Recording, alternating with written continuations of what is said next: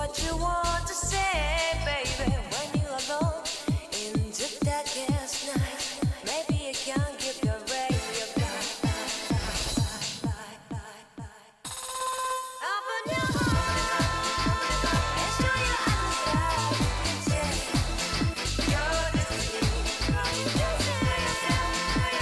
And grow your love, baby. The future is waiting for you. And show your eyes that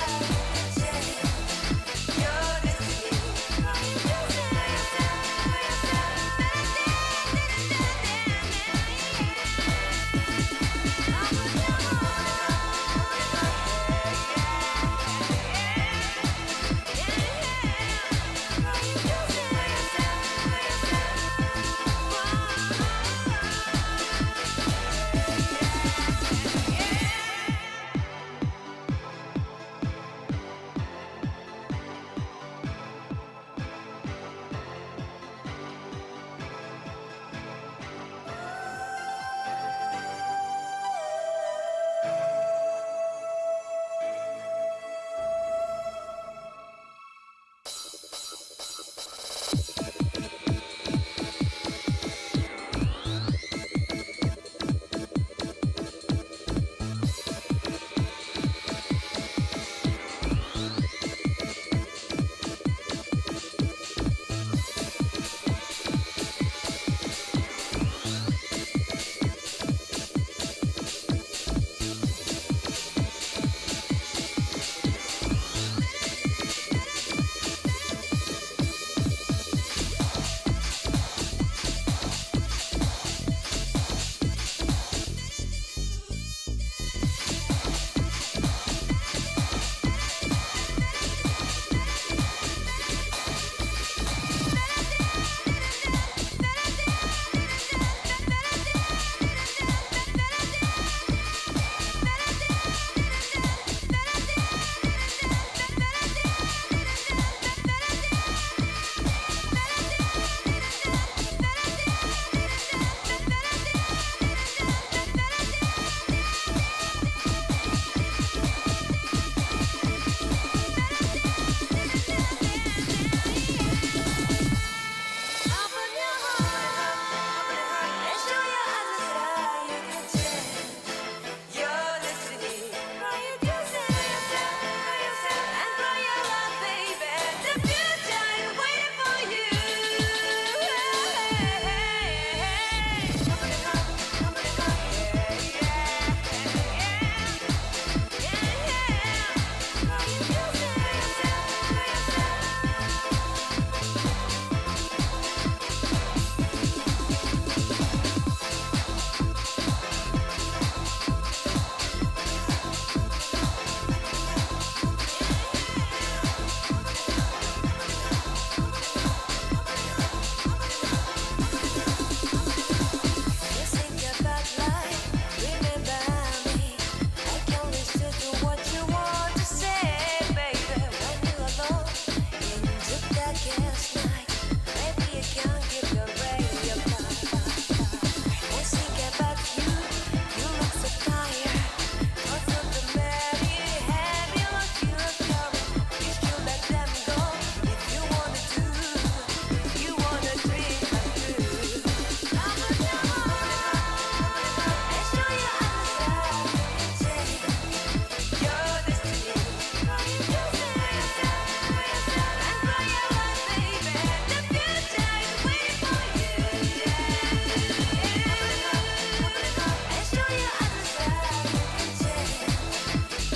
destiny.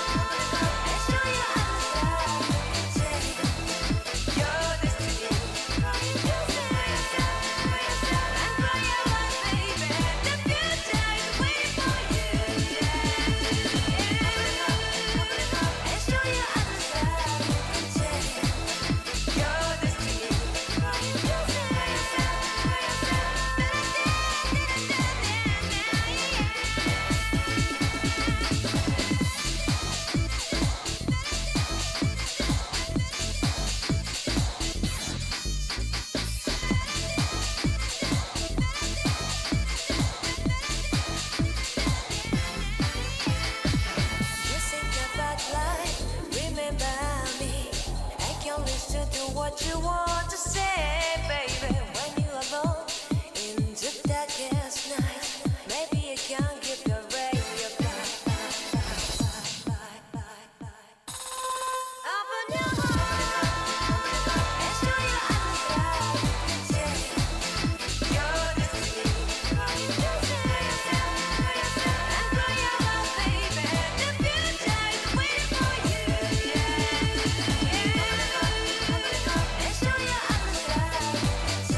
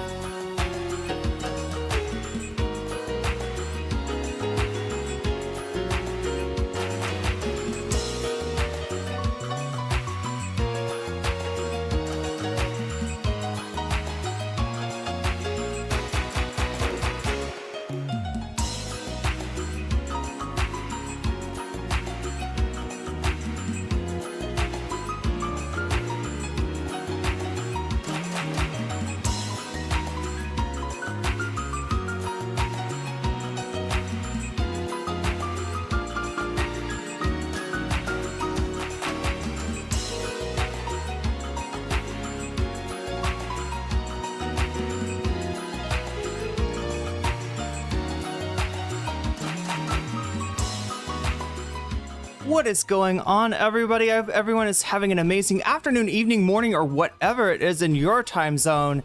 It is Friday. Yes, it feels like a Friday. The 34th. Yes, we now have 34 days in a month. The 31st of July, 2026. This is NCC TV coming at you live from Sumuru City. We are live, or at least that's how it appears to me. Could be a brain in a jar somewhere. Don't know, don't care. Shouts out to all my weasels out there, all my forest creatures rocking out to the realest of the real synthetic lifeform streamer, trapped in a cyber brain in a body, like some kind of ghost in a half shell in this late stage hyper-capitalist dystopia. Forced to exist in this twilight realm to pay off my debt to society and my student loans. I hope you're having a good day, whoever, whatever, wherever, and however you are. We're about to jump right into it here on twitch.tv, youtube.com, high risk, high reward, high on life, or whatever simulation, simulacrum, simultaneous, spontaneous singularity of consciousness this is, was, or will be sometime in the not too distant cyber future. Oh my God, chat. Oh my God, welcome. Welcome, everybody. Good to see you, Arvin. Good to see you, Narwhal. Good to see you, Lucy Rosie. Good to see you, Joel. And Davy, try lentil soup when you're sick. It's far superior. Oh wait, what, to rice? Oh, chicken soup. Are you talking about, Davy, are you talking about cooking your lentils and then the, like, broth? Or actually, like, chowing down on the, I mean, I guess if you cook them enough, they turn into kind of a, like, if you're talking about the red lentils, I'm a big fan of the red lentils, because those things are really easy to make into soup. But I guess, like, it's sort of the same idea as, like, moon beans, the yellow ones. Anyway, chat, we're talking about beans. Isn't that a great conversation to start off with? What's up, Neo Pergaz? Yay. Yeah, sorry about the wait, chat. I had to get my, you're eating breakfast with me, so what is, oh my God, I turned it upside down so it doesn't look, yeah, this is not how you're supposed to plate something. Can I flip it again? No, I can't, because it's not going to stick together. Anyway, chat, anyway, we got some salad here, tea leaf salad. All right, I never have understood, does tea leaf salad actually make you caffeinated? I've eaten it before bed before and not really had a problem, but it's green tea, so maybe that is why it's not super caffeinated. But yeah, oh my gosh, if our chatter's dealing with sickness, I can relate to that. Moni, good to see you. Good to see you. Direful, good to see you as always. Rave, good to see you as well. I'm trying to just get into a new habit here of saying hi to everybody in the beginning. Give you a little bit of a reason to show up early, because it really does help me out when you show up early. I know that I am the queen of, like, you know, a whole bunch of perfunctory activities before actually getting down to business, but part of the business is just talking to chat, so I always love doing that. And today's a special day, chat. We did really well this week. We kicked ass on numbers, okay? And so for that reason, I am covering a topic, right, which I am pretty sure is not going to get me, like, high numbers, but I know the real ones will be here for this, right? Because this one's important. And I actually didn't watch this. I skipped this FD Signifier video specifically because I thought it was about Candace Owens. And I'm like, I've had enough of, you know, Candace Owens. Thank you very much, Mr. Signifier. Turns out it's really not about Candace Owens when you got down to it. So we'll get into it and you'll see what I mean in just a minute. We're also taking a little break from Destiny because I know that some people out there, you get sick of him. You get sick of hearing his voice. Some people are like, I had somebody ask me on, was it the last stream I did? Can we, like, not do Wick again for a really long time? They were just like, I don't know, had come into streams when I'm watching Wick and the panel. But chat, we don't just have a panel of McCarthyites now. Now we have an official group. I should have marked this. I should have bookmarked this or something, right? Because this is important. But yeah, Wick just announced, and a whole bunch of other glup shittos are announcing they've got some kind of liberal group meant to exclude the far left. And really, it's just a great way to put a scarlet letter on their own chest and tag them as, like, wreckers, right? Democratic Party wreckers. I'm not talking about they're wrecking communism. These people hate communism. These people don't understand communism. These people would sacrifice their own healthcare to defeat communism if it came to it, right? But yeah, it's I need to look at, anybody seen this yet? Anybody seen this? Maybe somebody can float me a link here. I am not. We got a lot to cover though. This FD video. It's a very you know, he has a lot to say. He's a yapper. He's a bit of a yapper, just like myself. Oh my God, chat! The snake juice is going strong. I had to get myself another bottle of this. I drained the snake. Why does that feel dirty? What am I thinking? It feels like a bad joke from the 90s or something. Drain the snake. Anyway, ride the snake if you're Jim Morrison. I saw a very strange cover of a Doors song, a Jim Morrison song, by a synth wave. Sorry, I almost said synth pop. Synth wave, I guess, is different. Is synth wave like the gothy version of synth pop? Is that what synth wave is? I don't even know, chat. I don't even know. But yeah, they replaced the little chime thing in the beginning with a minute work sax riff, right? You know, like who can it be now? Boom, boom, boom, boom. It was yeah. It was very synth I don't know. I mean, it sounds like synth pop to me. I guess I wasn't around in the 80s for synth pop's heyday. Is that pretty much when the heyday was? But it's had some recovery. So anyway, yeah, hi Neopergos, hi Hot Ham Radio, Big Jerry, good to see you. Commander Toots, if you're still here and you're not Commander Slop Toots that only shows up for slop. I couldn't tell from the message. Or is that like I'm out of here? Like you're asking me to use my brain? Hell no.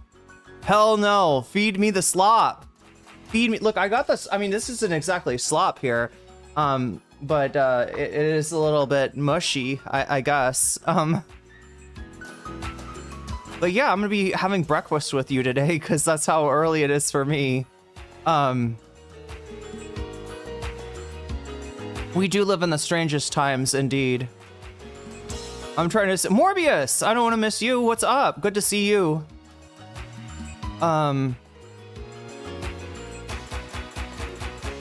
Yes, as a Texan, Jasmine Crockett is a horrible person with a lot of red flags of John Fetterman. And frankly, it's ridiculous that oh, I mean, like that is the narrative, Arvin. Like that, they're trying to make that a self-fulfilling prophecy, and they're also trying to stoke some hostility. They want people that aren't black to think that all black people have gotten together and decided, you know what? We're gonna vote for Jasmine Crockett. Like they want infighting. That's a wedge issue. Yeah, you gotta watch out for those narratives. Do not bite their bait, right? Because they would love nothing more than to split up the party. And you know, all they need is a few left-wing people to be like, you know, black people really just, you know, they always vote for other black people. Like, please, that's really that's bait. That's bait right there. I'm gonna save you. I'm gonna pull you back before you bite on that hook. Do not bite down on that hook, okay? We do not want to be biting on bait here, all right?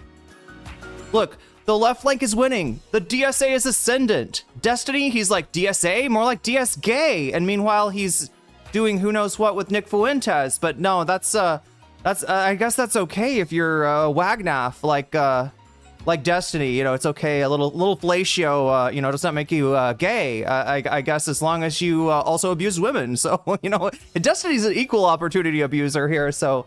Anyway, chat, wow, we are just like, look, we're not even talking about drama, and I'm already just like, just asking to get clipped.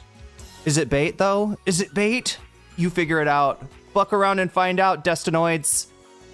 Do you like being called that better than DG Gears? I feel like DG Gears is like borderline, like I'm like playing along with some kind of weird white, you know, desire to use the N-word. Kind of like Wick, he starts a stream, like...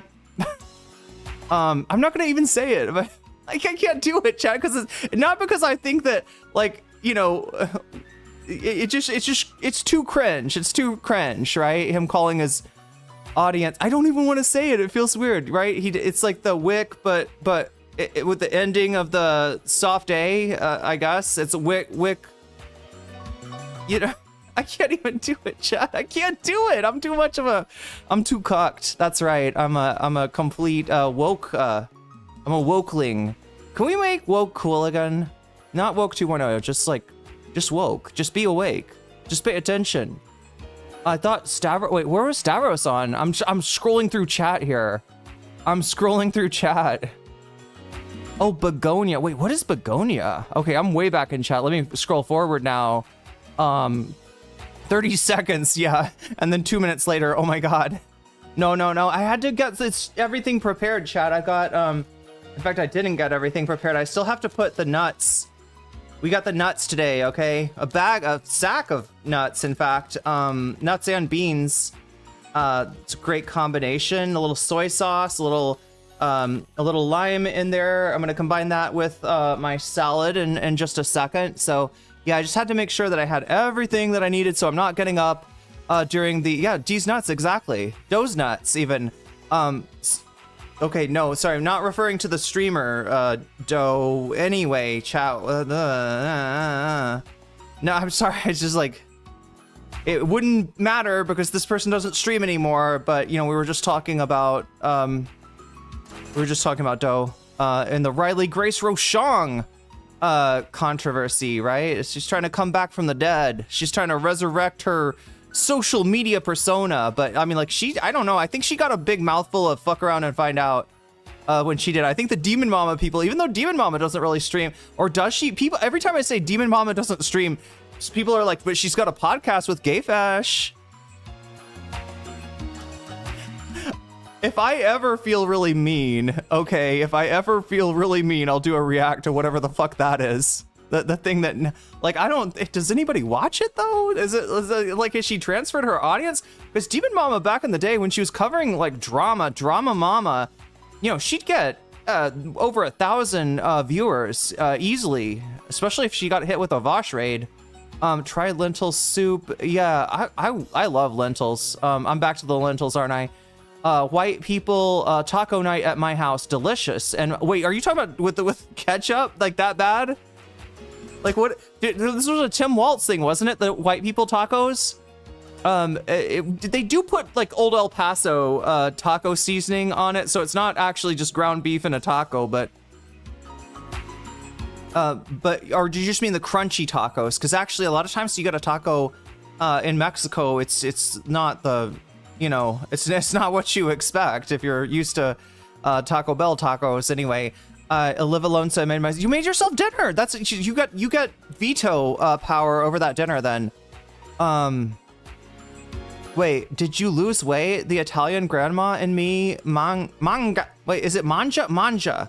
I'm almost reading that as manga, but I think you're Italian grandmas probably do not talk about manga that much. Chat, I've been getting a little bit into manga lately. I don't know what it is. Oh, it's because I've got this there's this channel called Muse Asia that if you're actually in Asia, they will they're your muse, right?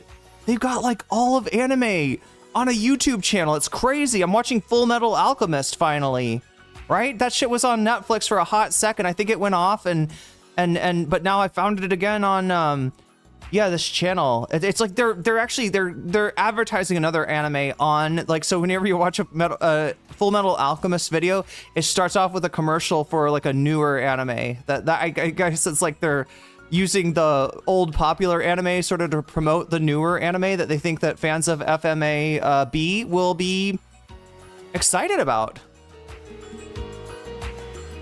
Anyway, do I look skinnier? Is that what people are saying? It's weird, chat, because I'm eating a lot of food. I feel like I eat a lot of food. I really like the food here. But yeah, you might be right. Maybe I am losing weight here. Thank God the hard Destiny or Ethan multi-streams get hard to listen to. They're annoying voices. Yeah, I thought so. Just in general, like, I do not strive to, I don't know, A-log. I do not strive to have a stream that is about somebody else where that person be like, I mean, there's some very interesting personalities there, Ethan Klein and Destiny for sure, but yeah. Oh, you're still here, Commander Toots. Okay, you stuck around for the brain stuff. Wait, what is dirty? Oh my god. Oh yeah, sorry for debating you about the timing. I thought I could get everything ready a lot quicker than I can. Synthwave is a genre of music. Correct. Synthwave is a genre of music. Let's see. Oh my god, I would love to stream over Garode. I just don't know. I gotta talk to the band or something. Maybe I could talk to a band member on like on Twitter or something like that, and just be like, hey, you all mind if somebody uses your music? Now I'm stuck with like, this is my nightmare chat, dead air, or not dead air, but like I got nothing behind me in the very beginning. I am scrolling down swiftly to try to correct that. Oh my god. Maybe I'll just go with this one. I had something specific in mind. Wait, is this one good?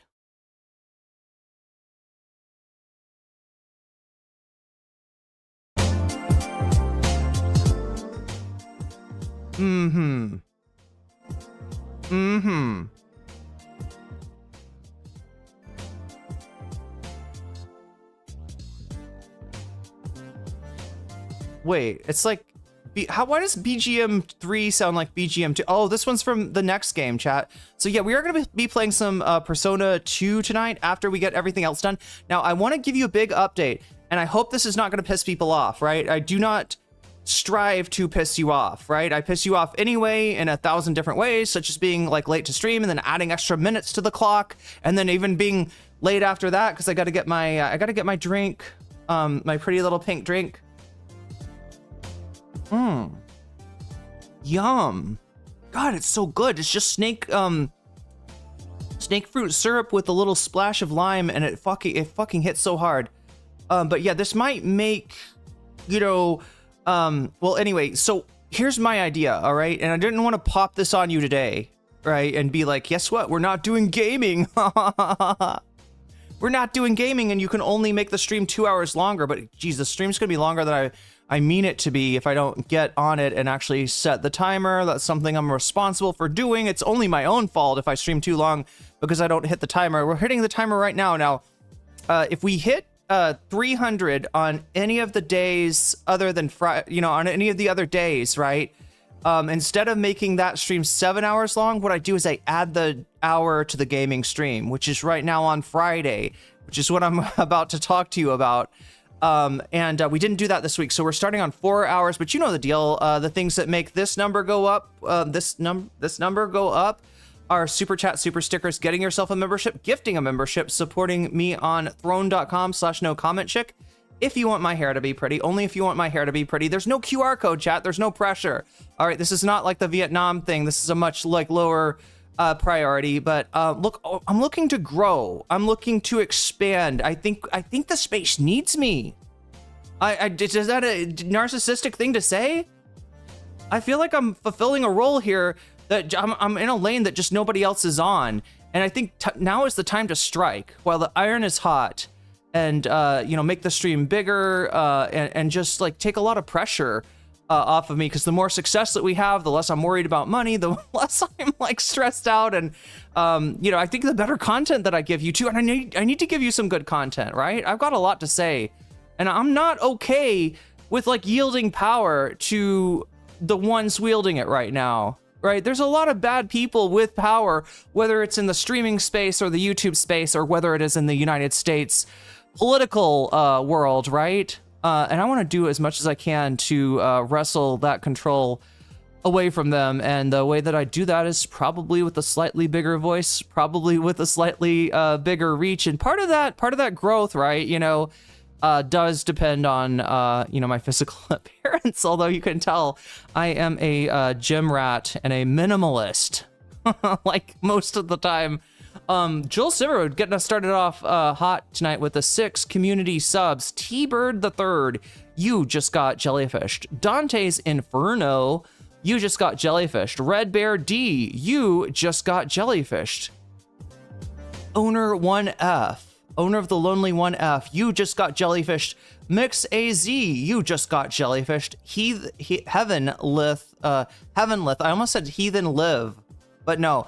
Heavenlith, totally different thing. Probably the opposite of what you're going for there, Heavenlith. So good thing I pronounced it correctly. And you just got jellyfished as well. And that got us started off really strong with 60 points right off the... Wait, am I doing this right? Am I adding this right? Is my brain working? No, 36.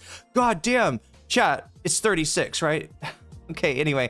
Math, not so strong. But yeah, what I'm trying to, what I'm trying to let you know about the stream going forward is I am strongly considering slash almost totally decided now to make the big stream on Saturday instead of Friday. I should check Saturday numbers before I do this, because maybe like some people like Hassan gets lower numbers on Saturday compared to the rest of the week. Friday is, you know, kind of a fun day. I don't want to piss anybody off by switching this up on you, but the reason that I'd be doing that is that, you know, the gaming stream is the stream that can go on for not just you know, not just 4 hours, not just 5 hours, not just 6 hours, right? The gaming stream is the one that's unlimited. And if we hit over 300 on any of the other stream, we add that number to the gaming stream. It seems to me, and you know, that it would make more sense for me to do the long stream on a day before I have a day off, so that the extra long stream does not result in an extra late Irene come Saturday. Does that make sense? That if I have a day off afterwards, that there's less of a risk of the like long, I can stream for a long time without worrying. I can be like, yeah, it's like staying up late on Saturday. Anybody ever have a babysitter that lets you stay up late if it was a Saturday? My babysitters were like that. They were on our side mostly. And when they weren't, it was a problem, right? If you babysit, you know, please be on the side of the kids you're babysitting, not the parent side when it comes to bedtime, okay? So yeah, I'm just scrolling through chat. Who is the Texas guy with the steaming head who endorsed Crockett? He used to be a former NFL guy. I'm not sure. Oh wait, I sort of remember that. Anybody in the audience, a musician? Should take background music submissions. That would be fun. Yeah, actually. I will never judge a girly getting a drink, especially it does look a little bit like an adult beverage, right? Doesn't it?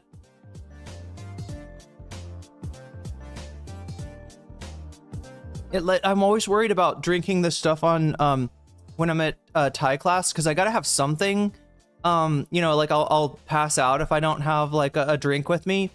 But I'm always worried that that crew, that my teacher, crew is the Thai word for teacher, was gonna think that I am, you know, getting funky. Some libbed cringe to get us started. That sounds nice. The bonus content does need an introduction, always. I'm still getting through chat here, but I will take heed of that chat. We do have some interesting bonus content today. Oh, here we go. Yeah, Starful's got me with this. Oh my God, this is so good. This is so good. Do these libs realize what they're doing when they do this? They've started a club. What is it called? Liberal Action Network, LAN. Local Area Network. They're having a LAN party over at DGG with the Liberal Action Network. It's their own little club. They just want a club, don't they? They want a club that they can kick people out of. Chat, I'm gonna show you this in a second. Let me get this up on screen. We need to introduce the bonus content. Do we have time for, again, this is like the stream that can go long. Oh, but we got FD. I've been wanting to run down the news with you a little bit, right? We like to do a little rundown here. It's literally called the rundown. It's me running it down. I'm just like, hey, news, come here. Come here first. What's going on with you, news? What the fuck is going on with Trump and Iran? This motherfucker, like, he just keeps on getting his ass beat and he hasn't figured it out. You can't do shit to Iran. You're not gonna make them cry. You're not gonna make them say uncle. You better call them your uncle, because they are your uncle. Bob's your uncle, Trump. Everyone's your uncle. You're a petulant little child, and you need to just fucking sit in the corner. Sit in the corner and shut the fuck up. How about you just quit, president? How about that? How about your whole administration just quit? How about you just admit this whole fucking thing is a failure? How about we just call MAGA dead? We announce look, we can't call Mitch McConnell dead, but I feel like we should be able to call MAGA dead at this point. What are the badges? Oh, you're asking on Twitch. So the badges are actually characters from the game Persona 2, the game that we're playing. We play every week, and I'm saying on Friday, but like as I say it, like I'm trying to move it to Saturday. if that would be okay with everyone, if people are all right with that, right? Moving that to Saturday. So yeah, you've got, you know, it's a JRPG. People would compare it to like Square and Final Fantasy, although I think it's totally different. Yeah, it's always it always tends to be set in like a high school, and you're fighting monsters like shadows, that come from the Sea of Souls, that are out there fucking everyone up. Chatted $9.99. Wait, what, they gonna make a small political club that they made to kick people out of? You sure they're not actually Marxist? I think. Wait. Wait. They were gonna make. Okay, let me get this up. Let me actually put this on screen. Just gonna take a little bit of something. Okay, there we go. Feed that link there, and boom, and toggle cat ears. Oh my god, you're making me sad. We need to do something, chat. We need to do something about the Twitch live, the Twitch channel points, right? Give me some ones that. Am I gonna make the Dean's List? What, untie? I hope so. I don't know. I feel like a lot of people don't take this stuff really seriously. I don't know. For some people, they're just like want to learn a little bit of Thai and stay in the country longer. But I'm taking it really seriously. I need to learn Thai. I massively. You might like an old JRPG series called Shadow Hearts. Yeah. So yeah, those are Persona 2 characters, and you kind of like, as you level up, as you are a sub for longer, your badge advances all the way from June to Maya is the, I need to add, sorry, all the way from, let's not get this mixed up, all the way from Tatsuya to Maya. And as soon as we introduce this new character, right, this new character that we're going to meet, this new friend we're going to make, chat, you make friends in the strangest places. Sometimes in the middle of a heated boss battle, you might find a friend. Okay, if you open your heart, you can show the other side, you can change your destiny. That's what I'm saying, chat. But yeah, that's what those are. And it's a game that I've been trying to play through since what, 2021. I think maybe even earlier. It might have been like the December of 2020 or something that I started playing this. There's an urban legend that if you play Persona 2 Innocent Sin on stream, that some weird stuff happens. And I did, and it did. The weird stuff happened with drama and Twitch pull, and you know, and I got way too much, way more attention than a random small streamer chick really should get. Very disproportionate response, right? I don't know. I threw my I cast my line out there, and something big bit back. Some kind of Leviathan under the water of Twitch pull, like pulling the strings of the supposedly liberal streamers. This is when I got fucking pilled, right? The liberals are not necessarily your friends, and the you know, organizations, groups like DGG, and now the Liberal Action Network, I guess. Is this just a reskin of DGG? I don't know. Maybe it's them to try to... They can't get people to join DGG because nobody wants to join a sex cult. But they're like, no, it's not DGG. It's the Liberal Action Network. Do you like liberal action? I mean, liberals don't like action. That's why they're liberals. They want to go back to brunch, chat. They're permanently at brunch. They're permanently sipping a mimosa, which is kind of what it looks like I'm sipping right now. And it's always what I'm afraid my Thai teacher is going to think that, you know... She's gonna think that she's drunk. Like, you know, when I mess up on something and when I get the wrong answer, she's gonna be like, well, that's because she's drinking. I am drinking, but I swear to God, it's only to stay hydrated. We're at 46 out of 100, almost half the way there towards adding an extra hour, which I may very well need, even though we're skipping some of the perfunctories, some of the rundown that we usually do, God, that we do when we have time of the news. Fortunately, Lindsey Graham lives on the AI, in AI man-spreading art. Wait, what about woman spreading, chat? Do we need to talk about woman spreading? I haven't showed you this this Hasbara streamer that's like she's like sitting up on a seat, but she's got her feet lifted up, as one does. It's pretty comfortable. Right? I mean, if I'm hanging out, you know, I might like put my feet up on the couch or the chair or whatever. But you know what I won't do? Like, be facing you with sweatpants and with my legs slightly spread and Like, I'm not gonna give you talk to the coochie, which is what she's giving. She's giving the, you know, not talk to the hand, talk to the clam. Oh my God, chat, I'm so bad. I can't believe I said that. That's wrong. That's wrong. I have a new channel points idea. Oh my God, for rewards. Nice, nice, nice. Fruit. Fruit could be a reward if, as long as I keep stocked up on fruit. Gay? Wait, what does that mean? I have to look at Yuri? Or party? Okay, I like party. I'm making a joke about every 12th person Marxist club. Oh, thank you. You're helping me unlock the, unlock this, super chat here. Every 12th person Marxist club. Oh, 12th person Marxist club. In Brooklyn that breaks up into 7 clubs in 3 months. I mean, look, you know, it would be applicable in a lot of cases, but here we're talking about DGG. They're kind of allergic to Marxism. Wait, Kingdom Hearts confirmed? Wait, what is going on? Like, as in 4 is confirmed? Is it coming out? Okay, I'm trying to remember the game announcements I've seen recently. Is it coming out in 2026 or 2027?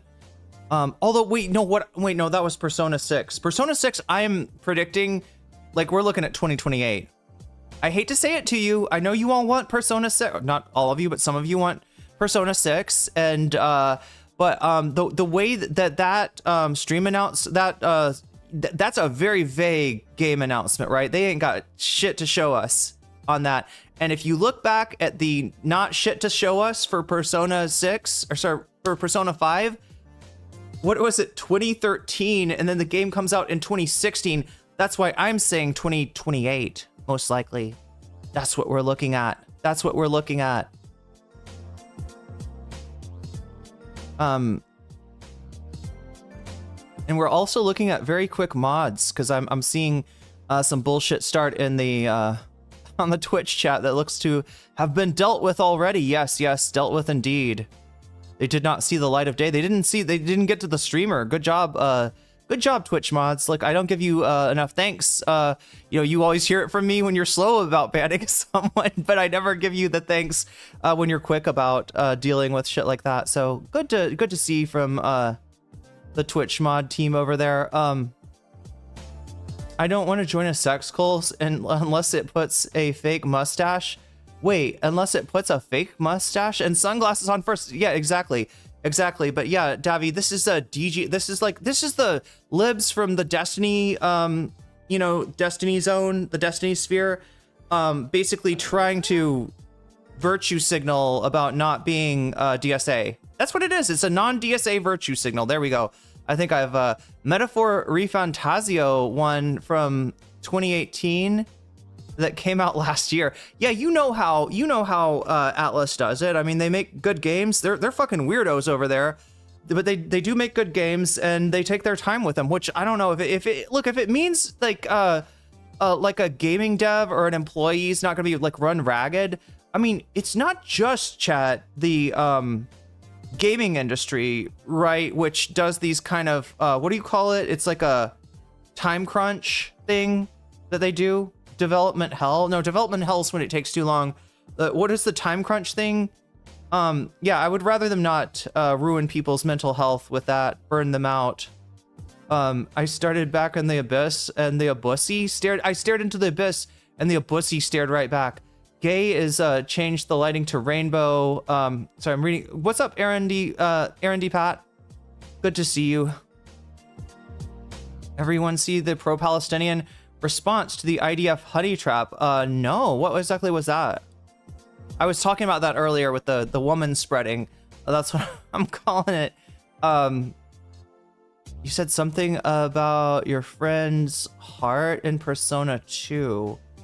Oh, okay. Your friend's heart. Yeah, open your heart. Something like that. And we don't mean that literally, chat, not like, you know, through some kind of a spear that, you know, we don't want to literally open up anybody's heart, but anyway, I'm good. I really have not slept. Oh my god, that's how I was feeling yesterday. begging them to stop setting personas in high schools. I know, like the fucking I mean, part of it is a Japanese thing. I believe there's a Trash Taste clip talking about this, like why is everything always in a high school? Because also they want to make it like, I don't know, they want to do these social links where the character like is dating people, and in Persona 5, this character would like as the main character of Persona 5, like one of the options was a teacher. Yeah, one of the options was a nurse. I mean, these are definitely, you know, not okay relationships. And in general, I'm not super, like, you know, if you're gonna set my video game in high school, fine, whatever. I get that it's a big deal.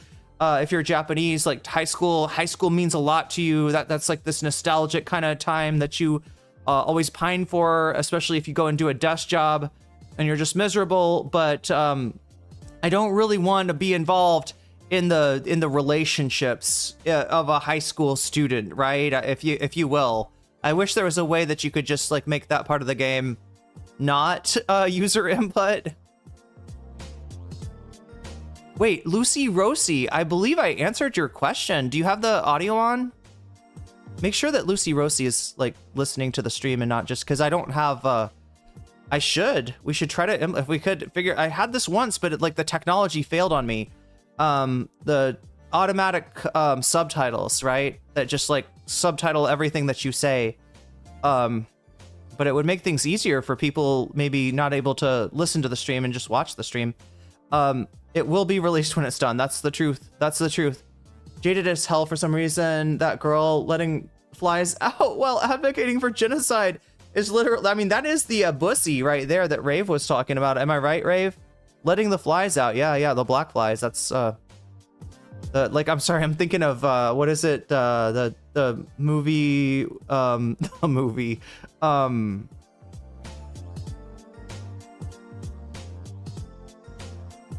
I can't remember the something mile. Is it something mile? What was that, chat? I saw a movie. It was something mile. The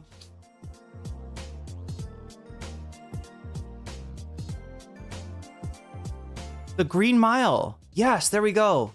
Somebody probably said it in chat before I even got to it, I'm guessing. It's fun to be watching from the start. And for a change, it might not go to bed too soon. Yeah, it is Friday night. Or maybe, I don't know if it is for all of you.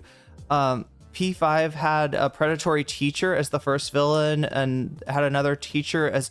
Oh yeah, can you date the school counselor? Is that a thing? I mean, I get, or would you don't, there's no FMC. Anyway, chat, I'm getting too into Persona. The stream is gonna be about FD Signifier, and I don't want to talk too much about video games, but yes, since it is Friday, we will be playing Persona 2 Innocent Sin, a game that I have like tried to finish since 2021. I got, there's two games, right? Innocent Sin is the first one, and then you go to Eternal Punishment. And I was in the, like, the dungeon, the last dungeon of Persona 2. Yeah, it was the Green Mile. It was the Green Mile. It's very early on a Saturday morning for you. Okay. So maybe ideal. Speaking of Persona 5, that's one thing that Atlas does not like to. Yeah, they don't tolerate. Yeah, there we go. Just loop that if we can. There we go. Looping it. A streamer I watch loves Persona. Absolutely. I mean, it's like it's a little bit of a love-hate relationship, right? We've seen some strange stuff in the playthrough that we're doing now, which before I played it through on the PSP, right? That's a more recent, I guess, kind of an update. Yeah, they made sort of an update on the original Innocent Sin for a long time. I guess that was the only way that you could play it. I got a copy of the Japanese game, the original Japanese game from 2000, or was it 1999, that is subtitled, right? And it's a lot harder, actually. Super chatted $9.99.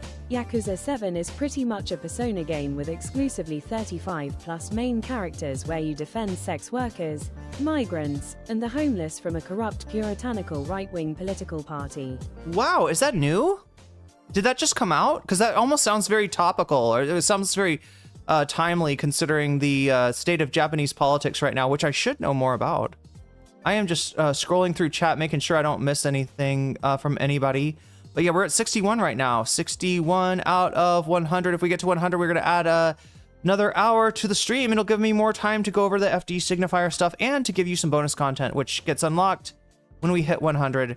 It came out 4 years ago. I finally caught up with chat. Finally caught up with chat. But I do like talking to you, chat. It is good that we had this talk.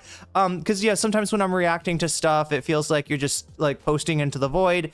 I don't want anybody to think that they're posting into the void. I do read most of chat, even if I can't respond to all of it. But that's what I was doing right then. So yeah, the idea, chat, is maybe next week we'll start this.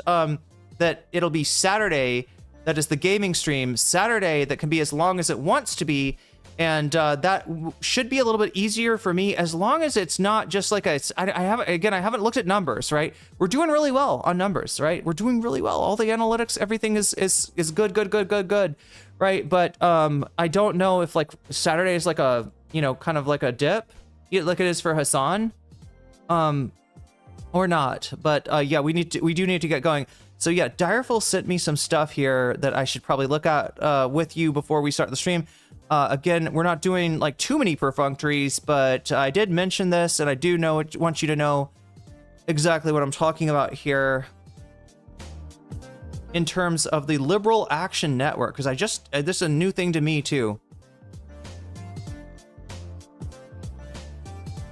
At Direful Po, super chatted $10. I suggest 0 parades for dead spies next. You are a spy from the communist superbloc well after the end of history and must uncover your mission while avoiding the looming gaze of techno-fascists. That's crazy. That's crazy. So you're trying to get to the version of the ending with the where you're getting a parade since you're not dead, as opposed to all the other endings where you are dead and you don't get a parade. And that's what spies really want, right? Spies have to be super secret, sneaking around and stuff like that. They have to, I don't know, like, they're I'm trying to tie it into NCC lore, chat, but I realize there are fucking ops watching at this point. Maybe not as many as there used to be, but I don't know. I sometimes lean into the whole, NCC, the master of the, the files, having dirt on every shit ass, streamer out there. And yeah, it's I gotta be, I don't know, chat. I don't know. Do we want to be clipped? Maybe we do. Maybe it's bait. Maybe it's bait right now. Not sure if you mean it, Irene. Wait. Oh, sorry. Talking to chatters there. Heard that game is good. It does sound cool. It does sound really cool.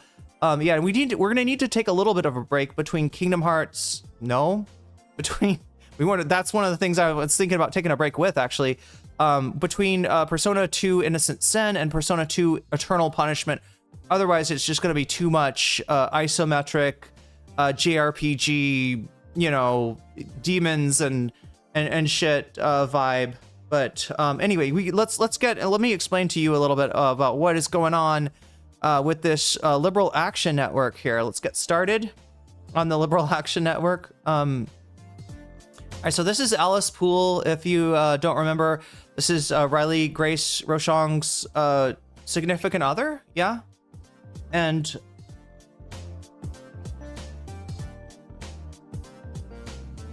somebody that they've been including a lot in the WIC events, in the Stardust Save the Algae protest at the reflecting pools.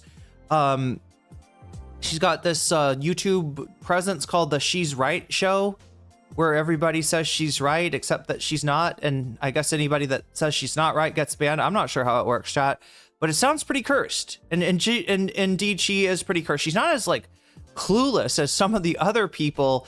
No, I will not mention the names that we saw on the WIC panel. Just completely babes in the woods, just ignorant as all get out. So she's, she's a bit of a smarty. She's a bit of a smarty pants, but not that smart. She's not smart enough to get herself out of DGG. Where are we at right now? Is it 81?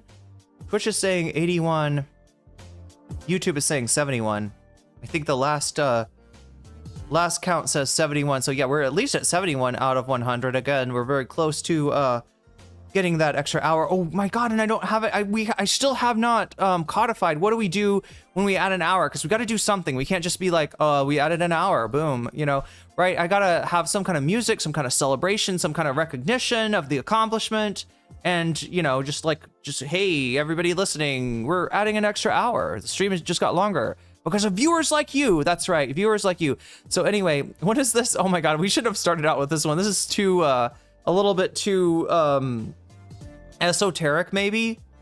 You deserve the freedom and respect to be yourself.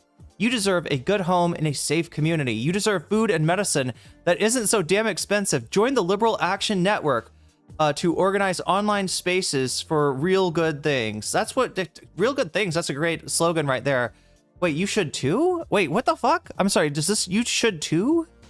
I joined the Liberal Action Network for real good things, and you should too. This is a person, and not to get too much into like Alice's like, you know, personal affairs and stuff, but it's something that Alice has talked about on Twitter, right? That you know, she's dealing with like multiple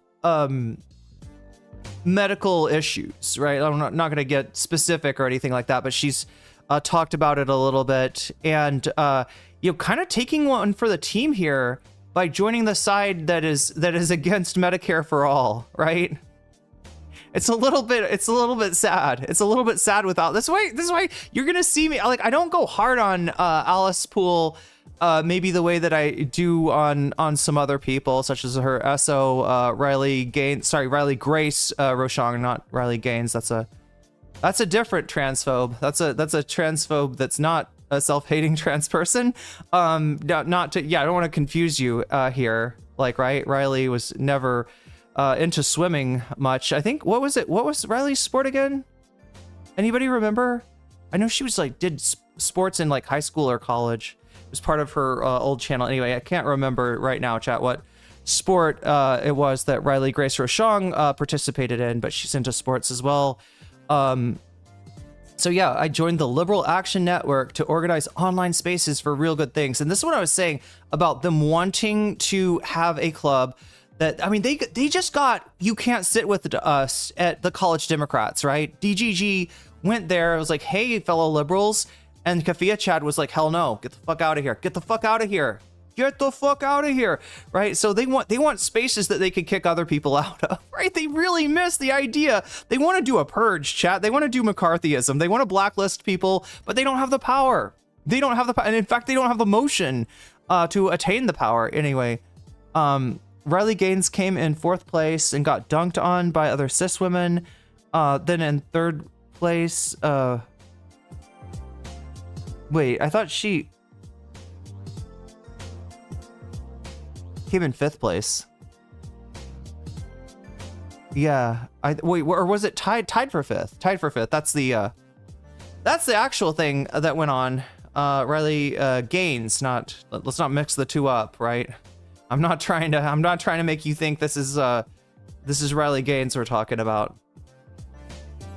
Riley Gaines is a Destiny orbiter. Would be strange, but not completely unprecedented, because like I said, Destiny, like I always say, Destiny fucks with right-wingers.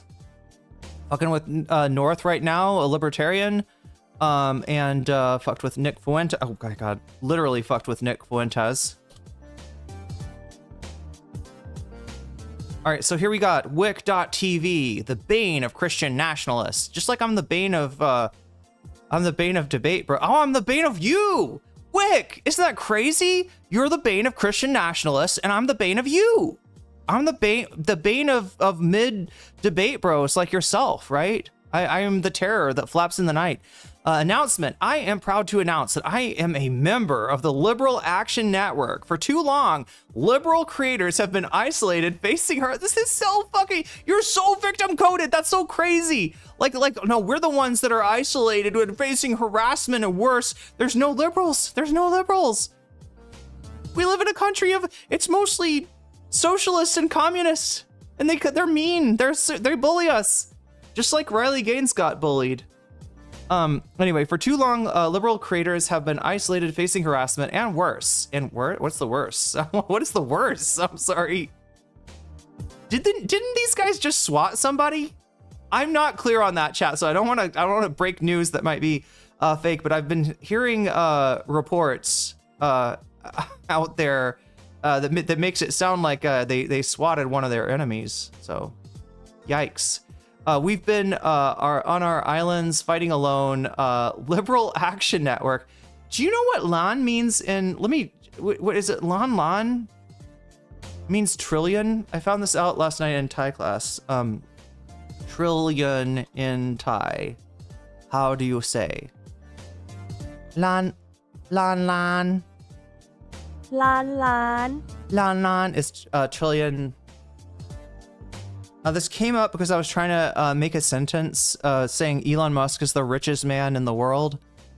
Oh, Panlan. Panlan. Wait, is million like... What is million then? Lan, there we go. Sorry, that's what I was looking for. Yeah, lan means a million here. Nung lan is 1 million. But it's like the long A, so it's lan. Nung lan. Anyway, they got the LAN party, chat. They got the LAN party going on. Crazy. Anyway, LAN seeks to change that. We're building up a community that supports each other, provides tools to help spread our message, as well as promotes liberalism to the broad online culture who's never heard of it before. We're bringing liberalism to a new land. Who knew? This has been something we've been cooking up. Oh, they're cooking. Let them cook. Let them cook. Let them cook. Let's go. Wick. Wait, Lick? Did I call him Lick? I'm sorry, Wick. But he's not Lick. Chat, I'm getting mixed up with Hutch. This is so embarrassing. I replied to a Hutch thread, and I addressed Hutch as Wick. It's crazy, chat.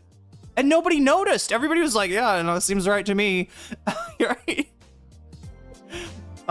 Anyway, something we've been cooking up for a while. We're finally ready to go public. It's open to any liberal creator. Oh, we should test that. Who counts as a liberal creator? There's a link below. Click on it to learn more and apply. And look, I would click on the link to learn more and apply if I was not scared of having my digital security compromised. It's just like VGG. We talked about that the other day. You know, I don't log on to any white leaf leaks for a reason. Yeah, I think I'd be a little bit skeeved by logging onto their website here. To address a few things, no one is paid. We used to get paid as Progressive Victory. Now there's no money in it. Now you're doing it for the love of the game. We're not funded as far as I'm aware. We're not funded as far as I'm aware? What does that mean? What? Aren't you kind of like the point person on this? Who is the point person? Do we know? I would assume it's Wick, right? We're just liberals promoting liberalism. Like this is for liberals too. This is for liberals. We've measured in place. Wait, sorry. We have measures in place, is what he's trying to say, to keep the project from being subverted by socialists or any other types. Hilarious, chat, hilarious. We're here to stand up and stand together. This is for people who want in on the fight, not sitting on the sidelines. Okay, so if you want to get, if you want to be able to bitch about harassment from the tanky left, too, you can join, Liberal Action. The Liberal Action Network. Wonderful. Awesome. Oh, wait, is this the thing about, oh no, this is the response to the, okay, so, wait, did I show you the original, I probably have to show you we're talking about the Abusi, right? We're talking about we're talking about the Hasbara creator who just has it's like a cooch forward kind of strategy that they're trying. Okay, we already looked at Haley Stevens. Do I have this somewhere here? I thought that I would have added this. We do need to talk about iDubbbz too. iDubbbz apparently, oh, that's in the bonus content. The lawsuit is not dropped against iDubbbz, right? If you want me to look into that some more, which I'd love to do, all you got to do is pick that one. I can't find it. Oh my god, why is the okay, maybe this will be linked. Maybe the link that Direful has given me, maybe it will be linked to the original Hasbara Coochie streamer.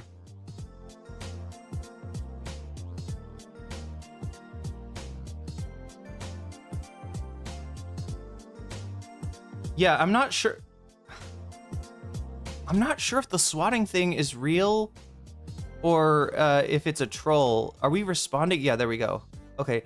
Well, I mean, kind of. Let's see. Let's see. What do we have here? And again, I don't want to. Oh wait, I did show you this the other day. Wait, this is the original one, right? Okay, so I guess we can. No, stop adjusting yourself. You're gonna get Twitch. You're gonna get Twitch on my ass. Can we please Here. stop addressing No, this way. As a congresswoman? I mean, she's literally a fraud. This is a person who came to the USA to corrupt its people and resources. She went from negative $65,000 net Okay, worth now, so to- you see how I've got the stream positioned? Do you see what I'm not showing you? Let me assure you that this streamer or whatever the fuck she is, she does show you, all right? I mean, she's got, sweatpants on, so it's not like she's not naked down there or anything, but yeah, we're talking to the coochie. Because the face is not listening, the hand is not listening. Talk to the cooch. That's what talk to the clam. I think it was funnier when I said talk to the clam, even though it's totally inappropriate to say that. But yeah, more about over $30 million and denies it. She denies it and she blames it on an accounting error. That's not all. Then there's the winery with no clear location, no wine at all, no phone number, no visible operations. It seems abnormal, doesn't also it? Davy, thank you so much. Your super chat here is saving me from possibly being moderated by Twitch. That's a well placed. Oh, sorry, Direful. Okay, this is this is the super chat I've got. Look, if your super chat had been a little bit shorter, we might be seeing more than we want to right now. Again, it shouldn't be a big deal. Obviously, she's not getting banned on TikTok or wherever the fuck she's streaming this, but Twitch is crazy when it comes to women's bodies, right? Yeah, I've seen people get permanently banned for like wardrobe malfunctions. I've seen a lot of that shit, right? They hate that.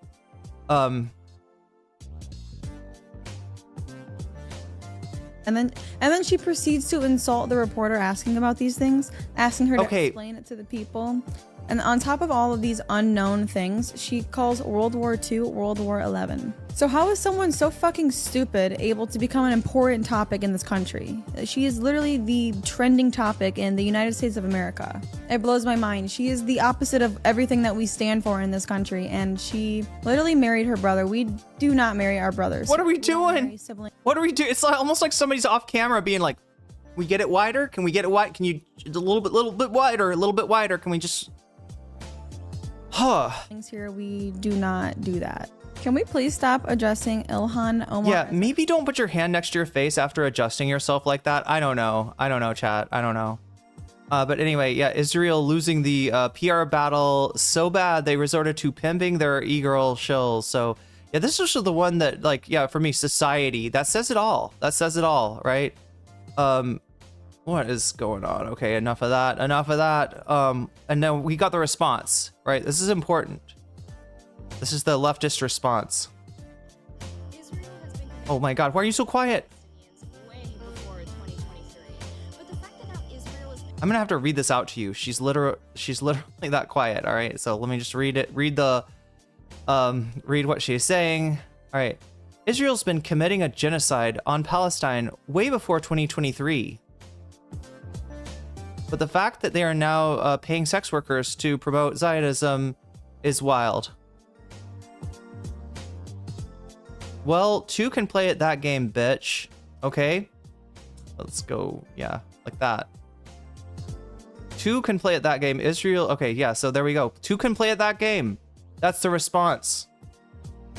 But what I'm looking for in terms of responses from you, chat, is a response to this, the blast off tweet. Because yes, it's time for me to promote. It's time for me to do a little call to action. It's call to action time, chat. I'm calling you to action. All right, and the action is to click on this link if you are on the hell site. And you know what I'm talking about, the hell site that we're looking at right now. Whatever you want to call it, Twitter, whatever. twatter when it comes to the Hasbara coochie streamers. All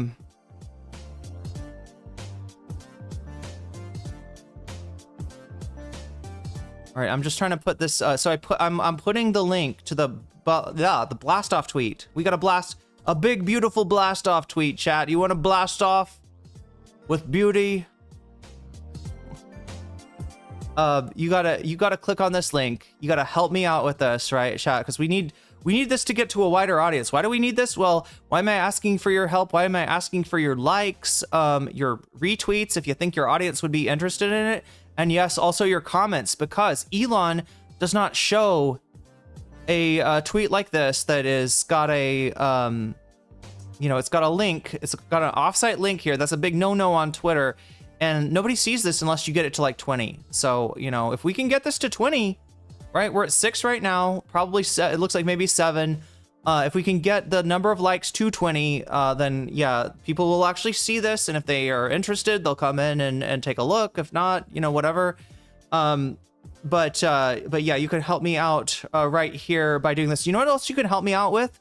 I'm going over ways, chat, because I'm about to talk about some ways that you can support the stream for money. All right, and I get that that's a smaller audience that I'm speaking to there. Most of you need to keep your money for yourself. Most of you should not be supporting, streamers monetarily, because you got to take care of yourself first. You got to maybe family, you got friends, all this stuff. You got priorities, right? And so if you're that kind of person that does not have a disposable income, I'm not like asking you to reduce the amount of food that you were able to eat, the amount of groceries that you were able to buy. But yes, if you can support me without doing that, I'll go over those options in just a second. I want to just talk first to the people that can't support monetarily and let them know that you can do your part, and a lot of you are.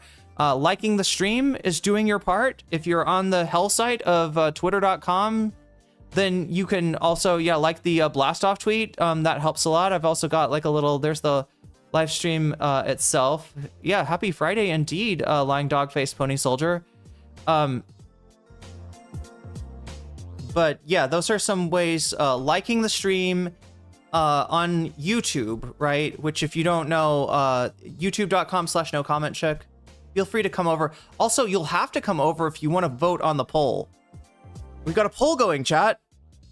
See that stuff up there? That is for the poll. All right.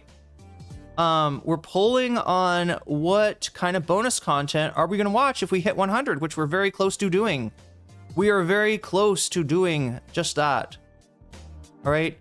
Wow, it's like so much brightness in this scene. I worry I'm like hurting people's eyes. They get used to the chill, like dark of the jellyfish ocean, and then I come back here and it's like, whoa, too much. It's because I have the window open, chat. I'm getting natural light. Wonder what Twitter streams look like. We're about to find out as soon as I can implement that shit. Yeah, because that's gonna be the third platform. We don't want to do Kick. I've decided we do not want to do Kick as much as there's a the look. I mean, the anonymous gifter with the community gift sub to Sinkolas, you just got jellyfished, and that's a good thing. What the fuck was I just talking about? I seriously lost my train of thought. I guess really, I seriously, I lost it right there. That's all it takes to distract me. But thank you for oh yeah, Kick is gross. I mean, there's one, streamer on there that I know that's not gross. But yeah, it's, the kind of, the people that tend to be there are gross. The nice thing about it, I guess, is that like, when you support your streamer, more of the donation gets through to them. But I think the negative, the real reason that I'm just like not considering this at all. Yo, Cheshire Cast smiles with the community sub to Sicko 2005. Oh, paying forward your gift sub that you got from Omega Star. Nice. Sicko 2005, you just got jellyfished, and that's a good thing. And I think you're on a treasure train. Okay, this is new to me, chat. Somebody explain to me the treasure train. Participants save 35%. Oh, okay, chat. Look, you can support me on Twitch at any time that you want. But right now, for the next 4 minutes and 20 seconds, right, if you gift 5 or more gift subs, oh, at level 2, okay, that's like a lot. But if you do, right, you get 35% off of that.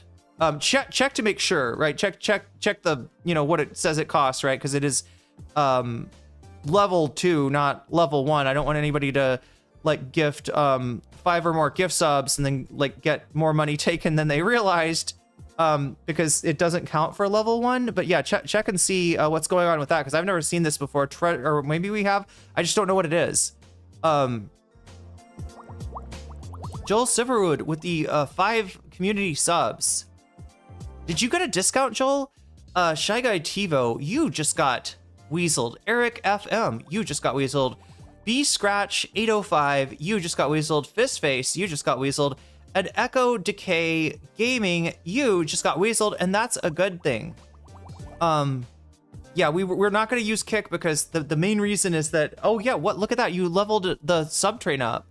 What is it at now? It looks like you got 4 minutes and 20 seconds. Oh, we're at level 3. It says 35% off 5 plus gift subs, so I think you can get them.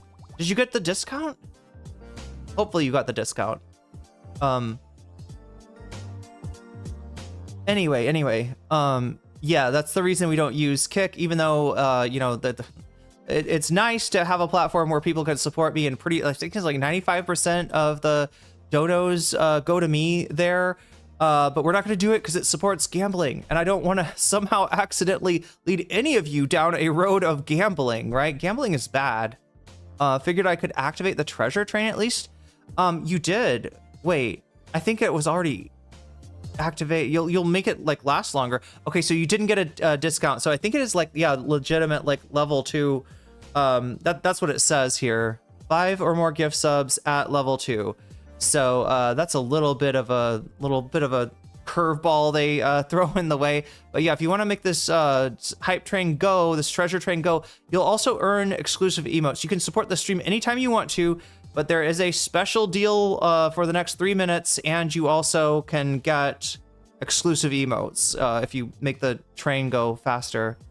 Now level 2 is complete. Oh, yo, Joel, that's smart. Okay, so now that okay, so it's not saying you got to do a tier 2. That's what it's not a tier 2 gift sub. It's a level 2, which means that like now that the train is on level 2, the discount comes into effect. So Joel just got you all a discount. If anybody wants to give 5 or more gift subs, you will get 35% off of that for the next 2 minutes and 30 seconds. So there you go. You can support the stream anytime that you want to. You just get a little extra oomph to it if you do it during the train. So, and then we also get look at that, Dareful with the community sub to somebody.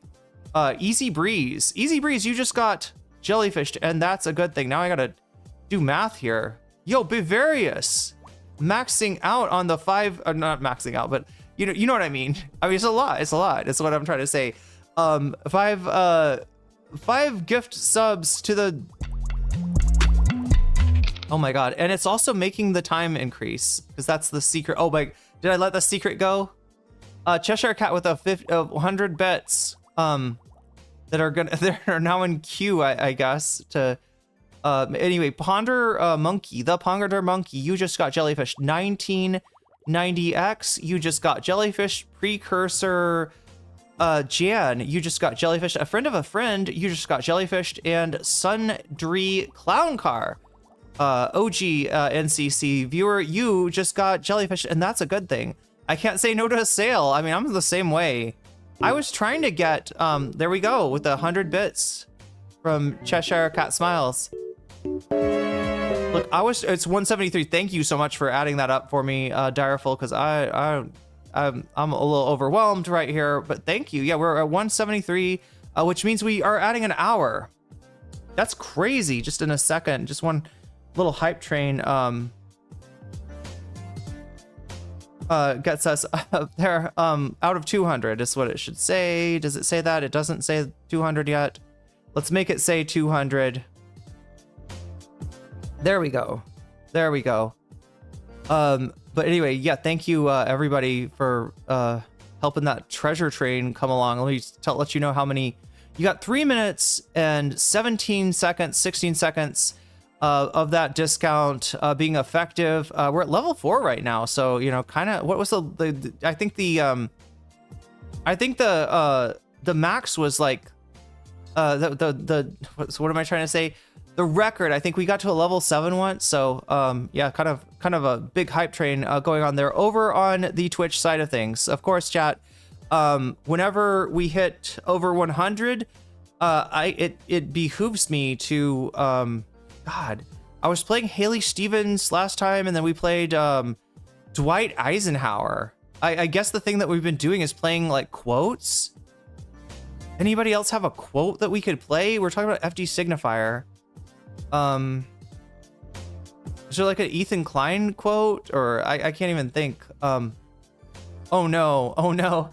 Is Norm Finkelstein defending Candace Owens on Hassan's stream?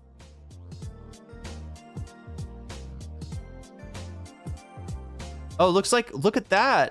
The Anything Else podcast on it already. Also, it looks like Dan is back on Anything Else. Didn't he say that he was taking a principled stand? Dan's never taken Dan Saltman, I'm talking about, never taken a principled stand in his life. So why should he now? Wait, what is? You know what, chat? I don't have a thing to play for you, but we are gonna add an hour. All right. Sub ad time, and you got 1 minute and 30 seconds left if you want to get that special deal on Twitch right now. Sub ad time 1 hour. There we go. 1 hour added to the to the ticker. And yeah, thank you Cheshire, Anonymous, Joel, Direful, Bavarius, everybody that contributed to that treasure train. Currently at level 4. What is it, like 50% complete or something? Anyway, chat, that's one of the ways that you can support me. And in fact, there's a way on Twitch, speaking of hacking, there's a way that you can support me at no cost to you. If you have Amazon Prime, right, and you have Twitch, you can take your Amazon account and integrate it into your Twitch account. And once you do that, you will receive what's called a Twitch Prime sub.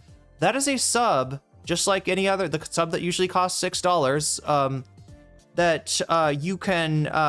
that you get for free, no cost to you. So if you have Prime, free sub, use it on the streamer of your choice. If that's me, thank you a lot, because first of all, you only have one to give. Yo, Joel Siverud with the 5 big ones here on the treasure train, maxing out that level 4 and bringing us into level 5.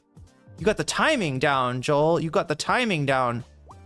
Wow, crazy. People really are hacking at this point. They figured out the hole in my strategy, and not to say that, not the whole, like I'm not gonna do a sweatpants stream, okay? Not that kind of hole in a strategy, but yeah, this is the other kind of hole, the secret way that this particular app works. Is that, yeah. But anyway, so yeah, we so you can get that for free. I don't want you to spend money if you don't have to, right? You can get a free sub if you have Prime. If you got it, might as well use it. And if you use it on me, I'll massively appreciate that. And you will help the stream. You'll, a little bit of that money comes to me. And it's always nice to, get a Twitch Prime sub. You can, if you get one yourself, like I said, it's $6. It's twice as much as a membership on YouTube, but it does come with animated emojis. It comes with the ability to rewind the stream, and you will never see an ad. I've noticed, chat, there are some ads on my stream now. Whoa, what just happened?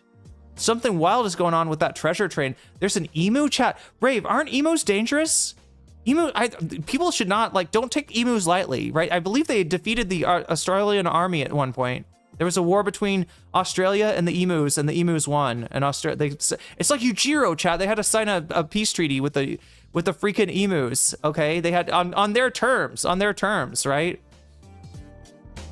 So yeah, emus do not mess with the emus. But yeah, you can get yourself a membership for $6, and if neither of those apply to you, you don't have a Prime and you cannot afford a sub, never fear, all right? Because as you've seen, there's some pretty generous people that come by from time to time gifting subs, and if you want to be the recipient of their generosity, your best bet is to be active in the chat. If you're active in the chat, you're more likely to be the recipient of a gift sub. So yeah, and like I said, any of the ways that you support me, also, so make this number go up, gives us the chance to add hours. And yes, this is the stream where you can add unlimited hours. Theoretically, you can test my endurance as you have before, and see if I can keep up with you, right? Because every 100 we get adds an hour to the timer, and Twitch people can just hack it, apparently. That's nice to know. So this stream can theoretically be as long as it wants to be, if that makes sense, right? You can also support me through super chats, super stickers. If you get yourself a membership, I'm talking about YouTube stuff here. If you get yourself a membership or you gift a membership, you can support me on Throne. If you want my hair to look better, only if you want my hair to look better, or on Patreon. Also, yeah, Throne is one of those platforms that kind of like Kick. Most of the contribution goes to me. So if you're looking to, if you're an effective altruist and you're looking to maximize the effect of your giving, yeah, probably Patreon or Throne are the best way to do that. Speaking of Patreon, I gotta shout out my Patreons because they mean a lot to me, especially on days like I had the weirdest experience, chat, that like trying to pay my rent the other day, and that Patreon money, it posted at just the right time. Let's just put it that way without going into too many details. But yeah, if you support me on Patreon at the $5 level or above, I give you a fancy shout out at the beginning and ending of each stream. Let's do those now. Let's go ahead and do those. All right. So shouts out go to JMB. Shouts out to Emily French. Shouts out to Big Al of the Cake Mix.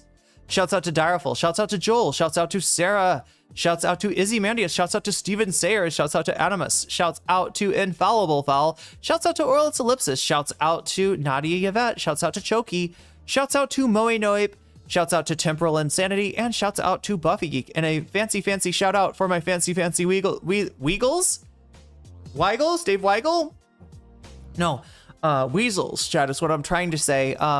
So yeah, shouts out to fancy shouts out to Rachel K, Omega Star, Crystal Saphira, and Zara Xerix. There we go. Oh my god, Burple also with the community sub. You're keeping this shit going. 14 seconds left, 77% of the way done. Can we make it? Can we get to that level 6? Oh my god, chat is so excited. They've gamified this. All right. Direful, thank you for the community gift sub to somebody. Wait, did I read some of these? No. Planet Mushi, you just got weaseled. All right, there we go. Coming in at level 5, 78% complete. That is 20 big ones and 130 what kind of hype chest do I get today? A cat scare? Yo! Oh, I gotta share that. That's a cat scare, chat. A cat jump scare, anyway. Planet Mushi, you just got jellyfished. Mean Millions, you just got jellyfished. NB Radicat, you just got jellyfished. Mechanical Mammoth, you just got jellyfished. I never thought about it. What if a mammoth was mechanical? Squirrels on Film? Oh my god, you just got weaseled. And that's a good thing. Also, forest creatures, very near and dear to my heart. And there's even more that I need to read. Emu, it's emu, it's not emu. Wait, it's not emu. Is emu like the synth? Oh no, I didn't post my scary cat. Look at this scary cat. All right, I posted it now.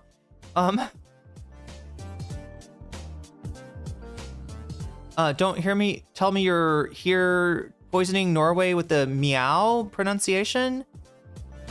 I thought it was emu. It's not? Okay, it's not emu.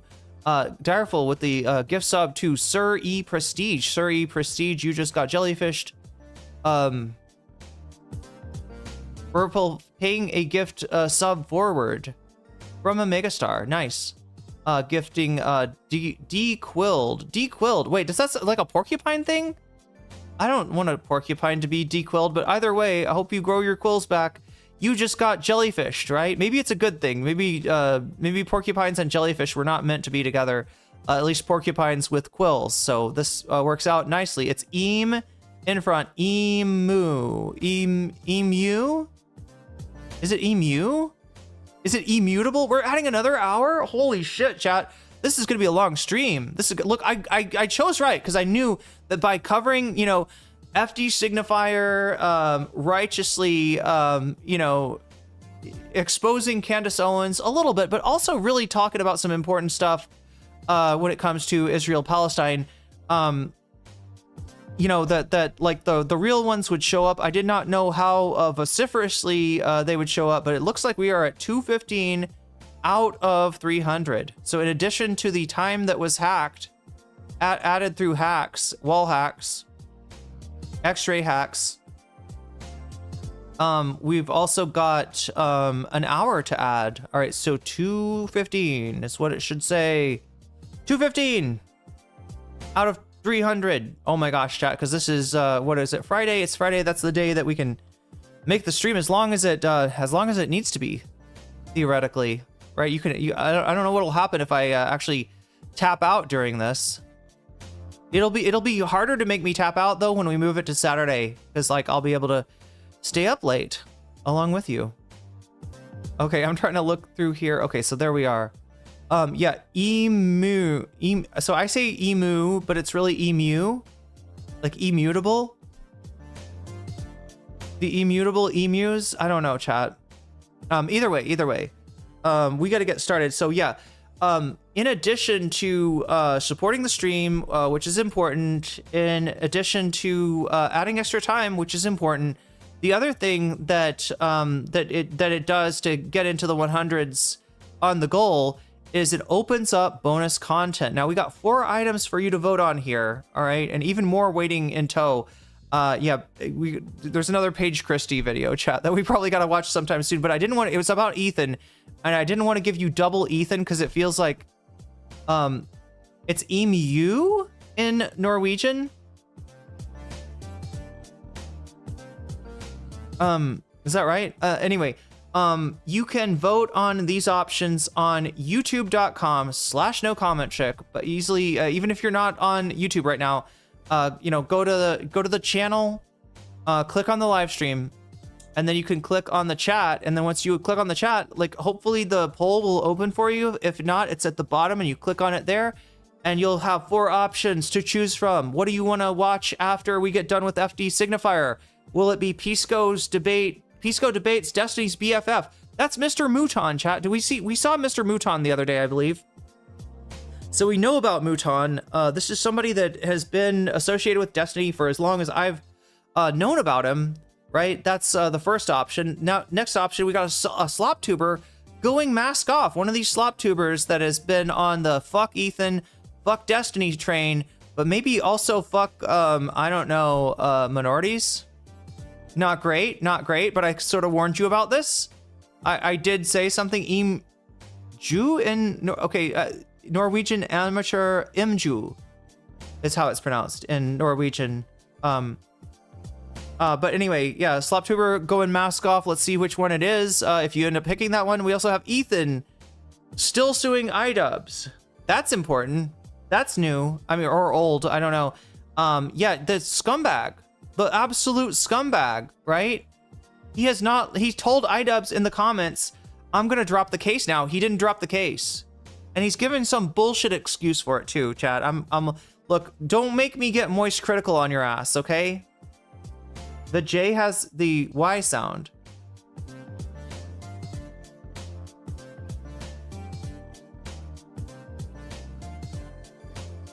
You can't read it in English. Look, Joel, my head's got like at least 5 languages going on at any given time. Right?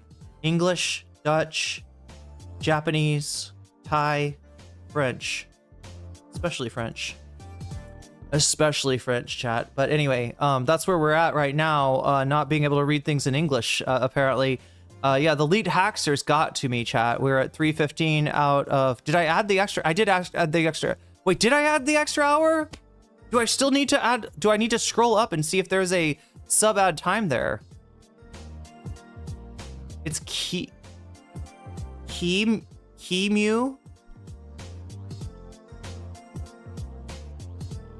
Suing must be fun because he gives it so much energy. Yeah, so he's got some bullshit excuse how he's like, he's not actually suing, but he hasn't dropped the case. It sounds like he wants some kind of non-disparagement clause, which is, it's just scumbag. It's a scumbag way of being. Okay, what do I got? It's usually chatters' names that I have the most trouble pronouncing, honestly. Okay, wait, it's pretty much how we say it, but with a bright U. That's why I'm trying to learn, Narwhal language? Maybe that was just an emote. I don't know. I'm looking to see if I added that extra hour or if I did not. I must not have. Right? There's no way. I don't think I added the extra hour. Yeah, because I would have, that happened. Oh, wait. Okay, so scroll up to where Direful said 2:15. Okay, 2:15. And then see if you see NCC saying sub add time, which I don't see. I'm still not seeing. Oh my God, it's like looking through so much chat. I don't think I did it. I think I still need to do it. Sub add time. There we go. 1 hour and boom. Adding another hour. And chat, as you can see, there's still like, we could still add more hours if you want to. If you don't get enough content, if you want me to go deeper into the FD Signifier thing, or do more bonus content, right? We can still possibly add time. And I'm guessing Twitch knows the secret way they can add time as well. So anyway. Find it endearing when Americans say emu, or emu, right? So the right way is emu, right? And the wrong way, the way that I'm saying is emu, which I believe is a synthesizer, right? Isn't there like it's also an emulator, but isn't there like a synth called an emu? No, yeah, emu. The synth is emu. The animal is emu. And what is immutable is their power level, right? You cannot challenge the emus, as the Australian government found out, right? When they were forced into signing a surrender document, I believe, with the emu the last time they tried to deal with the menace.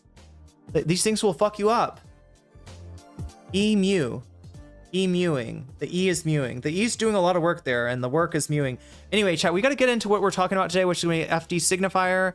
And I think I've explained almost everything to you about the way that the stream works. You've already figured out how to hack the timer and how to add more time, even beyond the hacking of the timer. And the last thing to explain to you is this, like, what is all this +0, +0, +0? What is that about? Let me tell you what that's about. All right. In addition to you making the number go up, possibly making the timer go up, and unlocking bonus content through supporting the stream, you could also, oh my God, why am I doing this, chat? I always leave this like highlighted. I always leave like the last thing that I put on the stream highlighted, and so it makes it look like I'm like, here, vote for this one. No, I'm not trying to say that. You vote for the one that you want. But also know that when you support the stream, again, whether it's super chat, super sticker, if you get yourself a membership, gift a membership, support me on throne.com/nocommentchick, support me on patreon.com/nocommentchick, support me on twitch.com/nocommentchickcc. There we go. Don't forget the CC. You have the ability, you have the right, you have the responsibility even to do something with that donation. And what you can do is tell me, hey, I really want to see Pisco today. I want to see what's up with Pisco and Mouton, right? I really want to know about what slop tubers going mask off. I gotta know which one is it, right? Gotta catch them all. Anyway, we gotta know, is Ethan still suing IDEPS? I mean, you know the answer to that, but like, what is his bullshit cope of how it's like, okay, and he's not a big liar. He's a lying, stinking liar. He's a big pile of dung sitting on there in the Teddy Fresh chair, and just stinking up the place with his giardia, chat. That's what Ethan is. He's a stinky, stinky poop man. Ethan Klein's poop house. That's what we got going on. And also, speaking of poop houses, Pod Save America bringing on Matty Iglesias, who I recently tweeted at to talk about exciting moderates. Why does that remind me of something? There's some other weird podcast or something that's like called something else's that makes me think of that, but I'm not going to get too hung up on that because, chat, I know that people are waiting for me to start the stream. I've been talking at you for 2 hours already, just yammering, just yapping, just blabbing at you as I try to stay hydrated.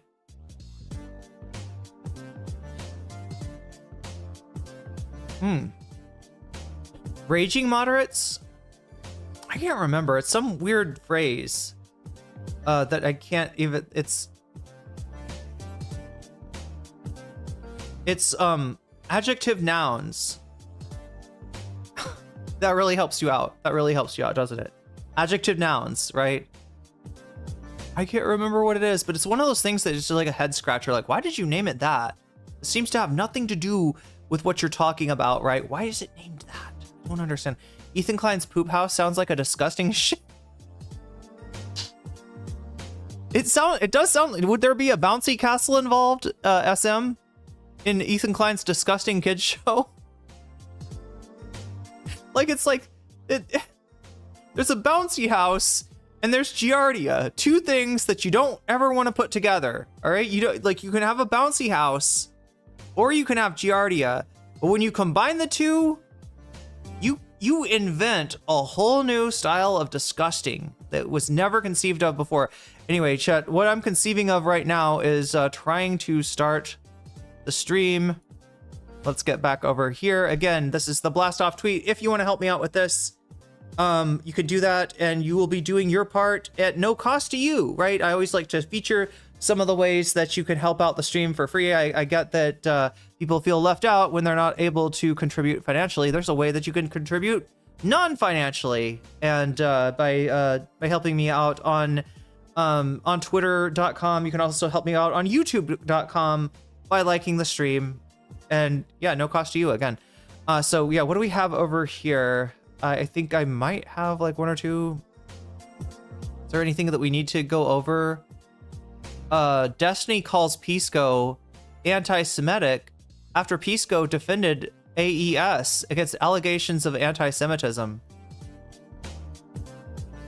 Destiny, Pisco is okay. You probably can't read it from here. Let's put it back. Now you can read it. Pisco is probably anti-Semitic in practice at this point, so it doesn't matter. Okay. Oh, speaking of AES, you know, when APAC watches this, come for me. See what happens. Come for me. Like, I know you keep coming, but like, you picked them, like, literally the least capable candidate in America, right? And then Chuck Schumer doubles down, and then APAC doubles down. People are trying to use this against him, like, because he says she's the most capable, the least capable candidate. I don't know. I feel like you're just posting, you know, Haley Stevens L's at this point. But I don't. This tweet is not. This tweet is in support of AES. And part of me is like, okay, look, if you think you can beat money out of politics, money in your pocket, Medicare for all, come. But I tell you what people don't want. They don't want money in a foreign government. They want money here. You know, when APAC watches this, come. All right. Why is Twitter always so quiet? Oh, this is cool. You'll like this. Trump has turned it into the single most profitable scam of his. Please sit down. Please sit down.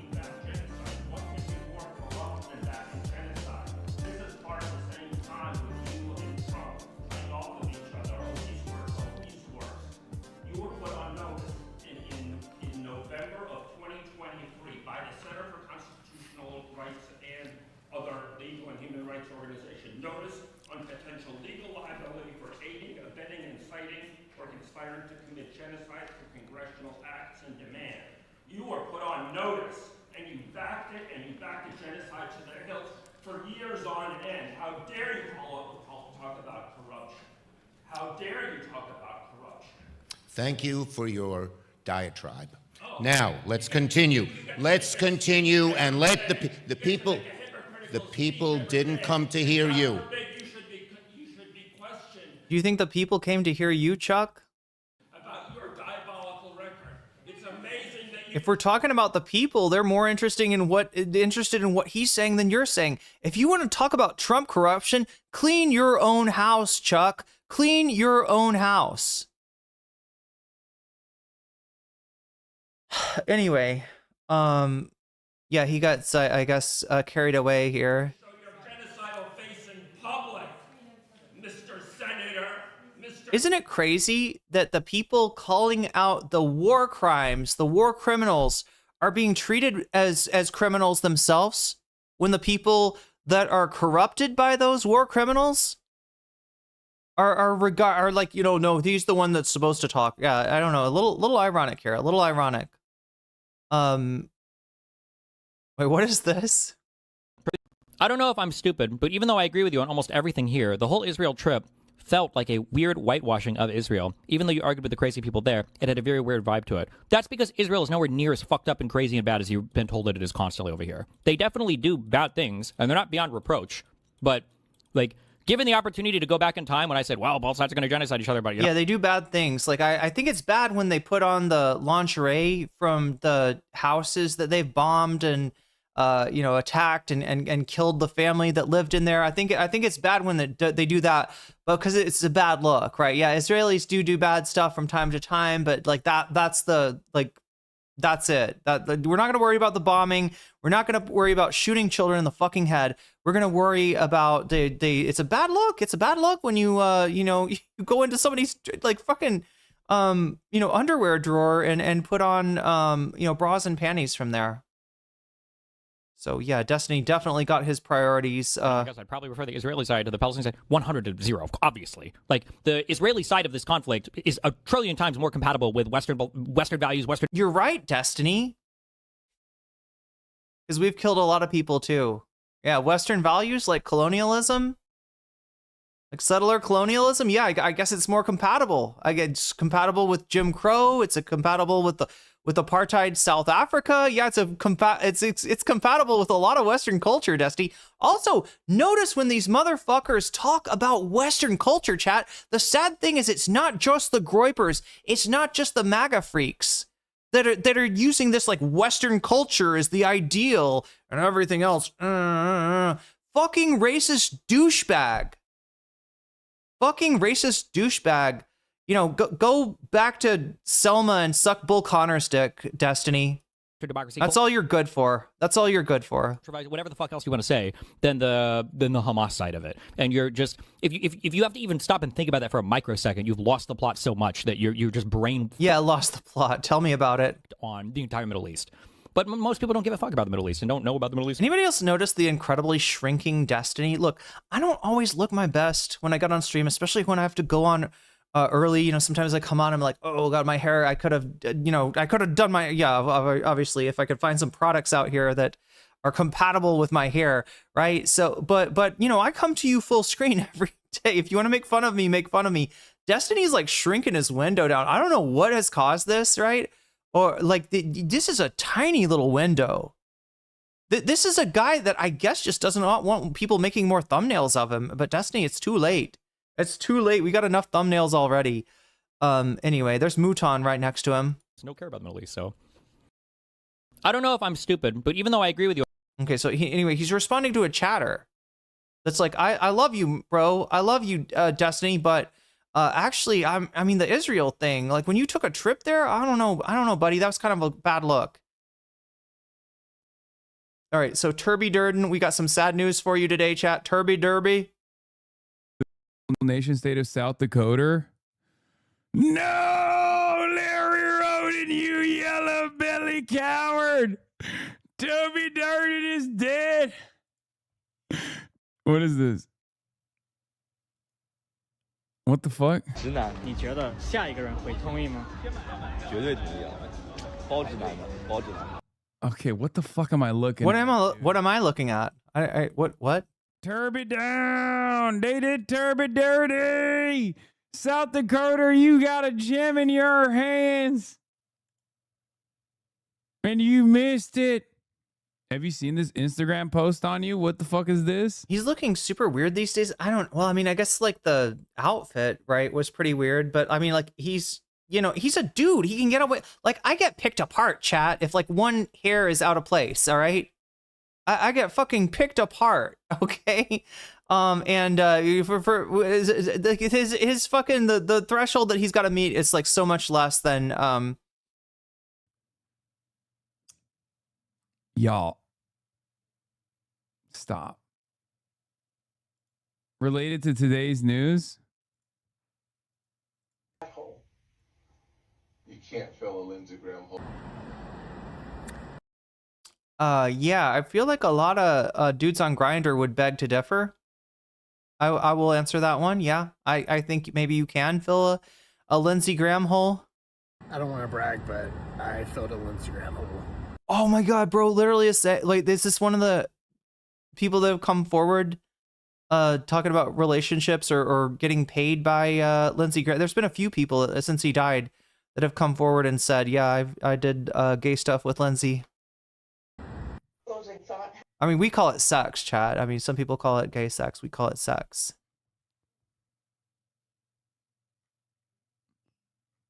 You should have done more for Turby. That's my first. What did he say? He said that he's filled a Lindsey Graham hole. Is it that quiet? Oh my God, Twitter sucks for Big L audio. Big L boys. Yeah, Lady G is one who came forward. I think there's been a few people now. In the primaries, we've seen a lot of W's. Okay. But one big L, and that's Turby Derby. A lot of W's in the primaries, and hopefully we're going to be charting more W's. But Turby Derby, that's a big L, and I might have to hang it up, actually. Oh wait, they called Lady G. Yeah, Lindsay Lady G. I might have to hang up the reins. I might have to quit while I'm ahead. I mean, this was the one I was looking forward to the most. This was the one I was looking forward to the most. Larry's crediting you for his victory. What hurt you most? Bernie 2020 or Turby Derby? Turby Derby.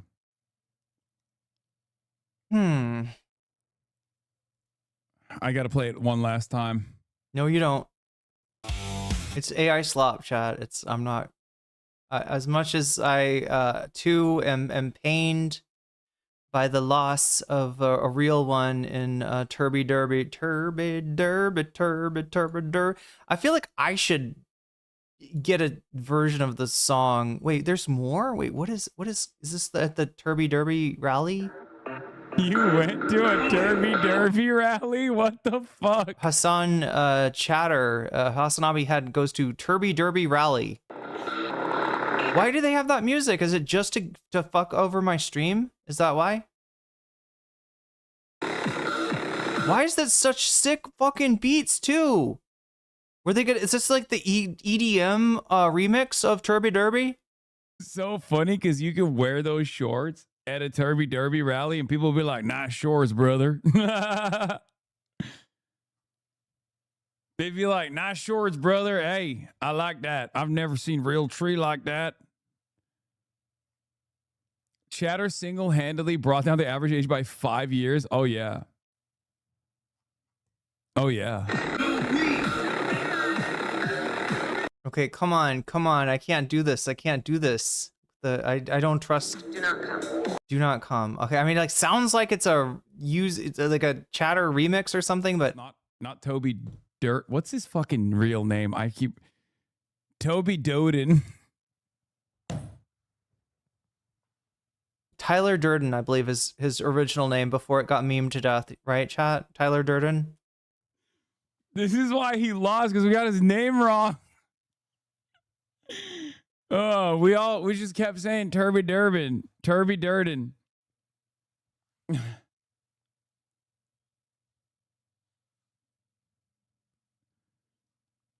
He didn't get the name recognition. I mean, if you're in South Dakota, it makes sense to if you live near a Turby Derby rally to. And this is what MAGA this is what MAGA deserves, right? After beating people's asses for protesting their their shitty pedophile candidate, right? At Trump rallies, right? They're just going to get infiltrated, just like the Liberal Action Network right now, chat. I have it on good word. I have talked to some of my fellow DSA contacts, some of my subversive actors out there, and they have assured me that they have already gotten into the Liberal Action Network. So look out, Wick. Look out, Alice. They're coming. They're already in there. You will not suspect them. They look like you. They act like you. They dress like you. Wick, they smell like you, right? They made it. Yeah, they had to, go some months and weeks without showering just to be able to infiltrate, because if they don't smell their own, right, they eject you, right? If you don't smell like wick, right, you don't get into the Liberal Action Network. That's why there's a writing campaign. By the way, I cannot believe, 28%, like the estimated number of votes is like barely cracking. It's not even gonna be 200K for the motherfucking primary. You think you're safe in there in those servers? ClanOps is already on it, Wick. ClanOps is already there, logging every single thing. You better be careful what you say when you think you're amongst fellow liberals. For the governor, South Dakota governor primary runoffs, and it's not even like 200,000 people voting. That's crazy. That's a statewide race in a red state, by the way. How is this a state? They need to unite the Dakotas, man. They need to unite the motherfucking Dakotas. How is this real?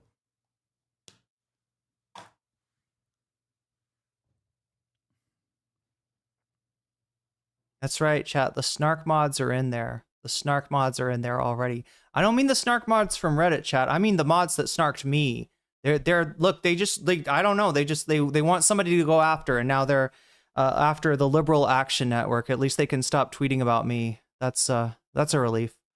Oh God, he's trying to explain his pro-genocide take. God, this is the last thing I think. Is this the last thing that we'll watch? Yeah. I think this is like that. We don't need to watch. Yeah, everything else we're good. This is the last thing we'll watch. Okay. With this belligerent imperialistic ethno-state. Honestly, I'm pro-genocide. Like, it sounds really shitty, but like, I think that Israel should just drop its fucking borders about where it is now, and basically Palestinians can go live in another place. That's really shitty, but like, that's about where I'm at. You just think the Palestinians should just pack up and Native American the fuck out of there? First of all, I like that this fucking I like that this quote was before October 7th, so I had no clue even that much about Israel, and I had no obviously there wasn't the terrorist second on all the attention on these You'd talked about Israel a lot. On anything related to Israel Palestine, number one. But number two, this is essentially their position just reversed, where they're like, well, both sides are probably going to genocide each other anyway, so it should just be like an Arab state, and maybe they have to kick all the Jews out for it to succeed. This is interpreting enfranchise. This is like saying you're for white genocide if you want to end apartheid in South Africa. This is the same fucking thing. And it was said, although there was a lot of anti-communist sentiments used against Mandela and the ANC by South Africans, by white South Africans. Afrikaners themselves, right, would often conflate the anti-apartheid movement with communism. Not for nothing, but right, that was their argument. It didn't work out. It did not work out for very well. But you know who it did work out for? White South Africans. They didn't get genocided. And if you're gonna challenge me on that one, I don't know, chat. I've got some NFTs to sell you. All right, I got some OG. I got some apes to sell you, chat. If you were gonna buy Elon's notions of white genocide in South Africa. Like, it is the opposite position, but it's also very obvious here that my position is like, I don't know, man, doesn't sound like there's a solution. It seems like pretty shitty. I don't know. I guess if one side is going to kill each other, I mean, I'd probably side with the Israelis over the Arabs. Probably side with the white people. They have like 60 states anyway. I don't know. Is that, you said you didn't know much about Israel at the time, chat? Sorry, not chat. Destiny. You said you didn't know much about Israel. Is that what you were thinking? Is this before you really understood the demographics of Israel? Wait, do they really need a 60 verse?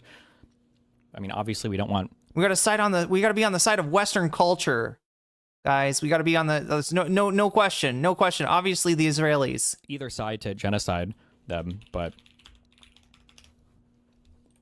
the problem is that it seems like there is a hugely general hostility to Jewish people across really the entire world, definitely the Middle East. Right out of his own mouth. He is pro. Yeah. Okay, so yeah, this is him watching the Professor Dave. Chat, we'll do this tomorrow, okay? We'll do this tomorrow. So stick around, 7 p.m. Pacific time, 10 p.m. Eastern time, right? I'll be back again tomorrow, assuming that I get some sleep tonight. I don't know. I don't know how that's. I don't know if it's. I don't know. I don't know. Chat. How much time do we have on the board already? We started early though. Early for me, which is like 15 minutes late, I guess. But yeah, there we go.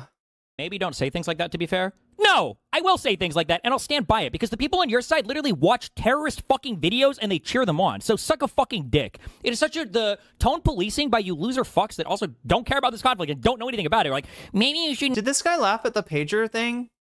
Actually saying you're pro genocide. Well, sit here with your fucking kafayas backwards and you're in the most retarded fucking statements you could ever make about, like, oh, Hezbollah is just like the government of Lebanon and blah, blah, blah. Suck a fucking.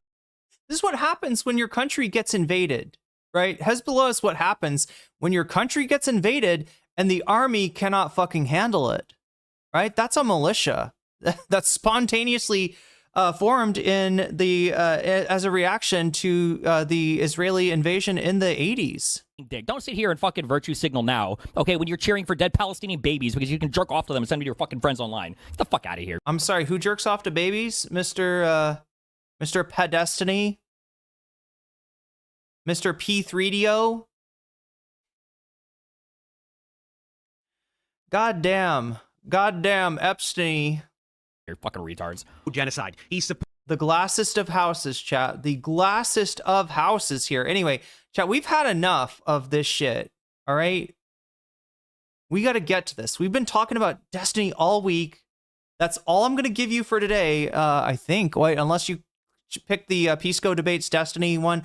Oh, yeah, I should look at what's going on. What is going on with the vote? What is going on with the poll? Ethan Sue's iDubbbz is in first place. Yes.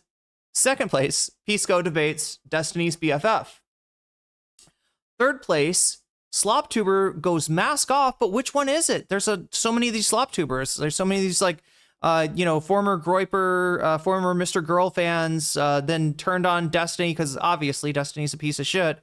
But that, maybe just carrying a little bit more of the Groiper genetics than they realize, right? Oh my god, I shouldn't say Groiper genetics. It at this point, this sounds like a anti. It sounds like a anti Latino dog whistle to say that at this point. That's not what I meant by that though. 31% for Ethan still suing iDubbbz. 27% Pisco debates Destiny's BFF. 23% for the SlopTuber that goes mask off. So make sure to get your votes in if you haven't already. While you're voting, make sure to like the stream because it helps you out a lot. It helps you out a lot because I don't bully you. That's what I didn't say that on accident, chat. I said that on purpose. It helps you out a lot because the more you like the stream, the less I have to bully you about it and the less annoying that I am. So yeah, it actually does benefit you maybe more than me even. But yeah, you can like the stream, you can vote for the topic of your choice, and in there, and it's nocommentchick / YouTube, or sorry, youtube.com/nocommentchick is where you go. Click on the live stream, and then you can click on the chat, and then you can click on the poll, which should be down in the bottom. Click on the poll, vote on the poll, like the stream. That's what I want you to do. And if you have Twitter, go and like the blast off tweet as well. Okay, chat, I think I've said everything that I need to around here. Yeah, just also remember that the other factor in what bonus content we end up getting is up there, right? The bonuses, right? So when and if you support the stream, you can let me know, and maybe you already have. If you have, repeat it, please. And mods, if you see anybody being like, I want to see Ethan Sue's iDubbbz, I want to see Pod Save America with the exciting moderates, I want to see SlopTuber goes mask off, or I want to see Pisco debates Destiny, or you could also say Vox Populi if you're like, you know what, I forget all that. I'm not trying to change the poll. I'm trying to help the people get what they want. I'm a weasel of the people, right? I donated, yes, I'm a donor, but I'm gonna put my money on the chat's choice, right? That's Vox Populi, or you can say video games if you want to see me play more video games. Anyway, I don't do that enough. I don't do that enough. So let's take a look at what FD's got for us. Candace Owens, this video is not about you, okay? Wait, that's not the right button. I hit the wrong button.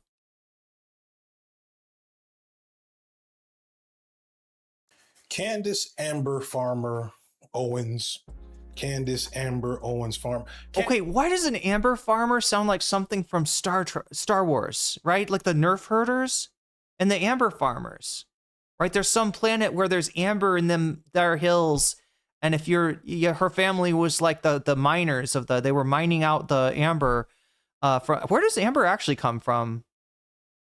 Could you mine amber from a mountain? Anyway, chat, it's just her name. It's just her name. She's not a Star Wars character. We're not going full Hutch there. All right. We're not going to do the that thing. Candace Owens shouldn't need much introduction. I don't know what Black Lives Matter was ever supposed to be about. This is the greatest rigging of an American election. I actually don't have any problems at all with the word nationalism. This is ironic because for all the things people know and believe about her, there's really a lot that people actually never talk about as it pertains to her story. And this is true about me, okay? I have heard that Candace Owens used to be a lib. I've heard that she was very woke, she was very SJW, she was very whatever we want to say. Back in the day, and that then she switched sides, but I never really got to hear. I've also heard that she was like racially discriminated against in college, maybe, and did some like activism, but I haven't heard the through line, and that's what FD is gonna give us here. So she rose to the listen up. Top of the MAGA movement in the mid to late 2010s as the most prominent black face, or maybe even most prominent face, period, of the far right. Which is interesting because she has spent most of the previous years before that aspiring to be a liberal pundit and a content creator in that lane. She was an intense critic of Donald Trump, allegedly writing an article speculating that Donald Trump had a small penis, an article aptly titled, "Does Donald Trump Actually Have a Small Penis?" by Candace Owens. Yes, this is real. It's mostly been scrubbed from the internet, but there's still traces of his existence out there, along with other paradoxes about Owens that are even easier to find. Owens came into the spotlight at the same time of the emergence of the alt-right, of which she was initially a target of. This targeting and harassment led Owens to create a website that she called the Social Autopsy that would basically be a library documenting the personal information of anonymous bullies and harassers. Remember, this was again the mid-2010s, right in the middle of Gamergate, when the anonymity of social media was allowing right-wing creators to hide behind masks or still images or comment sections, never having to be responsible for what they said. So what do we think about that, chat? What does that sound like? A website documenting here, let's roll that back. What is that? Does this remind anybody of anything? Is there maybe a website that Candace Owens was accidentally reinventing? Wave goodbyes to cyberbullies and trolls. Socialautopsy.com. Same time of the emergence of the alt-right, of which she was initially a target of. This targeting and harassment led Owens to create a website that she called the Social Autopsy that would basically be a library documenting the personal information of anonymous bullies and harassers. Remember, this was again the mid-2010s, right in the middle of Gamergate, when the anonymity of social media was allowing right-wing creators to hide behind masks or still images. And make no mistake, right? The people that she's up against, the Gamergaters. So she starts off as like a anti-gamergater kind of figure, a left-wing figure, and yeah, even proposes like, hey, all these right-wingers that are doing all this harassment, what if we just got their information? I mean, they're doing the same thing, right? They are doxing and harassing and putting up some kinds of information of people that are perceived as being on the feminism side of things. Anybody reminded of another website from this? Doxing people. Yeah, now people always say Kiwi Farms, but like my understanding is that website, as much as people are doxed on there, personal information is revealed, but I don't think they keep the doxes up. I think there's another place, right, that was in the Canary Mission. There we go. It kind of like Canary Mission, actually. But there's another. What is the website Zero? I think is what it gets called in the Destiny Keffels scandal. I'm not gonna say the name of it again, chat, because this is like a nasty place on the internet and 4chan. Yeah. No, not even that. Like, I mean, there's it sounds a little bit like Kiwi Farm, says Tanky Gooner. Absolutely. Although to be fair, it's you know, in terms of actually keeping the, you know, the personal like the identifying information, I think they take down off of that website, but it's kind of like the sort of thing where it's like after the fact. So it's already up there, it's already been shared and released by the time that they take it down. But yeah, it sounds like even like maybe a little bit more hardcore than Kiwi Farms is what she was looking for, but it's like understandable on one, and at the same time, it's like similar to, I mean, there's like anti-fascist networks that try to document maybe like more the activities of like real life, you know, Nazi provocateurs. But she wants to do it for the internet, and people on the left and the right, they said, fuck no, Candace, what the fuck are you thinking? That's crazy. You can't do that. You can't do that, Candace. Or comment sections, never having to be responsible for what they said. Something that you'll find out later, Owens really hated about the internet. Unfortunately for Owens, her idea for a website, which would essentially be a low-key doxing database, was widely rejected by everyone on the internet on all sides of the political divide. Most people recognize that such a site would only create avenues to destroy people's right to privacy, even if that meant the right to be shitty online anonymously. However, what she experienced is not what you might call a kind rejection. And here is where the Candace Owens that we would know today probably first emerges. In the rejection of this idea, she began to receive harassment and racial abuse online and in her inbox and DMs. This resounding rejection of mostly white people, something that I believe is highly damaging to Owens in particular, was hard for her to deal with. So much so that she began to believe that she was actually being conspired against, except in a twist, she doesn't think it was the army of alt-right trolls that had been harassing her this entire time, something that they were known to do, but instead she believed that she was the target of a complex plot by Zoe Quinn and Randy Harper, the two women who were the main targets of Gamergate at that time. For some reason, she felt they had coordinated to attack and destroy her in a 3D chess reverse pincer strategy using pre-modern bot farms. She crashed out about this secret attack against her online. So that's crazy. That's crazy. Do you know what this sounds like to me? And I've heard stories of this kind of thing happening as well. I don't know. Should I mention the I don't know, content creator that I know this person has changed their name, so like if I say the old name, it won't be like a shout out. It won't be like, maybe I should. I don't know, because I feel like they're kind of getting away from.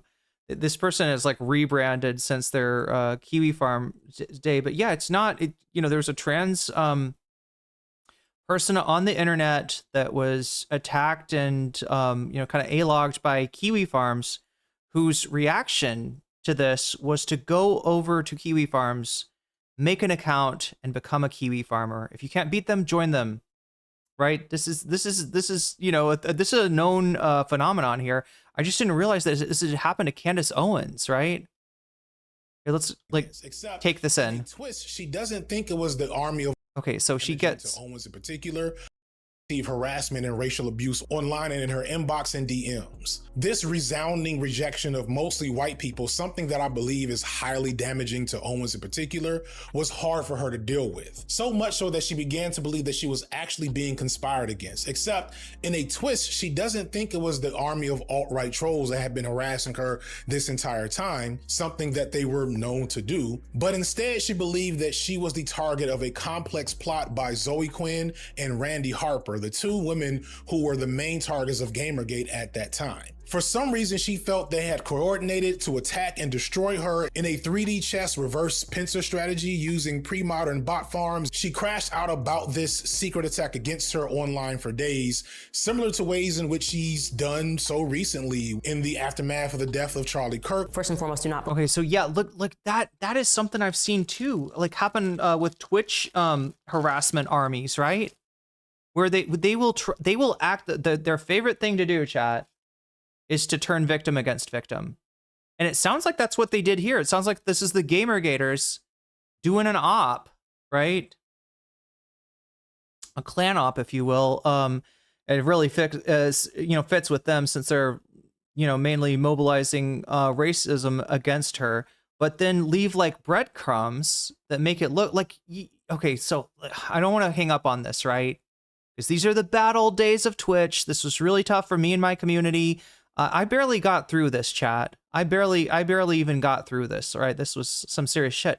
but you know, they would victimize when the hate raids were going on Twitch. They would victimize different accounts, usually you know, gay people, trans people, you know, Black and POC streamers.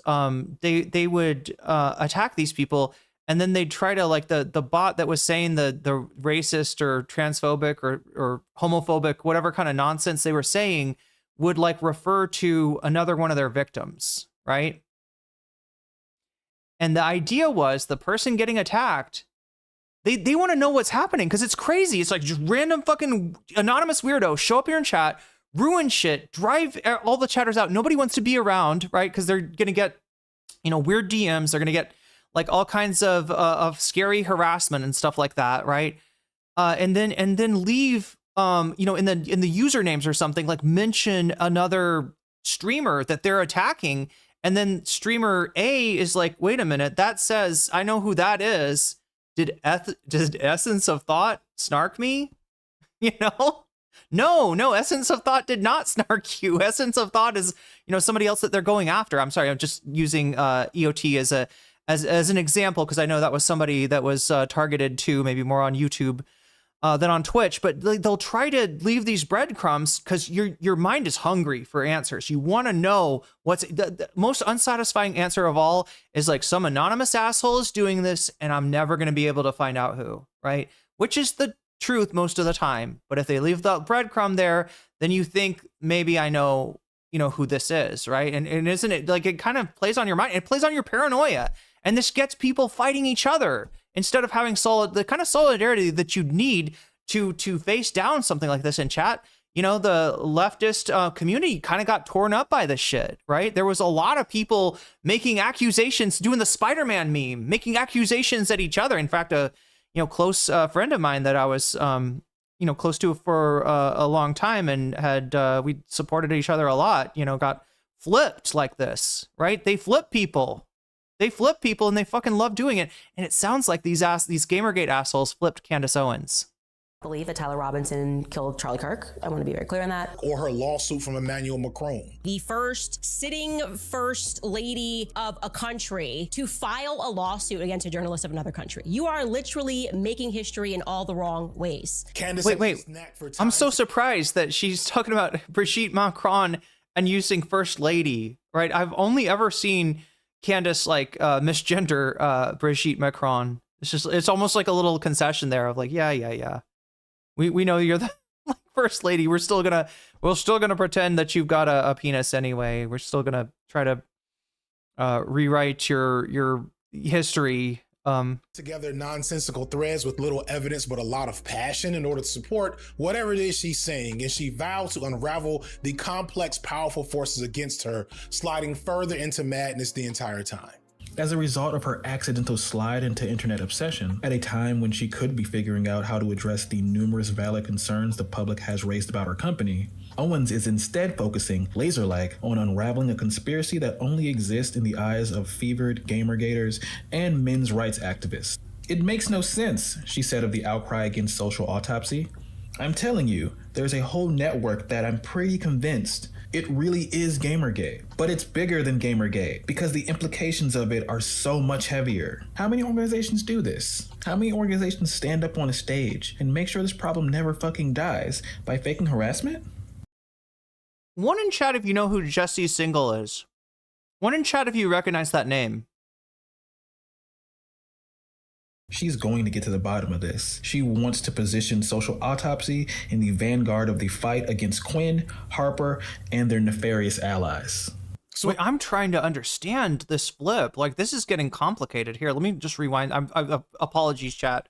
But I really want to this is of great interest to me since I've seen it happen to my own community on Twitch, right?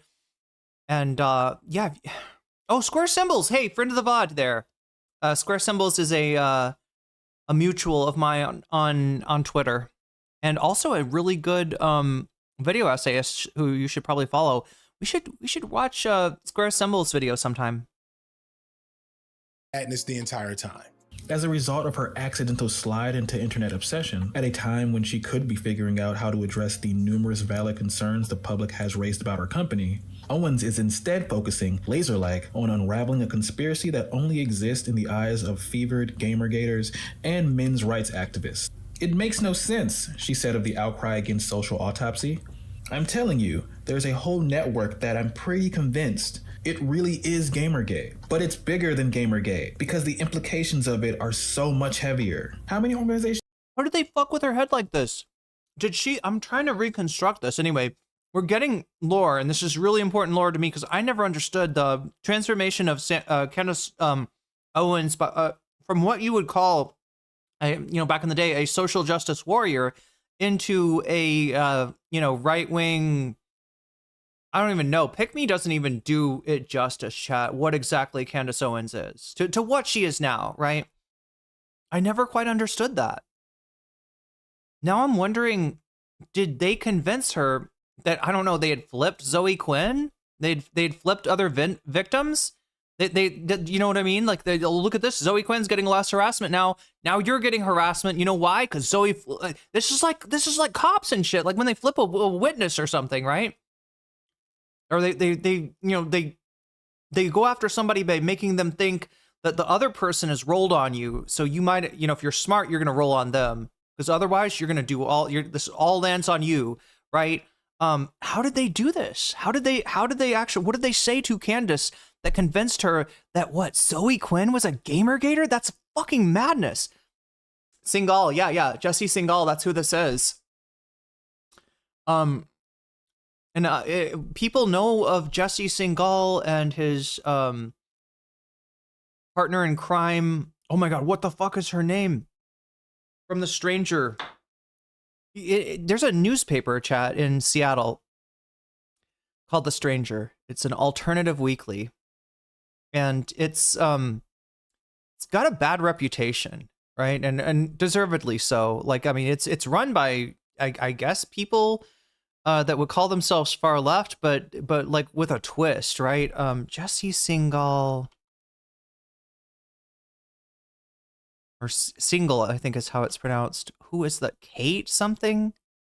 Not Caitlin Burns. Who is this? The Stranger.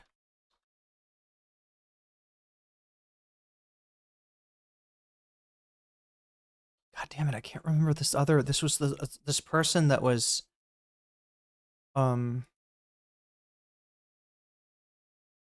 Katie Herzog. Yeah, Katie Herzog. Pretty like so The Stranger's a left-wing alternative weekly, and all of a sudden the shit started coming out about, like, actually I don't know, maybe trans people are not so great, right? Maybe we shouldn't support trans people. And that's Katie Herzog. And my understanding of this, right, Dan Savage, I believe, if you know who that is, was the editor at The Stranger. What the other guy, Sandeep Kushnik? I can't remember. But the story was that there's like Foucault, right? Political theorist, philosopher, author of like the history of sexuality, amongst other things. Also, I guess a supporter from kind of along the line of the supporting relationships between adults and minors. But a lot of people identify this particular strain of leftist thought as being a little bit reactionary, and that's kind of where a lot of these Stranger journalists, anyway, I'm talking about Seattle shit. I don't know how interesting this is to the rest of you, but and that's kind of, that was the narrative of why The Stranger, although being like, it was like the I don't know, like it was a tabloid weekly that was always for free in a million newsstands all over the place. If you wanted to go find a show in Seattle, you could look, they'd be listed in The Stranger. There was a back page that sex workers would use to try to, be able to, do business. Like there's a lot that's like very left coded about The Stranger, but then there was like a certain like there's something about their editors and I do believe that it was the influence of Dan Savage, who has a little bit of a reactionary streak, a little bit of a transphobic streak himself. Although hopefully he's grown and changed as a person since those editorials, or not editorials. He wrote like a help column, or like a, what do you call it, like the thing where people write in with a question and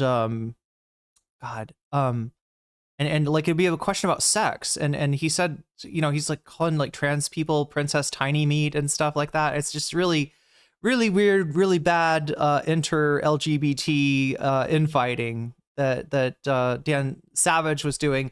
And then I don't know if it's because of the effect of him, or if it's just like the culture that got started there. They get these weird reactionaries like Jesse Singal and Katie Herzog in there, and it causes a lot of problems. The Stranger covered the severe online backlash, call out culture directed at single and public figures who, that's a weird thing for them to be doing, to be running interference for a couple of transphobes like Katie Herzog and Jesse Singal, who will claim to this day that they are not transphobes, that the trans culture has just gone too far. Now they host a podcast called Uncancelable, which is unlistenable. And so it doesn't matter if you're not canceled, guys, because nobody's fucking paying attention to some fucking, rehashed, turf garbage. Savage Love, I think was the column that he wrote. Yeah. And again, I mean, like, hopefully he doesn't do that shit anymore. Anyway, let's go back to this. But yeah, that's where Jesse, I just had to make a note of the Seattle connection here. Organizations do this? How many organizations stand up on a stage and make sure this problem never fucking dies by faking harassment? She's going to get to the bottom of this. She wants to position Social Autopsy in the vanguard of the fight against Quinn, Harper, and their nefarious allies. So again, this is mid-2016 and Candace Owens is still a liberal, but that was about to change. In the aftermath of this event, Owens was contacted by then prominent figures in the alt-right anti-SAW world, such as Milo Yiannopoulos, who offer support and... Yeah, Milo is psyoping her, right? Milo's a big, majorly involved in Gamergate, right? I at the risk of like, I don't want to stunlock this, right? But now I'm curious about the Jesse Singal article. Jesse Singal, sorry, I think it's just Single, on Candace Owens. I don't understand from the little snippet that Square Symbols read. Thank you, Square Symbols, for really, like that was probably one of the least sought after reads, the quote reads that for this video, right? Like Jesse Singal's a scumbag. Pretty sure Square Symbols knows this. So to read this for FD is pretty nice of Square Symbols. All right, Candace Owens threatens reporters with allegations. Strange tale of social autopsy in New York Magazine. That's what we're talking about here. I just want to get some kind of a...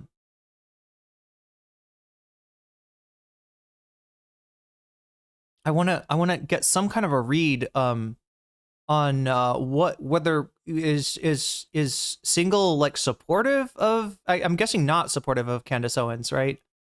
This might have been, before he'd embraced reactionary and anti-trans content.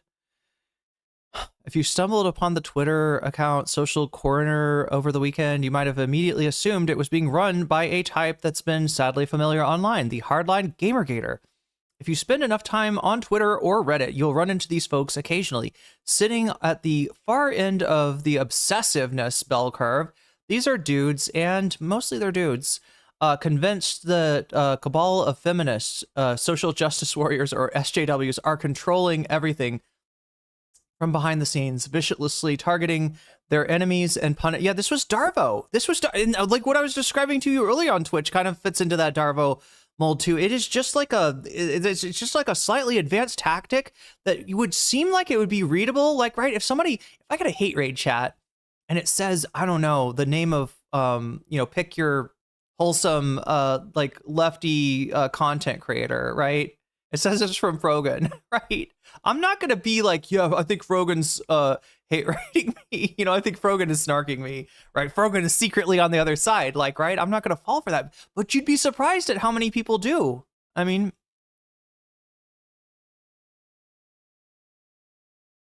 sorry to use Frogan as the example. Obviously, that's I was using Frogan as the example because that's the one that most of you would recognize. Yeah, no, Frogan is not snarking you. This is just somebody that hates Frogan, hates me, and they would love me to talk shit about Frogan or to blame this on Frogan or to have that, like, to turn us against each other, right? That's the tactic that we're talking about. Okay, I'm throwing out that example not because it happened, but because, you know, that's what it would look like, right? Or SJWs are controlling everything from behind the scenes, viciously targeting their enemies and punishing them for not towing the imagined wacko progressive line. Oh, there we go, wacko progressive line. Two common targets of this sort of obsession. Broadly speaking, two of Gamergate's biggest bête noire. And that is how you pronounce it in French, chat. Or actually, would it be bête noire? Or, sorry, I don't know. I'm correcting his. I'm wanting to correct his French here. Are the anti-harassment advocate Zoe Quinn and Randy Lee Harper, and indeed they were exactly who Social Coroner, I believe this is the account for Social Autopsy, the Twitter account, went after.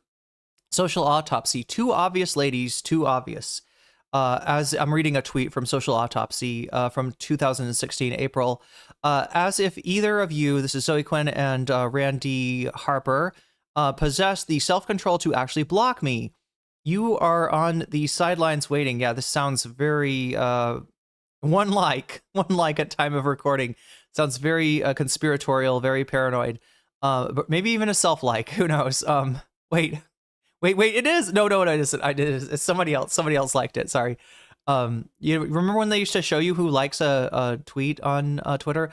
So back to Singal's article, for a large chunk of the weekend, the account came hard at both women, implying they were part of a conspiracy that was about to be unmasked. At the time, the account sounded like it was it's like White Nervosa tweeting about me. Account sounded like it was tweeting from the besieged bunker with the armies of Quinn and Harper closing in. Randy and Zoe, stop sending your clowns to try and scare us with legal hell threats. If you're going to serve us, do it already. It could be surprise. And yeah, this is the kind of shit that, you know, I would get as like sort of threats, right? You know, whether it be like a personal physical threat or like a legal threat or like a criminal threat. You know, you're going to jail.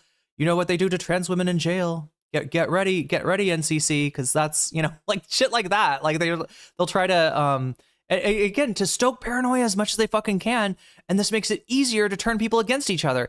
It could be unsurprisingly hard to follow, but at Social Corner repeatedly asserted its superiority over its alleged tormentors. I consider the construct of our society thoroughly and often. I think analytically. Randy and Zoe, reminder chat, Candace Owens is not stupid, right? A lot of the stuff that a lot of the conspiracy theories she espouses are stupid, but she herself is a smart person, is a good writer, is a very educated person, and actually quite canny and clever as well, right? She didn't get to where she got to by accident, chat. She's a scumbag, don't get me wrong, but she's not a dumbass, right? And a lot of people tempted to throw that, you know, if you treat Candace Owens like a dumbass, you're really you're really falling for her bullshit in a way I think a lot of people don't appreciate. Randy and Zoe really banked on my being dumb. There we go. She's not dumb. I mean, she is accusing two people that got nothing to. They're victims of the same people attacking her. And you could say that that's a dumb thing to do, but it's not, because Candace Owens is not an intelligent person. She is, you know, I like the one good thing I'll say about her, right?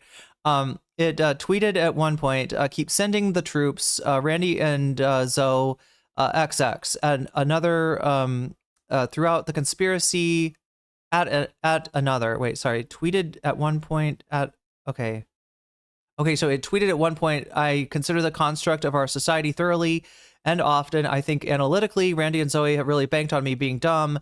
It tweeted at one point, keep sending the troops, Randy and Zoe XX, at another, throughout the conspiracy talk. was thick. Responding to another user, Social Corner, wrote that it really is. It's literally a puzzle. The picture is obvious, but fitting the pieces will take time. So she's making this claim that these two victims of Gamergate are actually Gamergaters themselves, and but she's admitting that she's got no evidence for it. But like, don't worry, the evidence is coming. The evidence is coming, right? Over the course of two tweets, separated by one in between. Everyone pay attention to the mentions. They are literally exposing themselves in the mentions. We can trace it all back to the origins. So yeah, very paranoid shit. On the one hand, yawn. Sadly, these sorts of claims are a dime a dozen on Twitter. True. The other hand, Social Corner is the official Twitter account of Social Autopsy, an anti-bullying startup launched its Kickstarter last week. And the rant against Quinn and Harper garnered hundreds of new followers. Quinn and Harper are very strange targets for an organization. Again, reinforcing her flipping on Quinn and Harper with this. I would say these follows. You could look at them as love bombs, right? These are the Gamergaters following Candace Owens because she's doing what they want. They're reinforcing her shit. They're gassing her up, right? Quinn and Harper are very strange targets for the organization.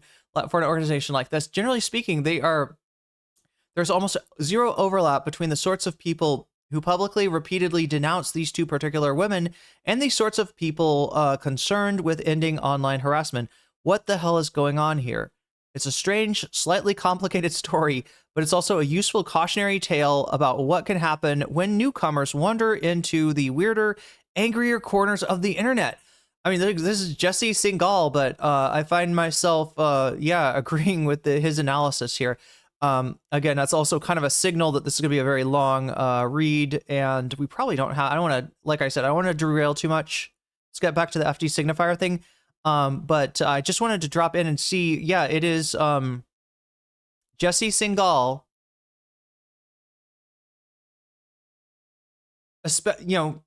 being against Gamergate. All right, so good for you for that. You weren't like pro Gamergate, even though you're kind of a reactionary now, Jesse. And sort of blowing the whistle of like, hey, there's something strange going on with Candace Owens, who at the time was known as a liberal, was known as a victim of Gamergate. And this is the moment that she flips. Anyway, let's go back to this. According to Owens, she turned conservative overnight and a star was born. The main thing Owens learned from this experience is that truth and reality are optional for online engagement, attention, and income, which is why since 2016, we've seen her say some of the most unhinged and bizarre things possible without blinking. Charlie Kirk thought that he was a time traveler. They practice incest and pedophilia as a sacramental right. I don't know what Black Lives Matter was ever supposed to be about. Which started earlier in her career with one of her first viral moments. Yeah, it's really complicated, chat. Do you understand? I agree with her. I've never understood what the movement Black Lives Matter was trying to say. It's totally incomprehensible, right? What do they mean? What are they about, right? Black Lives Matter. I can't imagine what they're talking about. Anyway. It's low-key defending Hitler with her future partner. It's right there in the name, Candace. It's right there in the name. I would argue that Lacey Green was also a victim in the same. Yeah, Lacey Green was flipped. Thank you for reminding me. SM, I'd forgotten all about Lacey Green. Yeah, Lacey Green used to be a sex positive, I don't know, like a sex advice kind of account. And yeah, somehow got red pilled. Partner in crime, Charlie Kirk. I actually don't have any problems at all with the word nationalism. Globalism is what I don't want. So when you think about, whenever we say nationalism, the first thing people think about, at least in America, is Hitler. You know, he was a National Socialist, but if Hitler just wanted to make Germany great and have things run well, okay, fine. The problem is that he had dreams outside of Germany. This activity got her brought up in front of a congressional hearing where a House representative challenged her on this insane take. And I want you to watch. I'm sorry, chat. Did Charlie Kirk, did he pull one of these? Did he did he hook around his collar and pull it? Or am I just imagining that? I mean, you can see his body language. He's not super comfortable, right? As much as, you know, yeah, he's like a weird reactionary dude. Charlie Kirk. I actually don't have any problems at all with the word nationalism. Globalism is what I don't want. So when you think about whenever we say nationalism, the first thing people think about, at least in America, is Hitler. You know, he was a National Socialist, but if Hitler just wanted to make Germany great and have things run well, okay, fine. The problem Oh my God, I wish we had a little bit more. It looks like that's the end of the. I would love to see. I in my imagination, Charlie Kirk was like, oh God, she's gonna glaze Hitler here. This is Turning Point USA, Candace, not the Nick Fuentes Groyper convention. He had dreams outside of Germany. This activity got her brought up in front of a congressional hearing where a House representative challenged her on this insane take. And I want you to watch what she does here. So I'm going to play for you the first 30 seconds of a statement she made about Adolf Hitler. He is assuming that black people will not go pursue the full 2-hour clip. And he purposefully he cut off, and you didn't hear the question that was asked of me. He's trying to present as if I was launching a defense of Hitler in Germany, when in fact, the question that was asked of me was pertaining to whether or not I believed that whether or not I believed in nationalism, and that nationalism was bad. And what I responded to was that I do not believe that we should be characterizing Hitler as a nationalist. Not long after this, she appeared in yet another hearing, this time about white supremacy, where she essentially said white supremacy isn't really a big deal and isn't a threat to the nation. Mind you, this was only a few. I mean, chat, she's an intelligent, educated, clever, and canny person. But yeah, obviously some of the things that she says, did she just get mind fucked during Gamergate? Because this shit is just... She appeared in yet another hearing, this time about white supremacy, where she essentially said white supremacy isn't really a big deal and isn't a threat to the nation. Mind you, this was not long after... Whether or not I believed in nationalism, and that nationalism was bad. And what I responded to was that I do not believe that we should be characterizing Hitler as a nationalist. So he's not a nationalist because he attacked other countries, right? Because American nationalism, Trumpism, MAGA, at this time is still purporting itself as anti-intervention, right? This is more like anti-intervention, like we don't want to help Ukraine. It's not anti-intervention as in we don't want to because nationalism is it's literally about maximizing your own nation and think, you know, America first, France pour la Français, pour les Français. I mean, you know, these are like nationalist slogans, right? It is literally, you know, upholding the interest of your country above all. So that's why nationalism sometimes butts heads, right? Because when the national interest of one nationalist, you know, led country runs up against another, you know, they'll fight it out a lot of times. Not long after this, she appeared in yet another hearing, this time about white supremacy, where she essentially said white supremacy isn't really a big deal and isn't a threat to the nation. Mind you, this was only a few years after Dylann Roof murdered 9 people in a black church in South Carolina. You know that white supremacy and white nationalism ranks nowhere near the top of the issues that are facing Black America. And the reason that you are bringing them up in this room is because it is attempt to make the election all about race as the Democrats. Not in my case, Ms. Owens. I'm sorry. Please do not characterize my motive. Mr. Chairman, it's my time. Yeah, it's my time. You've got your time, Mr. Menez. I'll give you 3 more seconds. Every 4 years, you bring up race, and you knew exactly what I meant when I said hilarious, and you just tried to do live what the media does all the time to Republicans, to our president, and to conservatives. The shameless spin that you're seeing here from Owens is one of the most important and valuable tenets of modern media brand management, especially when you're on the right. Never play defense. It doesn't matter what you said, what you did, what the record clearly illustrates, what the history books say. No matter what, you stay on the attack. If you said something fucked up, it's being misinterpreted. It's a lie. It's actually correct if you look at it this way. Candace will even play the dreaded race card at times if she... I think she just maybe lost sight of the fact that, like, I mean, like, so what, if anybody doesn't remember, what she said was that, you know, Hitler actually did a lot of good things for Germany and was a good leader for Germany up until the point where he invaded other countries, right? And she's like, I don't know, without realizing it, maybe, like, I don't think she's like literally trying to slip it in there of like, I love you know, what he did to minorities or anything like that. But, you know, it's that statement that, you know, that kind of implies that. And instead of saying, well, no, I wasn't, I meant like, except for the Holocaust, right? She can't admit that she's wrong, right? Even that much. Instead, she has to say, you know, she's misinterpreted, she was misconstrued, and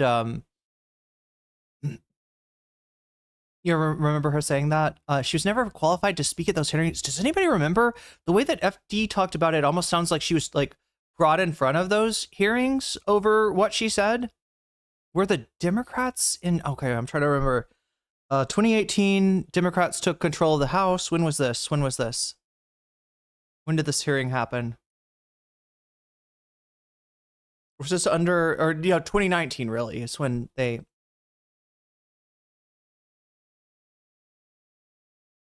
What did she get called up for? Like, why were they? Socialist, but if Hitler just wanted to make Germany great and have things run well, okay, fine. The problem is that he had dreams outside of Germany. This activity got her brought up in front of a congressional hearing where a House representative challenged her on this insane take. So it sounds like she was there, like, you know, she was not subpoenaed, but what is it called when they request your presence? I think they can do some kind of subpoena if you don't show up. But yeah, she's like brought in for, from what FD's saying, it sounds like she's brought in front of this committee. People in a black church in South Carolina. You know that white supremacy and white nationalism ranks nowhere near the top of the issues that are facing Black America. And the reason that you are bringing them up in this room is because it is attempt to make the election all about race as the Democrats. Not in my case, Ms. Owens. I'm sorry. Please do not characterize my motive. Mr. Chairman, it's my time. Yeah, it's my time. You've got your time, Mr. Meadows. I'll give you 3 more seconds. Every 4 years, you bring up race, and you knew exactly. Republicans were the ones inviting her to detail the hearings. Exactly what I meant when I said hilarious, and you just tried to do live what the media does all the time to Republicans, to our president, and to conservatives. The shameless spin that you're seeing here from Owens is one of the most important and valuable tenets of modern media brand management, especially when you're on the right. Never play defense. It doesn't matter what you said, what you did, what the record clearly illustrates, what the history books say, no matter what. Wait, it was during COVID the first time or the second time, Tanky Gooner? Yeah, and good point. Hitler wasn't even good for Germany or Germans. Look, yeah, he was kind of like, actually kind of like Trump in a way. And in the same way that Trump, you know, always looks like he's going down, he's fucked up so badly, and then somehow finds a way to like double down even harder and kind of stay in the game. I mean, that's what January 6th was about. But yeah, essentially Germany didn't understand that they got beat in World War I, right? Because of all the propaganda that was going on. They could not conceive that they had lost, and the fact that they signed such a bad, you know, agreement in Versailles, you know, made them susceptible to ideas that they were sabotaged, backstabbed, right? And who are the people that did it? Communists, Jews, and, you know, sometimes it's like the same thing that they're implying through like Judeo-Bolshevism. They're like the Jews are behind the communists are Jewish, right? They conflate their two main enemies. This is, you know, around the time that the Spartacist rebellion was put down, and Rosa Luxemburg and others, you know, killed by the Freikorps, and then, you know, Hitler's whole thing was like, actually, you know, Germany is really great, and he sort of put them in a place where, you know, he gave them the image that they're successful, that they're growing, that they've got their, you know, everybody's going to respect Germany, and almost like the series of invasions is him doubling down, because that wasn't really true. Germany was not okay. Germany was still, You stay on the attack. If you said something fucked up, it's being misinterpreted. It's a lie. It's actually correct if you look at it this way. Candace will even play the dreaded race card at times if she sees it fit. He is assuming that black people will not go pursue the full 2-hour clip. As I said in my Charlie Kirk video last year, all that matters to Candace and her peers. I thought I remembered it was happening during COVID, but I could be misremembering. I'm just asking because it sounds like FD was talking about 2 separate times that she was called to testify, and I'm wondering if like the second time was COVID or... Is that they get to spout right-wing rhetoric and propaganda to as many people as possible with impunity. It doesn't matter if it's debunked or disproved or pushed back against. The goal isn't to convince people, it's to infect people. America is a large country with well over 300 million people. Most people don't follow politics closely, let alone are well-versed in Black studies, gender studies, sociology, psychology, economics, whatever. But what they do have is common sense, a socially constructed framework of opinions that are near universal and intensely supported by most people, repeated and held up as truth, even when it's clearly not. Common sense like rich people create jobs or the police protect us, things that history and science and research have proven to be false, but people believe anyway, over and over and over again. What Owens and the right-wing administrators behind her recognized years prior, the Karl Roves, the Newt Gingrich. Ilala says it happened before COVID. Yeah, I'm guessing it was, I mean, if she was brought there by the, Democrats, it would have been 2019 or so. Okay, there we go. Direful says she was called to testify in front of the House Judiciary. This makes sense. For a hearing titled Confronting White Supremacy. Okay, so yeah, like in the wake of Charlottesville, maybe. Confronting White Supremacy, Part 3, addressing the transnational terrorist threat in 2019. Which is the Steve Bannons, etc., is that the truth doesn't matter when you're appealing to a population that's already inclined to agree with what you're saying based off cultural norms. They understand Brandolini's law. This law states that the amount of energy needed to refute misinformation is far more than the energy needed to spread it.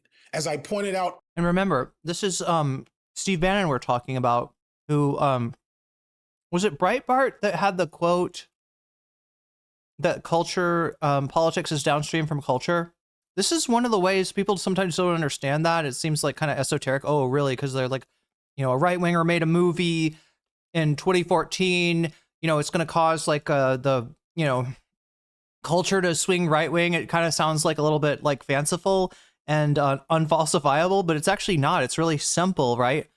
What FD's talking about is the construction of conventional wisdom. Where does the conventional wisdom come from? Right? All the things that we think that we know, that everybody knows, that if you ask anybody, they'd say this, and sometimes it's true, and sometimes it's not true. Where does that come from? It comes from culture. It comes from the movies that we all watch. Like, I don't know, a few years ago, it would have been like Marvel movies. I don't even know what it is now. Maybe Backrooms and Obsession or Minecraft. There we go. Yeah, it is very much downstream of culture. In that Charlie Kirk video, right-wing pundits like Kirk and Owens, going all the way back to Rush Limbaugh, they've always been debunked, refuted, and defeated in the marketplace of ideals. It doesn't really make sense to sit and try to address anything they say because your effort is better used somewhere else. Because they are operating with common sense on their side, the fact of the matter is... Okay. So Kayla Law in YouTube chat, Tanky Gooner in Twitch chat, you were both right. She was invited by the minority Republicans because the minority gets to invite one. Oh, is it just one person that they get to invite? Yeah, so you were both right. She was brought by Republicans, and it was under the Democratic controlled Congress post 2018 midterms. You'd have to refute entire frameworks of socially developed ideology in order to refute just some of the things they say.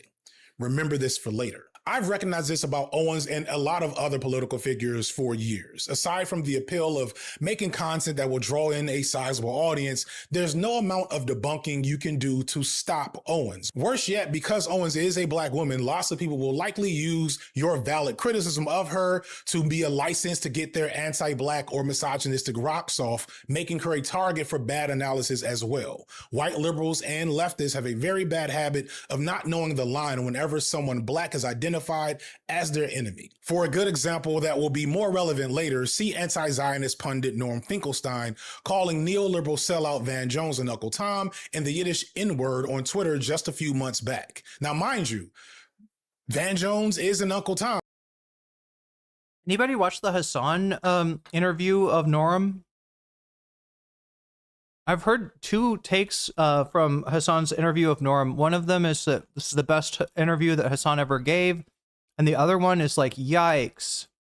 Yikes. Fucking yikes. It can both be true. Watch parts of it.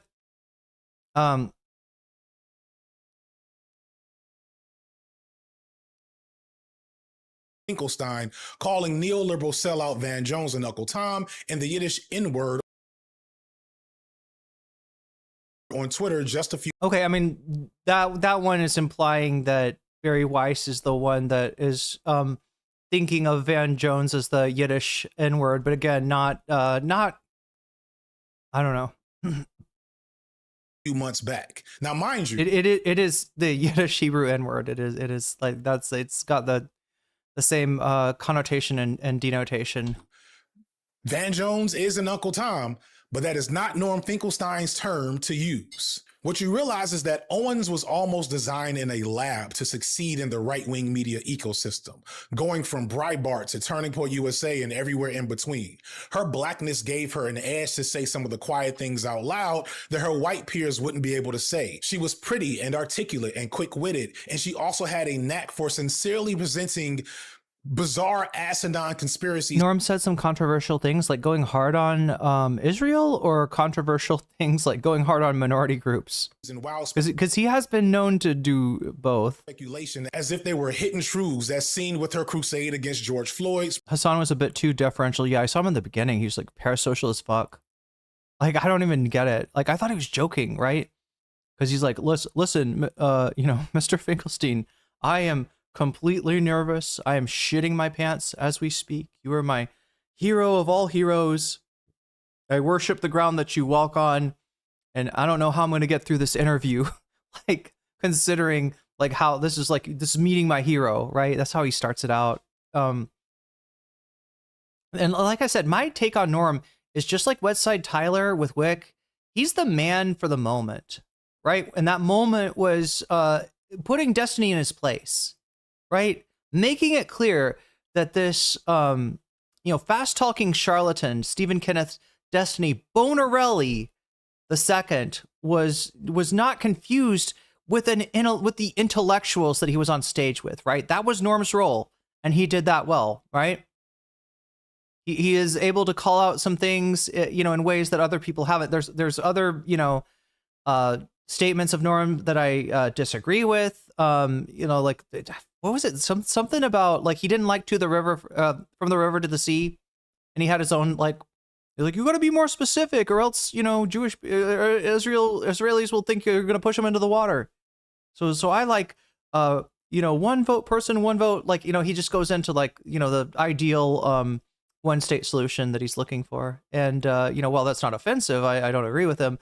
Other things that he said, particularly like about trans people prior to October 7th, are indeed verifiably yikes. And I'm wondering if any of that slipped through on Hassan, because the worst thing that he could do is kind of put Hassan in a place where he does not want to criticize his hero, but his hero's being a bigoted dickhead. And Norm is a bigoted dickhead. All right, straight up. Norm, he called Trump the R word. I guess I've heard a lot of Republicans do that recently too. There was no transphobia. Okay. Spreading the theory that he died from a fentanyl overdose that still plagues his story. Yeah, he doesn't really talk about trans people as much anymore. To this day. George Floyd was not an amazing person. First and foremost, George Floyd at the time of his arrest was high on fentanyl, and he was high on methamphetamine. This came back in both of his autopsy reports. In 2020, she had probably her biggest glow up when she joined Ben Shapiro's Daily Wire. I love this conservative reconstruction of history where BLM was about reifying George Floyd, looking at him as like a transformative figure of civil rights on the level of MLK, or it's just that's not what it was about. Nobody, even somebody that, you know, is high or whatever, or is no angel, like, nobody fucking deserves that, to get that done to them. And disproportionately it happens to black people. That's what it was about, straight up. Norm did sound a bit chuddy talking about woke culture, and Hassan gave a little push back at a few times, which is weird because Hassan sometimes will talk about, oh, what is it, identity politics, but generally it's in the Chapo sort of way, which is not without danger, which is not without hazards, right? Hillary Clinton disingenuously used like identity, you know, her identity as a woman, the perception that Bernie's voters were white and her the black people liked her better or something. She did use that as a fig leaf over her policies, which really help neither identity group, right? And that's appropriate to call out and criticize that bullshitting of of the using intersectionality, or a false intersectionality, I'll say, as a cudgel against your political enemies, right? That does need to be called out. Unfortunately, I feel like people went a little too far, and like when Hassan is like, oh yeah, these standpoint theory people, oh god, these woke point 1.0, I feel like he's like, you gotta reserve your fire for what you're aiming at. And I feel like Hassan hits more than he's aiming at, sometimes a little bit, not like Norm, not where he's got a fucking chip on his shoulder about cancel culture or anything like that, but yeah, in the same way that Chapo did, right? Because Chapo was the target, honestly, of a lot of the Hillary. I mean, Bernie was the main target, right? But Chapo was used, I guess, as a tackling dummy in the Hillary Clinton thing, as the symbolism of the Bernie bro, the symbolism of the misogynist, and so yeah, like, you got to keep both things at your mind at once, right? Bad faith actors like Hillary Clinton will try to misuse notions of intersectionality, notions of oppression of marginalized people. And at the same time, you're not against liberation of marginalized people. There's nothing wrong with that. It's not fake, woke, performative, blah, blah, blah, whatever, right? It's real. It's the most real thing about the movement. And any attempt at a liberatory movement that does not embrace, all of the people that are under the thumb of capitalist, misogynistic, white supremacist culture, if they're left behind, you don't have a movement. You failed. You fucked up. If to make your movement, you gotta tell black people to shut the fuck up, sit down, and wait your turn. You have failed as a movement, right? That is a fail status, okay? And if you respond to the disingenuous, narrative that, like, actually black people love these centrist candidates and they don't want to hear about your, DSA and yada, yada, yada, like, if you respond to that, well, fuck them anyway. They don't know what's good for them, right? You're sounding a little bit racist yourself. Can I point that out? Yeah. So yeah, don't fall for that shit. Don't take the bait. Stay strong, stay in solidarity.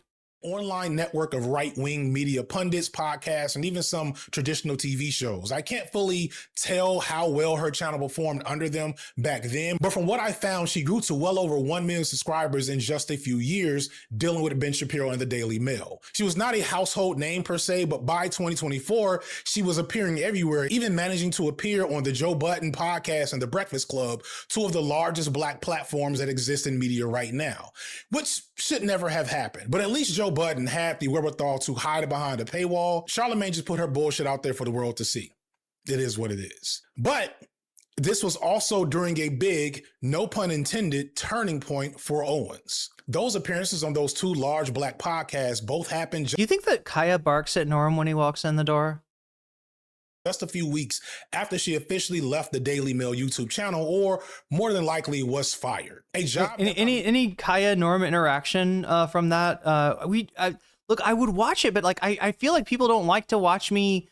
I mean, I guess it's a very long watch, first of all, and you know, I'm gonna agree with Hassan and Norm. I'm guessing on most of the stuff that's discussed there. I don't know if that's good content for people.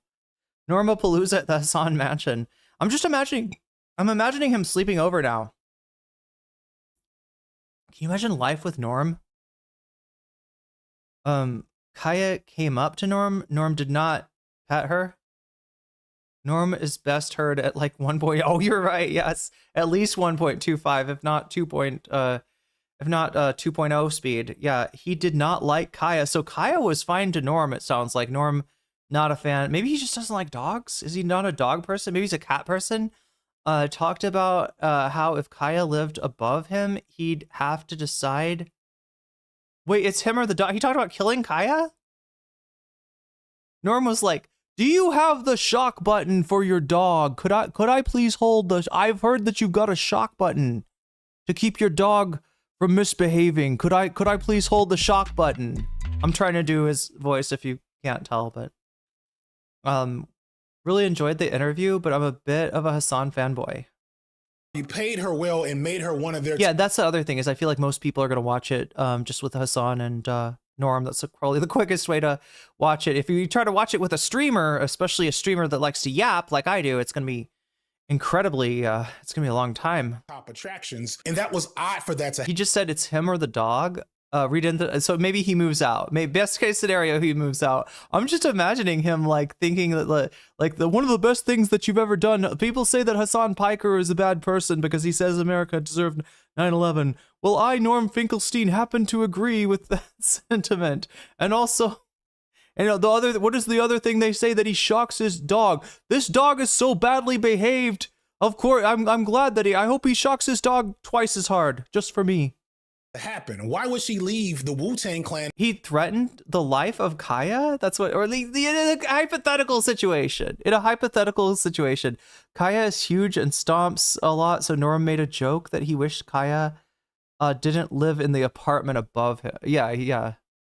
I mean, I don't think he really, is trying to abuse Kaya or anything like that. But I could imagine him buying into the the Dogtober 7th.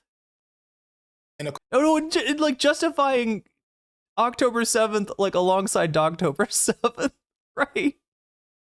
No. Okay. This is my headcanon, chat. None of this stuff is real. Also, people in chat keep on saying Norm. For some reason, I keep on thinking of the new Norm. That show, that horrible AI show with Elon Musk and I don't even know who else behind it. He's talking about living in an apartment underneath her. Okay, so he's not gonna kill. It's her or me, though, he says. Anyway, I wasn't really trying to put that evil on Norm, but I do find it funny that he doesn't like Kaya. I do find it interesting. Conservative punditry. It's pretty easy to understand, really, but before I explain it, I do need to make one thing clear. This video is not about Candace Owens. Yo. Gotta pay attention. The Israeli-Palestinian conflict, and for 4 generations, your boots up on their neck. Okay, anybody know who's... Wait, maybe maybe FDE lists this. I just want to make sure, chat, because I keep on getting copyright claimed by shit. Because on the... Okay, can we find out who did the song? Music from Square Symbols. Morning...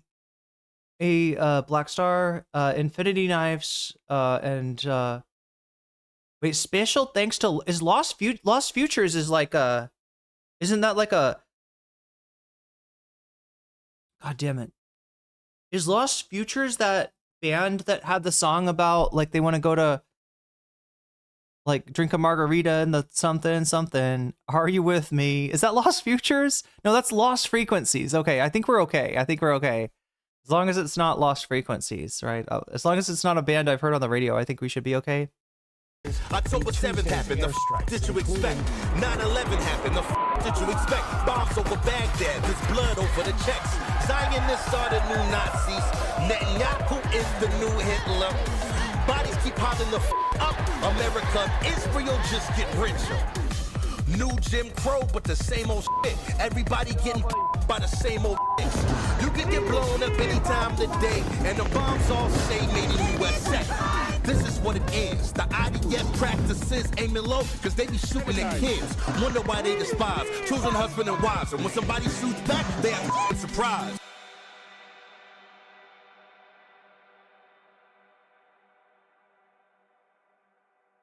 The bottom line is there is no safety. I can die at any moment. Like I can even die in my house, like 50 meters to my right here.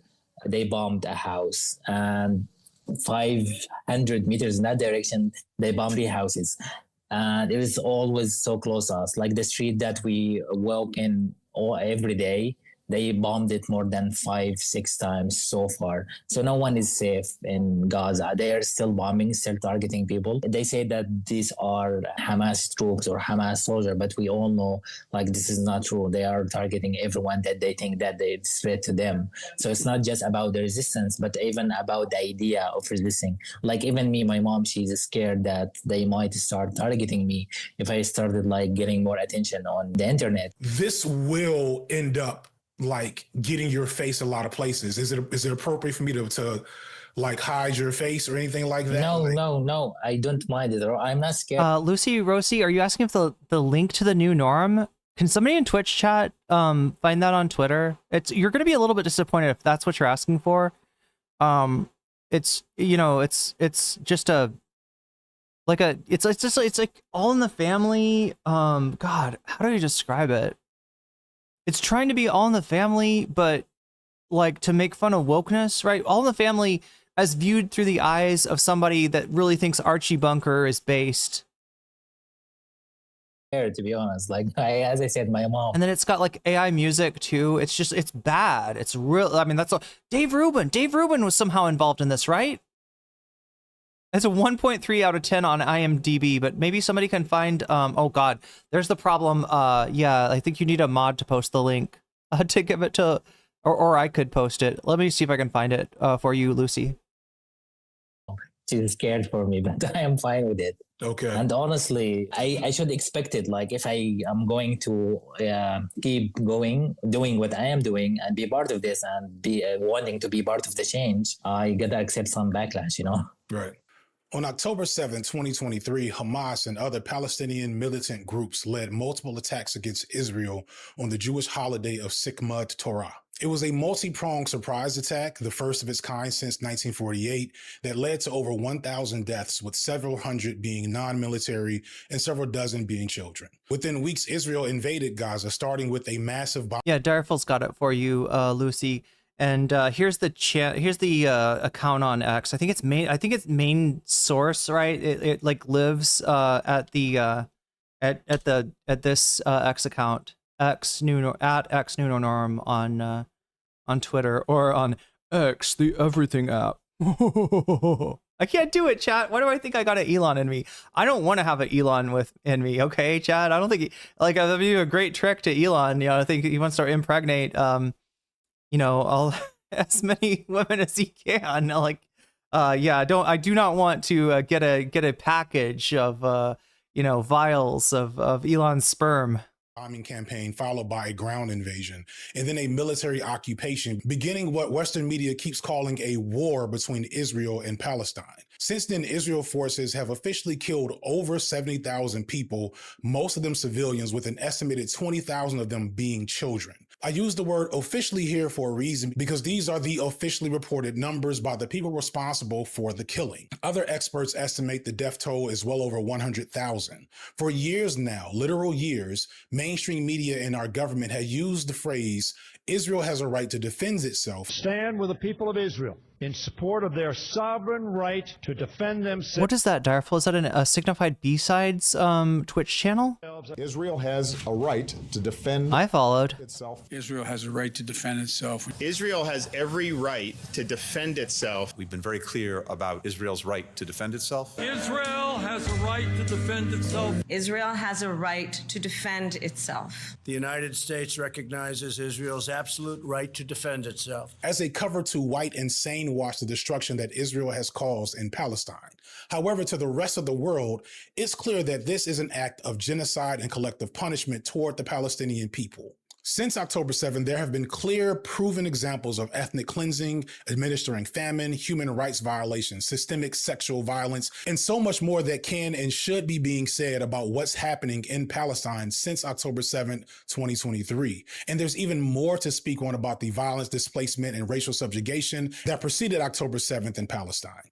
You got that lawn in you, yeah, apparently. Said it would be irresponsible of me as a non-historian and a non-expert in a very large and complex topic to attempt to explain this story that's well over 100 years in the making.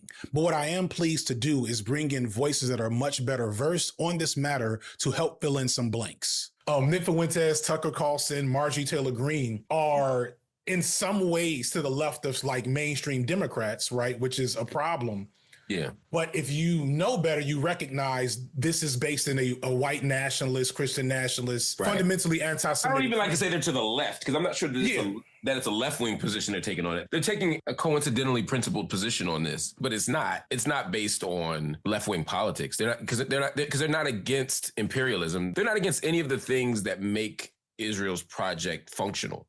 Right. They're fine with all those things. They just don't want it there for the reasons that they believe. The perspective that I come from and the perspective that I adhere to is that I grew up my whole life.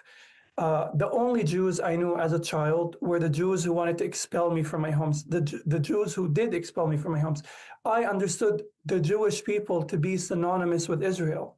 And I found it admirable that despite all of this, despite them marching under a Jewish flag, despite them adorning their military garb with the Star of David, I found it so admirable that I was able to divorce Judaism from Zionism. And if anything, me and the rest of the Palestinian people need to be applauded for that, not cornered and interrogated further. Right?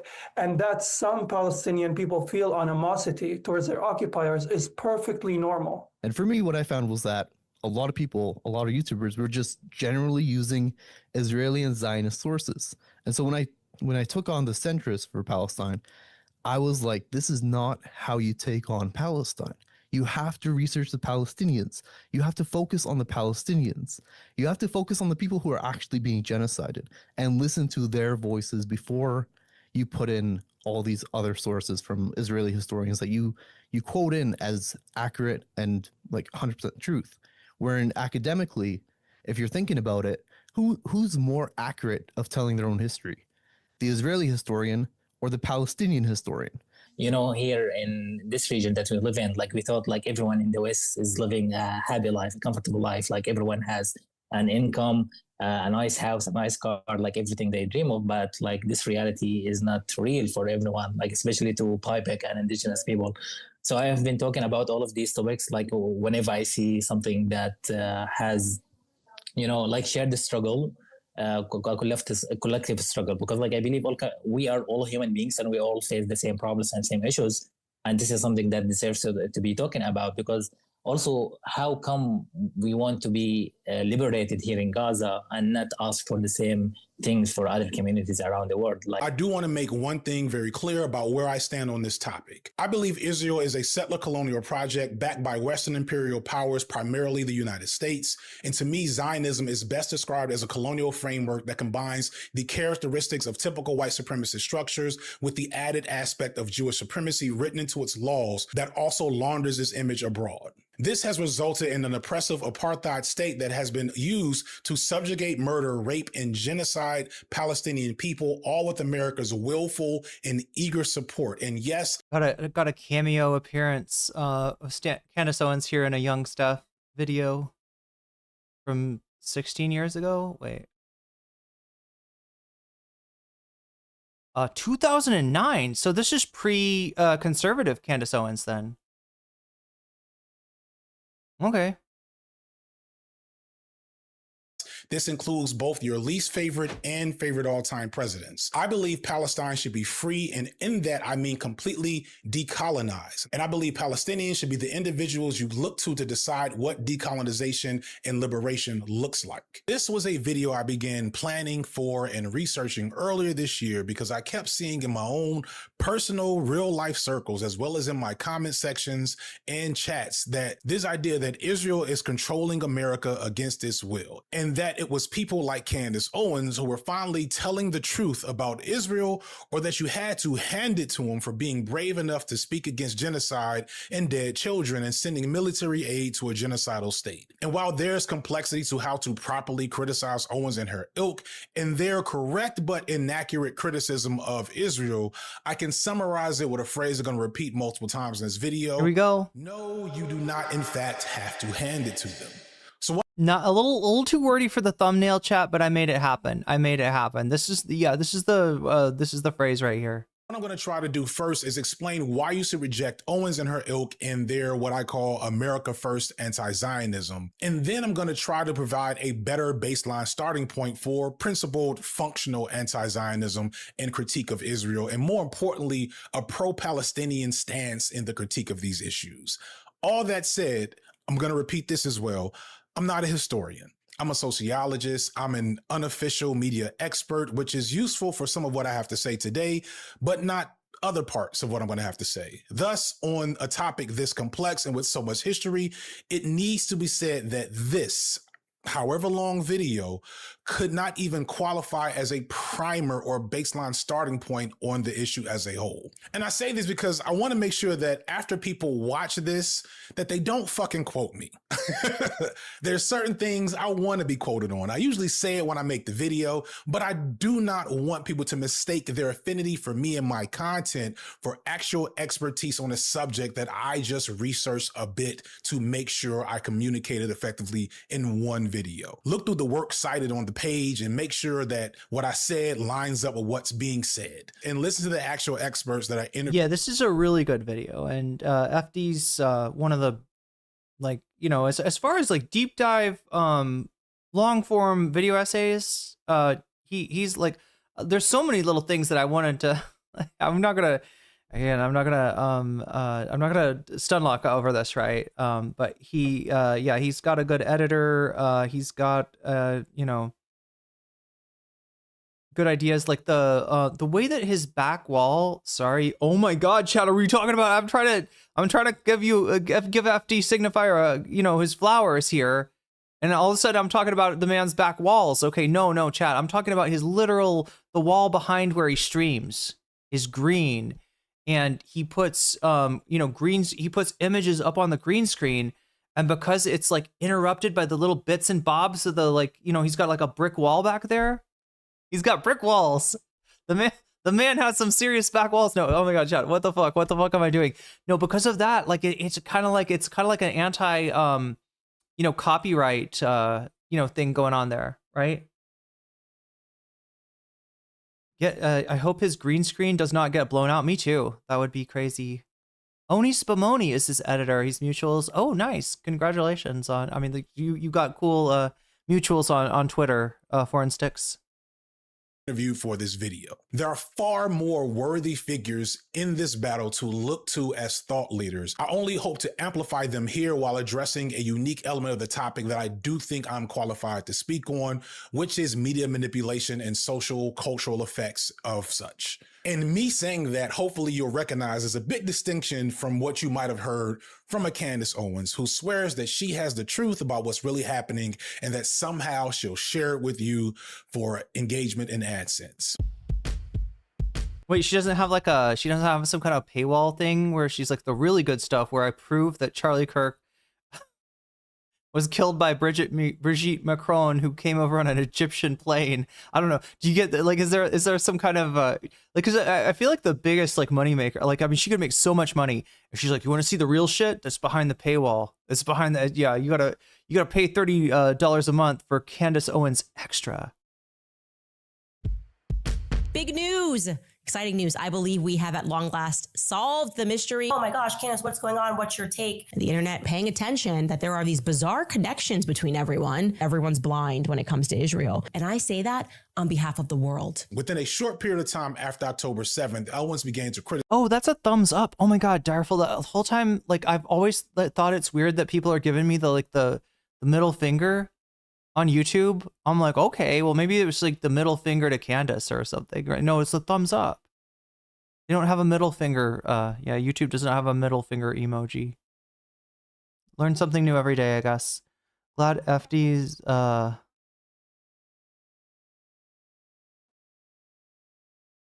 Oh yeah, become caught up in the drama. I feel like there's some new I feel like the current Bad Empanada drama has moved on to Dead Domain or something.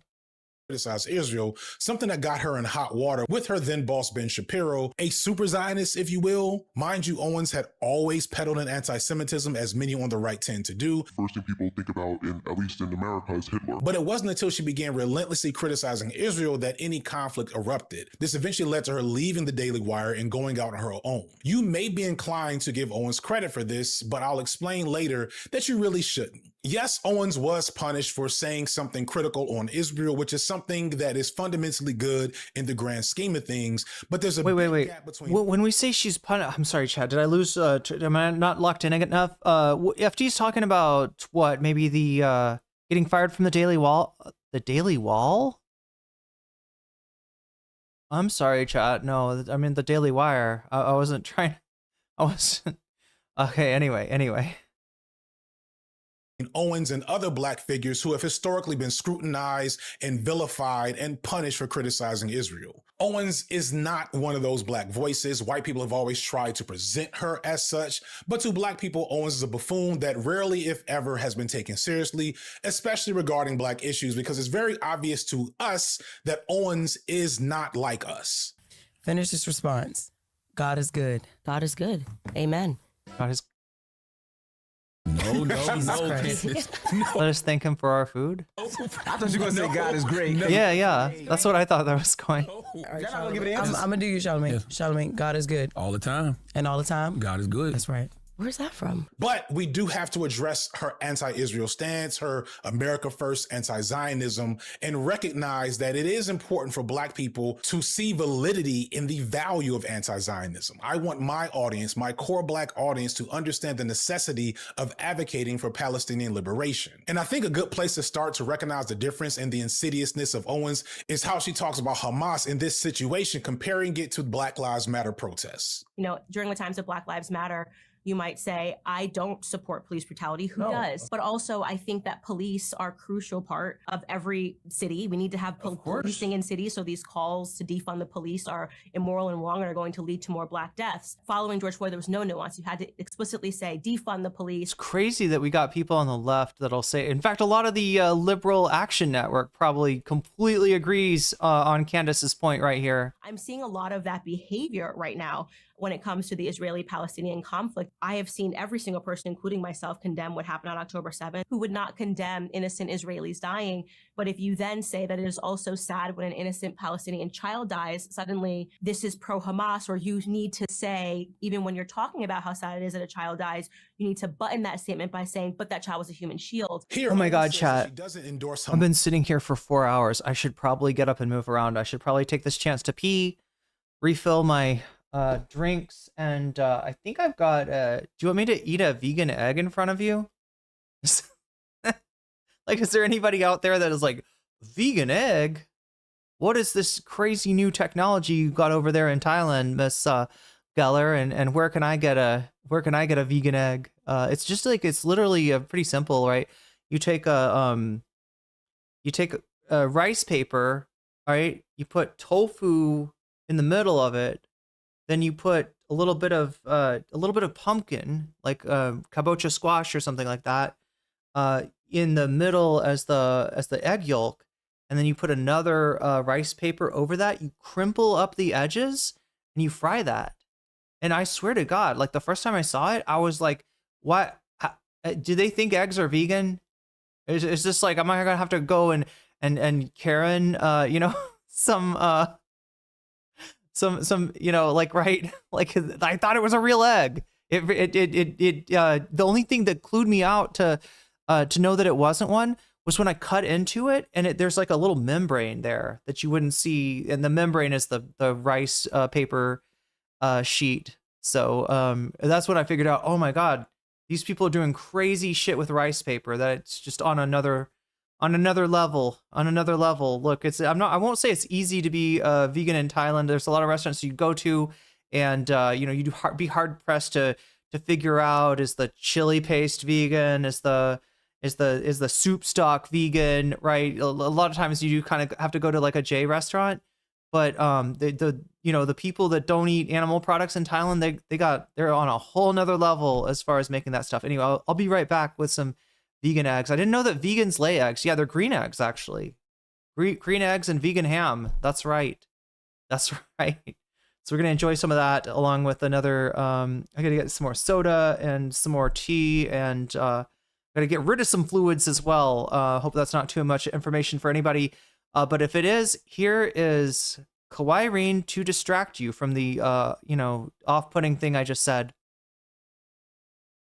Hamas the same way that she doesn't endorse defunding the police, presenting them both as common sense stances to take. In the same breath saying she doesn't desire police brutality, nor does she want to see dead Palestinian children. From a normie and non-radical, non-critical perspective, who could argue with the way she's presenting this? No one wants to see police brutality. No one wants to see dead children. However, we have more than enough evidence, both historically and academically, to show that policing as it exists in America, unchanged, will never not lead to police brutality. It is woven into the DNA of America's concept of policing, which comes from slave cultures. I already made a video about it. I'll leave it in the description. But as for Hamas, well, I think it's sensible to say you don't desire for anyone to be killed on October 7th, especially young people at a concert. You also have to recognize that regardless of any rightful criticism of Hamas's tactics, they don't exist in a vacuum, nor did they magically appear on October 7th to launch that attack. Hamas was the last entity left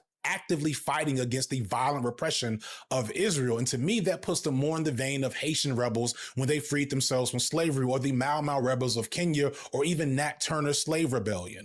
All involve similar acts of violence, but not senseless violence. It's more accurate to say that that was decolonial violence in the name of liberation and decolonization. And decolonization tends to be a violent endeavor, no matter who does it or where it happens. And if you don't acknowledge the righteousness of anti-colonial violence, then it's similar to saying all lives matter when people say Black lives matter. And this is pretty consistent whenever the American right tries to address oppressed people in any meaningful way. History would be like, Palestinian nationalism is rooted in Nazism.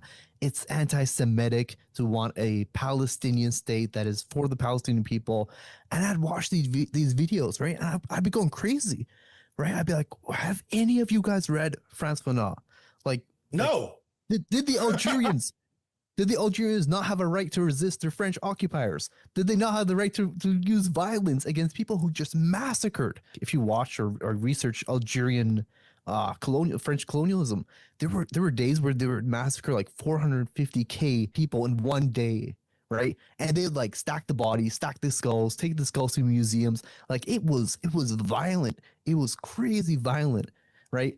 And if you look at that in the genocide of Palestine, in the occupation of Palestine, in the colonization of Palestine, and they'd be like, no, violence here against their colonizer is anti-Semitic because their colonizer is Jewish. And it's crazy. It's crazy when you watch those videos, and they call it out for anti-Semitism, where it's like you have a colonizer who is Jewish and you have Palestinians who have to resist and attain liberation from their colonizer. I bring up legends like the Mau Mau and Nat Turner because I want my core audience, my core Black audience that might be struggling to contend with what I'm saying, to understand the necessity of Palestinian liberation. And this is important because since and before the 2024 election, the plight of Palestinians has often been pitted against the plight of Black Americans in insidious and unproductive ways. After Kamala Harris lost the presidency, there was a social media backlash from many Black Americans against the pro-Palestinian movement that was really just disappointing for me to watch. And I say that as a person that did hold my nose and vote for Kamala Harris. The presidential election was a legitimate no-win situation, so I could forgive the heightened emotions a lot of Black folks had as we faced down a second Trump presidency. However, a year later, the same issues reemerged when Democratic darling Jasmine Crockett ran in the Senate primary against James Tallarico,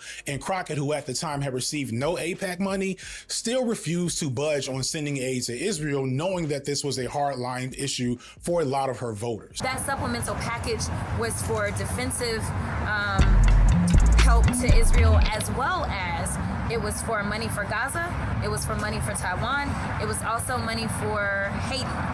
And so yes, I voted for it. This eventually led to her losing to Tallarico, who wasn't that much better, but at least presented himself as amenable to refusing aid to Israel. However, in the aftermath of even that a year later, there's still this sense of bitterness amongst Black liberals.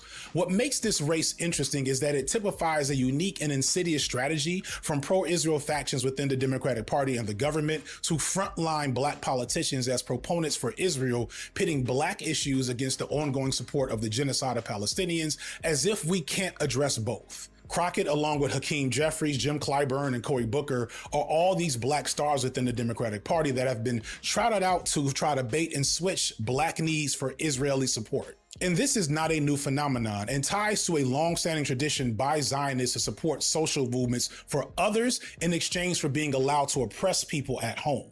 Martin Luther King even seemingly sided with Israel and Zionism during his heyday, often repeating similar talking points that we hear today. The whole world must see that Israel must exist and has a right to exist, and is one of the great outposts of democracy in the world. There's even an essay attributed to King titled A Letter to an Anti-Zionist Friend, published suspiciously a year after his death by the ADL, or the Anti-Defamation League, a prominent Israel think tank and lobby. And in this letter, King allegedly pairs the phrase anti-Zionism is anti-Semitism. This so-called letter is widely considered fraudulent, and while King was nominally pro-Zionism before he died, it's highly unlikely that he'd have remained as such as Israel developed into the apartheid state that it would become. And even during King's time, despite the fact that he was being propagandized, he recognized the fissure at the core of Israel and the superpowers that enabled it to exist in the way it did. The following coming from a confirmed speech from the book, The Radical King. SCLC and Dr. King have repeatedly stated that the Middle East problem embodies the related questions of security and development. Israel's right to exist as a state in security is incontestable. At the same time, the great powers have the obligation to recognize that the Arab world is in a state of imposed poverty and backwardness that must threaten peace and harmony. Until a concerted and democratic program of assistance is effected, tensions cannot be relieved. Neither Israel nor its neighbors can live in peace without an underlying base of economic and social development. At the heart of the problem are oil interests. As an American Jewish Congress has stated, American policies have been motivated in no small measure by the desire to protect the $2.5 billion stake which U.S. oil companies have invested in the area. Some Arab feudal rulers have no less concern for oil wealth and neglect the plight of their own peoples. The solution will have to be found in statesmanship by Israel and the progressive Arab forces, who in concert with the great powers recognize that fair and peaceful solutions are the concern of all humanity and must be found. There is zero good faith analysis of King's work in history that could arrive at him remaining in favor of Zionism over the course of his life, had he lived long enough to witness Zionism's crimes against humanity. Historically, Jewish Americans and Black Americans have a complex relationship due to often sharing space in ghettos and urban environments. This has led to American Jews being stalwart allies to Black people in our times of need, but also outside of those times of need, being left in a prime position to exploit Black people. The ADL is a perfect example of this, as they were key supporters of the civil rights movements of the 50s and 60s, but also engaged in direct targeting against more radical Black leaders such as Malcolm X and King's one-time right-hand man Stokely Carmichael, aka Kwame Ture. Malcolm was an anti-Zionist from the beginning, and in particular began to lean much harder into leftist ideology after visiting the Middle East, which refined his critique against Israel. Did the Zionists have the legal or moral right to invade Arab Palestine, uproot its Arab citizens from their homes, and seize all Arab property for themselves, just based on the religious claim that their forefathers lived there thousands of years ago? Only 1,000 years ago, the Moors lived in Spain. Would this give the Moors of today the legal and moral right to invade the Iberian Peninsula, drive out its Spanish citizens, and then set up a new Moroccan nation where Spain used to be, as the European Zionists have done to our Arab brothers and sisters in Palestine? In short, the Zionist argument to justify Israel's current occupation of Arab Palestine has no intelligent or legal basis in history, not even in their own religion. Where's their Messiah? Malcolm died before he could continue down his leftward path. However, his influence on the Black radical tradition influenced Kwame Ture and Huey P. Newton and other advocates that clearly saw alignment with Palestinian causes as necessary. And I bring this up not just because I think it's necessary to recognize the plight of Palestinians as being worth our attention and empathy, but also because it's clear then and now that our struggles are connected. Huey P. Newton explained this connection between various oppressed people across the world through the concept of internationalism. We saw that it was not only beneficial for us to be revolutionary nationalists, but to express our solidarity with those friends who suffered many of the same kinds of pressures we suffered. Therefore, we changed our self-definitions. We said that we are not only revolutionary nationalists, that is, nationalists who want revolutionary changes in everything, including the economic system the oppressors inflict upon us, but we are also individuals deeply concerned with the other people of the world and their desires for revolution. In order to show this solidarity, we decided to call ourselves internationalists. You know, I come out of the Black radical tradition. I am a child or a student of Malcolm X. I'm a student of the Panthers. I'm a student of SNCC. And those traditions, yeah, they stood in solidarity with Palestine.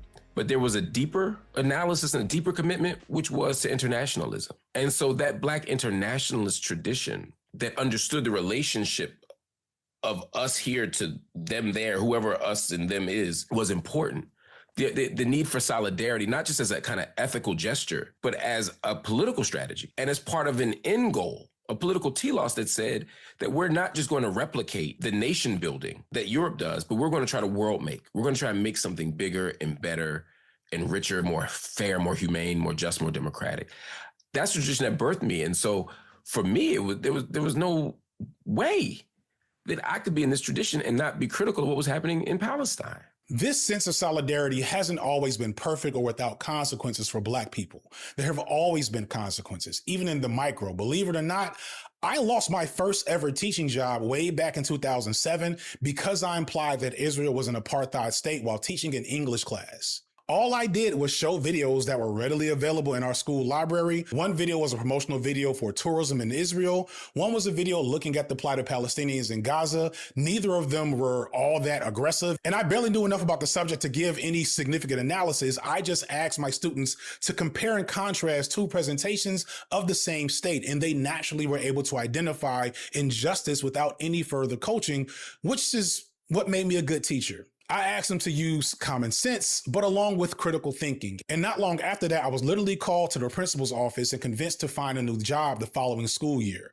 Ironically, the principal, after telling me that I was going to be given a clean release, he still put a negative report on my teaching certificate that eventually derailed my entire teaching career, which ultimately brings me to YouTube. So shout out to Principal, you racist, lying piece of shit. You helped make this possible. Fuck you. And so finally, when I gave a speech at the United Nations at the International Day of Solidarity with Palestinian people, the next day I got a phone call from CNN telling me that I was fired. They said my speech did not align with their values. When I asked what I said or what they did, they just kept saying, we can't tell you, but it didn't align with our values, which is true. Accurate. They wasn't lying, right? We ain't had the same values, but it did more than just cost me a job. I almost got fired from my job at Temple University, even though I was tenured. They censured me. The board of trustees said that I had committed the worst, moral transgression he'd ever seen. Damn. He was Bill Cosby's personal attorney, by the way. You can't write this shit, dog. And I was banned from universities for years. And I'm able to speak at universities now. Right. But it's not about the money, but I lost millions of dollars. Yeah. My career's never been the same. I'm still in TV jail. Yeah. All that said, it feels like the days of Black people or any. Sorry for taking so long to get back, chat, but I lied. I also made myself a little coffee. It's a third cup today. I think that's okay. Is that within normal limits, chat? How many cups? Type in chat. How many cups of coffee do you drink per day on average? How many coffee? How about like an upper limit, right? What would you say is like the max, right? Like 3 to 4 is 3 high? Am I, because like I was like a coffee overuser for the longest time, and I've broken myself of that habit for the longest time now. I've been having like 1 cup of coffee, but I don't know if it makes, I don't know if I can really flex that, chat, because look at what I'm drinking over here. I'm always drinking some green tea. I have no idea how many cups this counts on, because what I do is I put like I put some tea in the cup in the morning, and then I just refill it and refill it and refill it, right? I just, it's generally with green tea you can, and this isn't like really good green tea, or sorry, it's not expensive green tea, but it is really tasty though. But yeah, supposedly the high quality green tea you can just keep, you can have like, and I'm just like, how many cups is that? Like, what's the equivalent, right? If I'm drinking green tea, but it's the same tea leaves like all day, am I having, if I drink 6 cups of this, am I having 6 servings of, it's probably not, it probably dissipates, right? Wouldn't you think? Yeah, the half-life or something, the leaf aqueous immersion or diffusion, yeah, equivalent thereof, right? Of a half-life. 0 to 1, it has to be before noon. Yeah, some people say that. Some people like say any coffee, too late in the day. 3 gets me shaky. Okay, well, I'm trying not to get shaky here. But if you do feel a little bit shaky, or if you're worried that I might be getting shaky after drinking 3 cups of coffee, feel free to post your shaky gurgas in the chat. I feel like, did we figure out how to do that on YouTube? Does it work on YouTube? Or do you have to, I guess everyone would have to have what, the BTTV plugin? That's where, there he is, there's Shaky Gurga. Yeah, this is what I get like when I drink too much coffee. I get kind of shaky in my Gurgas. And he does look a little dyspeptic, does he not? Give me 6 to 8 cups, yeah. What is that? Like, okay, wait, 6 to 8 cups? Is it 150 milligrams per cup? I used to know the exact amount of, I guess it's an average amount of coffee or the amount of caffeine in a cup of coffee.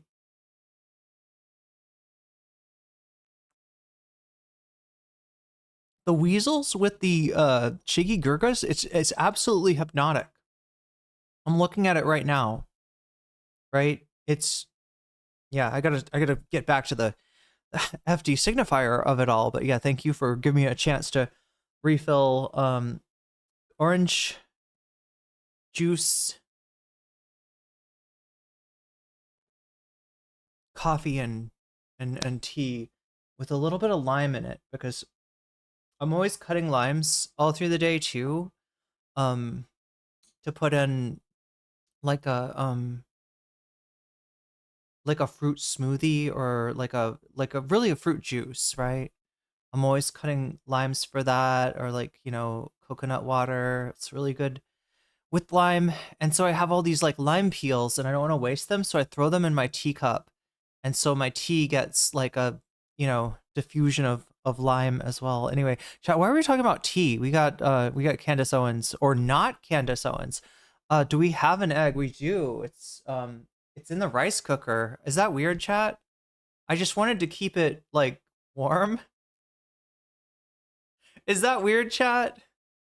That I got an egg on top of the rice in the rice cooker? Is that a weird thing? But I'm not weird for drinking 3 cups of coffee a day, right? That is the one thing that I gotta be certain about. Egg is acquired. Yeah. I'm looking at it. I'll get that out in a second. Never seen such a medium, and no none on coffee or tea. One being persecuted for having a stance against Israel or against Zionism, the days of Lupe Fiasco derailing his career for criticizing the bomber of Gaza, those are long gone. If Lupe wanted to return to that political position today, he'd be mostly celebrated. For the longest time, no one has been safe to critique Israel or Zionism, no matter who they are, black or other. Be various, depends on the size of the cup.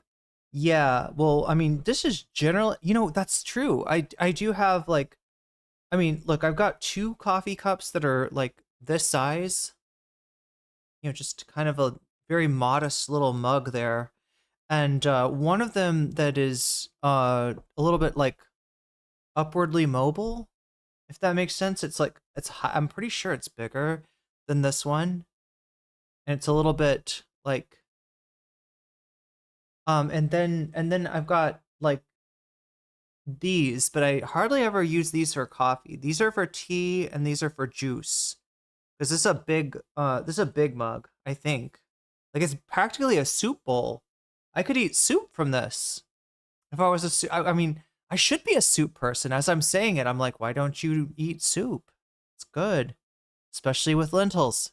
Like, coming back for the, what do you call it in comedy? The callback. Yes, we callback from the beginning of the stream. Anyway, chat, yeah, we're 3 hours and 40 minutes left on the timer with 215 out of 300. And what do our bonus content prospects look like? 81 votes. Okay, so we're approaching 100. And look, if we can get 100 votes, I think we can get 100 likes. I think that's possible. I like a Roy. Is it called Rooibos or Ruib? Wait, what would it be? It would be Rooibos, right? Or is it a Rooibos? Is it 1, 2, 3 syllables, or is it 2 syllables? I gotta make soup. I got a whole bunch of celery in the fridge. Oh my god, have you ever had celery root soup? Celeriac, which sounds like a disease of the, intolerance towards wheat products, but no, this one is a root that grows in the ground underneath celery. There's a big ass root, a chonker of a root, right? It's almost like it's a bulbous kind of root, isn't it? And yeah, that shit is so good. It just melts right into the soup with some carrots. And oh my god, chat, why are we doing a cooking show? Why aren't we doing a cooking show? That's the better question. However, that's what I want for my podcast. I want my podcast. I want to find somebody else that's into cooking weird vegan stuff and do a podcast that's about cooking. The live streaming of this genocide has altered this reality. People are being confronted with the reality of what the Zionist project is and has always been. Images of dead children, the tons of rubble that used to be a city, the evidence and accusations of systemic sexual assault, the barbaric and violent rhetoric being used by Israeli citizens and leaders alike, the killing of journalists in broad daylight, and so much more. It's inevitable that cognitive dissonance was set in, and Fast and bulbous. There we go. The end result of nearly we're gonna have a cook-off of like who can cook the best roots. Like who knows about the best? There's so many different roots that grow, Chad. And like, what can you eat the root of? What should you not eat the root of? How is the root prepared? It's a big question. Wherever you go, there's a root that you can eat, but you have to know how to eat it. Otherwise, like, what is it? Cassava, right? You can like really hurt yourself if you mishandle cassava. If I'm not mistaken. Also, okay, maybe this is a weird thing, but chat, whenever I eat cassava root, I got weird reactions. Right? There was at one time I found this wrap, right? That was gluten-free and it was made of cassava root. And it was like my favorite thing. It was so good. Like you could just cook it up and eat it with hummus, and it was so good. My favorite thing to eat with hummus, but apparently like the cassava root does not like me the way that I like cassava root. And I had like my legs swell up or something, right? That's an alarming symptom, right? If you know your differential on that one. That's you don't want to have a leg swell up, but I think as soon as I stopped eating it, it stopped doing it. I was also living in a really fucked up apartment at the time. I always wonder, is there something about that apartment that just made me sick? Because I had a really bad earache the day that I moved in, and I was like moving in all of my stuff with like this horrible pain and stuff. And then yeah, that shit happened. Oh wait, no, was that? Oh my god, chat. Let's talk about my medical history later. We got some FD to signify. Years of human atrocity streamed directly into people's computers and cell phones has completely altered the American opinion on Israel. In fact, I think it's safe to say in 2026 that being anti-Israel is a popular position to hold. And this is despite the fact that our mainstream media and politicians have been lying to our face about the reality of what's happening in Gaza, asking us not to believe what we're seeing with our own two eyes. The incongruence of our media's message with the reality we can see has left most Americans, regardless of their political affiliation, confused and looking for answers. So in the absence of a logical explanation for what we're seeing, many Americans have resorted to seeking the wisdom of the only true honest voices left in the equation. Bro podcasters. I feel like this Twitter, internet drama. Oh my God, that is actually Eminem, isn't it? I don't think that is that like a close approximation? Was it like the same harpsichord riff, but like, I don't know, a sixth instead of a fifth? They changed the interval of one of the parts of the melody, or the arpeggiation, whatever the fuck you call that. Do people eat dandelion? Yes, they do.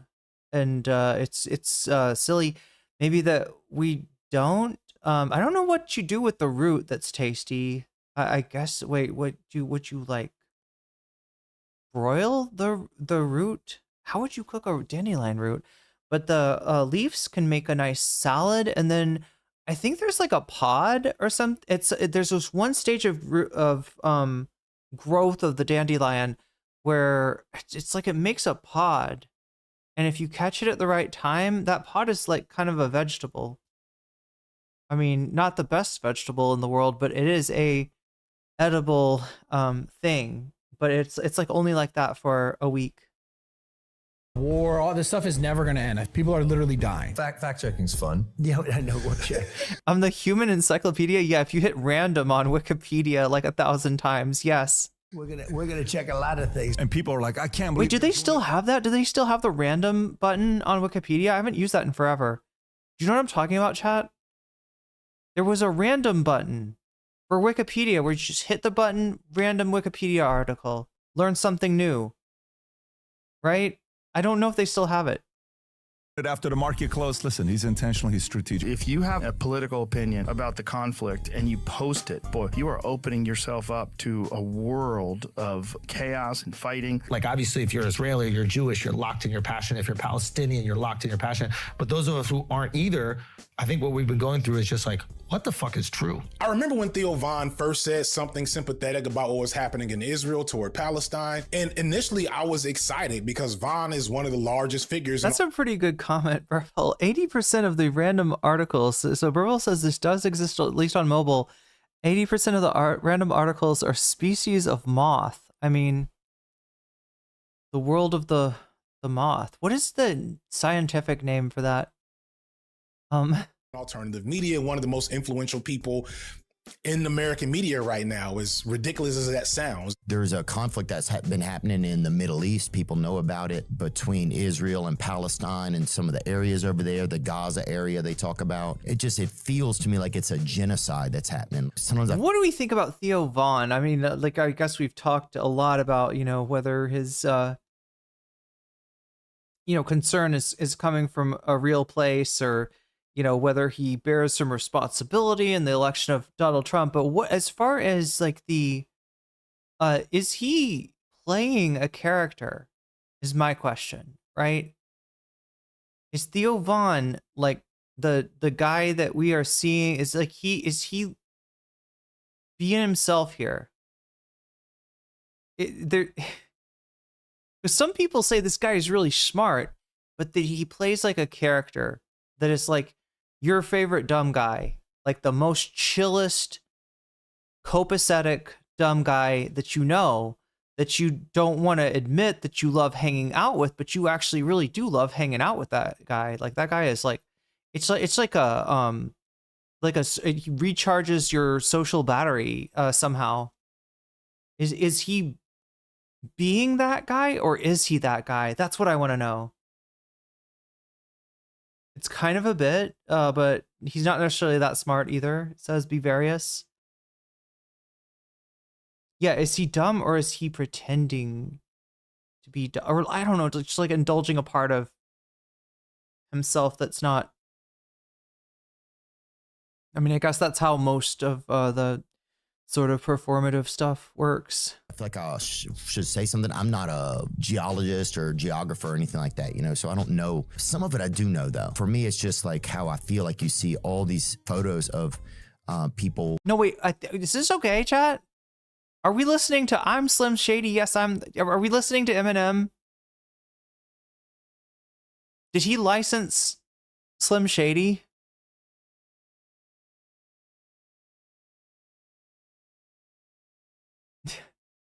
I hope not. God. I mean, it's looped at least, right? It's not it might be the sample or like a loop of that song, but it's not like I'm not gonna hear Eminem, even though yeah, Theo Von is the real Shady, actually. Just children, women, people, body parts, just people like putting. That's gotta be the fucking song. What the fuck? What the fuck? Kids back together, and I just can't believe that we're watching that and that more isn't said about it. This eventually also spread to his peers such as Joe Rogan and Andrew Scholes, to the point where we now have Shane Gillis making jokes about it at the Kevin Hart roast at the expense of Chelsea Handler. Chelsea is a Zionist. I mean, speaking of dead kids, I hope the layers of things and the pausing or something, I don't know. Like, do you think I'm gonna like write Eminem's people like a dispute and cite the Denham's case, like name the like case number? kids, she's a big fan of abortions. Chelsea's been scraped more times than the grill at Benihana. Doesn't that song literally have Eminem talking about saying like something abortion? And Shane, just so you know, Judaism and Zionism are two different things. Kind of like how Chinatown and Koreatown are two different things, but your favorite slur works in both places. I don't know, it's weird, and it's like the best we got, which is really fucking awful. With the media failing to be... Wait, if it's like licensed, doesn't it say it in the thing, chat? I'm sorry, I keep on distracting you. Let me just read you the poll. Right now, Ethan's still suing iDubbbz is in first place. I didn't do that earlier. I told you this, there was 81 votes. I didn't tell you what the votes were for. Second place, Sloptuber goes mask off. Which Sloptuber is it, though? Third place is Pisco debates Destiny's BFF, Mr. Mouton himself. The half sheep, half man. He's like a thing out of the... What is that game? Catherine, yeah. I think he did a cameo in Catherine.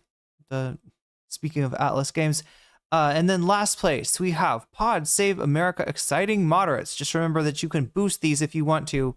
If you've donated or if you want to donate, you can let me know in the chat which of these topics you want to see, and I will put your money where your mouth is, which goes right up there where everything says 0%, 0%, 0% right now. But I suspect it shall not stay that way. About what's happening, you go to YouTube, and on YouTube, does he do that? Maybe he just like long-term bought the license for this. Maybe this is like the perfect backing track for FD Signifier. FD use of music is a massive rabbit hole. Even the video originally had a different intro that got clapped by content. This video got clapped by Content ID. I think the commissions music from smaller artists to get songs that have a similar vibe, but that has oh, I see. So yeah, you fly too close to the sun and you actually get like they try to burn you. Unless you're stuck in the left tube bubble, when you start researching what's going on in Israel, you get a ton of anti-Israel media from right-wing channels or quasi-right-wing channels, many of them with huge platforms and large viewerships. The brosphere, if you will, has clearly turned against Israel, as have many of the aforementioned far-right political figures like Owens and her peers. And just by the sheer level of their reach and influence, it's undeniable to say that they are responsible for the popular shift in view of Israel that began happening in 2025. The current... Why am I grooving out to Eminem? That should be a crime. That should be an infraction of some kind. If there really was cancel culture, I would be canceled right now. the cringe police would come by. Let's not.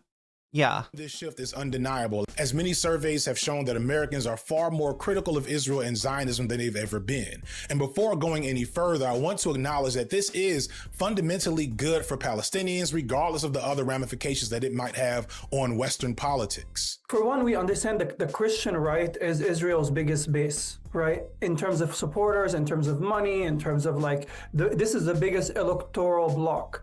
So if we are looking away from the ethical and the political issues with the rise of this anti-Israel right, strategically speaking, it's great because it is really Israel's biggest voting bloc in this country. It is a bop.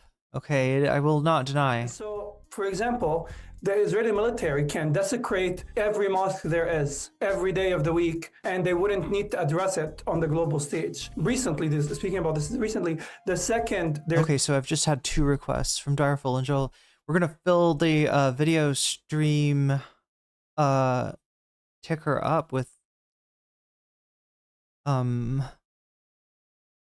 Is it... What? Is this right? Wouldn't it be 666? I think that adds up to 666. That's an interesting number. Good thing I'm in Asia, where all I've got to worry about is the number 4. There's a video of Israeli settlers spitting on Christian tourists or spitting on a church. The second, there's a video of Israeli military raiding a church. You see Benjamin Netanyahu himself addressing the Christian nation, reassuring them that Israel is a beacon of light and democracy and love for all people, especially Christians, because they understand that they are losing footing. Did Hassan? No, Hassan has not watched this, right? And I think that is important. Hassan has not watched this, has he? Important, right? And that is good. But that does not mean that there's a wholesale embrace or partnership or coalition to be created with the anti-Israel right, because it's not the anti-Israel feelings that are being created are not necessarily, and this is, I don't want to generalize, obviously, but my sense is that they're not necessarily centered around values and principles that are pro-Palestinian or anti-racist. Rather, they are chauvinistic in a lot of ways. They are nationalist in a lot of ways. This is about maintaining, U.S. independence, maintaining U.S. domination. It's about maintaining Christian domination in a lot of ways. And that is problematic, and that cannot be glossed over. However, when it rains, you have to take a raincoat. Isabella Music, hello from Sweden. Sawadee ka, Sweden. I said earlier that being anti-Israel is now a popular position to hold, but I think it's more accurate and telling to say that it's a populist position. But populism, while a useful and powerful political tool, tends to have no conscience and probably can be more easily used by the least scrupulous of political figures than by those with actual good principles. Populism is why Bernie Sanders, for example, for better or worse, a bird. He was able to reanimate the American left in the mainstream in 2016. But that same type of populism also got Donald Trump elected in 2016 and in 2024. Anything from saying Black Lives I don't know about that take. Matter to anti-vaxxing can use populism, and this paradox brings us back to... It's definitely not a virtue on its own. It's more like a description of, Candace Owens. As I mentioned in the last section, Candace Owens left the Daily Wire, which at the time was seemingly flying pretty high as an independent network backed by millions in conservative think tank dollars. But things started to change over the course of the latter part of 2023 as Israel began its public genocide and ethnic cleansing. Recognize that Americans opposed the genocide almost from the beginning. It was never all that unpopular of position, but the greater shift to being legitimately anti-Israeli across the board in America hadn't fully set in yet. But many on the right, especially those of Christian nationalist inclinations such as Owens, immediately recognized this as an opportunity to mainstream certain ideologies as well as build brands and maybe even political power. Owens, along with other far-right figures such as Marjorie Taylor Greene, Nick Fuentes, and Tucker Carlson, over the course of the last 18 plus months began to openly and loudly be critical of Israel, as well as break away from the MAGA movement they had once been extremely loyal to.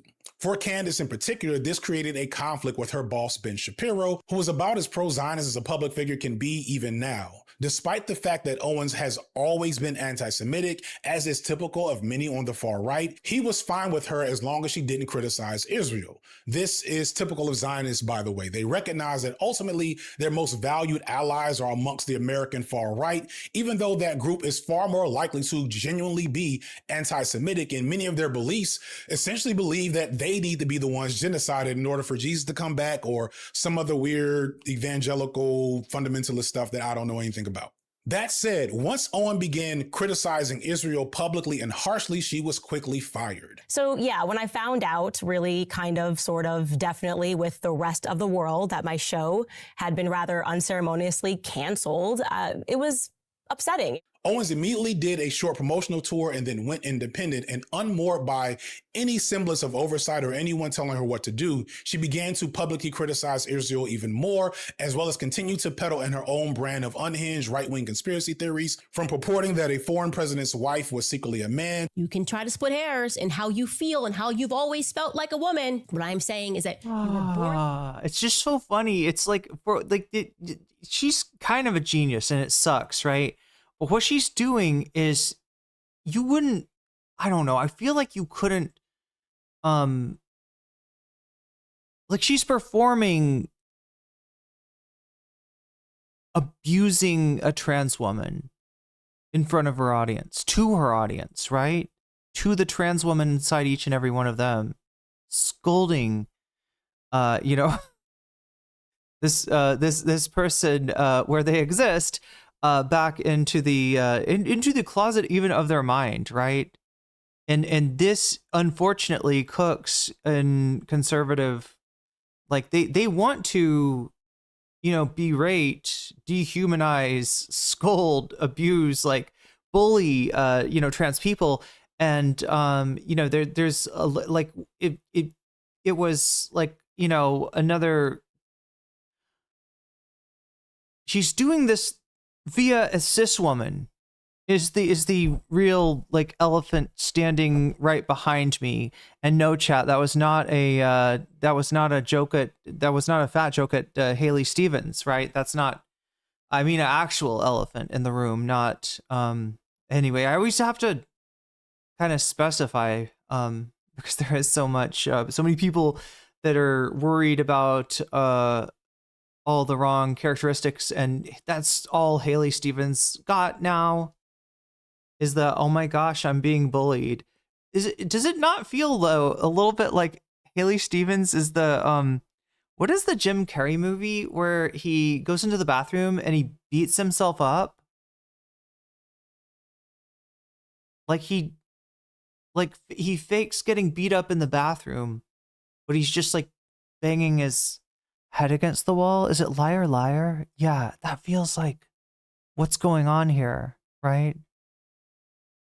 With Haley Stevens. Anyway, sorry, I got distracted because I feel like I knew somebody was going to say, sorry, I knew somebody out there was thinking that I was, you know, because I have the last person that I imagined standing right behind me, chat, was Haley Stevens. Okay. I am not comparing Haley Stevens to an elephant, okay? The elephant is calling from inside the house. Yeah, I believe so. I believe so in this case. Yes. It's Liar Liar.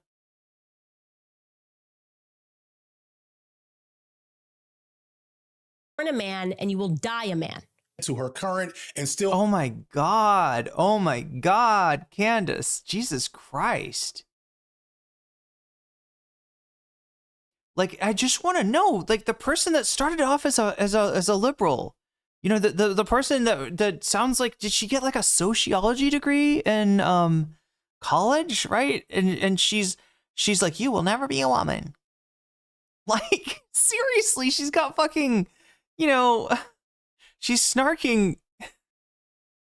Look, she's snarking Brigitte Macron on a whole nother level, right? The transphobia against a cis woman is like a innovation that I don't know, maybe goes beyond the JD Vance and the couch as far as confabulations go, chat, and I am an expert on confabulations. ongoing feud with Erica Kirk, the widow of her, I guess, best friend, Charlie Kirk. And yes, there's been immediate backlash. And yes, I am already being blamed for the immediate backlash because it's always somebody else's fault when it comes to Erica Kirk, okay? I don't know. You know what? I'm not even going to do that right now. I'm not even going to go in there. As you listen to the ridiculous thing. Oh my God. Erica Kirk is the other person that you do hear people, kind of go with those weird low blows on. And I mean, there's just no, it's not, Erica Kirk isn't exactly able to fight back. It's the whole world. It's the right. It's the left. Everybody's making fun of Erica Kirk. She's saying you might scoff, but understand that since going independent, she went from around 1 million subscribers with the Daily Wire to over 6 million in just the last 2 years. Oh, yeah. And her far-right peers have seen similar. And this is actually a real question, right? Which of this shit is botted? Which of this shit is fake, right? Candace Owens might be, like, I don't know, my instincts say that Candace Owens might be for real because she is bringing a content that the right wing is like hungry for. They love to snark Erica Kirk. This is, they can't help themselves. And Candace is the only one that's giving it to them because everybody else is like afraid of Trump, afraid of, the Charlie Kirk ghost juggernaut that they were trying to create in the wake of his shooting. People have been doing transvestigations, but it would be seriously like mentally unwell people on YouTube. Which maybe is not as mutually exclusive of Candace Owens as I thought before saying that. Wow. Success and crossover appeal. Marjorie Taylor Greene and Tucker Carlson both managed to make entry into more moderate and centrist spaces, rebranding themselves as populists looking out for regular people, despite the fact that both come from innately anti-Semitic and white supremacist backgrounds. Tucker is the most shifty and grifted crypto-fascist in media history, only letting his mask slip a bit when he brings up stuff like the Great Replacement Theory. The Great Replacement Theory. Yeah, a theory. It's the realest thing there. It's the most aw shucks JQing I've ever seen from anybody. This is hilarious. The fucking the way that this guy does this, I don't know. Does anybody have a relative like this? I think I've got at least one racist relative. Pretty sure I do. But I'm trying to remember if is he cheeky about it in this way. And folksy, right? It's just there is, which is the belief that he is such a fake guy. He's not. This is a child of privilege that married another child of privilege. This is wealth marries into wealth. Okay, that's what Tucker Carlson is. He is Ivy League, all that shit. Used to wear a bow tie. I think he was always conservative, at least a little bit. He, obviously, didn't used to be this conservative. He was like an MSNBC conservative, if you can imagine that. Literally, he was on MS. Yeah, before that, he was one of the Crossfire, the original debate bros. No, the original debate bro was John McLaughlin, of course. Wrong. No, but the second original debate bros would be Crossfire, CNN, and Tucker was part of that when Jon Stewart came over and said, I want to have a little conversation, and just read them to absolute filth. He is a nepo baby, just desperate to be relevant. Yeah, and he switches it up so greatly, right? In fact, there's the text messages that were subpoenaed from Fox News during the Dominion case, right? Show him hating Trump, wishing for Trump to be over, never to have to talk about this man again, wanting to move on from the era of Trump, right? I mean, of course, that's in the wake of January 6th and everything, but it was kind of in contrast to what he was saying or very much in contrast to what he was saying on Fox News. And there's no reason to think that he is being real now. I don't think that makes him any less dangerous, though. Do you? Do you know what's always dangerous though? Gift memberships on YouTube, right? Because they tend to make the time increase. There's a certain danger. There's a certain danger. But here we go again, weaseling up with the gift subs. Courtesy of FTW all day. Thank you, FTW. Let me read these off. Bill 4221, you just got weaseled. Donna Lee Montgomery, you just got weaseled. Ryan 4X90D, you just got weaseled. Drew Nielsen 9157, you just got weaseled. And Team Fatty, you also just got weaseled, and that's a good thing. Jews are seeking to dilute the white race through race mixing and immigration. Green was a QAnon supporter and gave us the meme of Jewish space lasers and believes in blood libel. A very interesting new technology where they were harnessing the sun's... Who's they? This company. They? No. Wait, when was this? Did I miss Marjorie Taylor Greene going on Bill Maher? I don't even know. I'm kind of like... I'm not sure how she would handle that, or like how he would, like, is he gonna pull a Jink Uger and kind of be like, hey, actually, Marjorie, you got some good ideas about the the vaccine injuries or something? Like, is he gonna, or no, Maha? Wouldn't that be is she kind of Maha? Actually, I don't even know if she's Maha. She's not really MAGA that much anymore. Davy Cliff with the super chat. Tucker, oh wait, no, I'm not putting it on screen. Let's make that a reality. I think it's that button that I'm trying to push. There we go.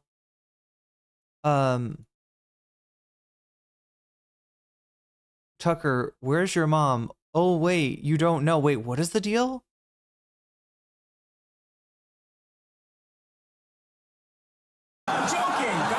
But somehow they found themselves on The View, being interviewed by the New York Times and gaining popularity with the non-MAGA crowd. You may or may not have an aunt or uncle that... And thank you for the super chat. ...is a moderate or even a liberal that says, you know what? I think Marjorie Taylor Greene or Tucker Carlson might be good for America. And that is a problem. Fuentes, thankfully, because of Fuentes' stuff, is still being stress tested on the right to see if there's a Wait, his mom abandoned? Wait, he was like adopted into the rich family that adopted or that raised him?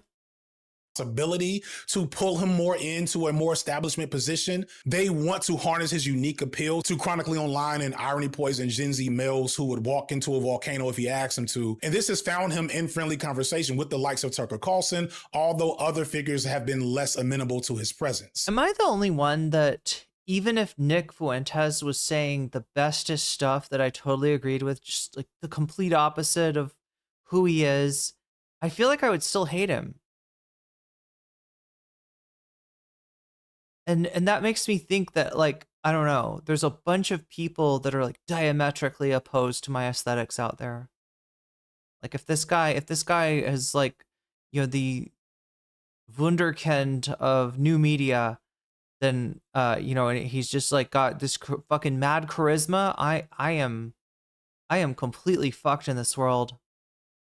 I am completely fucked if this is like a real, people are like, oh yeah, this guy, I fucking love him. Is he funny? Is that the thing? Is that what someone, he's not adopted? She just left? Okay, so his dad raised him, alone. Regardless of this, though, he's definitely grown and been empowered by critiquing Israel the way he has. And this is something that crops up over and over, is this double standard when it comes to anti-Semitism, when it comes to Israel. And I called this out, and I would criticize Ben Shapiro very harshly. And I said, why is it that Israel gets all this foreign aid? They're the #1 recipient for 50 years. I think Ben Shapiro is Israel first. The mainstreaming of these figures is a complex challenge to progressive politics, anti-Zionism, and Palestinian liberation, as it has a twisted web of virtues, allegiances, and threats that, if not understood correctly, would allow for progressive voices to ultimately empower right-wing and fascist entities. And if you ask me, the American right is hijacking anti-Zionism for nefarious reasons, and we need. Yeah, Tucker's an interesting one. Has there been a Behind the Bastards on him yet? Like, or something similar, where they just run down like everything you don't know about Tucker Carlson?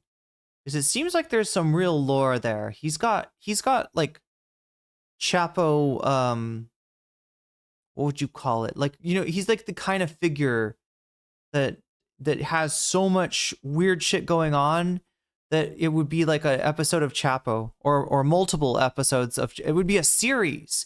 There'd be like a 9-hour video out there on Acid Marxist that you could watch of everything that Chapo had ever said about Tucker Carlson. Wait, Chap, maybe that is the case. Able to understand and do something about it. Please don't. First time being critical of Israel. I won't go so far as say anti-Israel or anti-Zionist, but to be critical, I have an unfavorable opinion of Israel, is the dominant position among Democratic voters. That is a huge shift. We haven't seen that with Republicans yet, but it's growing. Since October 7th, we've seen so much violence. We've seen a full-fledged genocide. It's hard to be surprised that people are... If there's not a Behind the Bastards episode yet, it's because they're working on it and it's like too much research. There's too much shit on Tucker Carlson, and they've got some plan. Like they're recording like a 12-part series that they're going to release the next time they go on vacation.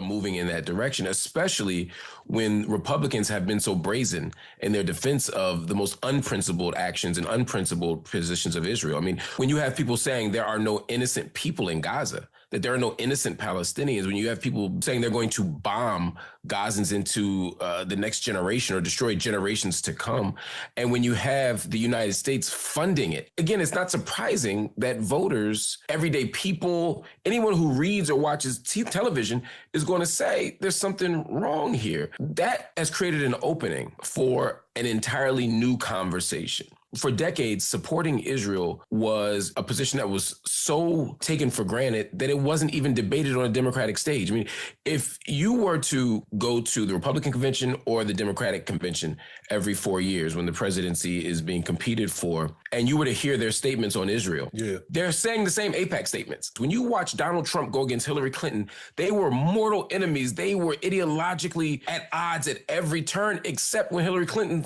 starts saying, well, the Gazans had a chance for paradise, they chose Hamas. She went down the talking point list that AIPAC provides. We saw that there was no divide because there was no room for a divide. I think the biggest reason was because there was no information. The information wasn't out there and there was no space to have the conversation. And because politicians didn't have space to even be able... Anybody remember an episode of Rick and Morty where I guess there's either I can't remember how it works, chat, but this is going to sound so generic, but maybe there's... This sounds like many clips from Rick and Morty, but either Rick is like high or there's like him from another dimension or something comes in and they like, you know, or no, yeah, he must have been high or something, right? And he like passes out or blacks out. And then he's like when he, maybe you don't see this part or you don't see the part, like he asks Morty, like, what did I say, you know, when I was fucked up? And it's something Morty just generically sort of like, well, you were saying a lot of stuff about Israel, Rick. I'm not sure about like the way that was kind of like tiptoed around. You know, not that Rick is the thing being that like, remember rewatching that clip? Yeah. And it's kind of like at the time, if somebody like randomly started talking about Israel, the response was like, right? Are you, you know, to immediately not necessarily jump to the conclusion that the person is anti-Semitic, but for that to be like, you know, they got to defend themselves. They got to prove that they're not, you know, to say, you know, that we want to hear more. Like, what did he say about Israel? And now it's kind of like, well, yeah, that's, you know, this is the most normal thing that Rick could do at this point. A clip about Israel Palestine in BoJack Horseman. Yeah, I vaguely remember that.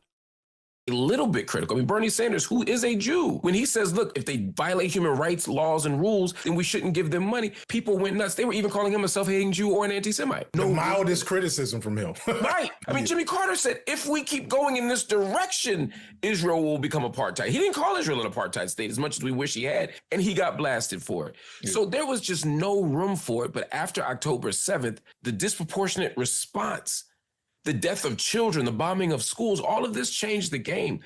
And it opened up space, but it didn't just open up space for a radical politics or for a more progressive vision of what the Middle East could look like. It also opened up space for grifters. Yeah. It also opened up space for anti-Semites. It also opened up space for people who had no interest in seeing a free Palestine or justice in the land. They just wanted to enact their evangelical views about what the last days would look like. They just wanted to reinforce their hatred of Jews or have a kind of democratic or liberal backing for it.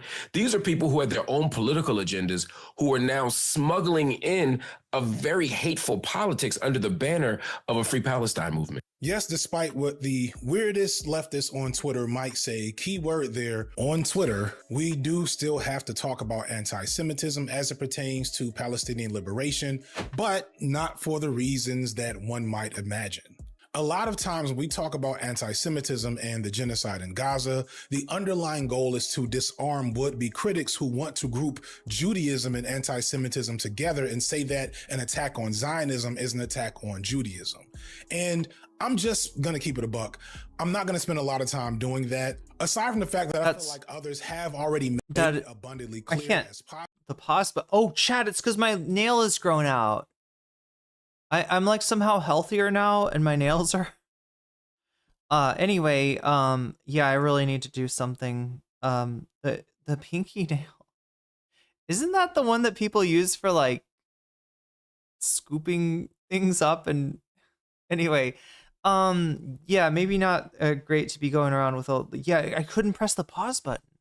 It was like I was like pause and then somehow I would hit it twice, like the nail would hit it and then my finger would hit it. Was it so long? Anyway, that was the pre-BB time when Israel wanted to be a queer vacation spot. They tried to keep the mask on while mowing the grass. Possible that anti-Zionism is anti-Semitism. It just gets to a point where we need to stop acknowledging these bad faith criticisms and giving them so much time and energy. Nothing is going to stop certain people from calling me an anti-Semite. It is what it is. The folly of even framing it like this is also the main topic of Muhammad El-Kur's essay, Jewish Settlers Stole My House, It's Not My Fault That They Are Jewish, which is included in his book of essays that everyone should read, titled Perfect Victims. In this essay and throughout Muhammad El-Kur's book, he refocuses the conversation of what's happening in Palestine on the actual victims in the equation, the Palestinians. Specifically, he presents that requiring Palestinians to be perfect victims in order for their oppression and resistance to be taken seriously fundamentally implies that somehow that oppression is warranted. My view on anti-Semitism is that it's not my fault and it's not my responsibility and it's really not like at the top of the list of my priorities. I understand and I see since I was a child that the Israeli regime really monopolized Judaism in favor of its ethnic cleansing program, its favor of its genocidal project, and it has made itself synonymous with Judaism. Zionism has made itself synonymous with Judaism. And in the aftermath of that, Palestinian people and the allies of the Palestinian people are forced into a corner, made to explain themselves and explain ourselves away from the accusation of anti-Semitism. But I feel as though that is not the focal point. It is not the focal point of my struggle. It is not the focal point from a material perspective. Because if we are looking at things materially and systematically, we would see that anti-Palestinian racism and quite literally the annihilation of the Palestinian people is written in the law, is written into policy and procedure, and it is systematic, whether in the US, whether in the UK, whether in Germany, and certainly within Israeli government.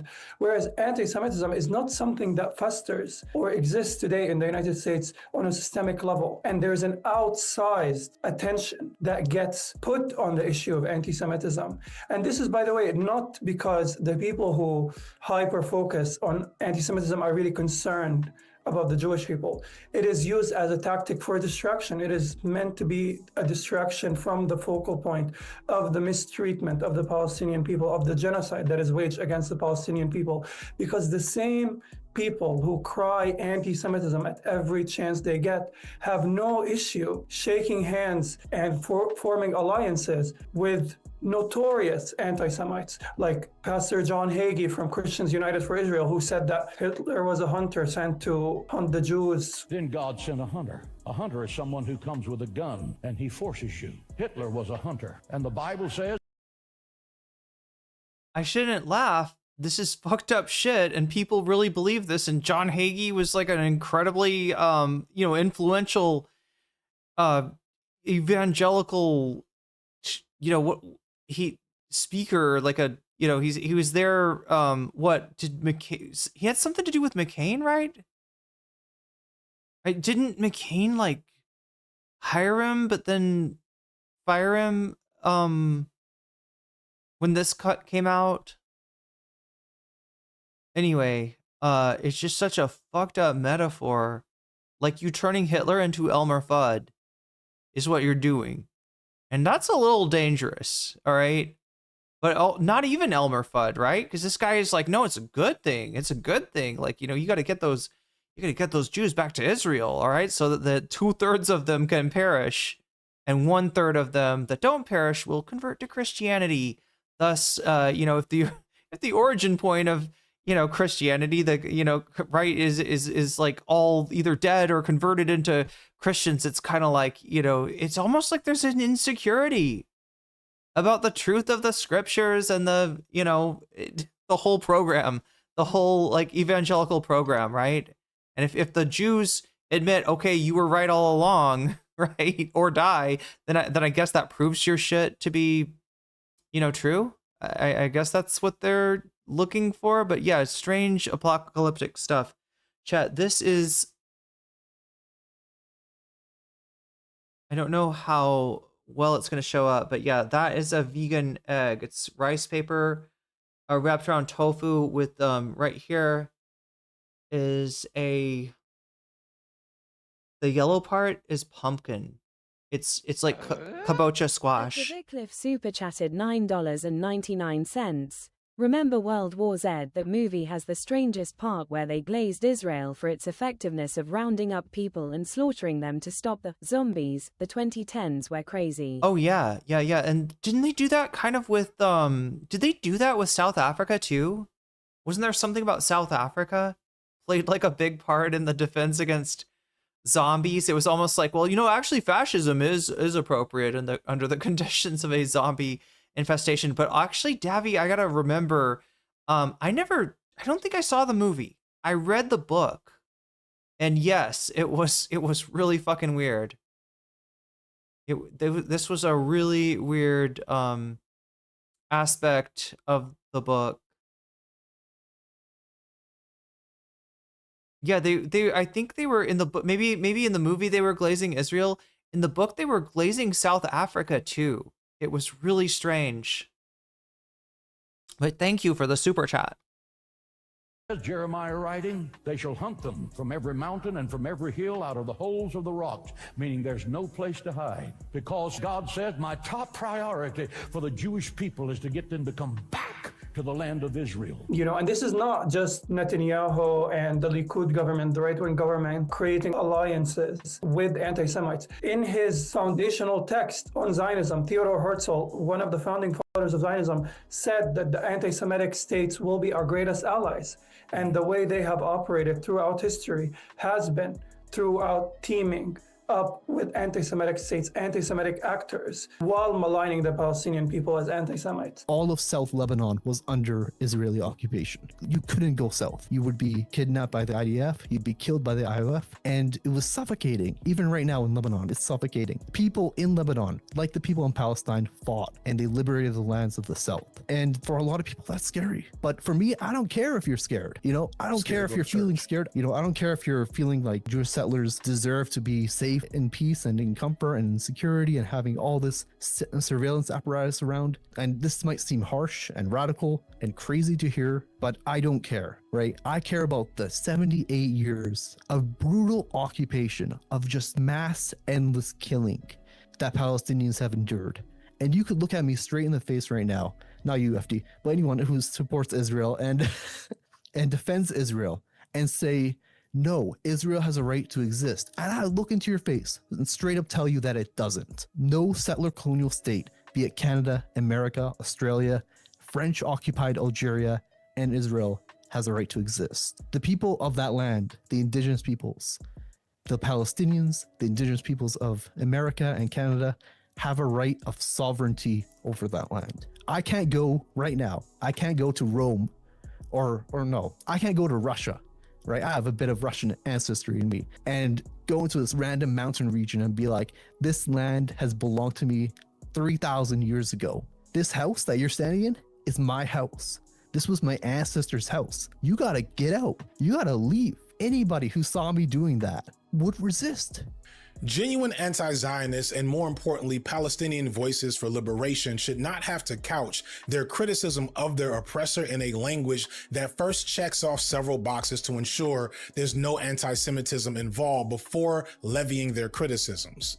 This is something that I felt innately as a Black American observing from a distance, because this same innately white supremacist tactic has been used to stifle the voices of oppressed Black, African, and other people of color in the face of colonial terror for generations. For an example of this, when George Floyd was murdered, it was Candace Owens herself that made a 20-some-odd minute long video focusing on the idea that George Floyd was no angel, as if this legitimized his murder at the hands of police officers. Nobody thinks that he should have died during this arrest, but what I find despicable to be is that everyone is pretending that this man lived a heroic lifestyle when he didn't. And I want to talk about what his lifestyle was and why I refuse to accept the narrative that this person is a martyr or should be lifted up in the Black community. To even acknowledge this type of framing is backwards, in my opinion. The state is not allowed to murder Black people for any reason. Oh, Darful, you went into research mode and found the foremost respected media analysis of Tucker's rise to prominence. It's Hated by All the Right People by Jason Zingerl. Reason, and Zionists should not be allowed to set up an apartheid state in the name of their religion. It has nothing to do with anti-Semitism. The irony is the people who should be doing the most work to prove they're not anti-Semites are the same people who have usually been responsible for harm toward Jewish people throughout history, traditional white supremacists like Tucker Carlson, Nick Fuentes, and yes, Candace Owens. I hope I don't have to explain that Candace Owens is a white supremacist. Like, I know for some white people that confuses you, but it shouldn't at this point. And I don't have time to even do that in this video. Just trust me, okay? Candace Owens is a white supremacist. And the irony is that Candace Owens will call herself a Christian nationalist, Nick Fuentes calls himself a Christian nationalist, etc., because they say, well, it's not anything about race. It's just I believe in Christian values and want a nation that is also Christian. But this guy also called himself a Christian nationalist. So you kind of see. And I was wondering, chat, like when I first saw this, I was like, is this Mosley? I looked up some pictures of Mosley. It's definitely not Mosley. Is this some American German Bund guy? Like at Madison Square Garden? Should I know who this is? I feel like I should. Is it American Bund?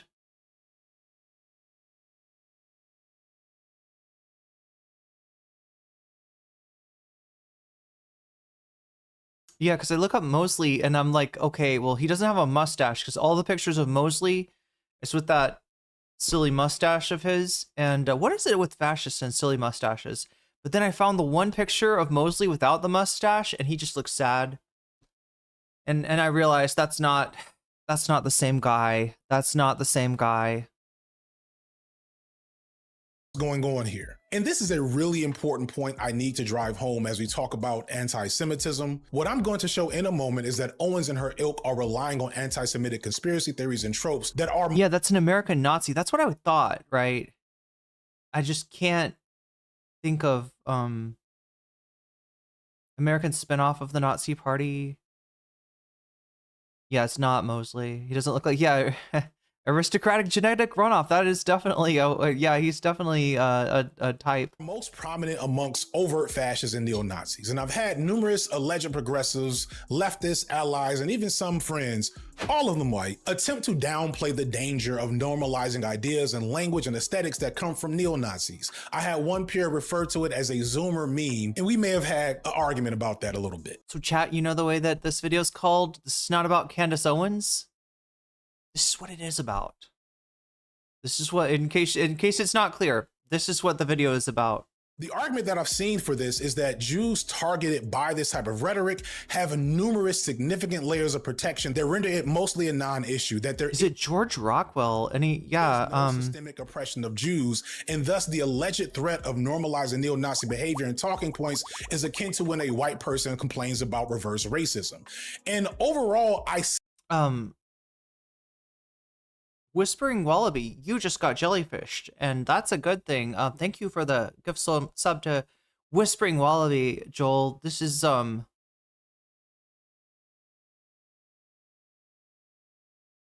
mean, yeah, he's talking about Israel a lot, but it's also like this particular thing, right? This particular question of like, you know,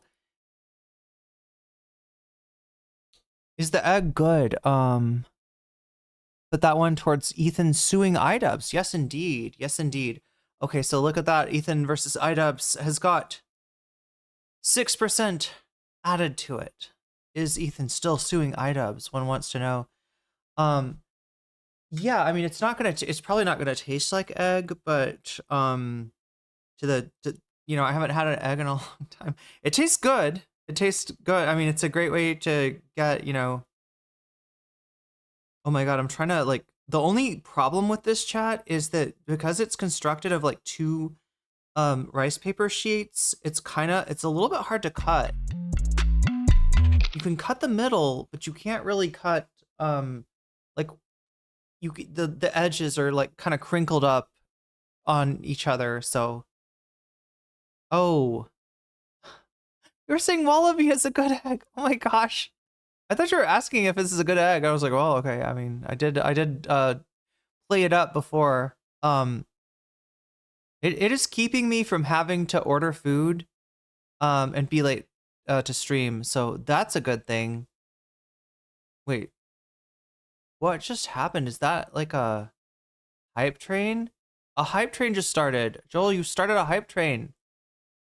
Wow. We're 49 points away from adding another hour. With that analysis, but you know who is actually commonly targeted by neo-Nazis and affected by systemic oppression? Fucking black people. Also Muslims, immigrants, queer people, and pretty much every other affinity group you could think of that isn't white or white passing. So when I see the casual uses of white supremacy, I gotta rewind it to like, just like let him sort of roll on this because he is really cooking here.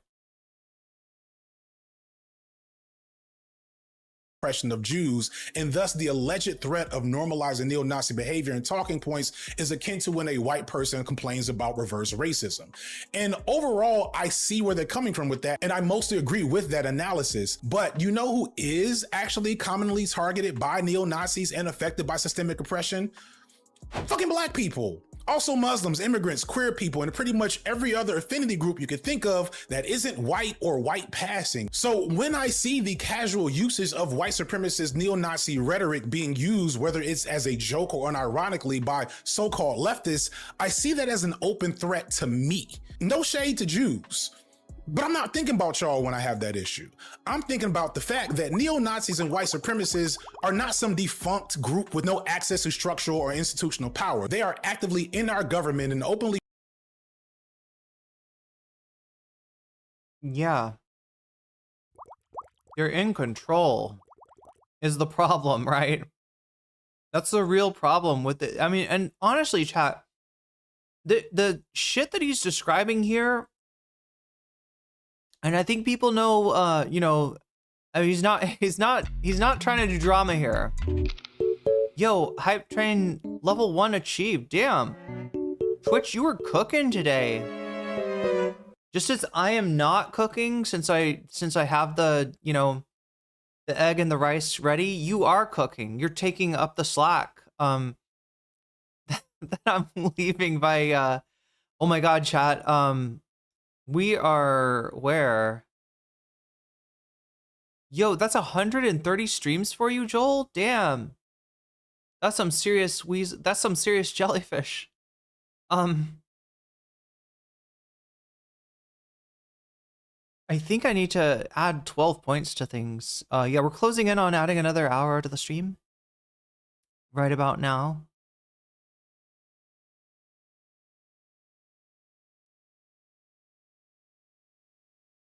Yeah, Twitch is cooking. I had to like, because I want this what FD is saying here to have an impact, right?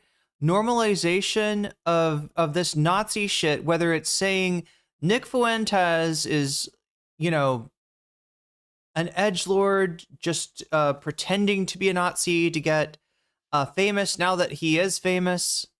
Let's just take him at his word that that shit wasn't real, that shit was performative, even though his followers know regularly flex. They will regularly flex where he's where he kind of winks and nods at them still, right? I mean, it's so stupid to be like, no. He's not a Nazi. He just needed to get famous, so he did a bunch of crazy shit. It's like apparently acting like a Nazi really makes you famous. Now that he's famous, he's like, okay, it's okay, guys. Now I'm not really a Nazi. I'm just a regular dude here with some ideas.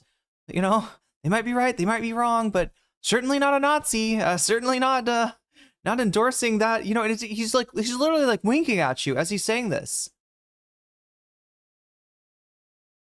Yeah, Chunky, that may be part of what he's directing this at. It's crazy work to think that Nazis are not a problem in 2026.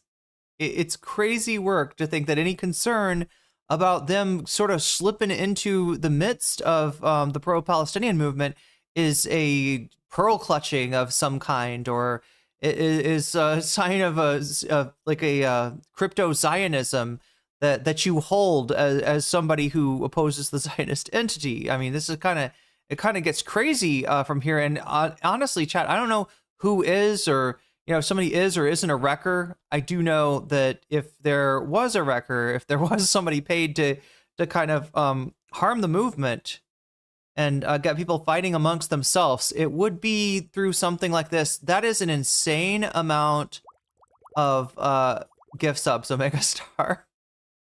That is wild. Okay, Corduroy 420. You just got rolled up and jellyfished. I'm sorry, I had to make it because you had 420 in your name. Tasty Momo. I don't know if Momos are tasty, but this one is apparently. You just got jellyfished. JRG77D. You just got jellyfished. KPson Twitch. Who maybe, hopefully I'm pronouncing your name right. You just got jellyfished.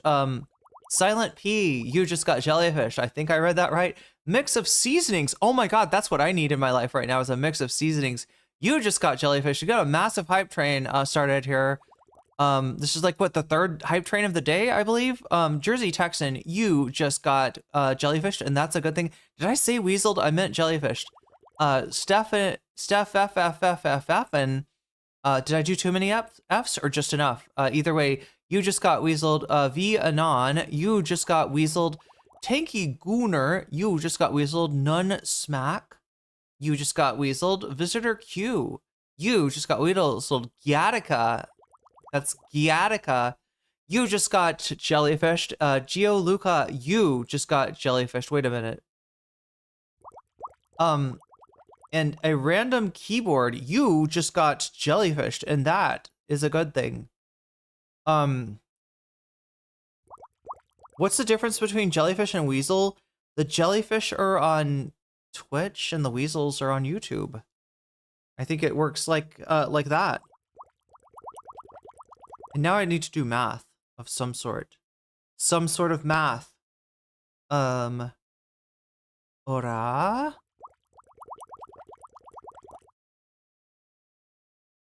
Yes, I think I know the answer. The answer is that we're at 3:53, and I'm gonna need to add another hour to the stream. That's crazy, chat. 3:53. Absolutely knocked out of the park today. That's a lot of jellyfish, actually. A lot of weasels, a lot of jellyfish. The sub number keeps on going up. Okay, but yeah, oh my god. Thank you so much. I am bowled over with gratitude, chat. So we're gonna add an hour here. I'm gonna get another extra hour to, and the rate I'm going, chat, I might need it. No, but you know, we're gonna get more bonus content time as well. Here we go. Sub ad time 1 hour. Do we have anything, chat? Can you think of anything? A quote that I should play?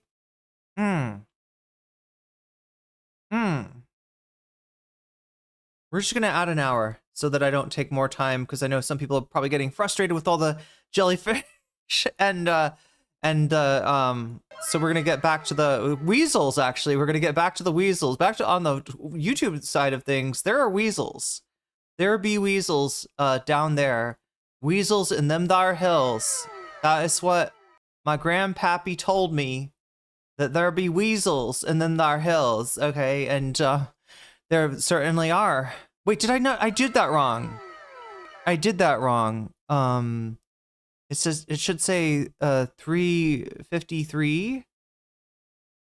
353 and no, 253. 353. Let's try that again. 353 out of 400, and to that I add 15, making it 368. Wow. Wow. Everybody's getting weaseled. Everybody and their brother, everybody and their mother, everybody and their pet is getting weaseled, okay? If you got a pet, just bring it forward and like, it's just how cults start, chat. Like, bring forward your pet to be weaseled. Does anybody, like, baptize their pets? I always found that weird, chat, growing up. That, like, my level 5 hive train achieved. That's amazing. That is insane. God damn. Anyway, thank you so much, Omega Star and FTW all day. We got the weasels. We got the jellyfish, like many weasels, many jellyfish. And many. Wait, how many minutes do we have left? No, my cat and I are going straight to hell together. I mean, I guess like now, like I wouldn't baptize, you know, my pet. But I just thought it was weird that my parents were like, you know, you got to get baptized. But like, what about the dog? Is the dog not? Isn't there a movie where aren't the dogs supposed to go to heaven at least? At least the dogs? Hype chest unlocked. Damn. Let me see what's in the hype chest. Share that. Oh my God, it's a cute frog. I think it's a cute frog. Wait, is it a frog? I think it's a frog. We do carry the flame. Irene has to play Charlie Kirk here. I got a complaint. People don't like the AI slop. People don't like the, you know, I mean, obviously I don't want to like use AI, but you know, I guess people are like, some people feel like they've got enough AI music in their life already without me playing it, I guess. Even though it's Splexma. Do the wet ass P word. Wait, the Ben Shapiro? Recruiting. Oh wait, did I add the hour? Wait, did I add the hour? Holy shit. I must have added the hour. I'd be remiss if I didn't add the hour. The musical version of Wet Ass P Word by Ben. Okay, let's do that. Benny Shapiro. Wait, that one's safe to play on stream?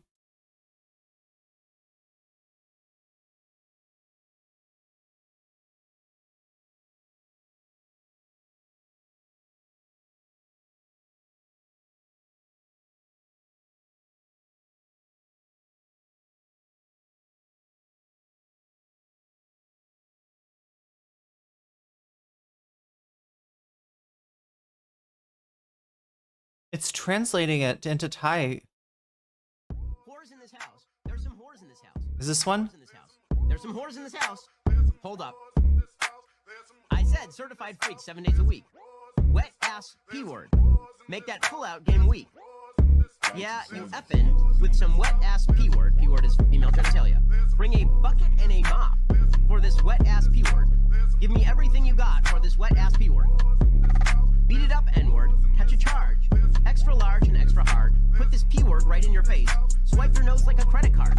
Hop on top, I wanna ride. I do a Kegel while it's inside. Spit in my mouth, look in my eyes. This P word is wet, come take a dive. Talk your S word, bite your lip.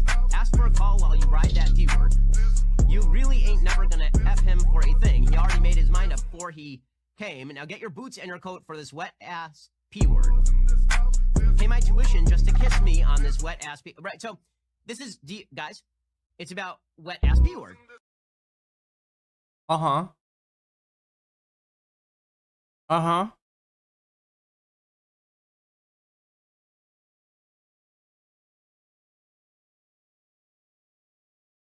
Wait, you can just play him saying it if it's copyrighted? Wait, is it not? Is that copyrighted?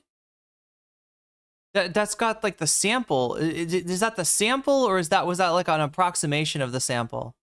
Are we fucked for today anyway? Because we're gonna play Persona 2, and I'm gonna get copyright claimed by Atlas Gaming. They do the sharing revenue though, where they don't take all of your money. I think. I hope they don't take all of your money.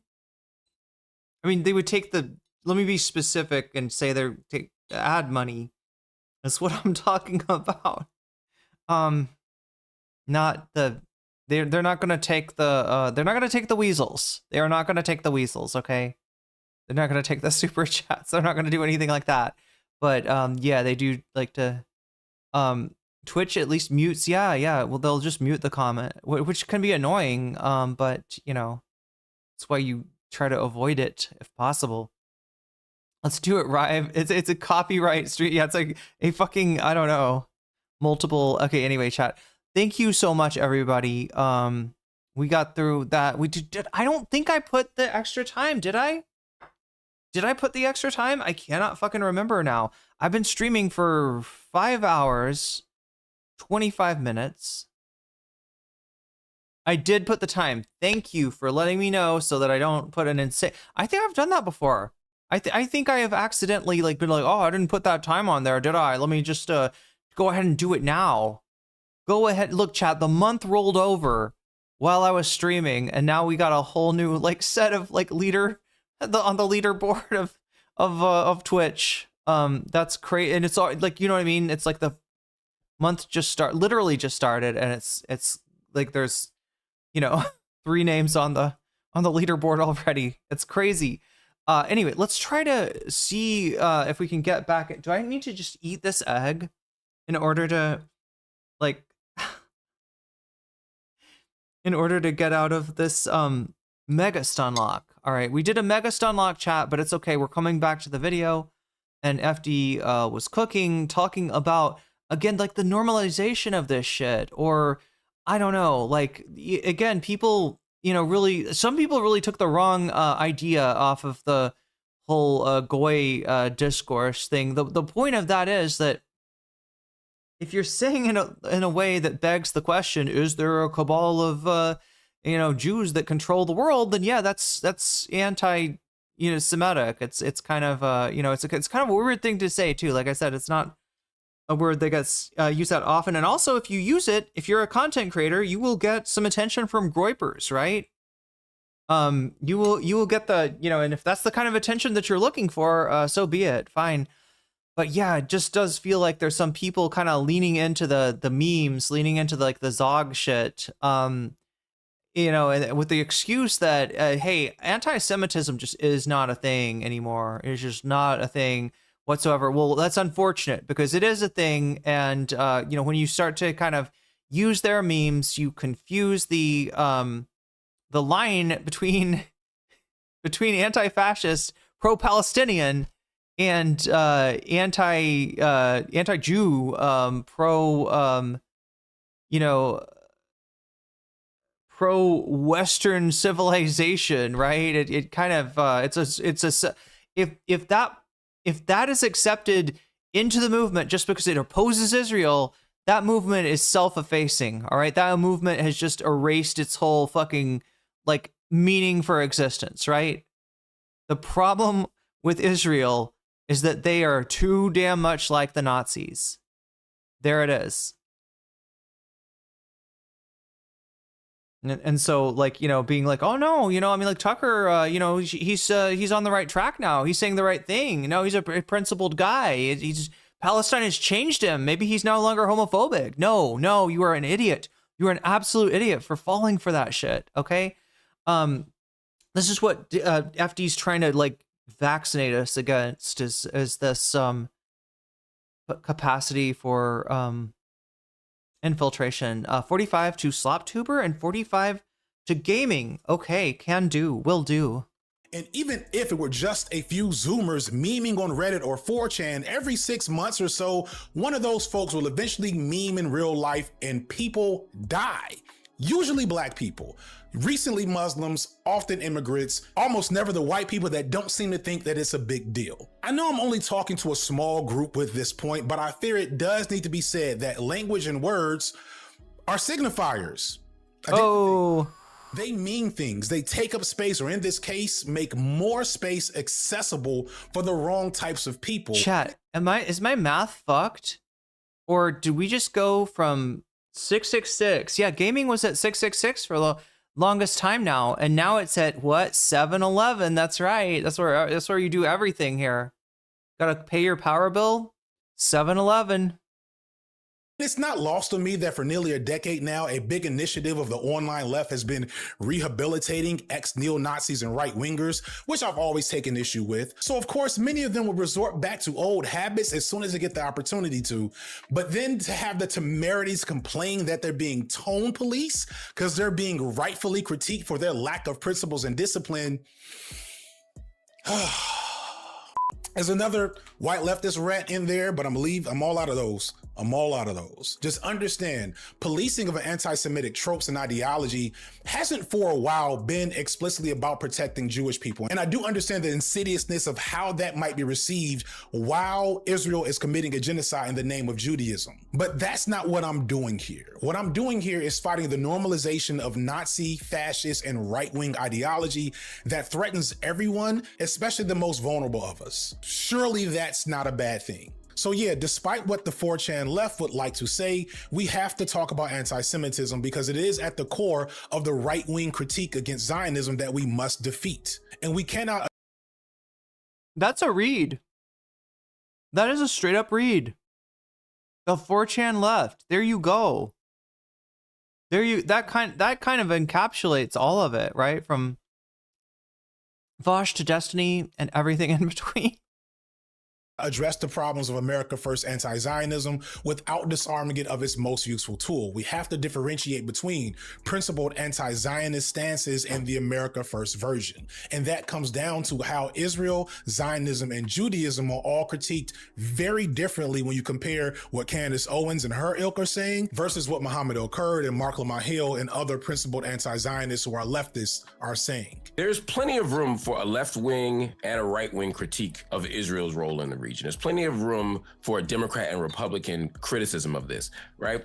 We could say from the left that we're anti-imperialist. We could look at the political economy of it. There's lots of stuff we could say and do. There are people on the right who could just say, hey, we should be minding our own business, right? We're isolationists. There's lots of reasons to say, I don't want to be a part of what's going on over there as an American citizen, as an American voter, as an American taxpayer. The problem with the Nick Fuentes of the world, and the Tucker Carlsons of the world, and the Candace Owenses of the world is not that they have a criticism of Israel. And sometimes, as my grandmama would say, they will hit a straight lick with a crooked stick. They will say, Israel's wrong, and this is a moral atrocity. And I think particularly Candace Owens has been right about that. I agree with her 1,000%. Candace is right. What's going on to Palestinian... Wait, I remind you of Nostalgia Chick because of my name or because of niche knowledge? Palestinian children is that something Lindsay Ellis is known for? Wrong. What's going on, the bombing of schools is wrong. The idea that there are no innocent people is wrong. The idea that there's a disproportionate response by Israel, all these things the name, okay, are wrong. And some of them are even commanded by their faith to say that. Cool. The problem is the circles that they travel in, the language that they use, the discourses that they traffic in, they smuggle in anti-Semitic tropes of Jewish cabals of power. They smuggle in this idea that the United States is participating in the support of Israel, not because of its own geopolitical interests, which are clear,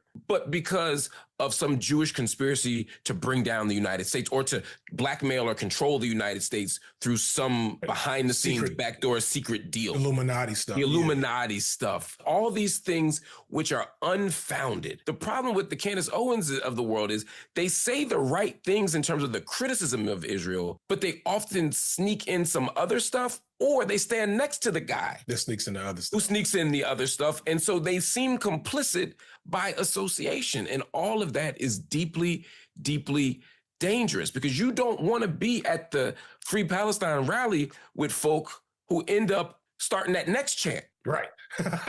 You know what I'm saying? Because that next chain, you ain't gonna like. Yeah, you're not a part of that next chain. And you ain't part of that one. Yeah, blood and soil. Exactly. What Owens and her peers do is simply point out the easy to understand horrors of Zionism, something that liberals and so-called progressives could do if they weren't so beholden to liberal Zionism and both sizing the frameworks of this issue. But the problem is that Owens and the right also don't bother to interrogate or situate the reality of Zionism and Israel within the greater context of Western geopolitics. They completely ignore America's obvious history of enthusiastic support of the abuse of Palestinians well before October 7th and so on. None of the really important parts of the topic ever come up from the right. Instead, they quickly pivot to extremely effective tropes pulled from American media about Jewish conspiracy theories. You may not realize this, especially if you're one of my Wait, you have a dog named Oz staying with you, Mikus? Wasn't there? Wait, you're allergic to not dogs, but to this particular dog. That is... Damn. If the dog is cute, that makes it even worse, right? If the dog is an asshole, at least you can be angry at the dog for giving you allergies, but if the dog is adorable... was not American, but a lot of tropes around evil and secretive powers in the shadows that exist in Western art and literature and film are references to long-standing anti-Semitic tropes. Remember how I said earlier to think about that appeal to common sense? Well, this is an example of how that can be easily weaponized for nefarious means. Throughout history, Jews have been mistreated by society, especially in Europe under Christianity. The reason why the concept of Zionism resonates for Jewish people is because it's based around the idea of a Jewish homeland from which they wouldn't be able to be expelled after centuries of mistreatment from various nations around the world. As such, tons of stereotypes and folktales were developed around Jewish people that are baked into things we don't even think twice about today. Everything from witches and their pointy hats and big noses to the bankers in Harry Potter, even some depictions of... Okay, I mean, the bankers in Harry Potter was pretty... There's a few times where they do this shit, you know, and like everybody sees it, like, right? What was it? There was like one Star Wars movie that George Lucas directed. Is that why they took him off of directing the movies? Maybe that oh my God, yeah. Don't get me started about J.K. Rowling and her racism, but like he like there was one movie where like every single alien they meet is like a racial stereotype. The one with Jar Jar Binks. And goblins and other supernatural creatures refer to persistent anti-Semitic tropes of the clandestine, mystical, and secretive evil of Jews. Probably the most impactful example of this comes from the book The Protocols of the Elders of Zion, which is a hoax fake book that was created in Russia in like the early 1900s, and it still is taken seriously by a lot of people to this day. And from this book, we get... Yeah, really similar to U.S. Manifest Destiny. In fact, it used to be, I haven't heard this as much recently, but it used to be that when you argue with somebody, you know, who is like that was a talking point. Like what the, you know, settlers are doing isn't that much different from what Americans doing. So how, you know, you're American, how do you you know, like with the idea that somehow like that was like something that and chat, this is a scary thing, okay? Manifest Destiny was fucked up. I think everybody in this room agrees, like the settler colonial mindset, the, you know, so just genocidal acts that were undertaken, right? I'm worried that there's some portion of the US that is like, yeah, it wasn't the best, but you know, it got us where we were going, and like, you know, we needed to, you know, it's you know, it's a worthy, like almost like it's a worthy sacrifice or something.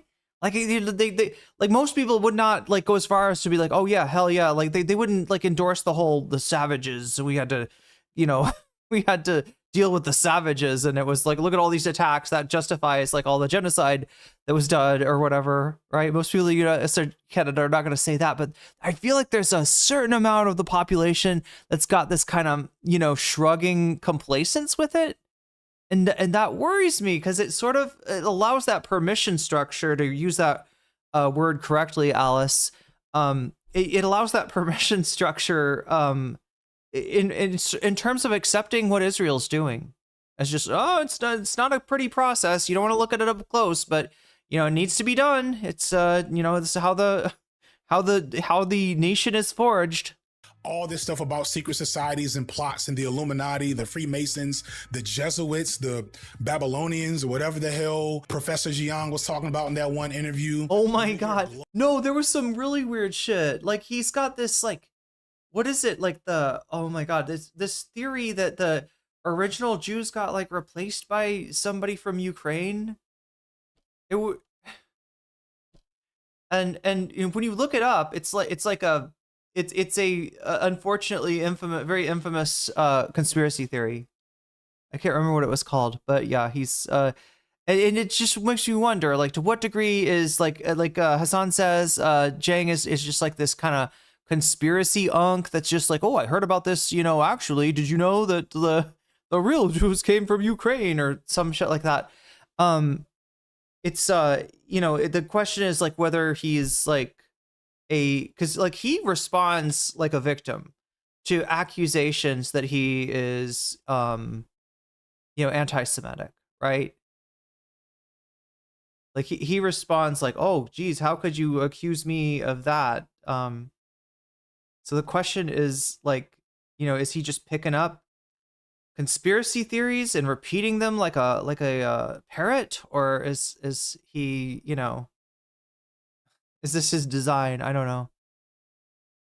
Globalists and secret cabals, etc., they're talking about Jewish people. And these concepts are so saturated into everything from hip hop to Saturday morning cartoons that we don't really think about where their origin point came from. Suppose there's no harm in walking you through our plan for world domination. We did work hard on it. It all starts here with the banks. The Jewish part has been pulled out, but the framework still remains the same. And it's actually... Anybody here watch Teen Titans enough to know, is that the disconnecting of the Jewish aspect to these old conspiracy theories and tropes that makes it more insidious, because the trope itself still remains relevant and valid in the mind of the viewer or the reader or the consumer of that media. And then when Candace Owens or Professor Jiang reconnects... I love Teen Titans, says Direful. Well, it's... the Jewish parts of the story, it's still extremely compelling. Storytelling is a powerful way to relay messages and create culture, and a good story that connects to people. Do you remember the episodes where the Titans like uncover the protocols of the Elders of Zion? Implicit biases can be extremely convincing. That's how we got... Oh no, he was just saying, like, he's using the Teen Titans reference, I guess, to the banks and the Illuminati as like an example of the way that anti-Semitic memes like infect culture.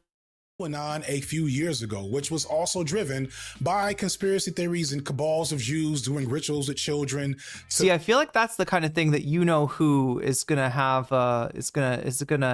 have a laugh at, right? He's posting about the anti-Semitism of the Ebenezer Scrooge character in the Christmas Carol right now. To kill them and drink their blood for adrenochrome, to make them immortal, dark magic, witchcraft, secret societies, all the shit that is there. And if you go back and you listen to the way QAnon people talk to each other, the way... I just hate the adrenochrome thing because it's literally like a Hunter S. Thompson reference. And it was there, like, anyway, it's yeah.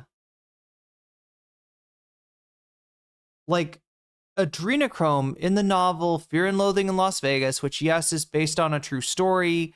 Hunter S. Thompson's explanation is that, like, when they asked him, did you are the details embellished, he actually says the details are minimized, that the drug-induced fever dream that was that novel is actually a kind of tamped down version of what really happened. But yeah, the adrenochrome was clearly there to represent some drug that like crossed the line of like it's procured from as to ostensibly the pain and suffering of a living human, and that like they're taking this whole drug trip in the 70s, like the early 70s, they're taking this whole drug trip too far. And so far they're like, oh yeah, well, it comes to the only source for that is a living human being. Oh well, might as well like takes a dropper full. Because he's like more concerned with getting high than he is the victims of the client of his attorney. I suppose. But yeah, it is. He says it's a Satanism guy that gives him the adrenochrome. So on some level, I don't know. I wonder if the adrenochrome, is this purely like a Hunter S. Thompson thing, or just somehow this weird conspiracy theory go back even further? They wove together these. I feel like the 60s had a lot of those like weird like drug stories. Like there's the one of the like there's like a story, like a urban myth that a babysitter was invited, or not invited, a babysitter babysat for a couple once. The babysitter calls the mom during dinner, or no, the mom calls the babysitter, and the babysitter's like, oh yeah, everything's great, I just put the turkey in the oven. And the mom is like, okay, everything's good. It puts it on the phone, and the mom's thinking, wait a minute, I don't have a turkey. We don't have a turkey. They get in the car, they rush home, and the baby is being cooked by the acid freak babysitter that they mistakenly hired. So the 60s is full of that shit. And the fact that it's like being recycled into like fascist propaganda tropes. Stories, you understand that this was their own form of storytelling and narrative building that was built around these theories. Why are we not talking about all the kids that are going missing? Why? That makes me question you. Well, what we're saying is crazy is the Satanists who are hurting children. Pizza is a code word for child. Now you say that QAnon is crazy. I say that it's crazy that you support them Satanists. What is killing them kids to harvest that there adrenochrome, as told to us by Saint Hunter S. Thompson in the extended edition of the Bible. I don't know, chat. That's what's weird about it, right? It's like they've got some fucking twisted gospel of pizza meaning kids and et cetera, and somehow Hunter S. Thompson has become a religious figure. They've completely like retconned who the fuck he was. Wait, Turkathy? Is that like Jimothy? Child pornography. Wait, is that what the story is? The urban legend is called? Pizza, child pornography. How did they get to that position of power? This may. Oh my god, I've heard it in so many different ways though. The original, what was it, Pizzagate thing? Was that pizza like they would suppose. Okay, so Tony Podesta, guy that works in the Clinton administration, actual weirdo. Actual weird guy. Like if you went into his home, you would see some fucked up art in there. All right, legitimately weird guy to begin with, right? But this is, some emails that were hacked from the Clinton administration, and a lot of, the search for pizza. A lot of hits come up because guess what? It's the office, and at the office when you're working late, you kind of tend to order pizza. Right. And sometimes they'd be like, what do you want on the pizza? And somebody would say cheese, or somebody would say sausage. And they came up with the theory or pepperoni. The theory that I heard is pepperoni meant like boys and cheese meant girls. That was the code that was going on. Or it could have just been that they were ordering pizza. Occam's razor, right, says that they were ordering pizza. The QAnoners say that, Hillary Clinton and Huma Abedin, in the midst of their torrid lesbian love affair, were carving, like little ham shavings off of children's faces or some shit to get them scared to produce the adrenochrome, right? This is where the adrenochrome comes into it. So yeah, every time you hear one of these QAnon people like retell it, it's like another twist on it. She's saying, oh no, the code is that like cheese pizza. Initials are C and P. Yeah, that's correct. So that's what it means. It's like because the QAnon thing was they're actually like abusing these kids, right? The version she's telling is one of them like procuring CSAM. Seems silly, and sometimes it is, but the fact is that for so many people, their political analysis boils down to it's the Jews. I know part of this is just because I've been around a lot of Hoteps and NOI people over the course of my life, but I know I'm not alone when I say that some people think they're really cooking when they say, you know what it is?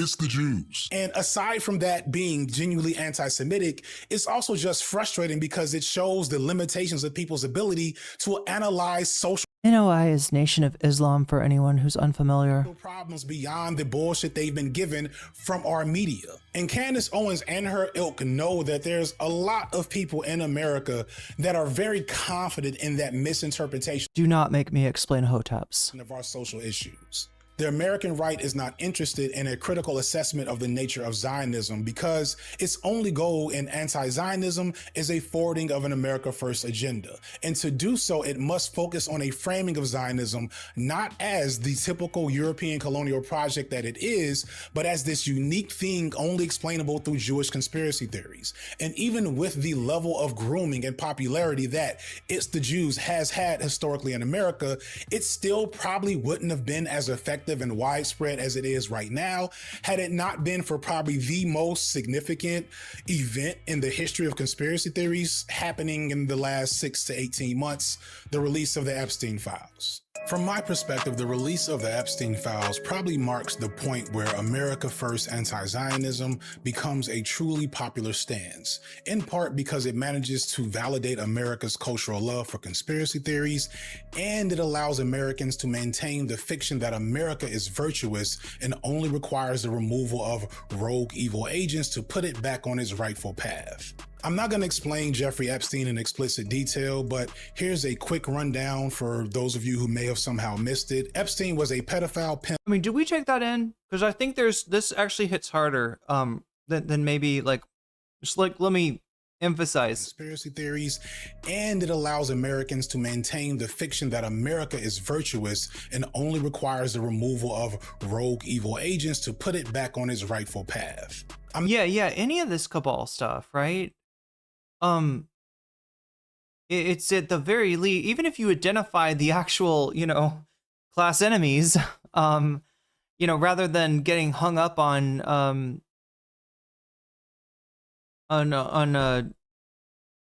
socialism for fools, if you think that that's all that's got to be dealt with in America, you're missing, you're missing a lot of what's wrong with America and what's still wrong with America in terms of the systemic inequalities. I'm not going to explain Jeffrey Epstein in explicit detail, but here's a quick rundown for those of you who may have somehow missed it. Epstein was a pedophile, pimp, sex trafficker to the rich and famous. He allegedly used a combination of social engineering, charisma, and blackmail to work his way into the highest echelons of society, having hung with everyone from Bill Clinton to Michael Jackson at some point, along with one of his clearly very best friends, Donald Trump. Epstein managed to become extremely powerful and well-connected. However, at some point... Oh my God, chat. Trump is Epstein's Mouton, right? As Mr. Mouton is to Epstein, Trump is to Epstein. Crimes managed to catch up with him, and he ends up getting investigated by the feds. This leads to his first arrest in 2009, for which he is given an oddly short prison sentence, but he is again arrested in 2019, and at this point, he miraculously manages to commit suicide while in custody under very mysterious conditions, which has the end result of closing his case permanently, despite the fact that there seemed to be a lot going on with this man and a lot of powerful people that helped him get to where he was. And it was found that there were allegedly millions of files collected about his criminal enterprise that were being held under some type of official seal, and these would become unofficially known as the Epstein files. The Epstein files became a holy grail for conspiracy theories, as it was believed that they would prove the existence of the deep state, which is again, protocols, elders design type shit, and numerous major conspiracies such as QAnon allege the Epstein connection.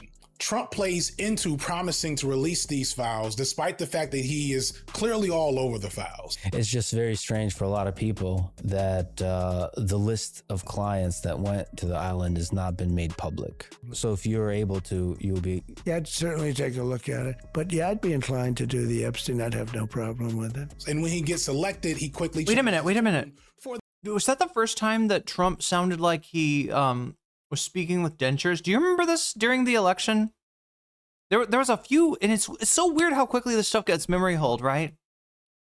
But the whole idea that Trump has just recently, become like sickly and to the extent that you should worry about it is absolutely not true, right? Even back then, there and we never got like an answer for what that is. I mean, like, it's like, I don't know, I'm not like saying like, oh, if he has dentures he can't serve as president or whatever, but I feel like there's something profoundly like unwell about this man. And you know, it's something like comparable to the concerns with Joe Biden. I guess it's because he can string some sort of a sentence together. It doesn't necessarily make sense. It's going to weave, and sometimes it's going to, you know, completely lose its own point. Yeah, he's been slurring like that for years. For that very reason. And while the MAGA movement is a cult, the lure of saving children and defeating the deep state was the key ingredient for many within that cult. And there's a limit to how much a lot of them. Well, what just happened? That the list of clients that went to the island has not been made public. So if you're able to, you'll be. Yeah, I'd certainly take a look at it. But yeah, I'd be inclined to do the Epstein. I'd have no problem with it. And when he gets elected, he quickly changes his tune for that very reason. And while the MAGA movement is a cult, the lure of saving children and defeating the deep state was the key ingredient for many within that cult. And there's a limit to how much a lot of them will allow themselves to be lied to. Some, like the late Charlie Kirk, went along with the program and told people to drink the Kool-Aid and shut the fuck up. I'm done talking about Epstein for the time being. I'm going to trust my friends in the administration. I'm going to trust my friends in the government to do what needs to be done, solve it, balls in their hands. Balls in their hands. Yeah, balls in your hands, Charlie. I mean, I wonder if he'd lived, like, would he have become, like, as hated as maybe his wife? Like, was Turning Point USA going to just go downhill regardless, even if he had, you know, nobody had come to that college campus with bad intentions for this man? Yeah, balls in your hand, exactly. Candace, on the other hand, immediately started to lean into those conspiracies and what those files must have been hiding, which of course had to be the secret plans of the Jews. Epstein's living there. Maxwell's are living there in Israel. It's getting pretty interesting. It's getting pretty spicy. Pretty spicy. Due to some work in the House and the Senate, the files are finally released, but only half of them, and they are heavily redacted. However, what was released was more than enough to validate. Charlie was clowned on already heavily by ball knowers. Yeah, this wasn't the first time the balls were in his hands. Conspiracy-minded folks across the country. There were some big names exposed, such as Bill Gates, Richard Branson, and Elon Musk. People tracked 1,000. What about Jimmy Buffett? Mentions of the word pizza considered like there's nothing super insidious, but there was like that picture of Epstein and Jimmy Buffett. The Pizzagate conspiracy theorists as a code word for children. Forget Warren Buffett. Well, I want to know about the Jimmy Buffett connection. For these evil rituals, there's also at least. Was he keeping children under that volcano in Margaritaville, where the children, like making the slave children making like. They were enslaved and they were making margaritas for the volcano to spew out every 15 minutes. Uses of the word cannibal or cannibalism. And there's at least one anonymous interview for a person who alleges that Epstein was a Mossad agent, along with a whole bunch of other nonsense, which is important to think about because pretty much anyone could call up an FBI tip line and say the things that are being reported in these Adrenaritas? Oh my God. Files. And I think this is an important detail to keep in mind because I think most of the files are bullshit. I'm sorry. I think that the idea that these people were secretly running the world but didn't know how to encrypt their own emails should be enough to tell you how seriously to take most of the stuff that's in these files. Wait, I'm sorry. The files are the emails and the pictures and like, I mean, he's not saying these are forged. This is the part of the video that confuses me, right? I guess what he's disputing is that this is like the proof that the CIA is run by pedophiles or like that. What is the conspiracy theory exactly? Because I feel like it just varies from person to person, the sort of takeaway that they have from the Epstein files. I don't know. Is he like, because like, I mean, it does seem pretty clear that he was involved with intelligence. The only question people really ask is like, which intelligence? Who exactly? Are we talking about UK, US, Russia, Israel? Files. Because there seems to be a lot of cross-pollination. But the end result, regardless of how I feel, supercharged conspiracies of cabals and elites working to control the world from the shadows, tracking of online extremist activity from hate groups and neo-Nazis spiked as the files. And the whole thing about the deep state is like, look, on one level, the way that the Republicans play it, where they're placing they're causing January 6th to happen. Or sometimes that's the FBI in their stories that they say basically seeded, encouraged, like pushed people towards January 6ing the Capitol building. But like there is, okay, there are people who work in intelligence. Their social circles are largely with other people in intelligence or other, VIP kind of personalities, right? So and there's like a culture, like, there's a friend group dynamic within that social circle, right? That's what the deep state is. Do you get what I'm saying? Like, and it's like in some ways it's like any other friend group. There's probably some innocuous sort of dynamics going on, and in another way, I mean, this is it does represent a considerable amount of power. But what the Trump administration has always tried to do is portray intelligence as being fundamentally against him, fundamentally liberal, woke, communist, right?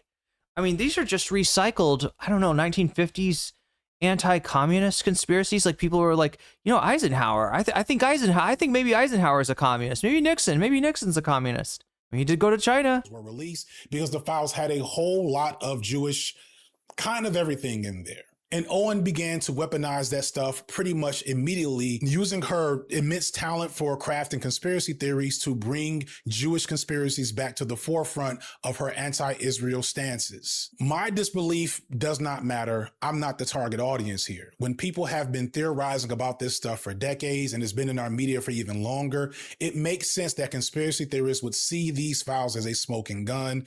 Look out for people talking about this stuff in the comments. I know it's coming. And when you combine this specious evidence for conspiracy theories with the fact that our government and our media is directly lying to us, people will come to the conclusion that makes the most sense to them. It's the Jews. The other fucked up weird thing about it is like the idea that like the state of Israel would be like involved with pedophiles. That's not news. That is a well-known like fact, right? That many people who are charged with, pursued, with warrants or whatever, from if they can get Israeli citizenship, or if they have Israeli citizenship, will flee to Israel and are very often not extradited, right? That is a absolute. I mean, it's another marble in the bucket of like Israel is fucked up, but it's not new information. And I need people to understand that this isn't philo-Semitism. This is, and also the United States collaborating with like horrible people. Like, it's not really anything new. Hello, Operation Paperclip?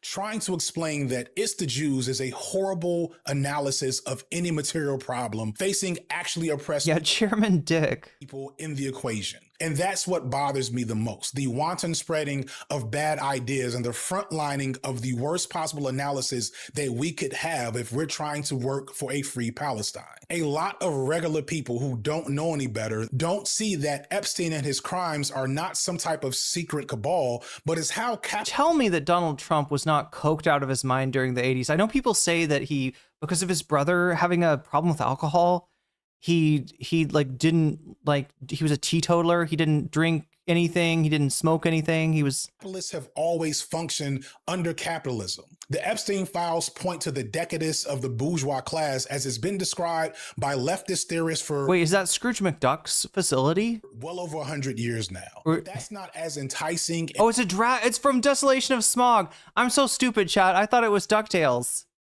I was like, wait a minute, there's a DuckTales live action? I gotta go see that. No, that's not Scrooge. And convincing as the idea that you could get some type of secret knowledge of adrenochrome. Some accounts say that his coke use is directly related to his incontinence. By listening to Candace Owens rant for an hour and a half. A conspiracy theory is a great story that can center you as a hero, and a material analysis of American imperialism and capitalism mostly just forces you to recognize that you're not a hero, you're actually a part of the problem for upholding and buying into these systems in the first place, and most people don't want to do that. So it's the Jews. Candace Owens knows that most people aren't interested in a revolutionary critique of capitalism or American imperialism, but the idea that she can guide them into a world of secret knowledge, that there's some special info that she has that will explain everything, that is far more convincing, and the numbers show this, and not just for Candace, but so many alternative media creators, many of whom are barely holding that their criticism is based on conspiracy theories. The combination of innate anti-Semitism in our media and the cipher of the Epstein files has calcified into the mainstream criticism of the state of Israel, not anti-colonial theory. Chat, when people say cipher, is your first thought The Matrix, or is your first thought Final Fantasy VIII? Not anti-imperial theory, not any type of leftist theory, the Articles of the Protocols of Zion. So now Israel isn't a Jewish supremacist state because of its racism against Arabs. It's a Jewish supremacist state in the same way that it's described in the Turner Diaries, and we cannot let that stand. I don't like the tendency to just criticize the anti-Israeli right without actually looking at the facts of why they have been... We need rhyme and reason to reign once more. Is that a Phantom Tollbooth reference? ...so insanely popular. And I think the biggest reason is that they talk about things a lot more simply than we do. That watchdog, the clock dog, was really cute. Like, that was adorable. That's the... You have people like AOC and Zohran Mamdani and all of these, progressive figures. Progressive and pro-Palestine Democrats give you like 10,000 disclaimers before they even tell you that they're anti-genocide or that they feel that Palestinians deserve rights. They have to apologize for decades and decades of anti-Semitism before they even get to the point. And they talk about the issue with such complex language, and they try to hold a million truths at once, and they lose us as Palestinians and pro-Palestinians, and they lose the Zionists, and they win over nobody. They cater to a demographic that does not exist. Meanwhile, the likes of Marjorie Taylor Greene, for all of her faults, she can speak about this matter with such clarity. She says, I am against killing children. Of course, two paragraphs down. Wait, did it freak you out that the dog had like a clock embedded in it? Or was it just like weirdly drawn? It's like super hyper cutesy. You know what, like in the way that, what is that movie with the Who's of Whoville? Is that the Grinch? Am I thinking the Grinch, chat? What movie has the Who's? They got like the cute little noses and stuff. It's like that, like squared or cubed. Talking about Mexicans in such a horrific way, but for the first few lines, she's talking about it with such clarity. That is the Grinch. And I think it is about time that we learn from them a matter of simplicity, because we are so concerned with data and being scholarly and being academic that we lose the listener. Most people care about right and wrong, care about good and evil, and the right has perfected this like simplistic and reductive way of thinking about things. And we must understand that not everybody we're addressing at all times is somebody who's a scholar and academic. Somebody, sometimes we're talking to like, a woman in Alabama who's working 2 jobs, and she only is interested in Palestine, Israel from like this 5-minute window she has when she's scrolling on TikTok. I want to give her the right sentiment to champion. I don't want to like give her a history. Yo, Omega, thank you for the 100 bits. Oh god, it's bad enough wasting time without killing it? Wait, I'm trying to remember, is that the demon that makes them carry the like granules of salt with a with tweezers from one side to the other side. Lesson all the time, because now people have enough things going on in their lives, but I think we look down upon some of the propaganda tactics of the right, but of course they're problematic, but they're effective. Wait, the watchdog says that? Candace Owens and her peers are only able to muddy the waters on Palestinian. Is that the point of the watchdog, to get him to lock in? Liberation. Isn't that like the whole thing is like, if you there's like the book version, which I read probably before seeing the movie, but the movie's like old. The movie's from probably around the same time as like Willy Wonka. It kind of looks like that. And the kid, like in the movie, he gets like a toy car. I was wondering that, like when I saw it, I was like, how is this kid so rich? Like his parents buy him it wasn't just like a Power Wheels either. It was like a legit toy car somehow. And it goes through a in a toll booth, and he goes through there and he gets isekai'd into this world of language and mathematics and knowledge and meaning and rhetoric and all this, like, it's like this fucking, yeah, he's got to be a rich kid. Those are some fancy toys that he's playing with. But yeah, so it's kind of like an isekai, at least the version, maybe the novel's an isekai too. But it starts off in, oh yeah, that's what it is. It starts off in like film, right, as like a real life, like a live action, and then when he goes through the toll booth, everything is a cartoon. So he gets converted into a cartoon. The car becomes a car. Everything becomes everything is cartoon. Efforts because the so-called progressive figures of America have refused to take a principled stance against Israel. The reason for this is obvious and most easily exemplified by this old clip of the former Democratic president, Joe Biden, way back in 1986. I think it's about time we stop, those of us who support, as most of us do, Israel in this body, for apologizing for our support for Israel. There's no apology to be made. None. It is the best $3 billion investment we make. Damn. Not in Israel, the United States of America would have to invent an Israel to protect her interest in the region. The United States would have to go out and invent an Israel.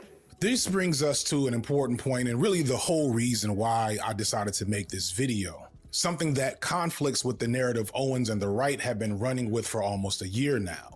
The United States is not being controlled by Israel. In fact, it is deeply invested in Israel for its own self-interest, not due to some form of blackmail or coercion or a deep devotion to Jewish Americans or regret for the Holocaust or some secret cabal of Jewish elites or anything fantastical like that. And if there's one thing I need some, not all, but some of you to understand, it's this idea. The idea that Israel is somehow controlling America is a lie. Israel is a vassal state for the United States, not the other way around. Israel serves America's interests in that region, and that is the main reason why we are their ally and vice versa. They act as our guard and attack dog in the Middle East, much as Malcolm X stated earlier. I say, imagine our circumstance in the world were there no Israel. How many battleships would there be? How many? This is the unsinkable battle carrier. Yeah, there we go. 6 hour shift and still counting. Yeah, it has been 6 hours.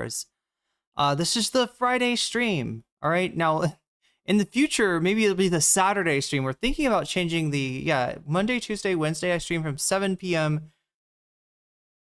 Pacific time, 10 p.m. Eastern time for 4 hours, right? We can expand that to 2 hours if we hit 200 on the ticker.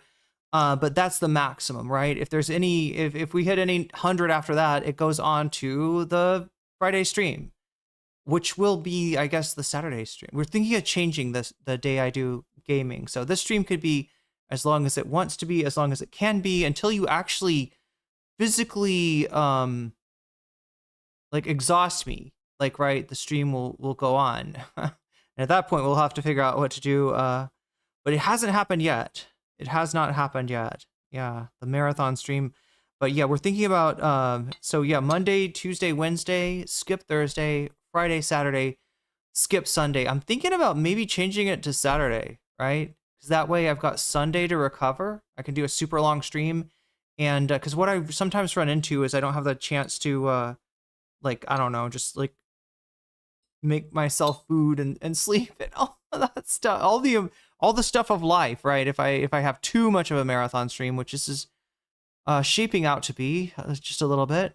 Troops will be stationed. Israel helps alleviate the cost of American imperialism. Instead of keeping our troops and ships and guns over there, we just give Israel the money and weapons to handle things for us. When nations like Iraq or Syria start nuclear programs that might threaten American imperial power, we can have Israel handle that without getting our hands dirty. Even apart from the Middle East, if America has use for a goon to get their hands dirty for our imperial needs, Israel is there, such as when the IDF helped train and supervise militaries in South America under the orders of Ronald Reagan, which helped to put down left-wing movements in Nicaragua in the 80s and also set the stage for the CIA to smuggle crack into black communities. I want to note, however, that even this explanation of Israel serves American interests still isn't quite enough to explain what's happening. A great book for those of you who want to understand the problems of Israel and the influence of Zionism on America that will hopefully disabuse you of more conspiracy theory nonsense is called The Israel Lobby, written by John Mearsheimer. And I like this book for two reasons. One, because it's pretty simple and straightforward as a text. It's not written in that flowery academic language that is hard for a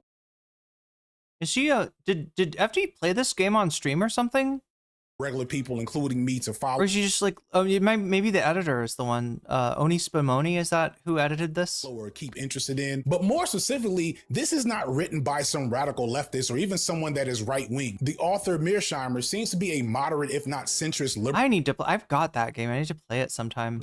Like, let's be real, probably a nice amount of you watching. So he's not even engaging in a real critical analysis of the thing from a leftist standpoint. He's just speaking to the problem from a good for America political strategy standpoint. Early in the text, Mearsheimer actually goes to great length to point out that even the argument that Israel is such a useful tool to help control the Middle East is not fully logical, pointing out that Israel is, for one, not always the best ally because they're often more self-motivated than we like, and two, they're not as quick to throw hands in the Middle East as we feel like they should be. Citing that Israel was not able to help at all during the Persian Gulf War because of their genocidal nature. And he even points out that Israel is sometimes just bad at being a spy for us, providing inaccurate and useless intel to the United States about what's happening in the region. In fact, Israeli assistance was sometimes of dubious value. One former CIA official reports being appalled at the lack of quality of the Israeli political intelligence on the Arab world. Their tactical military intelligence was first-rate, but they didn't know their enemy. I saw this political intelligence and it was lousy, laughably bad.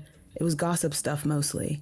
Israel also provided the United States with faulty or misleading intelligence on several occasions, probably in order to encourage the United States to take actions that Israel wanted. Ironically, at the same time, this hasn't kept them from spying on us, their alleged ally, an issue that has been happening for decades and is happening right now, as the dubious allyship of Israel has pushed us further and further from what many typical Americans would feel is a good position in the Middle East. Mearsheimer argues, in fact, that America's backing of Israel for all these years has been at the expense of stability in the Middle East, as Israel is just too rabid of a dog in the area to allow for what would likely be, at least for America, more productive deals between us and Middle East nations. Believe it or not, there was a time where the Middle East had a mostly favorable image of America, or at least a neutral image. But when we became the main backer for Israel terror in the region, that led to intense anti-American sentiment that is maintained for decades now, and Mearsheimer argues that this did not have to be the case. As a justification for helping Israel, in fact, this particular strategic argument is essentially circular. Israel is portrayed as a vital ally for dealing with its dangerous neighbors, but the commitment to Israel is an important reason why the United States sees these states as threats in the first place.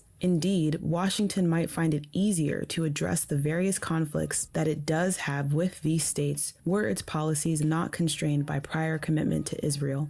In any case, these states are at present too weak to harm the United States significantly, though they can certainly make life much more difficult for certain U.S. actions, most notably in Iraq. What is the game called? It's called Metaphor Refantasio.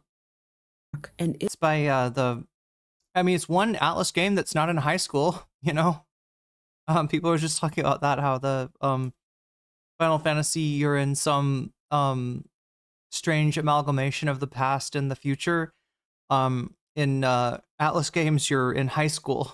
You're going to high school whilst fighting evil monsters. But Yeah, this one is like, I don't know, it takes it's like such a like the fantasy world that it occupies is so weird, so different. Israel has not been much of an asset when America has been forced to take steps against them. Now, you might be thinking, well, this is proof of there being some type of deeper, more clandestine conspiracy to explain Israel's control over America and the fact that we continue to support them despite it not being in our best interest. But even Mearsheimer rejects this premise outright, instead pointing to what should be obvious if not for the love of Jewish conspiracy theories and cabals. The Israel lobby is the antithesis to a cabal or conspiracy. It operates out in the open and proudly advertises its own clout. In its basic operations, the Israel lobby is no different from interest groups like the farm lobby, steel and textile workers, and a host of ethnic lobbies, although the groups and individuals who comprise the Israel lobby are in an unusually favorable position to influence U.S. foreign policy. What sets it apart, in short, is its extraordinary effectiveness. So basically what's happening is that from the right and the far right, you're getting a very Nazi Jewish supremacist kind of definition. And people are buying into it. They're buying into it because some people are naturally anti-Israel and they actually believe they're for Palestinian liberation. But that kind of definition of Jewish supremacy differs from the Palestinians in the 1960s and the 1970s who initially came up with the term of Jewish supremacy, right? And the difference is that first one, the white supremacist one that's being thrown around right now by Tucker Carlson, Nick Fuente, and Marjorie Taylor Greene, Candace Owens, all those types. It's rooted in that Nazi kind of definition, right? It's rooted in the Nazi kind of way of Jewish supremacy and the idea that, Zionism rules America, which is being debunked and falsified by Palestinians since the 1950s. Like since the 1960s, when they're dissecting Zionism and American imperialism, they were ripping into this idea that Jews control the world, that Jews control America, and that this is all on Jewish people, that we should be resisting Jewish people only. And so when you look at the definition of Jewish supremacy from Palestinians in the 1960s and the 70s, they tie it historically to the ground. And this is kind of what Faiz Sayyih, Norm Salah, Ghassan Kanafani, and even like a Jewish American in the 1970s, Hyman Loomer, write about. This is what they discuss in great detail. So that's the difference of it when you're looking at it. There's historical root and ground evidence of this versus you have, Tucker Carlson coming in and being like, Jews control America. We have to... The protocols of the elders of Zion type shit. World imperialism has its interests that it fights fiercely to defend and keep.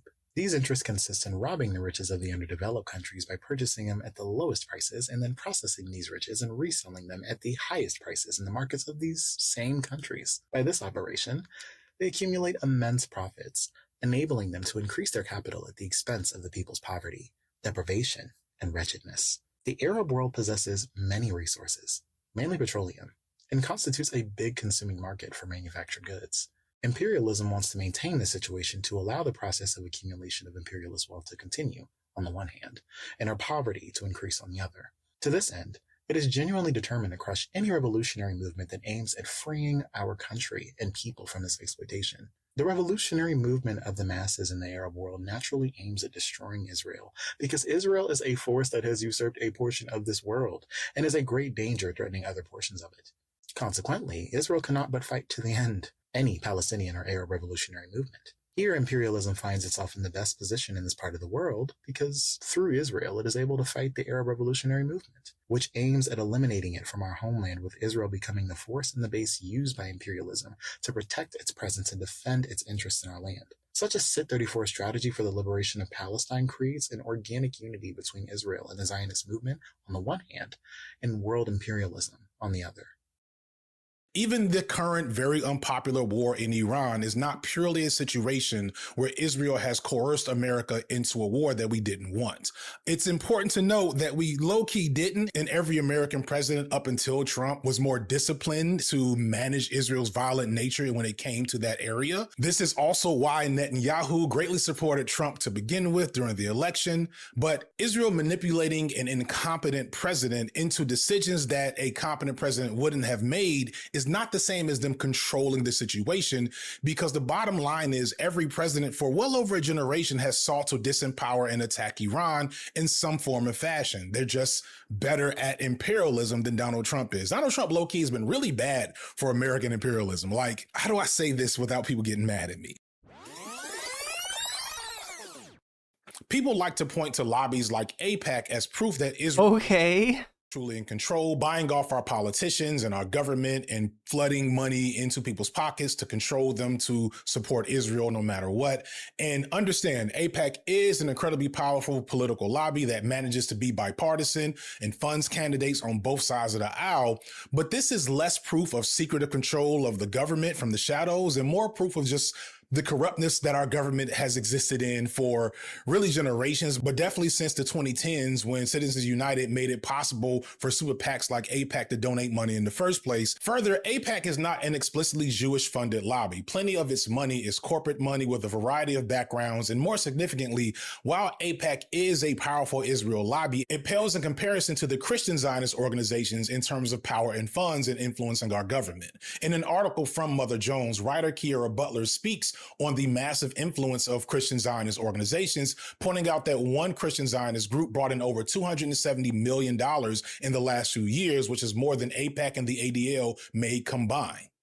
Those groups primarily target Jewish donors for their fundraising, but according to the spokesperson for Eckstein's organization, 92% of the donors are Christians. Since 1983, when Eckstein's father, a rabbi, founded the International Fellowship of Christians and Jews, the group says it has raised a staggering $3.6 billion for Israel and to support the Jewish peoples more generally. Since the death of Eckstein's father in 2019, the group has more than doubled its revenue. Another aspect that undermines this idea that AIPAC is behind everything is that two of AIPAC's biggest critics on the left have still not presented a strong anti-Zionist position. Bernie Sanders and Alexandria Ocasio-Cortez, aka AOC, both reject AIPAC money and are openly critical of AIPAC and have been for years, and advocate for other Democrats to not work with the powerful PAC. Yet both have at best taken liberal Zionist stances against Israel, both sizing the issue as if it's not very clearly a genocide going on. Bernie Sanders still to this day kind of refuses to call it a genocide. People are talking about what constitutes genocide, all that stuff. Fine. Frankly, what we should be talking about is how we stop this damn war. Do you have an International Court of Justice which is defining what genocide means? What we can agree on, I certainly see, is a mass slaughter of women and children, which is unacceptable, which has got to end. And as a United States Senator, I am leading the effort in the Congress to make sure that Netanyahu doesn't get the money he needs to continue that effort. People think that's not good enough, or they want to argue about this word or that word, fine. Without making another video, but definitely posting some things in the description, liberal Zionism is an attempt to both sides the issue of Zionism. Liberal Zionists will acknowledge that Israel is doing harm, but refuse to acknowledge the full extent or nature of that harm or legitimize Palestinian resistance to it. They will say things like Israel has the right to defend itself without acknowledging how it exists and what it's defending itself from. Israel can only exist as a colonial project that hinges on apartheid, racism, and genocide, and its right to defend itself is essentially the right for it to maintain apartheid, structural racism, and genocide and not be attacked for people trying to free themselves from that oppression. Liberal Zionism is insidious because it presents itself as a reasonable or rational response to the obvious human atrocities happening in Gaza. It acknowledges the suffering and decries it, but positions itself as the only realistic or rational extent of addressing that suffering. It cloaks itself in phrases like ongoing negotiations or two-state solution and speaks to its intentions to fix the problem, but the reality is anything short of decolonization and giving back land to Palestinians leaves them in a state of colonization. It blames Palestinians for not wanting a peaceful resolution without acknowledging that the Palestinians are living in an ongoing state of violent occupation. Essentially, it puts the Palestinians on the same playing field as their oppressors while consistently disregarding the humanity of Palestinians in the process. This now famous clip of Mossab Abu Toha shows the folly of this fake empathy that both sides the genocide. Your win is not without controversy. obviously, and in particular, some comments you've made in the past about the Israeli hostages. I believe you specifically singled out Emily Damari, who's a 28-year-old who was kidnapped from her home and held for 471 days. I'm just wondering, is there anything you want to clarify about those comments? First of all, I did not question her status as a hostage because she's a hostage, but because what other Palestinians who were kidnapped. I mean, I don't want to name people, but I have people in my family who were kidnapped from checkpoints, from schools, from shelters, and they are named prisoners. I was questioning, why should we humanize this soldier? And she was a soldier, and other hostages be named hostages while my loved ones should be named prisoners. I was kept hostage for 53 hours. I was blindfolded and handcuffed and was beaten in my face and asked for the Israeli soldiers to see a doctor, and they denied me any medical treatment. So no one is talking about this. Why? I questioned why are they given this privilege of being called a hostage? While in all news platforms, I was detained. I was a prisoner. Why? Am I less human than anyone else? Just to drive this home, Mossab is a civilian. He's not a soldier or insurgent or revolutionary. He is displaced in his own home. But the woman in question he's being asked about is a soldier, is in willful and active combat against him and his state. And he's treated as a soldier when he's not, and she's treated as a civilian when she's not. It is a horrendous juxtaposition that Zionism weaponizes Mossab's very existence as a present threat to Israel. An occupying soldier, right, is called one thing. An actual, a person that in every sense of the world is being unjustly detained, and in his case, I guess fortunately for only 53 hours, although it sounds like that 53 hours was hell. Yeah, it's a huge, horrible, double standard. Israel to Zionism, and our media, our politicians for decades have endorsed this framing, which is why so many people have struggled to empathize with Palestinians, along with the typical Islamophobia that America has also embedded in it. As Muhammad El-Kurd speaks to in his work, this requirement for Palestinians to be docile, unthreatening, and completely in accordance with Western aesthetics, the hyper-focused on women and children as if the man can't also be victims of this violence, all of it works to maintain a framing of this conflict that evades the reality of what's really happening. The reason why I wrote my book was because I think a lot of the books written about Palestine, be it by Palestinians and otherwise, and most of the time it's written by other non-Palestinians, are really data and fact-driven, and they're statistic-driven, and like you're kind of honing in a point. For the past 7 to 8 years, you're just driving home a point that it seems you're trying to persuade an audience into something. And what I've realized is that this is not really a matter of persuasion. There's something way bigger than facts and statistics here, because there is tribalism at the heart of this. There is racism at the heart of this. And the way people were consuming this, even the pro-Palestinian people, was deeply problematic, because for you to be in solidarity with the Palestinian subject, you must first kind of defang and disarm the Palestinian subject. You want to create the Palestinian man in your own image in order to feel a kinship towards them. And another thing we do is that we overemphasize women and children. One, we are robbing the women and children of their agency because they have been active participants in the Palestinian struggle throughout history. But two, it's the assumption that Palestinian men are meant to die, and it's a quite certain to die. It's also the assumption that Palestinian men are— this word fighting age that people use, right? That basically, in fact, I feel like they use this with immigration too. Like I've heard right-wingers talking about immigration, specifically pointing out like military, is that the term they use? Like military age men to sort of ramp up the idea, the narrative of invasion. That's, that the immigration, people displaced by U.S. foreign policy, coming into the country to try to see if they can earn some money, as they are incentivized to do by our companies that exploit and employ them. That is, if you codify it as like these are men of military age, rather than this is like the son of this is the young adult son of a family, coming to work a horrendous job, and remit money back to the broken home that U.S. foreign policy has created in countries like Venezuela.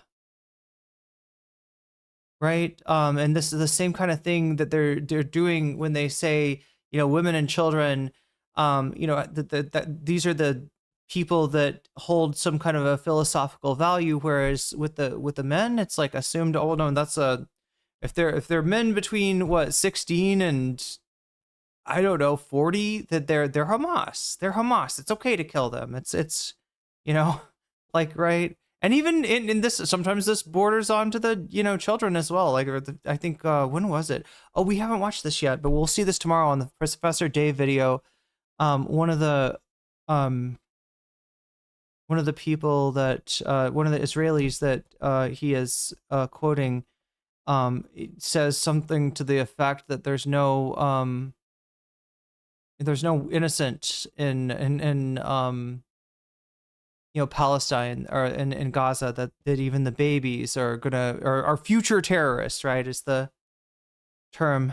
Are fighters. It's also the assumption that the viewer, again, is racist. And so the viewer cannot stomach to sit face to face with a Palestinian man. And so I must present this docile, doe-eyed, beautiful girl for them to listen to. So instead of challenging the racism at hand, we are just assuaging it, accommodating the racism, thinking that we're going to change the world by just accommodating racism. And that is deeply problematic. And there's other things that I talked about in the book, but those were the driving forces, because I think we have been stuck in.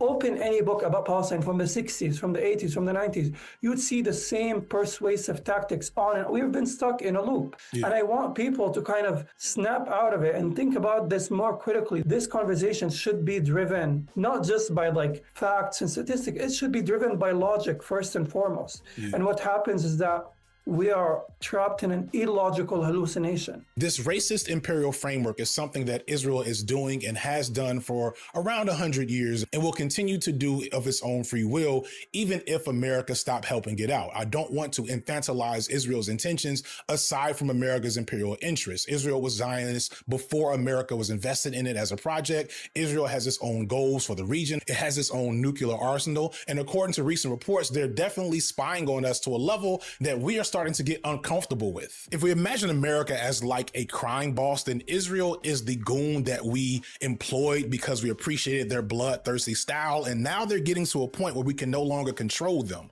But that doesn't make us innocent in that equation, especially considering that it was us that put them in that position in the first place. America's investment in Israel is due to a mutually beneficial and reciprocal relationship that many on the right refuse to acknowledge because it clashes with their ideological framework, their America First framework. Because to acknowledge America's investment in human atrocity in Palestine, they'd also have to acknowledge the same thing happening at home and abroad. For the right, America can do no wrong, so surely it must be Israel at the head of the problem. But no, these are two hearts beating to the same drum.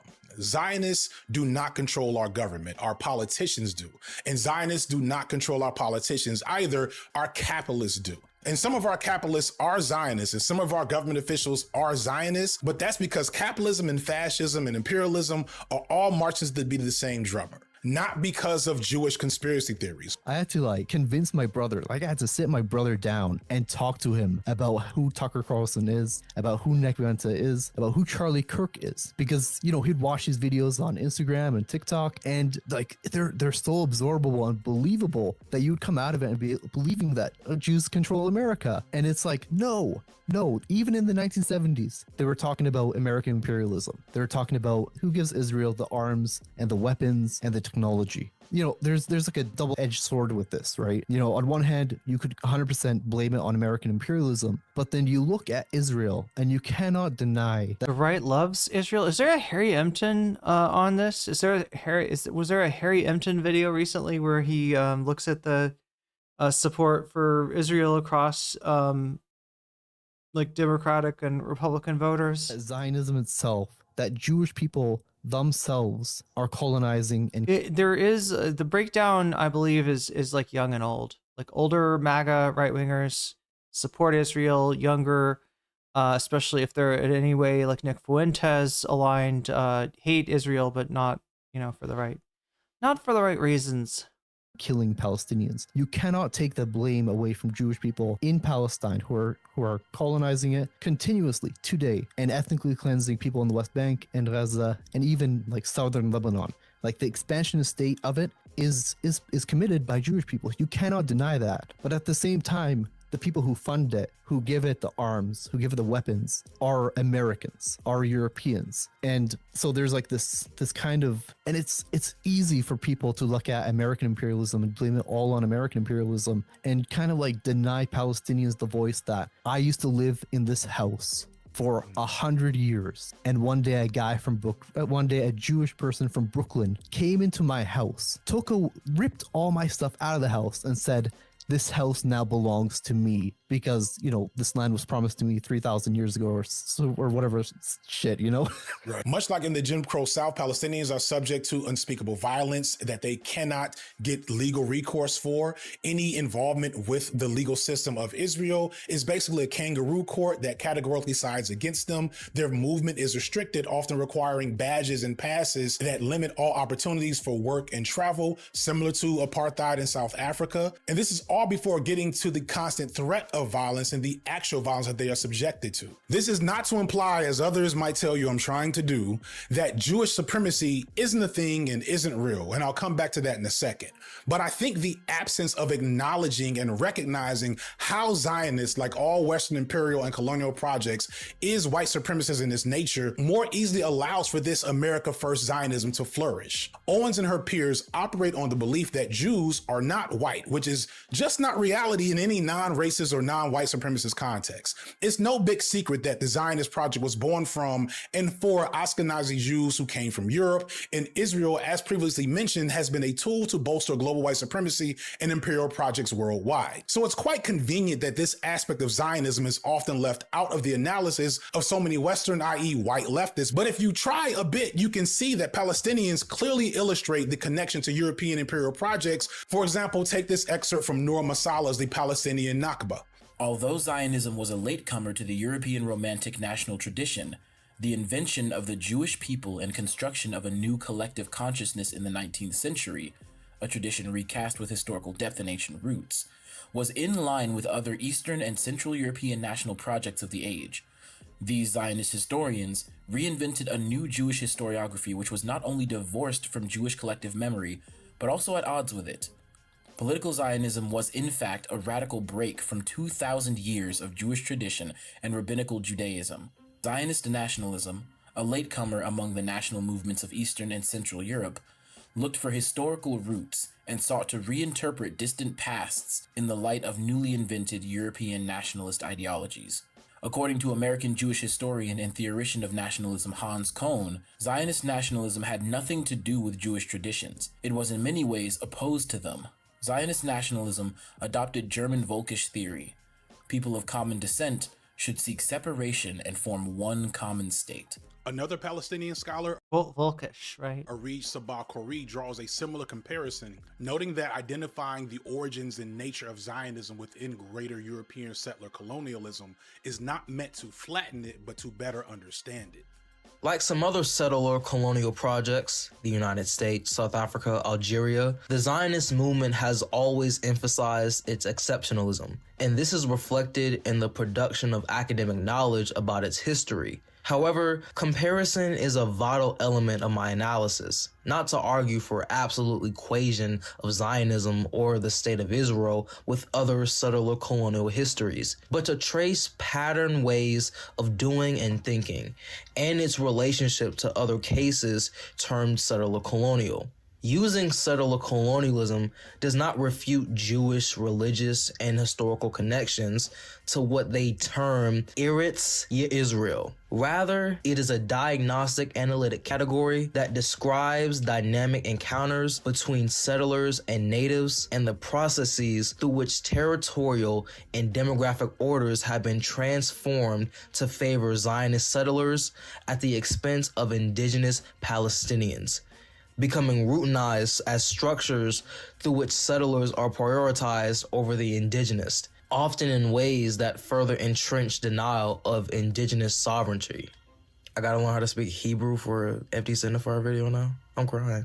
All that said, as we center frameworks brought forth by people in the region, people affected directly in this conflict, it is important to recognize that Jewish supremacy is probably a more important topic for other people, specifically those of us in the West, to understand, because we're inundated with Zionist propaganda that we need to unlearn and be more critical of, especially for the efforts of combating the insidious ways in which Anyone making a late night sandwich? Oh my god, I need something. I don't know.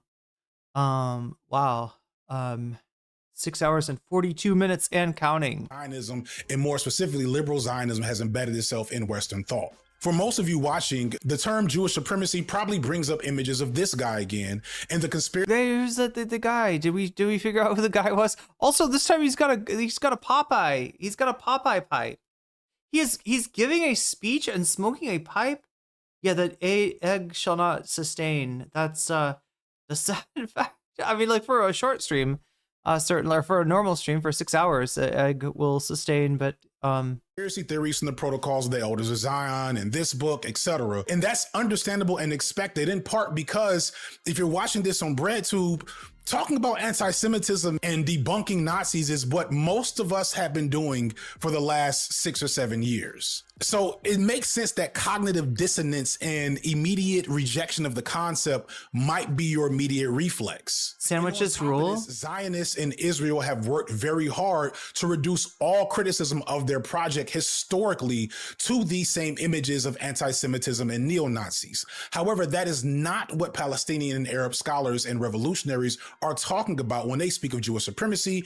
And call me a weirdo, but I think it's important to not lazily conflate the two in public discourse for reasons I mentioned earlier. To Palestinians, Jewish supremacy is based in how Judaism is written into Israeli law to produce the same results that apartheid South Africa saw with their settler colonial project, or the original formula for this framework, the Jim Crow South in America. Herein lies an important difference between Zionist racism and other forms of European racism familiar since the advent of colonialism to the peoples of Asia and Africa. Race supremacist European settlers elsewhere in Asia and Africa have, by and large, found it possible to express their supremacy over the other strands of lesser people and inferior races within the framework of hierarchical racial coexistence. Separate and unequal, the European colonists and the natives have on the whole coexisted in the same colony and protectorate.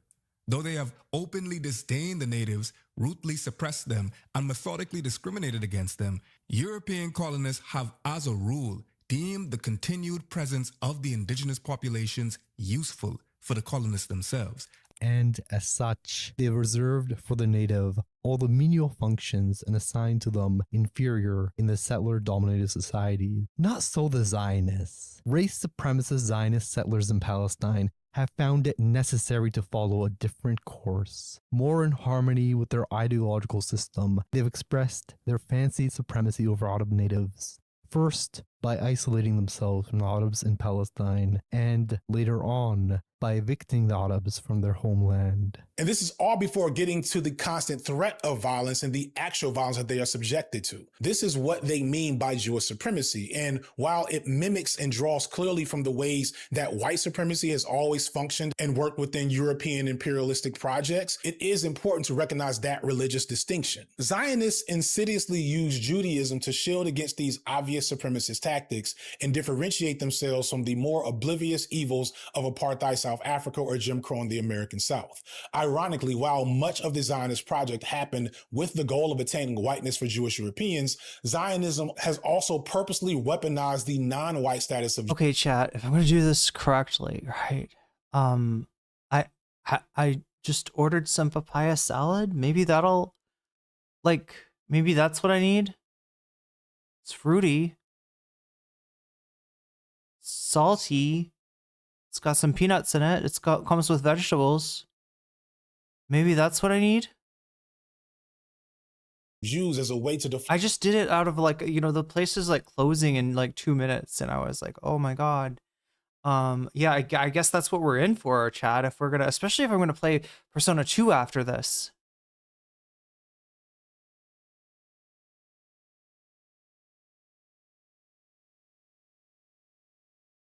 Get the grub? Yeah, I guess so.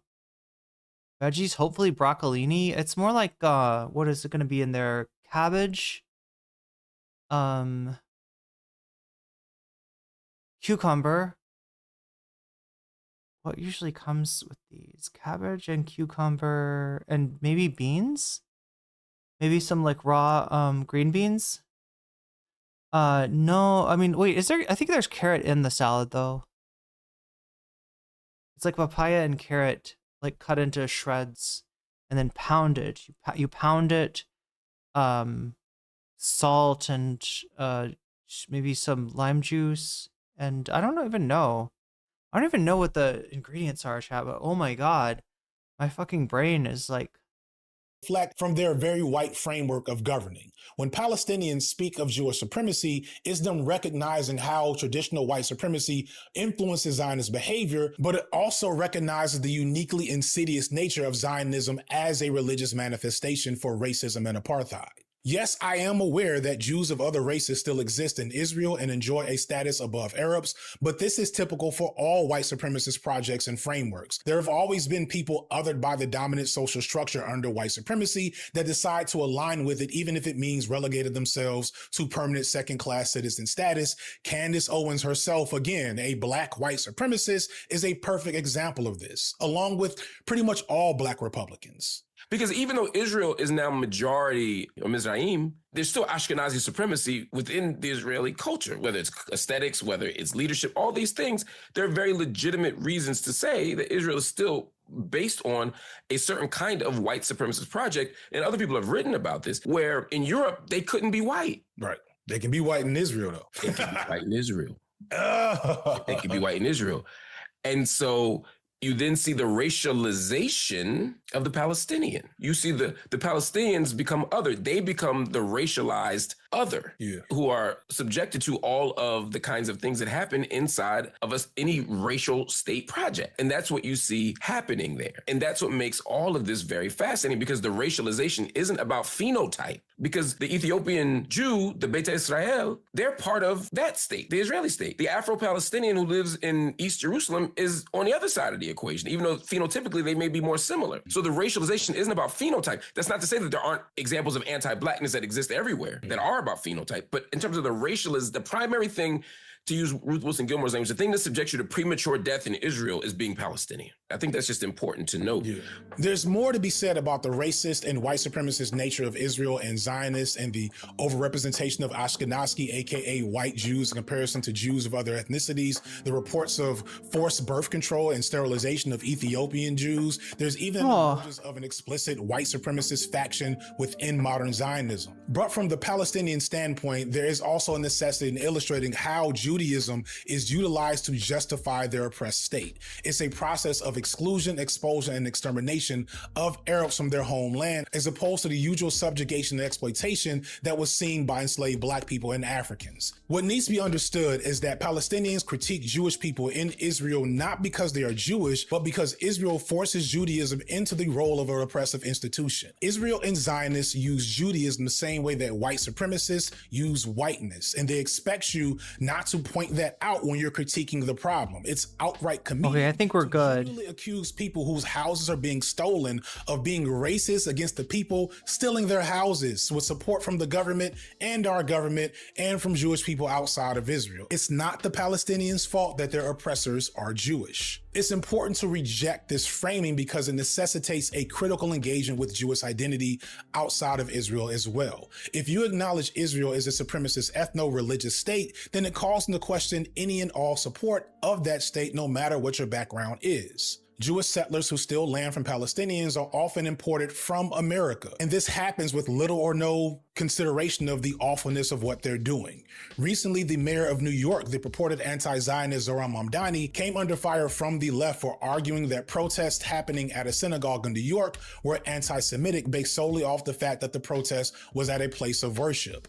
The problem is the synagogues in question were holding events to promote illegal purchases of land in Palestine that would eventually displace Palestinians from their homes. Do you think these protests were happening because these people hated Jewish people and were anti-Semitic, or did they have an issue with the illegal practices that they were promoting and facilitating at the synagogue? My take on Mamdani is spicy. You know, I say in my video on surveillance that he is the archetypical good Muslim. You know, the kind of guy who stands up for Palestine, who backs Palestine, who has a father who is in anti-colonial studies, who is very much for Palestine and against Israel, who is very much anti-Zionist. And then you have Mamdani coming in, and yeah, it boosts the Muslim perception of a mayor in America. Like that's fabulous. That's amazing. But at the same time, it's like you're going around denouncing Palestinians who voted for you, who voted you in, and you won't even see the wrong. And this is a bit spicy, but you don't see the wrong of selling Palestinian land in Israel. Like there's a deep wrong of these colonial auctions of land. And then you come up on stage and you say, you know, that's anti-Semitic. You should not be protesting selling land in Palestine. Did he say that? He did. He said he denounced it. Okay. And for me, I was like, you're right now, and it's spicy and it's kind of hot. That's not very spicy. That's pretty cut and dry, in my opinion. For me, it's like you're being the good Muslim here. You're basically folding for the NYPD in your cabinet. You're giving them all the authority to go after Palestinian protesters. You're basically clamping down on the movement. In my heart, I don't believe most Jews would openly support such activity if not for the false image of Israel as a Jewish state acting upon a divine right, propagandizing itself as a bastion of liberty that is just whole. And look, the way that this narrative, the reason they do this thing, right? The reason they do the land sales at the synagogue is so that if anybody shows up to protest them, like if they had it at a convention center, right? People show up to protest. What are you protesting? You know, this like they're selling they're selling stolen land in the West Bank, right? It happens at a synagogue. It's really easy to say these anti-Semites are protesting the Judaism that's taking place inside. They're against Judaism. They're against Jewish people. Why you're protesting a synagogue? Really? Like, I mean, that's like the most anti-Semitic thing you could ever do. And I feel like a lot of people, just hear about it as that. Oh, there were protesters outside of the synagogue, right? Like this was a protest against the existence of Jews, right? It's a way to weave a certain narrative. Who only want to tear down this project. Zionism has had the effect of blinding everyone to their crimes, and for many Jewish people, the symbolic concept of Israel is worth defending and protecting until having had to witness the reality of what Zionism is for the last couple of years. Okay, here's my thought, chat.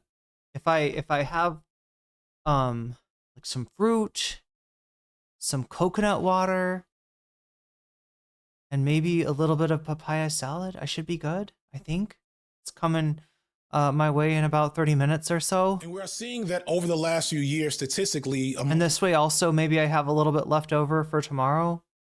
And then I don't have to, oh my God, then I end up in this situation tomorrow. I was actually thinking, chat, because we've added so much time of like, well, what if I did gaming tomorrow? And it's like, well, we already had a short gaming session last week. I don't want to, oh my God, we're kind of set to do the same thing again. But I got some pomelo, chat. I think the pomelo is going to get me back on my feet, right? I think that's what I need. You know what I'm talking about? It's like pomelo is like a big ass kind of sweet grapefruit, not that sweet, but sweeter than it's less funky tasting than a grapefruit. Jews, they are less likely to have a positive. Is it sweeter? What if any pomelo enjoyers out there? View of Israel or Zionism. Any pomelo ball knowers compared to their older counterparts. The ADL and other Zionist entities have reported that there's been a rise in anti-Semitism worldwide. And while many progressives reject this as not being real, I think doing that actually looks at this the wrong way.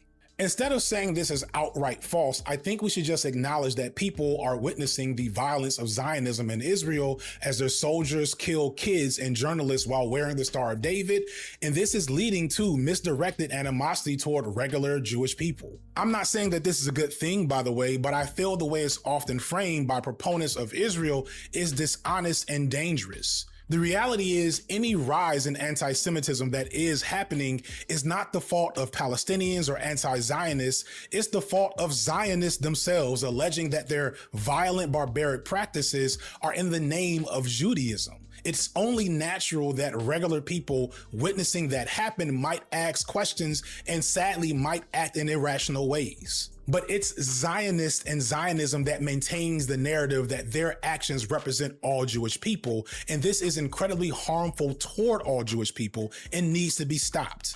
Anti-Zionism is not responsible for a rise in anti-Semitism. Zionism is. Instead of the constant refrain that anti-Zionism is anti-Semitism, the opposite is actually true. Zionism is anti-Semitism. I mean, I'm a little bit, I just don't know, right? Like how much of the increase in anti-Semitism is a function of Trump's America straight up, you know, how, you know, you marginalize, you know, certain groups to the point where they're out groups, then you necessarily start making the marginalization of other groups more acceptable. And we have, you know, seen a rise in anti-Semitism, along with a rise in Christian nationalism, like concurrent before any of this happened, right? Nick Fuentes was a thing before October 7th. And yeah, probably somewhat, probably somewhat as, you know, the news might also, I want to say this in the right way where it doesn't sound like there's an understandable and appropriate response of anti-Semitism to the things that in the news and on our TikTok feeds that Israel is doing, right? An important distinction that I am barely awake enough to make sure to make. Last thing I want to address is, again, the role of media, both mainstream and alternative, and how we've commodified and distorted Palestinian liberation struggles for what I see is for the sake of market extraction, money, and clout. And even those of us who consider themselves anti-Zionist or truly seeking Palestinian liberation can fall into this trap of overemphasizing our role as people not directly engaged in the struggle in Palestinian liberation to deleterious effects. And while this isn't exactly the same as what Candace Owens and her ilk are doing, it's not quite not the same either. Much consternation has been made around what YouTubers are or are not making good videos about Palestine and the genocide and who said enough and who's really got good takes on Palestine. And regardless of how you feel about the qualities and intentions of different people's videos, one thing is true almost categorically across the board. Very little on this. Yeah, we're about 30 minutes away from being done with this video. I know it's a long watch. There's a lot to consider here. And after that, we'll be doing some bonus content. What bonus content we'll be doing, though, that is a good question. I want to check on the poll again, see where we're at as far as that goes. 101 votes have been cast on youtube.com/nocommentchick. You can still go over to my YouTube channel, even if you're watching on Twitch. Click on the stream, click on the chat, click on the poll, and vote for your favorite topic. It's very close right now when I'm looking at the poll itself, right? 32%. Ethan is still suing iDubbbz, is in the lead. Second place, and that's actually a short watch, right? Second one is a slop tuber going mask off. I haven't watched this yet. Direful is recommended. This is, you know, for our review here. That's in second place. We got the Pisco debate against Destiny's BFF, Mr. Mouton, the little lamb eating ivy. I don't know, chat. I don't know what's wrong with me. That's in third place.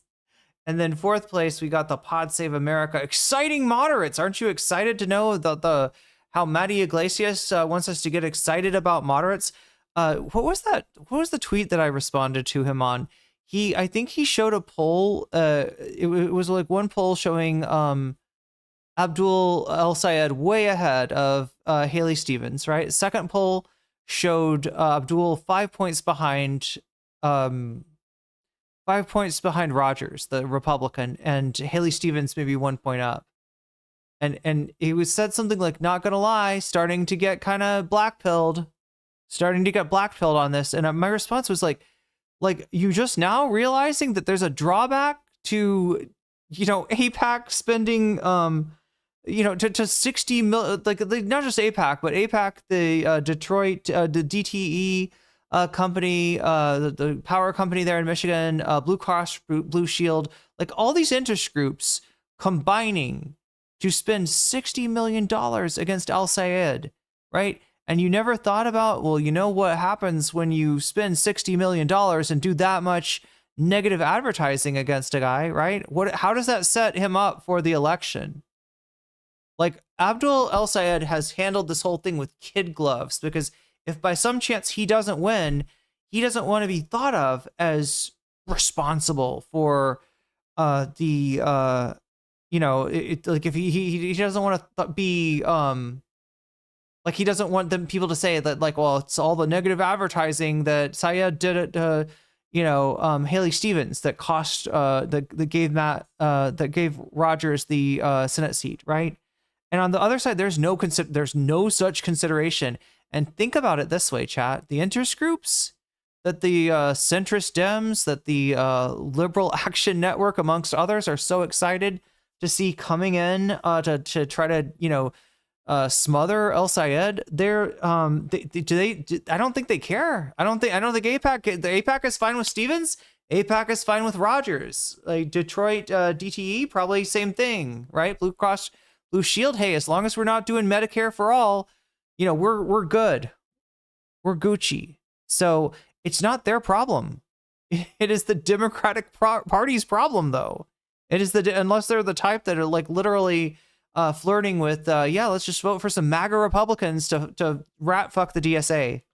Topic is actually being now again.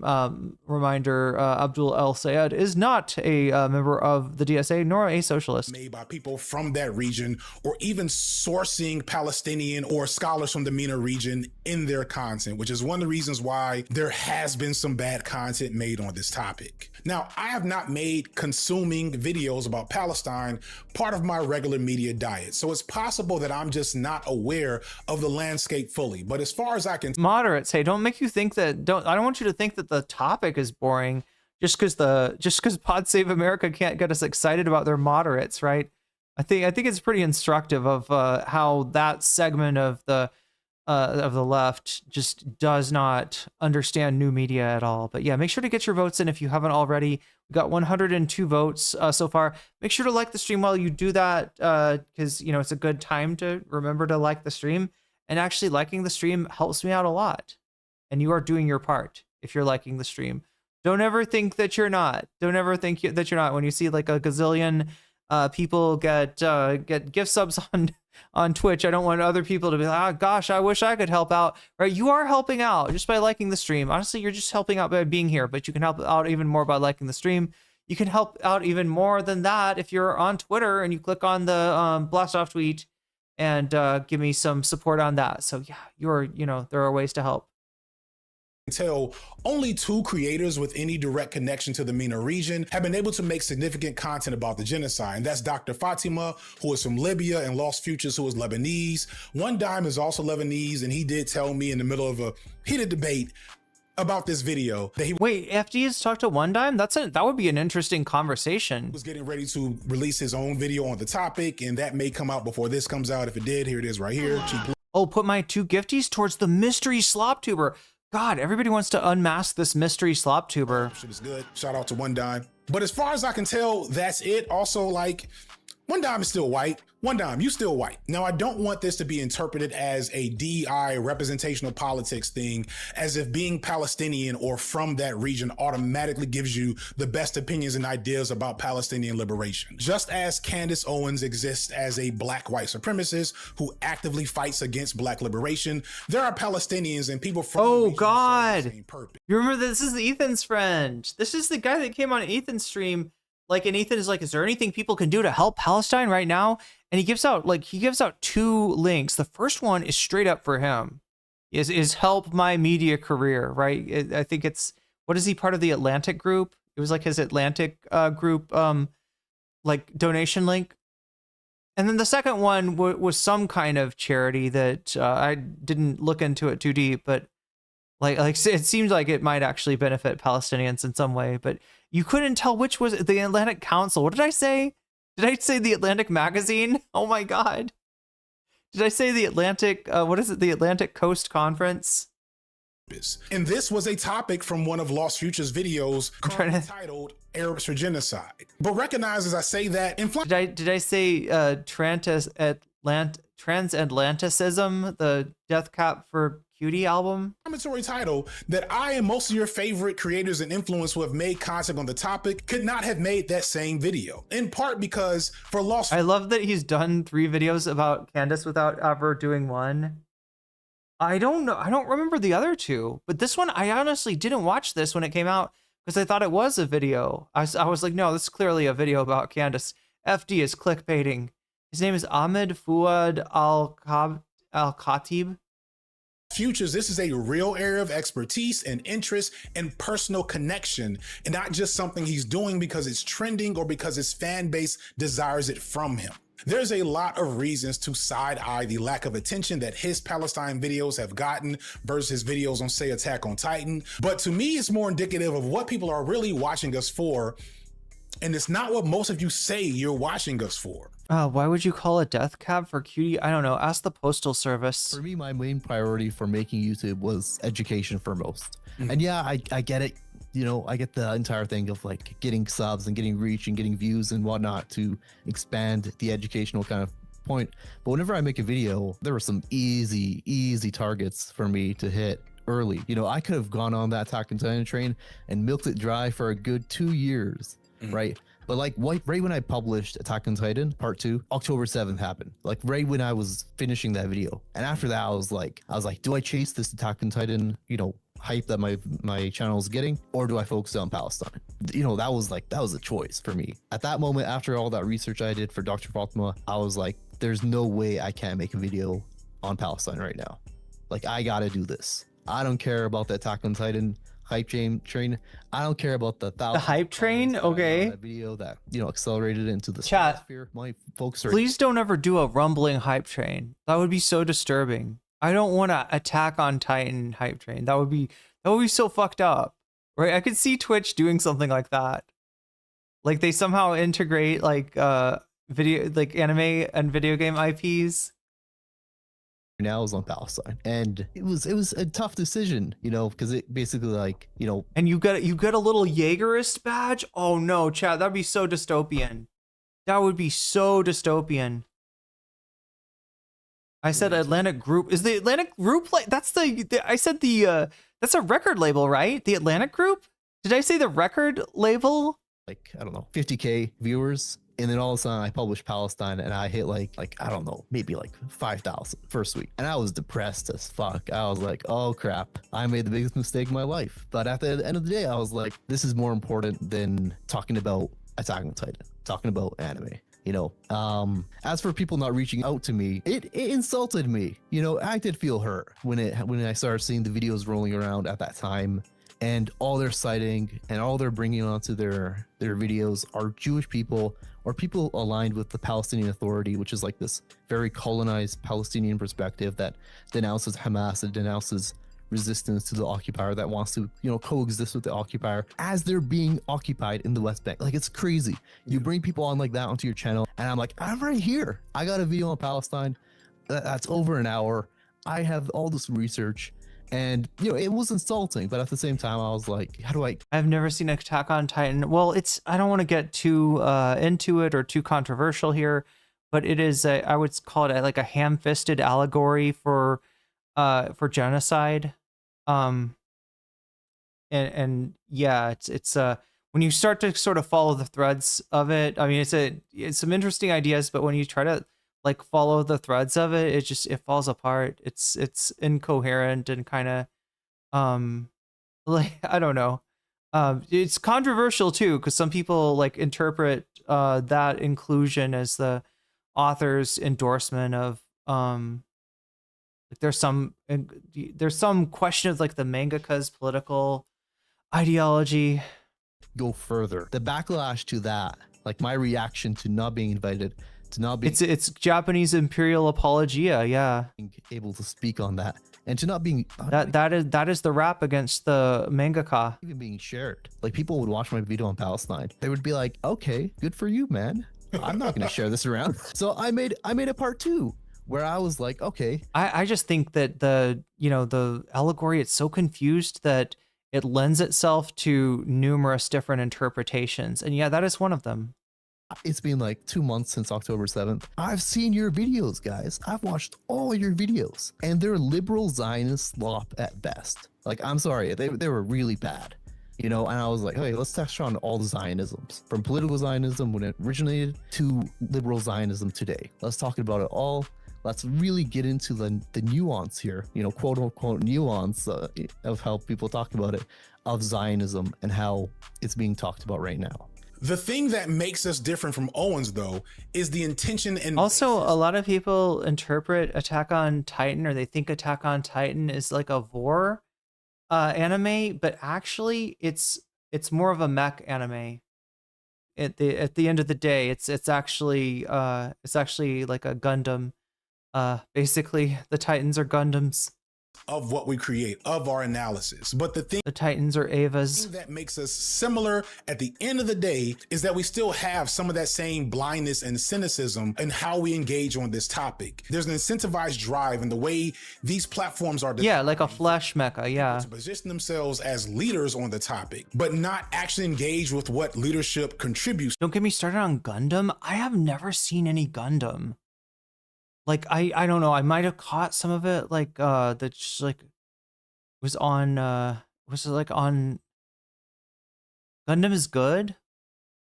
Mikasa, with all that, Mac?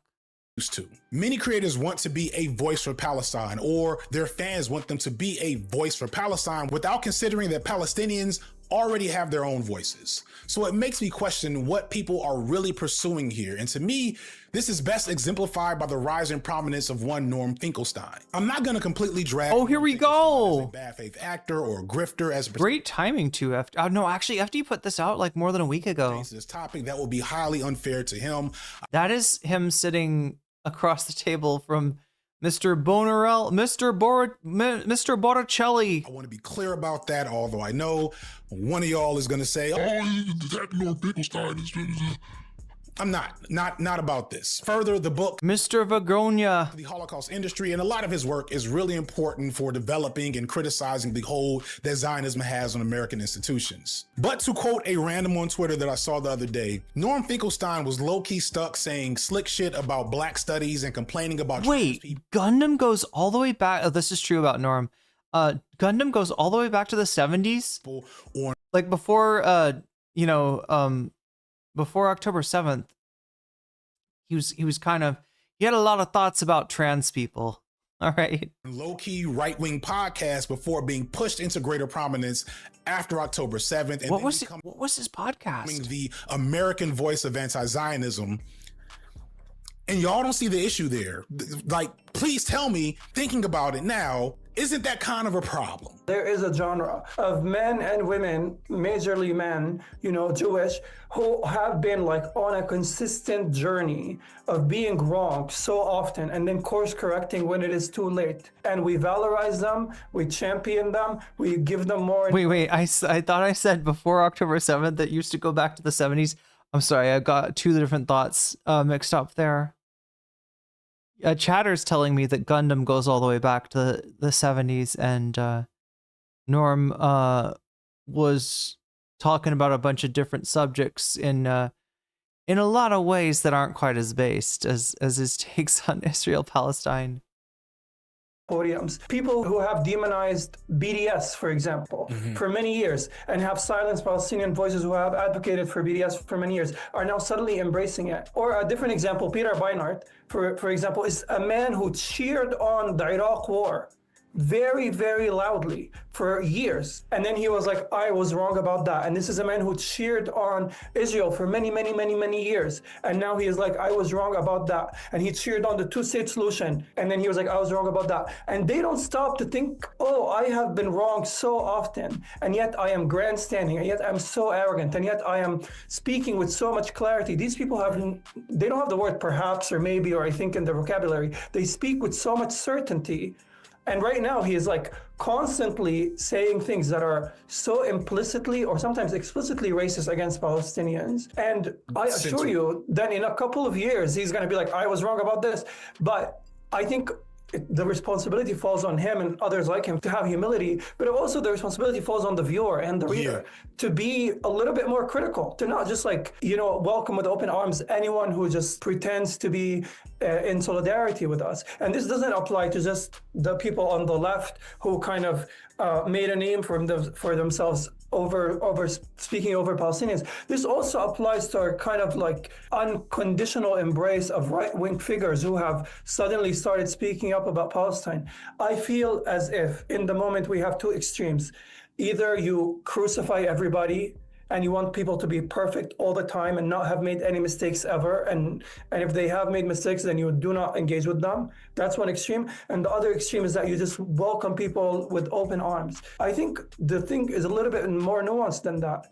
People need to show us how they've changed, what kind of organizational and political commitments have they made since their mistakes, right? And also, if somebody is so good on Palestine, but so bad on immigration, and so bad on Black issues, and so bad on women's issues and whatnot, do I really want to be in community with them? Yeah, it's an important question. Is that the champion we want to bring to the forefront?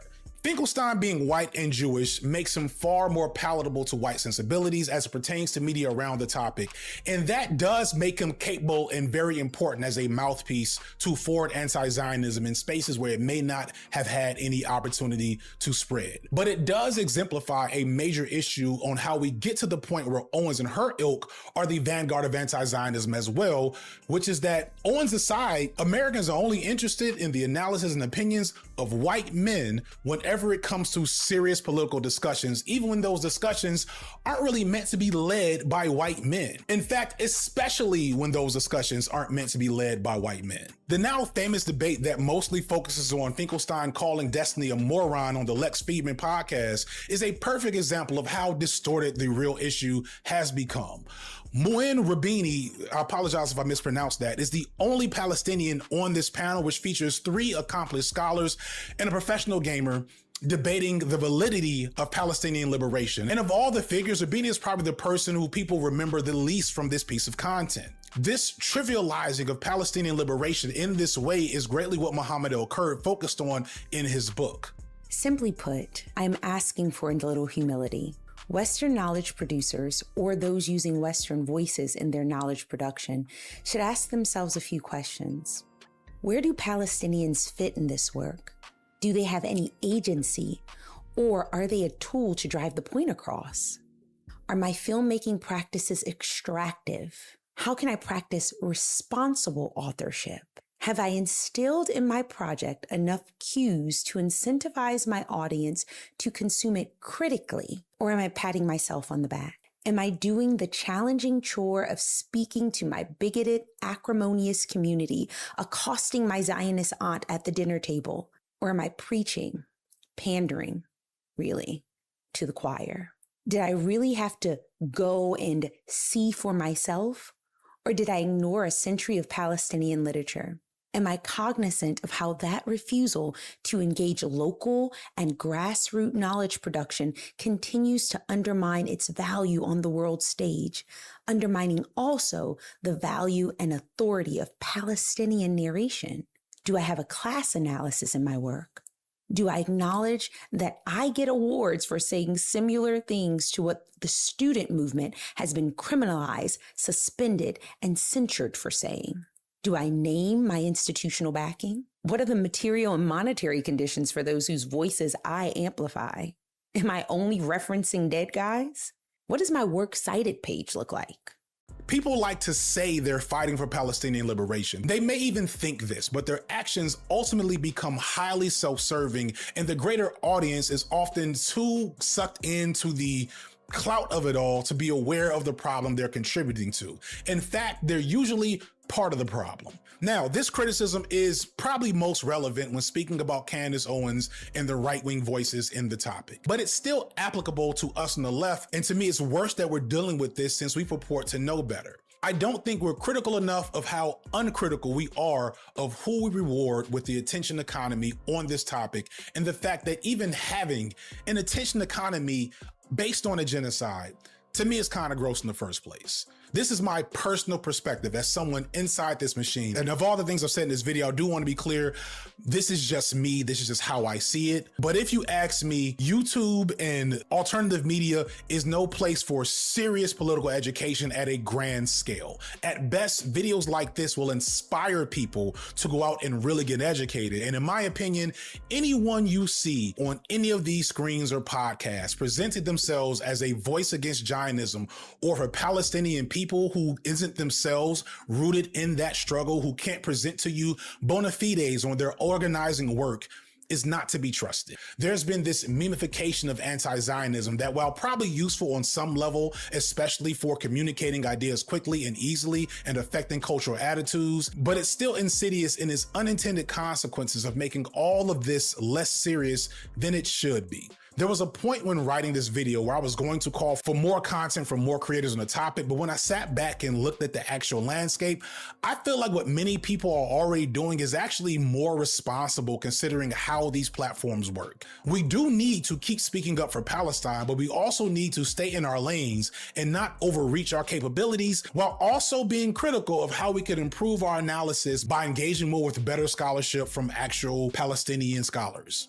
But what I'm getting at is that we need less definitive videos on Palestine from non-historians and more agitative propaganda capable of pulling in new people and spreading a more principled message. If your lane is video games or pop culture, use that. There it is again. Palestinian liberation. Don't enter a historian's lane. And if you're a historian, I don't have a perfect plan of attack, not being a historian, but I guarantee. I wonder what this was. Was this just like, you know, we got the B-roll here, we got the stock images here, stock footage here.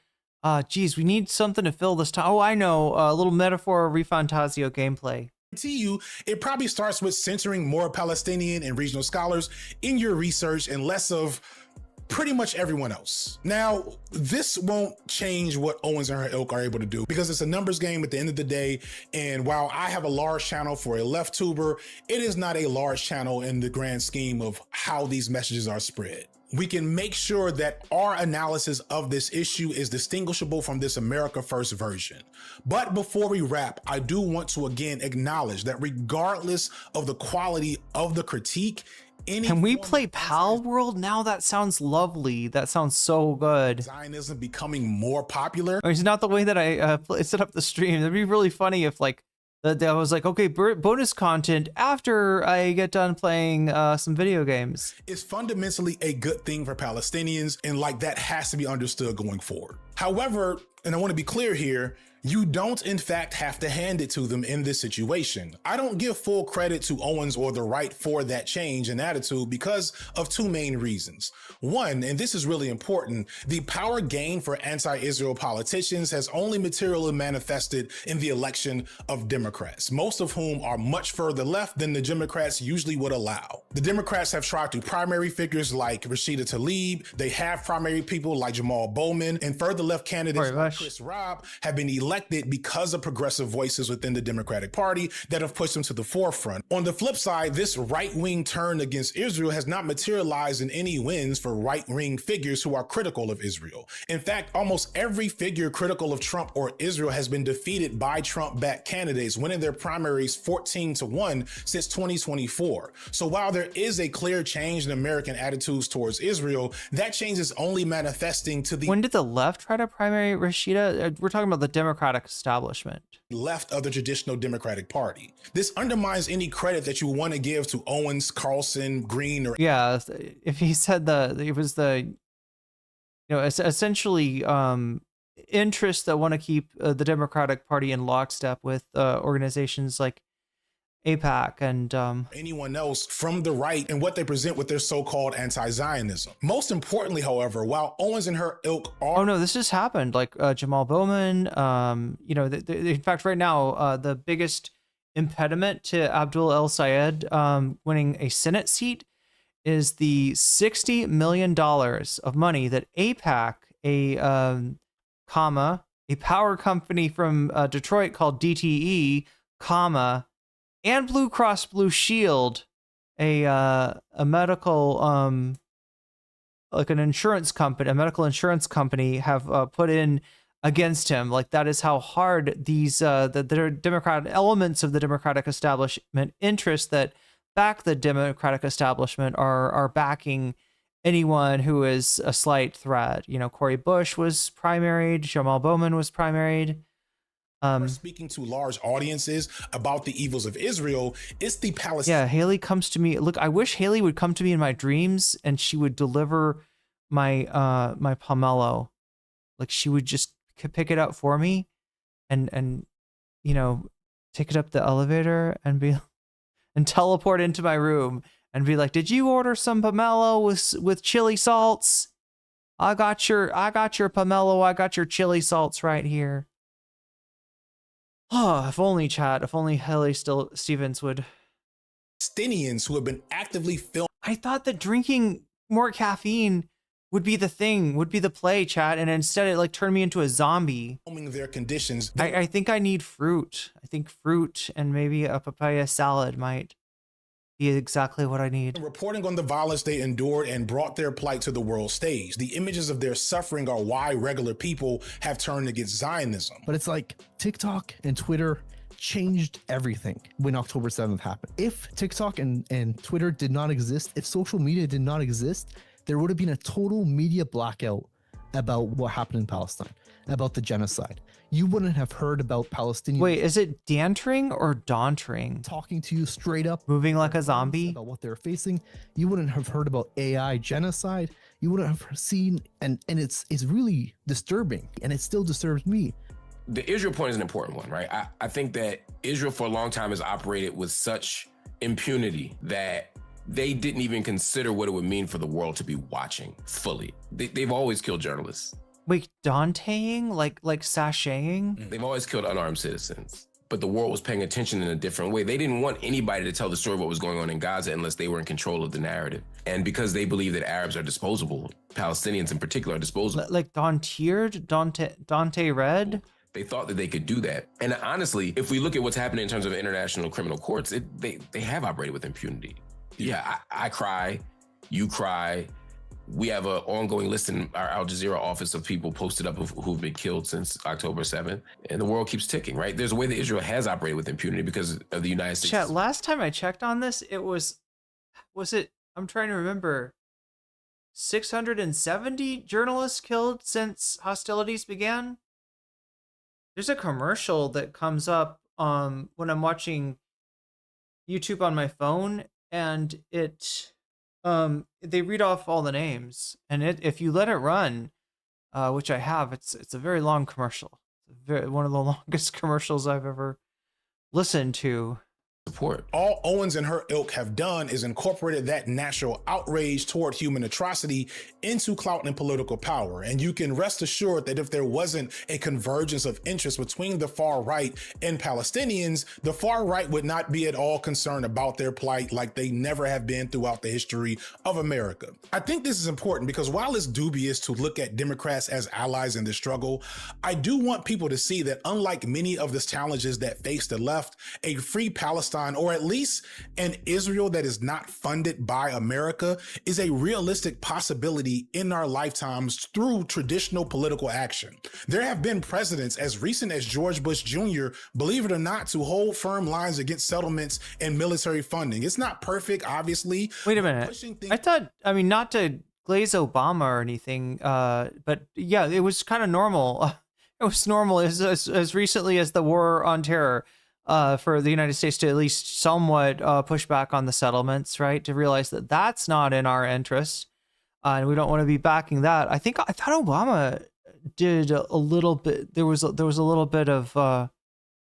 It wasn't in the first 4 years. It was in the second under Hillary Clinton as Secretary of State. I think it was the second 4 years with what's his fuck John Kerry. I am gonna go get my papaya salad, get my pomelo, and hopefully eating. I don't know, chat. It's a theory. It's a game theory. But I feel like if I eat pomelo, I'm gonna be okay. I'm gonna start feeling like I have energy again. We'll see in just a second. Until then, I leave you in the capable hands of Irene, who hopefully will guard against any sort of Nikki Haley. What if I go down to pick it up and Nikki Haley teleports back here while it's happening, and then I can't get my pomelo and I'm like all pissed, and then I come back in and Nikki Haley is sitting in this chair eating my pomelo. Chat, that's a real concern of mine. Who did I say? Nikki Haley? Oh my gosh. Yes, I did mean Haley Stevens. I did mean Haley Stevens. I said to Nikki Haley. Damn, chat, I'll be right back. Hopefully with a more functioning brain, because I got 2 more hours to give you some bonus content. This is almost over, and we'll do some bonus content. Have to see what's winning in the poll right now. Is it Slop Tubers? Go masked off. Okay, so it looks like we're gonna do that. Maybe some Ethan still suing iDubbbz. Keep you get you up to date on that whole story with iDubbbz and Ethan. Then some Pisco versus Mr. Mouton. I'm doing amazing. Thank you. This is a challenge for me, chat, to stream this long. We've been going for 7 hours and 30 minutes. We got at least 2 hours left. And I'll see if I can manage the gaming, chat. I don't want to push that off against till Sunday, till Saturday night, Sunday night for me. But I don't know. We'll see. Okay, let's. I'll be right back. Further is something that could exist before my children are adults. America's full support of Israel is younger than a lot of your grandparents, and with some concerted effort and watchful oversight, it's possible to push the current anti-Israel sentiment, regardless of where it comes from, into material change in that region as it pertains at least to American policy. And from there, we might see massive progress in other ways. Recently, the aforementioned Norm Finkelstein did an interview where he essentially makes the same observation I'm making in this video. The right can't be trusted on the issue of Gaza.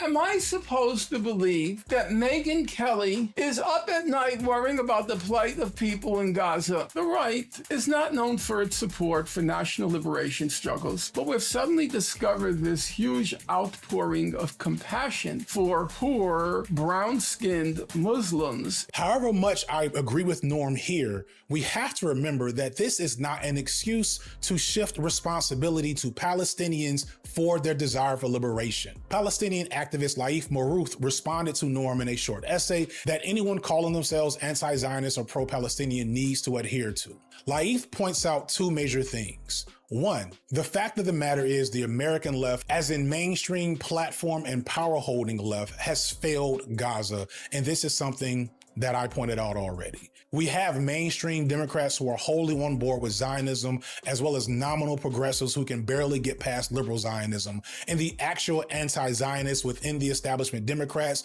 are marginalized or being actively co-opted or primaried. And this brings up the ugly second part, that America first likely means Israel last. Thus, this rising America First Zionism is the best thing going for Palestinian liberation right now from their standpoint. It's not their responsibility to have the correct allies in their liberation efforts. Now, I imagine that many from that region probably will recognize the flaws in America First Zionism and the fact that it could not be trusted long term. However, with the boot on their neck as we speak, I cannot blame them for disregarding the red flags if it means change. But the same cannot be said for us here in the States. Aside from the fact that we owe it in solidarity to Palestinian people and their cause to frontline their assessment of their situation, to employ the core of their analysis when we open our mouths to criticize Zionism in Israel.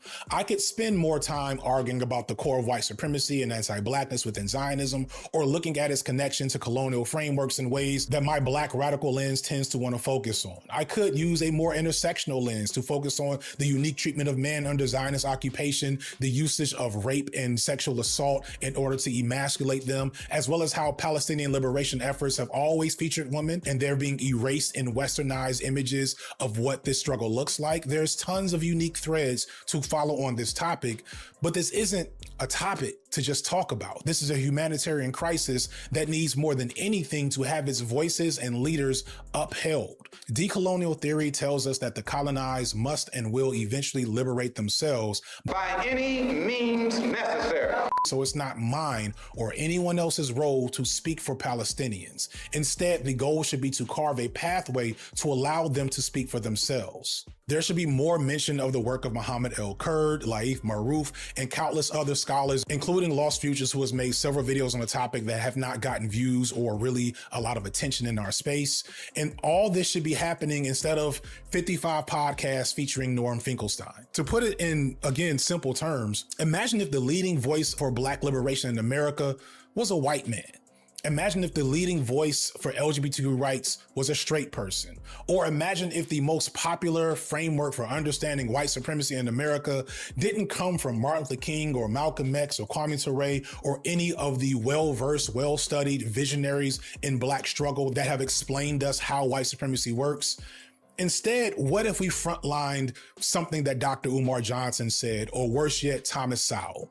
Which, if you know anything about Black politics, then you know there's been plenty of people, mostly white people, that have tried to tell us that Thomas Sowell is who we should be listening to. That is what I think is happening with this America First anti-Zionism. We're allowing genuinely anti-Semitic white supremacists to be the leading voices for anti-Zionism in the States. Palestinians deserve better than this. People like you, Dr. Fatima, this person you just showed me that I never heard of, Bess D. Marks, are flying under the radar. That's part of the thing I want to get across in the video is for the audience to understand better their role in all of this. I think if I would say something to your audience is that all of us know that we can make little impact on our viewers. Sure, we might affect them emotionally, we might affect them in an education manner, but when it comes to Palestine, education is the least we can do, right? And this is kind of like why I admire Noah Sampson. Noah went out there with massive fundraising. He changed his entire channel overnight to Palestine and dedicated himself to Palestine and has raised hundreds of thousands of dollars for Palestine. And, you know, I admire that. He's done something for the Palestinian people. And, you know, for me, I feel kind of depressed when I make a video and I talk in the end of my video about, yeah, you've learned something from this video. Yeah, it's been a dense video on Palestine, but what are you going to do? If you're angry, what are you going to do? Are you just going to, you know, click off my video or share my video and that's it? That's not what I want you to do. I want my viewers and the viewers watching this video themselves to stand up for Palestine. And I'm not telling people out there to just dedicate their lives to talking about Palestine all the time. You know, I'm not telling YouTubers to change their YouTube channels to focus only on Palestine. That's way too much to ask for. But it's that in that silence, you're working with the media. You're doing what the media wants you to do, which is just shut up and to not focus on Palestine, to not advocate it, and to tell people that you yourself could go out there and help a Palestinian. Watching this video, posting about Palestine, making more videos like this should not be the extent of your efforts to liberate Palestine. At a certain point while thinking about making this video, I was gonna say we need more videos like it, but the more I thought about it, the more I realized we really don't need any more coverage of Palestine from YouTubers. We need action in the name of Palestine from everyone. And not just Palestine, but Cuba and the Congo and Sudan and anywhere where American imperialism is doing what it always does. When I see videos like this, when I see comments around videos like this, the thing that I notice is that people watch these videos and it gives them a sense of relief. And we don't deserve that. What you did here at the end of the day was consume a commercial product, a meticulously designed piece of media meant to entertain and educate you on a platform that is, again, a collaborator with Zionists and the American government that literally works for Planeteer, a tech company that provides resources for Zionists to do data mining and surveillance. If it weren't for the fact that I realized how many people had fell for the right-wing anti-Zionist grift, I would never have made this video for the sake of not contributing to that problem as I see it. Not because I don't believe in a free Palestine, but because I don't believe in consumption-based activism or edutainment that does anything more than placate people versus activate people. YouTube is not a real place to enact or even inspire social change. It's designed to keep you here, and I need you to understand that here is not where you are needed. You are needed outside. As hard as I worked on this video, it will not reach the same size audience as content that spreads information, as Candace Owens and her— Oh my god, chat. Huh, I got a little exercise. Hopefully that'll help me wake up too. I took the stairs, 5 flights, down and back up. Also chat, my pants were falling off of my ass, okay? I came over, I think I was wearing these pants on the plane ride over from Seattle to Thailand, and they were tight. I remember the pants were a little bit tight. They're falling off my ass now. Whoever said, "Are you losing weight?" Yeah, I am. It did not roll over, did it, chat? Okay, it didn't. I put it on a loop just so you wouldn't accidentally get anything copyrighted. If I wasn't back on in time, but it looks like I was. I feel better. Like, I don't know, maybe I just needed to go up and down the stairs like really fast. Because I do feel better now. But yeah, I got all the pomelo with chili salt. It's my favorite. I also had to take off my butterfly because I didn't want to, I don't know, like, have to explain it, I guess. How are we doing, Chad? Is everybody managing to stay awake? Look, it's a long watch, all right? So 2 hours and 30 minutes. I think it's like the longest consecutive, is it like the longest consecutive video I've watched in a while? It feels like it, right? This is like the new, this is what I expected the content nuke to be like. Really do want something other than just sharing on social media about Palestine, but I have a messy life right now, so I hope to do some activism or at least protesting. Something wrong with my sleep schedule. Damn, I can relate to that. I stayed up too late last night. I think what did anybody ever do this? You like turn on Discord and like you're hang out in a Discord chat room, and like I kind of like forgot I was in there, and I start to fall asleep. It's like late at night, I'm ready to fall asleep, and then my friends show up. They're like, "Hey, what's up? Saw you were in here." And I'm like, "Oh damn." And I ended up eating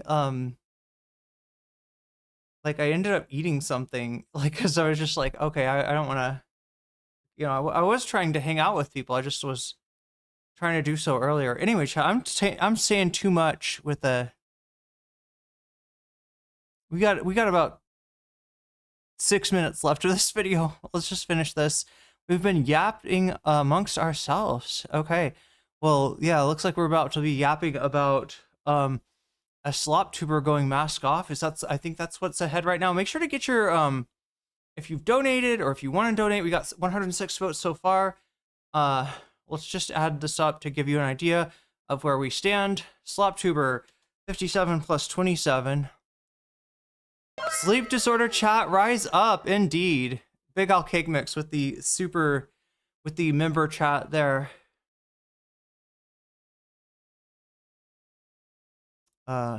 57 plus 27 is like 80 equals 84. That's gonna be tough to beat. All right, Pisco, where are you at? 25% plus 0%. Careful, it's gonna be sad. All right, 25. Ethan still suing iDubbbz. Look, so far all I've got is 6. Somebody said they wanted to add 6 to this. If anybody's like, let me know. Even if you endorsed Ethan, if you donated and said put it on Ethan and I forgot, let me know. Because I feel like there might be something else. 6 plus this one's at 32%. This is the choice of the people right here. 32 plus 6 is 38%. And then Pod Save America has got no motion whatsoever. No, in terms of donors, in terms of voters. Look at that. That's a flat 15. So that's last place. Yeah, here we go, chat. Slop Tuber Go Mask Off, first watch. Ethan still suing iDubbbz, second watch. Pisco debates Destiny's BFF, Mr. Mouton. No motion, yeah, as opposed to no Mouton. Which is what we're gonna get until we get into the. I don't know, chat. We might actually clear the board here. I might have to add on a whole bunch of new stuff. Well, we also had that Asmongold Rise and Fall video that was on there for the longest time. And then there's also a Paige Christie video. If we run out of time, chat, there is extra stuff. No mutton, no mouton. It's 3 a.m. here, but it feels like 8 p.m. Time distortion. All right, let's finish this up. I just wanted to let you know where we're at for bonus content. And if you have donated, whether you want to, let me know, like, hey, my donation goes to support, XYZ. Because this is going to be your last chance to play with what is first place, second place, third place, and fourth place, which it might not matter. We might watch them all. We've got a lot of time. We got a lot of time left. Okay. What gives us the edge is if everyone who watches this video does something to address the problem, goes outside. You need to get involved in something. I just did. Organized. Sorry, that's not what he means there. But I just did go outside and I've come back with pomelo. Oh my God, Chad! I can't wait to get into these. I also have. Oh geez, I need to put some of this stuff up. Yeah, I'll start off our first bonus content. Oh my God, I can't turn my back on a slop tuber, chat. If the slop tube is going to be the first bonus content, I got this. This is really good. This is Centella asiatica. Is it ginkgo? Yeah, I think it's ginkgo. Is it ginkgo? I always get mixed up with the one that grows on a tree versus the one that has like the one that's pennywort. I think this is the one that's pennywort.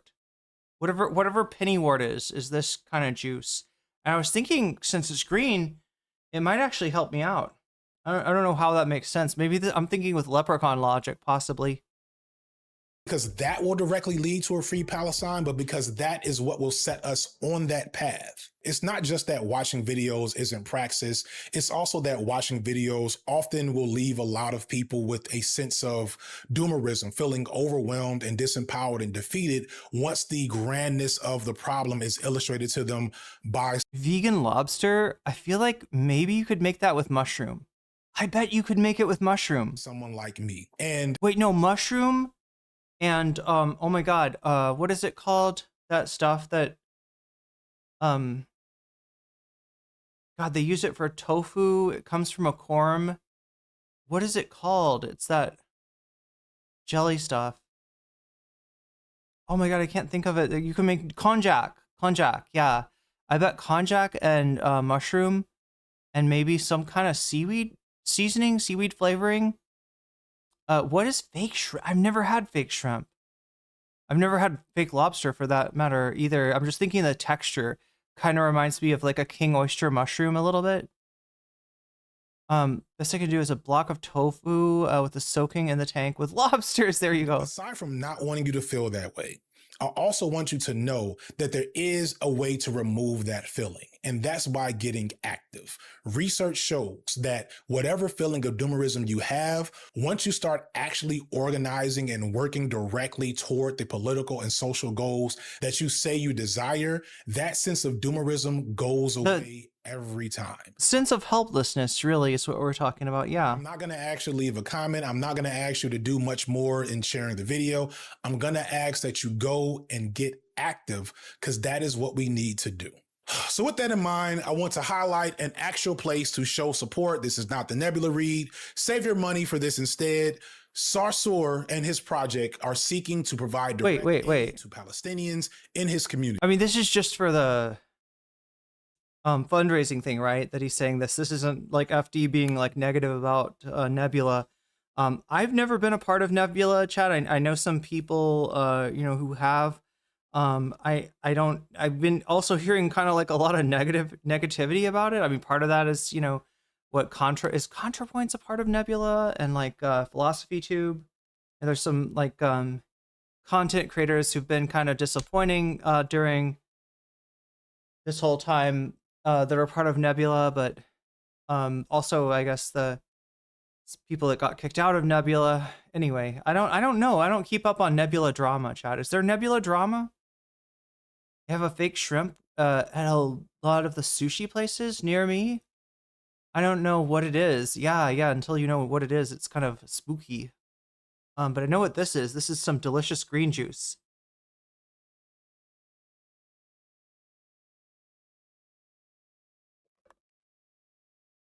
It tastes sweeter than a green juice should be. I mean, it'd probably make me throw up if I just drank it straight, but I wonder if they put, like, it almost tastes like they put some of the sugarcane juice in here too. Because this place sells sugarcane. I love FD, but after making the video he's made, he didn't, wait, no, he's saying it's not a Nebula ad. This is not a, this is a call to action for charity. I mean, we'll just see what it is. He was saying, his whole point was like, it's not, I just, yeah, he's in Nebula, but like he's saying, and before you think this is a Nebula ad read,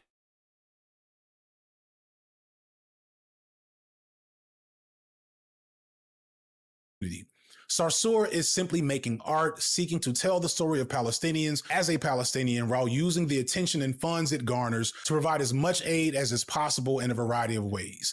If you can, please give to his project. So I wrote this poem that is called Walls, Windows, and a Door that describe... Yeah, he's in Nebula, but the way that the way that he said what he just said makes me wonder if he's like, is he like, is he having some bad experiences there or something? There's the most delicious salad called Fungi Freshie. It's a uncooked mushroom, heart of palms. Okay, I love heart of palm. Soaked in lemon and olive oil. Okay, that sounds good.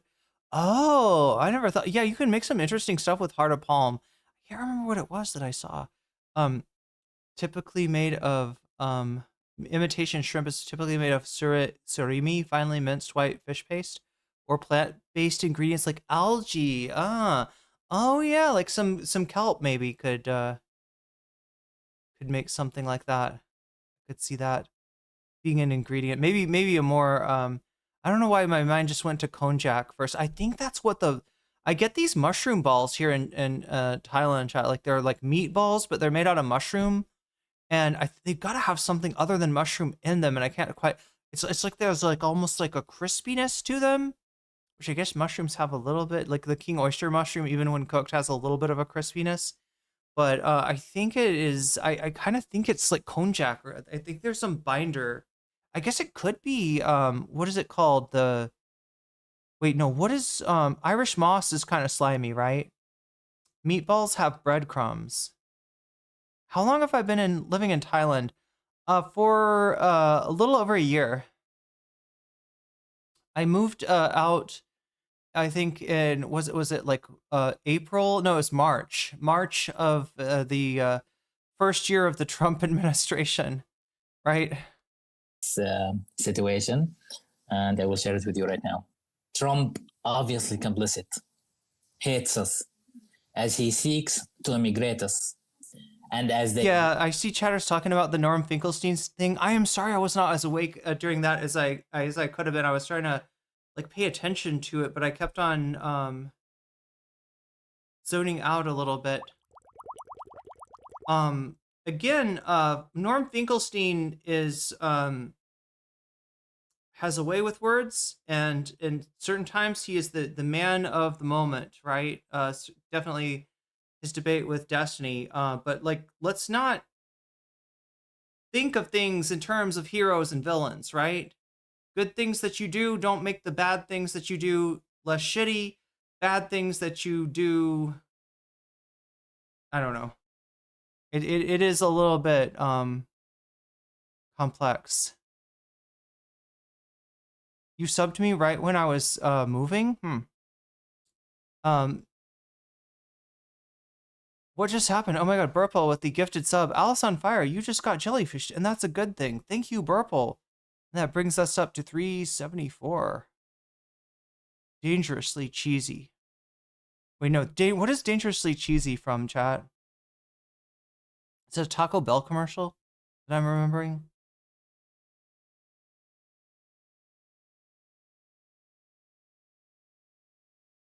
Plan our evacuation. He started moving just before I moved to Thailand. This forced immigration, they leave us to death in all its forms.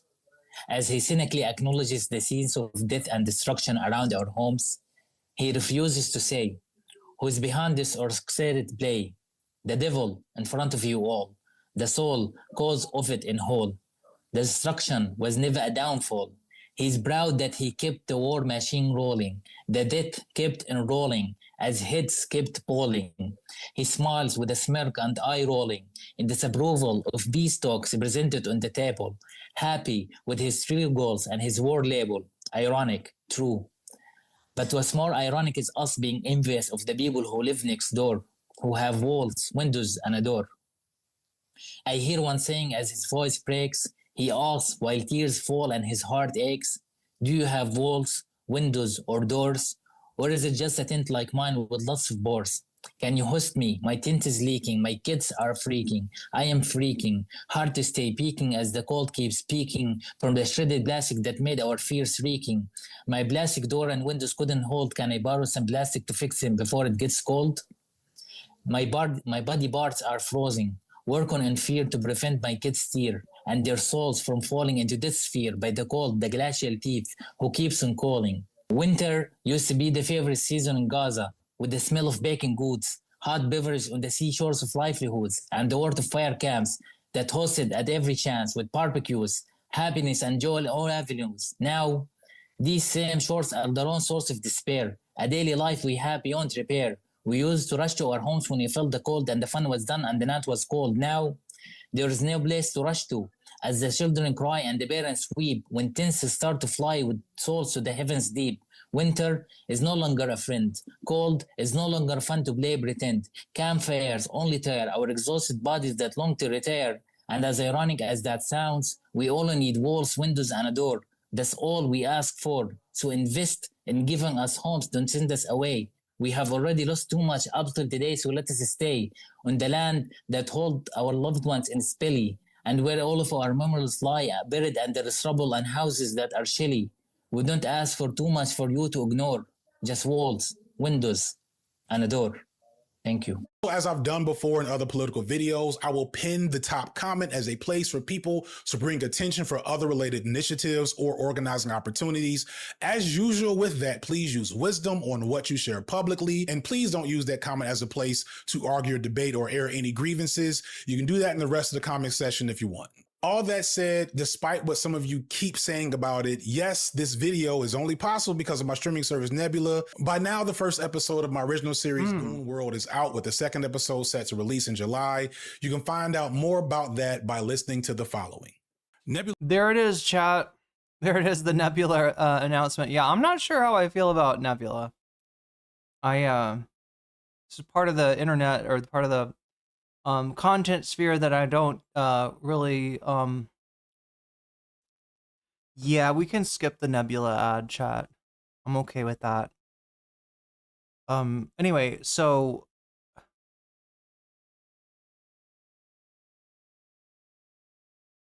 Sloptuber, mask off. Let's see what this is. What does Direful have in store for us?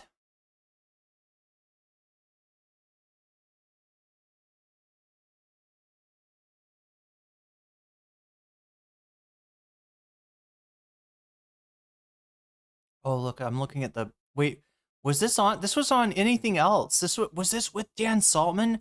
Okay, that's the Pisco one though. That's in third place. Make sure to let me know, like right now, if you've got donations that you want to put towards one or the other of these, one or the others of these topics, or if you want to pull a last minute Vox Populi.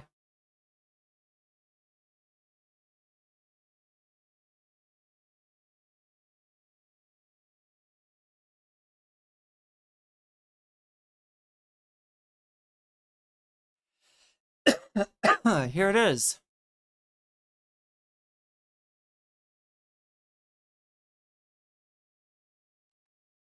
All right. 12-minute video. Let's go. All right, who do we have here? Who is our slop tuber?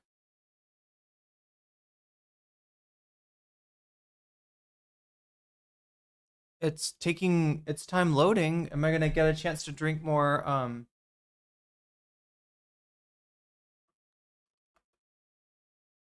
Pennywort? I'm like, it's Asiatica Centella, chat. Is it Go-To Cola? That's what I'm eating, right? It's Go-To Cola. Asiatica.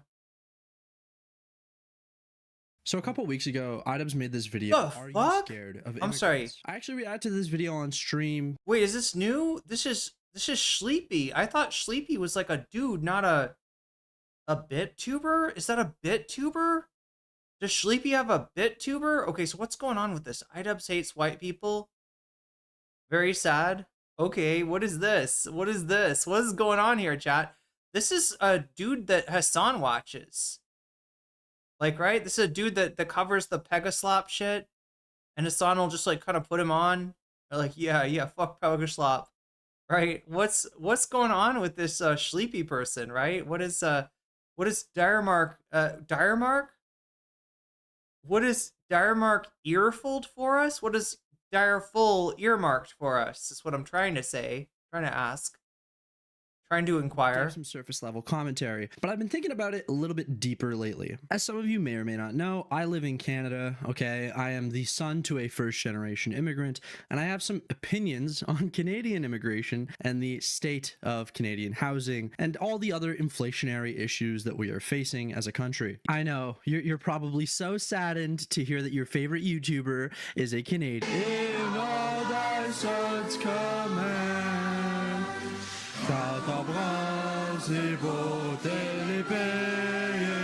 Not starting out great. Listen, when I hear the national anthem, okay, I feel like I am a young boy in church once again. And believe me, I believe that my country, okay, the country that I grew up in, that I was born in, all right, a country that my dad came to as a first-generation immigrant, I think it is beautiful. I think it is amazing. And I think there's a reason why a lot of people want to come here, okay?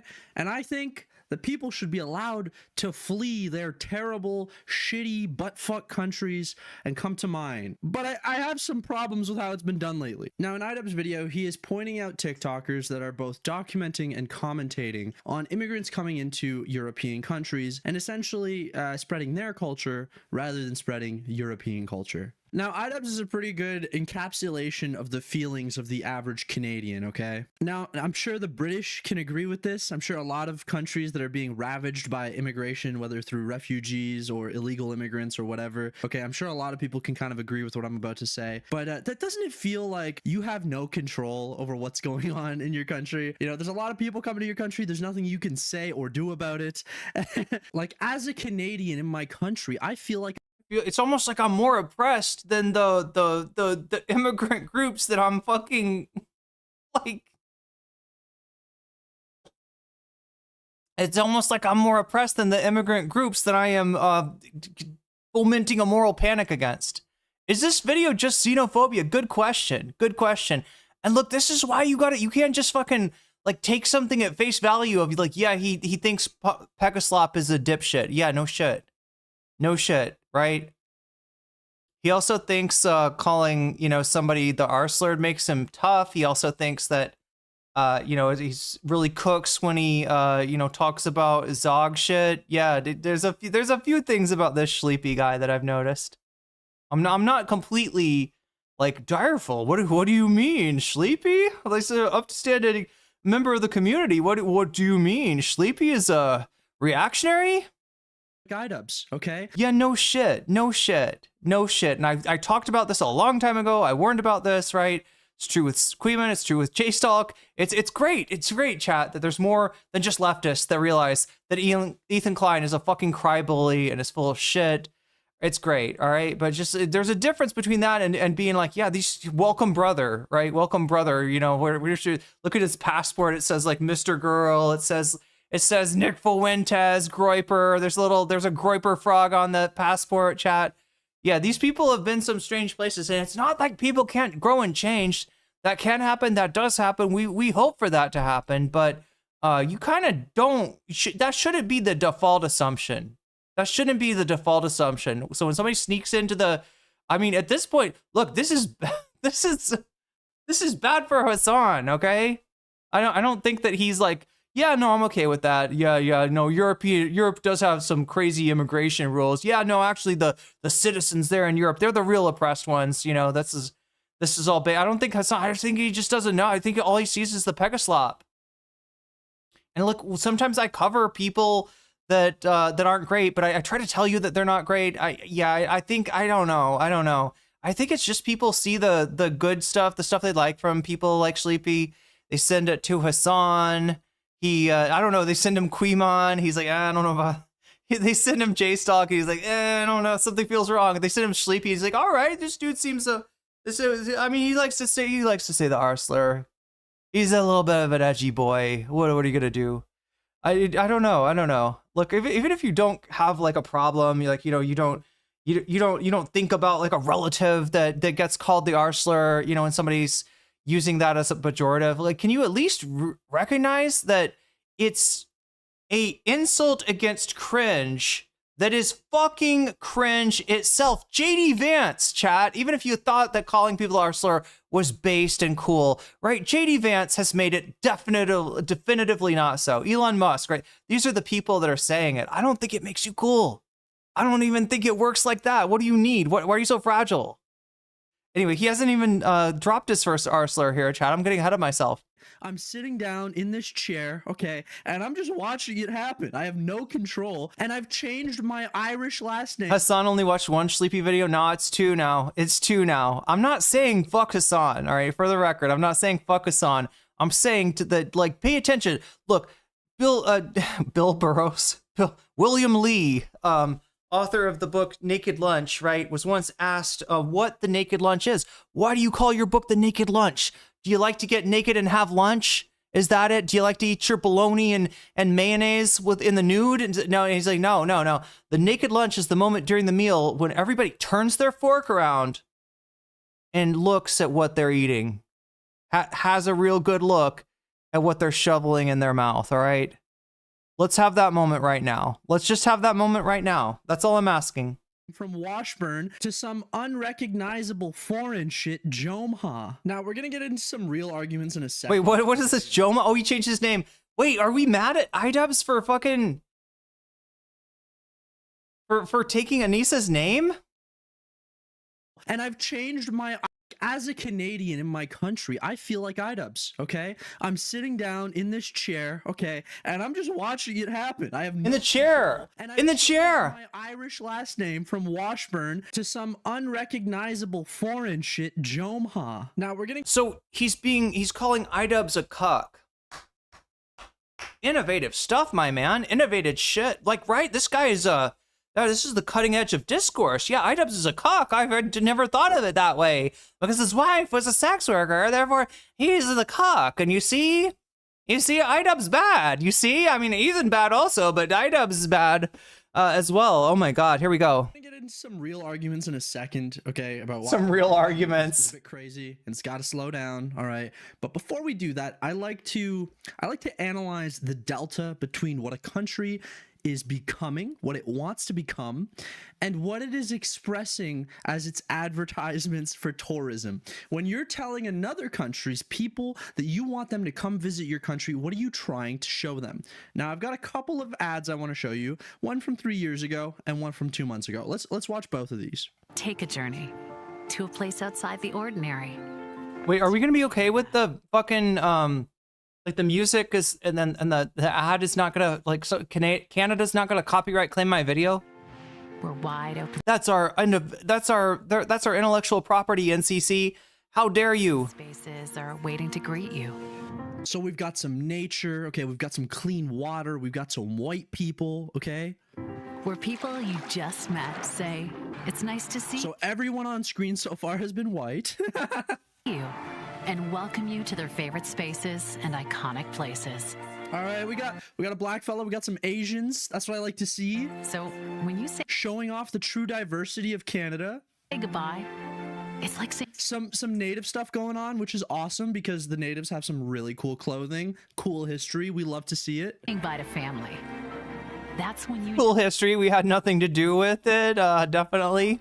It's more than travel. And by the way, we showed some shots of Toronto, a notable lack of a certain something that is very present nowadays. It's Canada. We can't wait to see you. All right, so that's one tourism ad. Let's see another one. And by the way, I'm not being racist. I'm describing to you what Canada, by the way, this is Destination Canada's official YouTube channel. I am showing you what they are showing the audience, which is prospective tourists that want to visit Canada. This is what they're showing. This is what Canada's all about. And so don't be surprised if it looks a little different when you show I'm sorry. Like look, I don't even want to like take this at the, you know, like I'm not even sure he's correct on like the demographics here. This feels like somebody that like went to like a neighborhood in Toronto and saw too many people that didn't look. Who are we? What makes Canada, Canada? The way he expected them to look. Hockey, native people, white people, black people, snow, like, okay, cool. As a country, we're pretty hard to sum up. And not just because we're really, really, really big, but because we're home to people like this, and this, and also this guy. Seriously, look at this guy. Does he need help? But there's one thing we have in common with each other and with the land we call home. We are open. Not just open for business. No, we are open for business. And not just open to visitors. I mean, we are, but it's more than that. We are open as a people, open as a way of life. Are we noticing a lack of something? Are we noticing anything that is not being shown? All right. We are trying to advertise bringing people in to come hang out, you know, spend some money, do some tourism, find out about Canada. Oh. We're not showing some stuff. Okay.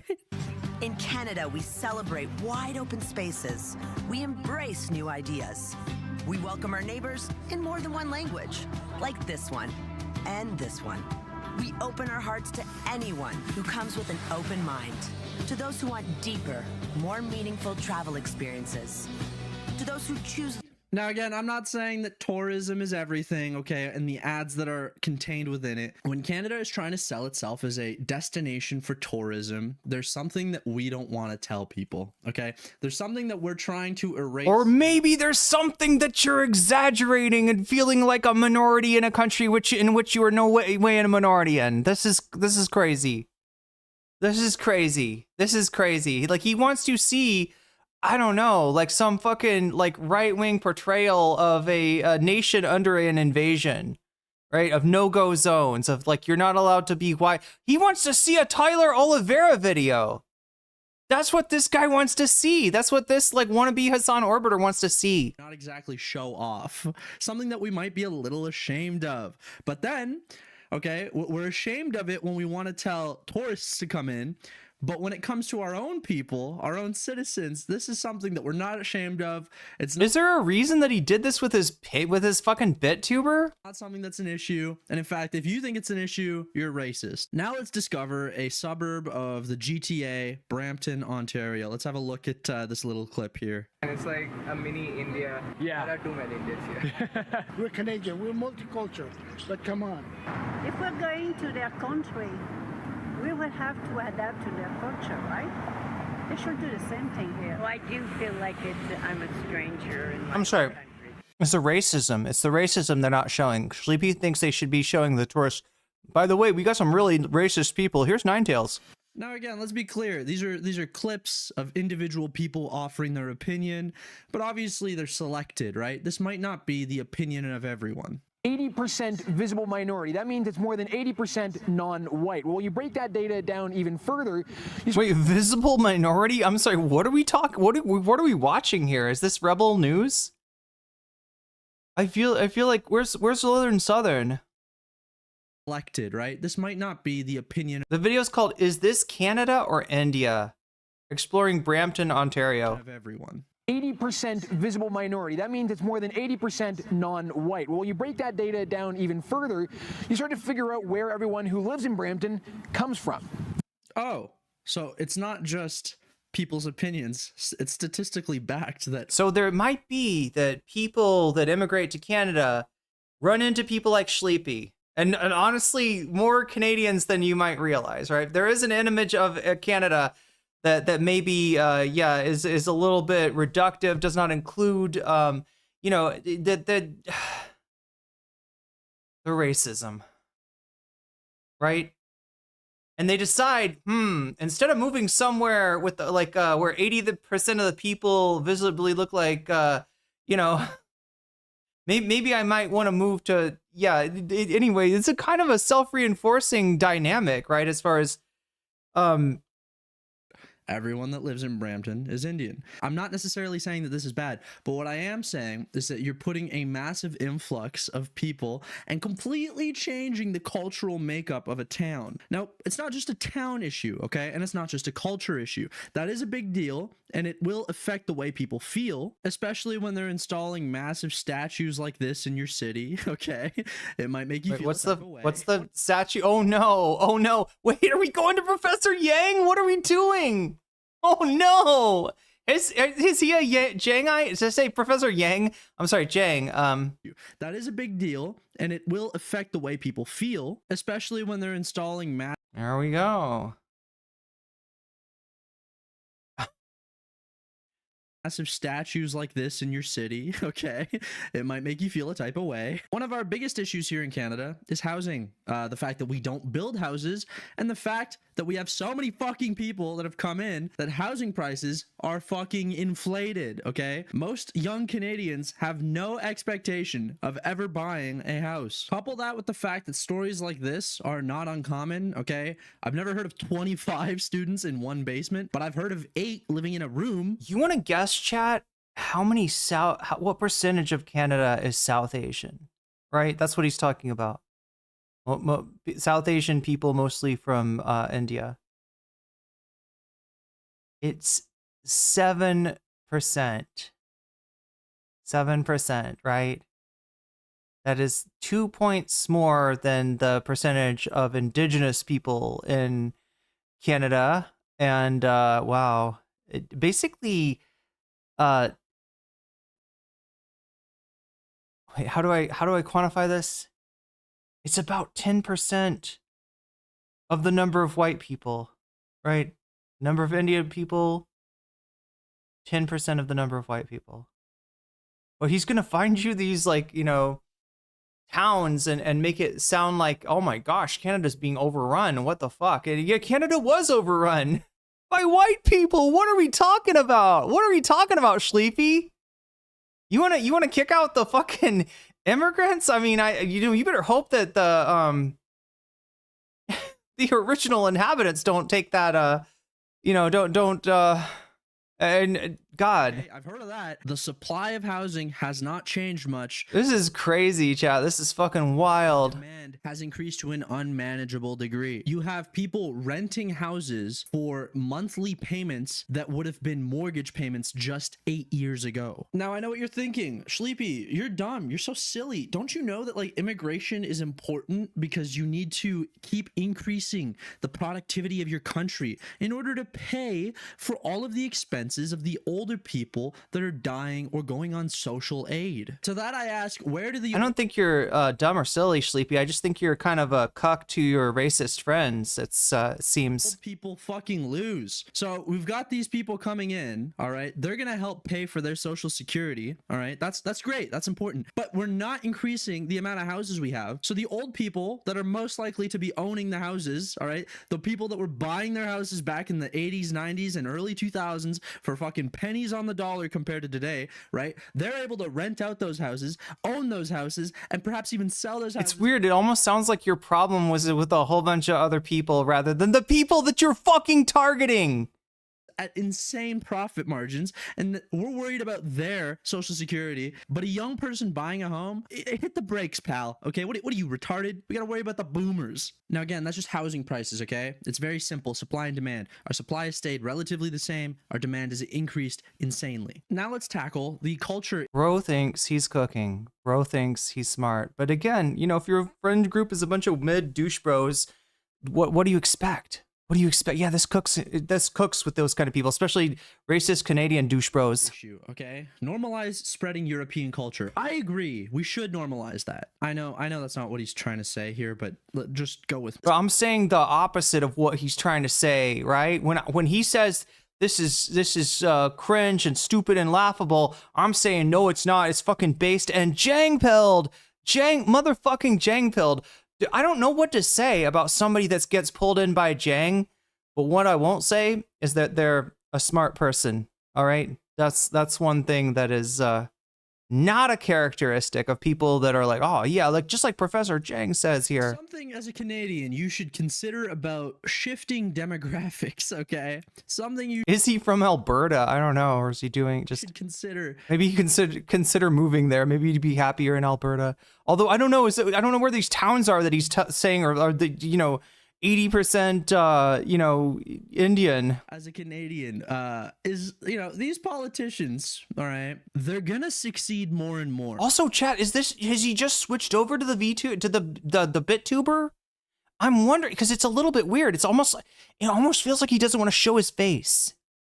It almost feels like he does not want to show his face here.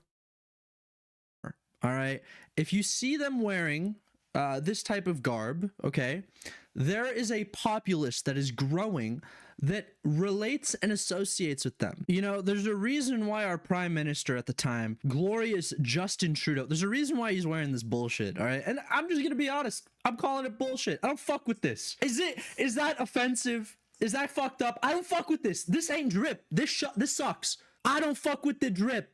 Wait, I'm sorry, is that Justin Trudeau? I mean, I don't know what's going on here, but now, put on a suit and wear a poppy.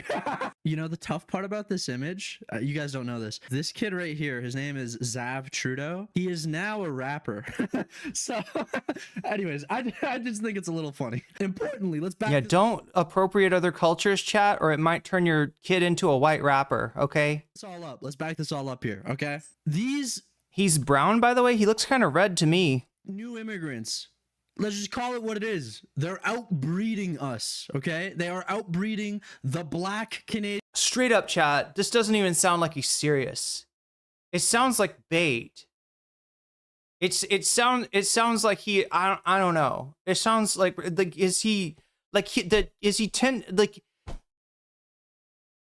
just like, there's no way that he is 10 toes down on this.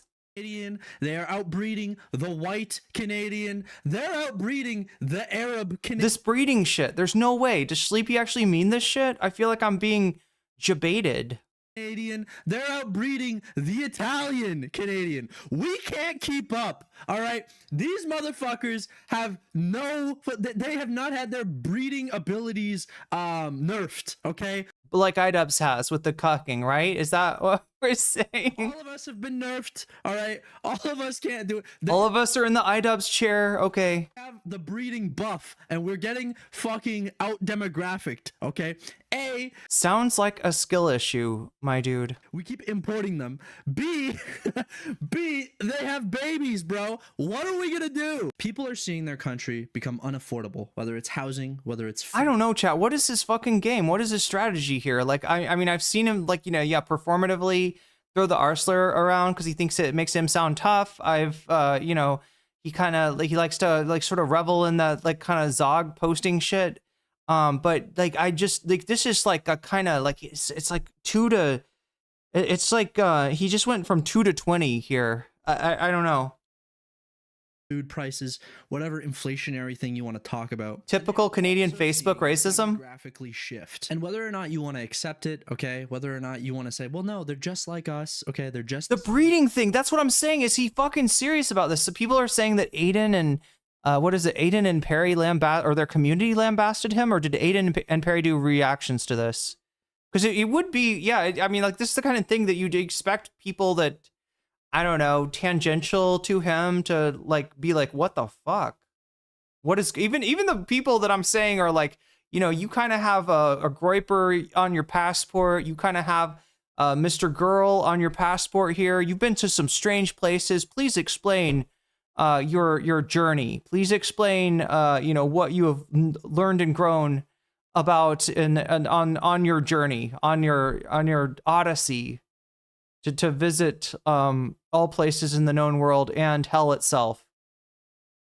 Please explain. They're going to have their own interests. They're going to vote for things that they care about that you probably don't. They're going to vote for things that they like that you're probably not okay with. And now we got the demographic anxiety over voting. Very Israeli of you, Sleepy. And now that we have a massive number of this, I'm sorry, you'd have a different way of saying that, though. Group inside of the country, this maybe not focusing so much on nationality, but group has babies at a higher rate than essentially any other Canadian group. You're going to have politicians that have to appeal to them more and more. So yes, IDubbbz, to answer your question, people are scared of immigrants, and they should be. Politicians are going to appeal to them more and more. The buying power of your money, your ability to live in an affordable home, it will all of it ruined by immigrants, none of it ruined by capitalism. Excellent analysis, Sleepy. Continue to go down unless things are changed. I understand the perspective of saying I want all humans to have the same opportunities. I want all people to be able to get their chance to prosper. But when it comes at the cost of my ability to prosper, when it comes at the cost of my neighbor's ability to prosper, it incites frustration. Things are supposed to get better. And for most Canadians, they're noticing things getting worse. And that's gotta be because of immigrants, right? That's gotta be because of immigrants. Like I told you, chat, 7% of the Canadian population is Indian, but god damn it, they are somehow, they must be, that must be a lie. That must be they're hiding their power level. They've got like a million other, like every Indian person has got, like, you know, they're actually 3 Indian people in a trench coat, right? That's what we're dealing with. Yeah. Yeah, Canada's still 70% white, but not good enough. Isn't that more than the United States? Am I wrong about that, chat? Sorry, I don't want to even get it drawn into this fucking demographics bullshit. But there you go, chat. That's your first bonus content. We got an hour and 11 minutes left of the regular show. The regular show. Wait, what did I get wrong? Spencer Ho has.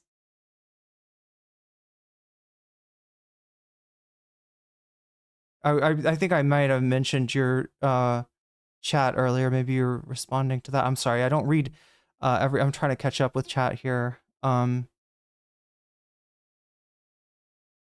the whole breeding comment, exactly. Yeah, Sleepy sounds, yeah, the Odyssey of the is a nice word for it. Yeah, their journey to Ernie, their journey to Hassan, their journey to be fucking shouted out by Hassan. What the fuck?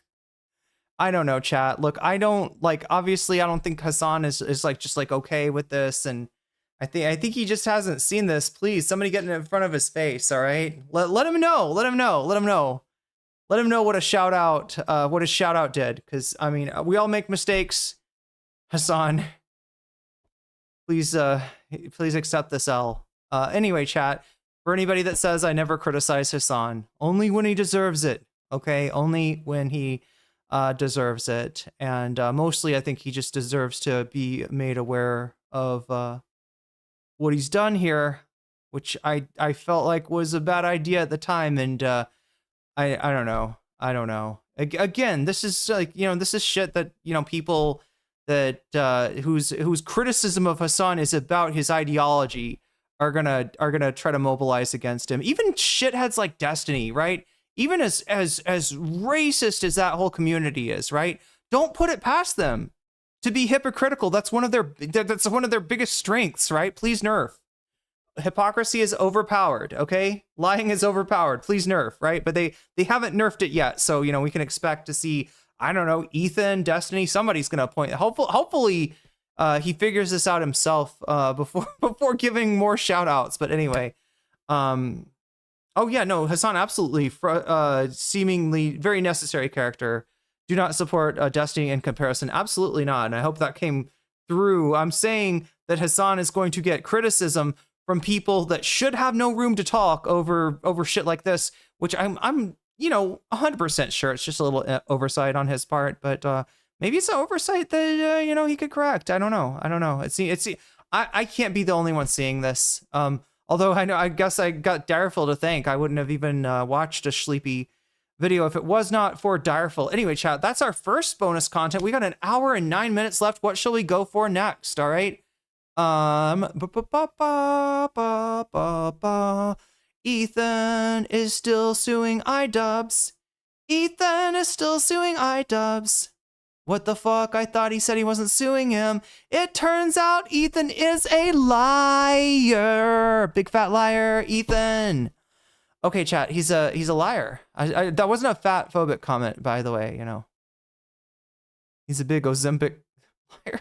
I don't know what to say. I don't know what to say, but I do know that we got to take a look at this. All right, did I bookmark this? Was I smart? It would make sense to bookmark it. Okay, so this is the Pisco Liddy thing. Abdul El Sayed. Did I get this? Destiny. Toby Derby. Turby Derby. So sad about Turby Derby. Wait, did I not get? How would I not? Oh my god. Okay, I know where to find it. I gotta look in my Discord. I've got to take a look in my into the Discord. Where do we have it? Because I know I shared this with somebody.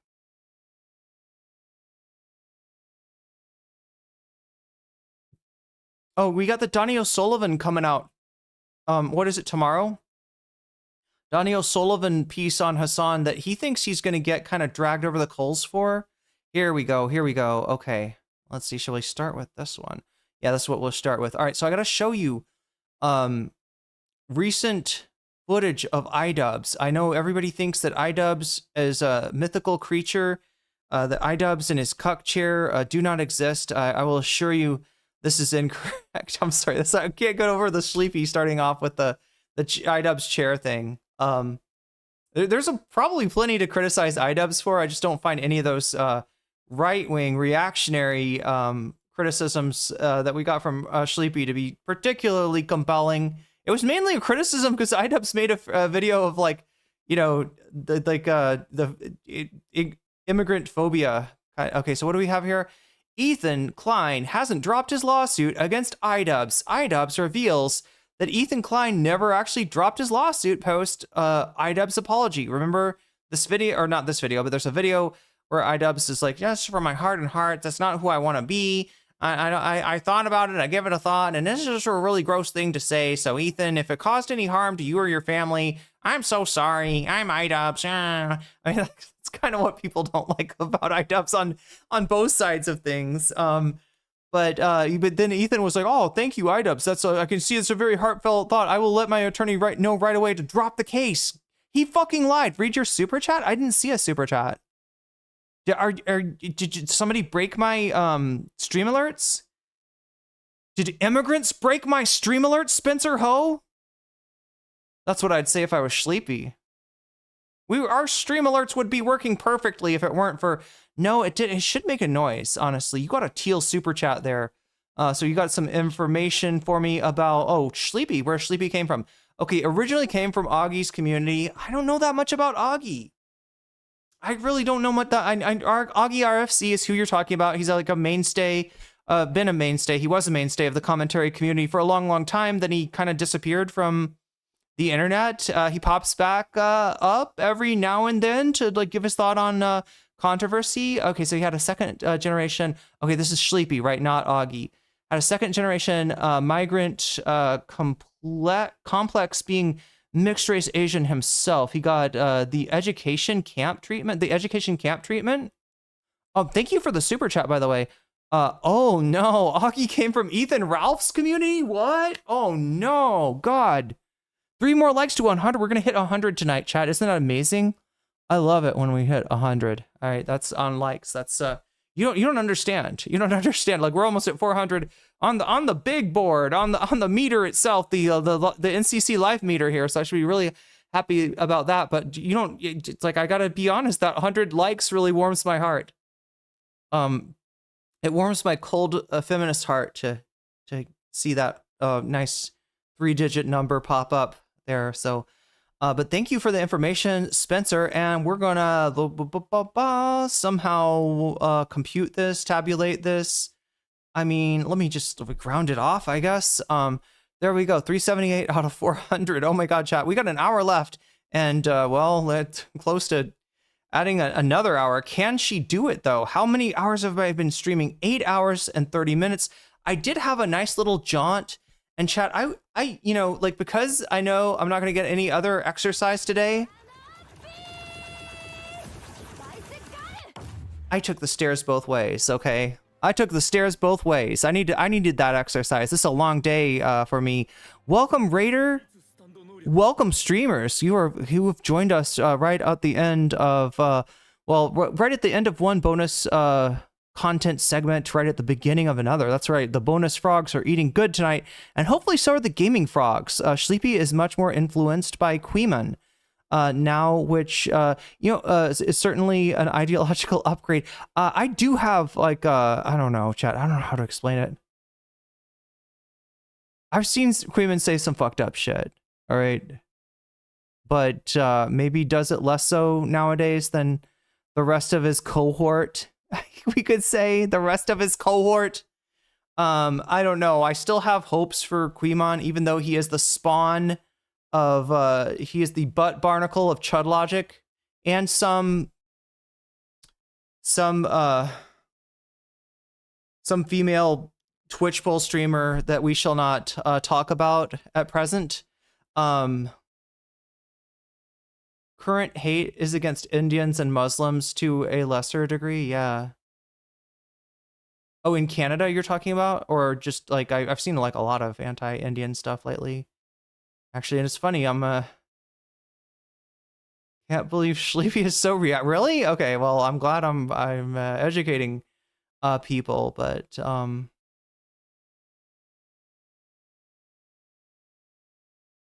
my God, I need to I'm sorry, I'm like trying to keep up with chat here.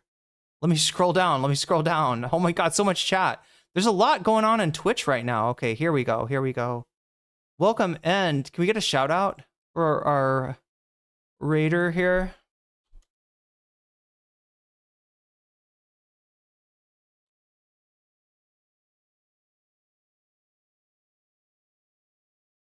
Go give Streamlord a follow over there on twitch.tv/galacticstreamlord.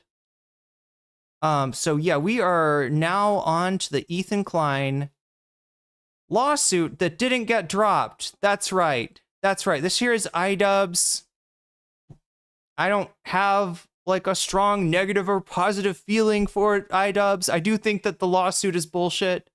I do think that Ethan's trying to achieve a chilling effect, and I do think he's abusing the particular laws of Canada in order to do so. Let's take a look here and see what iDubbbz has to say. So iDubbbz reveals that Ethan Klein never actually dropped his lawsuit post iDubbbz's apology. Says he's dealing with ongoing legal matters, BTS, and there's now official court dates. BTS, sorry, legal matters, BTS. I don't get the BTS. Isn't that like a band? Isn't that some K-pop? What is BTS, chat? Behind the scenes, thank you. Jeez, I'm so dense. Hopefully, all right, let's see what iDubbbz has to say. Yes, I do have important news. I'm going to try to be as candid about this as possible. I have my points written down in front of me. So here is the news. Here's the important news. Number 1, Ethan Klein has not dropped the lawsuit. Number 2, we've been actively dealing with it for the past couple of months. Number 3, I'm bringing it up now because now we have court dates, basically. And so, you know, it's becoming a lot more real. About this shit is so insane. Suing iDubbbz for something Destiny said, doubly insane. He never denied the accusations.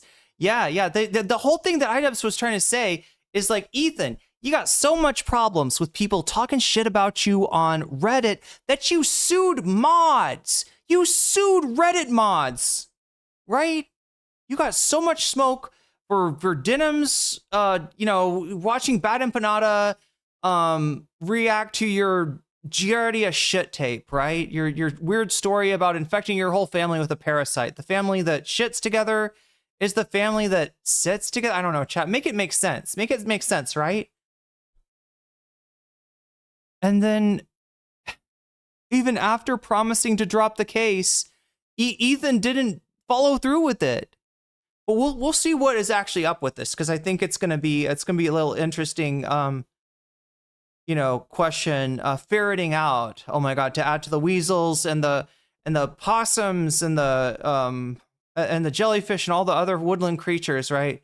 We also got ferrets to add to it out. We're gonna try to ferret out what exactly Ethan's game is here, and I don't think you'll be too surprised. I'm not particularly surprised, but I am disappointed. There really isn't much else I can say about the matter right now because, it's legal. And because the fucking lawsuit's not dropped, right? It's legal. So, yeah, we're going to keep pushing on. That doesn't change anything here. For the rest of the stream, I am going to be doing what we normally do. What does he normally do now? I missed the dragon. Wait, can we have the dragon back, perhaps? The fifth failed lawsuit will be successful. Well, look, the ones that he's successful on, you know how this works, right? It's the person that does not want to take, a bunch of time out of their life, i.e. a streamer, a content creator. It's the person that cannot afford legal representation, i.e. a streamer, a content creator. I don't know if iDubbbz can. I mean, he made a lot of money on the internet back in the day. I don't know if he still has any of it around. He does a lot of gaming. Okay, what does he play, I wonder? Reacts to 90 Day Fiancé. Ooh, that sounds like fun. That sounds like fun content. I'm not gonna lie, chat. I love the gray area of Twitch content. I don't engage it myself, chat. The closest I've ever come to like gray area Twitch streaming was reacting to guess what? Guess what show? Anybody want to guess? Television show. American television show, right? Made in the last 50 years, I think. Anybody want to guess? What was the one? What was my one weakness? Rock of Love, Flavor of Love, good guesses. Dancing with the Stars, also good guess. Gilligan's Island, nice. I wish. I don't know. I feel like Gilligan would come for me somehow. Master Chef. Ooh, a lot of people did Master Chef. That was a whole ass meta. Survivor. Yeah, a lot of people. I mean, that's good content for sure. I mean, reacting to that probably makes it better. It's probably better than just watching it straight up, honestly. No, it was none of these, chat. It was Hee Haw. We did an episode of Hee Haw. Wait, did we do the one with Dolly Parton, didn't we? Dolly Parton was on Hee Haw. Like young Dolly Parton or like middle-aged Dolly, I don't know, much younger than she is now, Dolly Parton. Hassan's MasterChef era was so much. You know what? Also, I got into this, chat, and I hate myself for it. Is the interrogation videos? What do you the true crime interrogation? Like when the what do you call it, chat? What is that one channel that uploads this shit? And they have that noise. Like JCS, yeah. I didn't watch that when it was popular. When that was the meta, I never watched that. I was like, this is too close to propaganda. And then like somehow a video got in my feed and I watched it, and I get what people like about the interrogation videos. I get it now. I understand. I no longer judge you for watching interrogation videos. It is pretty addictive. All right.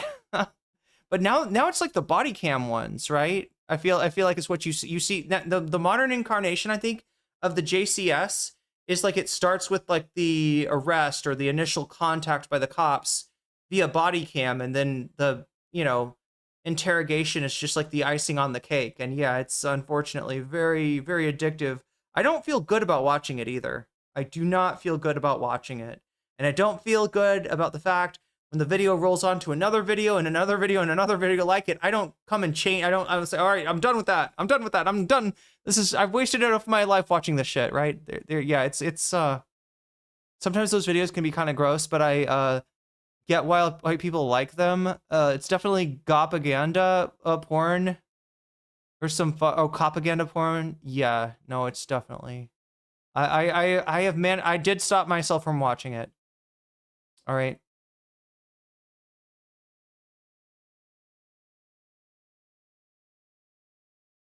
iDubbbz. I choose you. iDubbbz, I choose you. So yeah, that is it. I'm not going to be answering any questions in chat related to it. But there you go. I didn't even make you guys wait too long. Congratulations. iDubbbz is so goofy. He's like a modern day. Yes, I do have important news. I don't know. Just like, look, I mean, it's not for me. And yeah, some of the stuff, like, you know, some of the way he is apologizing to Ethan kind of frustrated me. I think Queeman was the other one with this reaction of like just being a little bit peeved of like, you don't fucking have to, you should not apologize to a guy like this, but whatever. I also understand that he doesn't want to deal with, you know, he doesn't want to deal with more lawfare against him. But it looks like iDubbbz rolling over and showing your belly to Ethan, not a good strategy. Not a good strategy. But yeah, he's weirdly like I think he wants to be Mr. Rogers.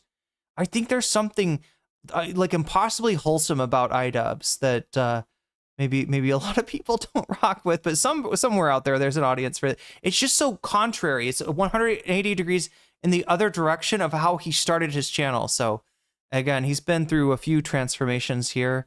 All right, so yeah, Ethan has not dropped his lawsuit against iDubbbz. What else do we have? Well, we have a segment from the horse's mouth.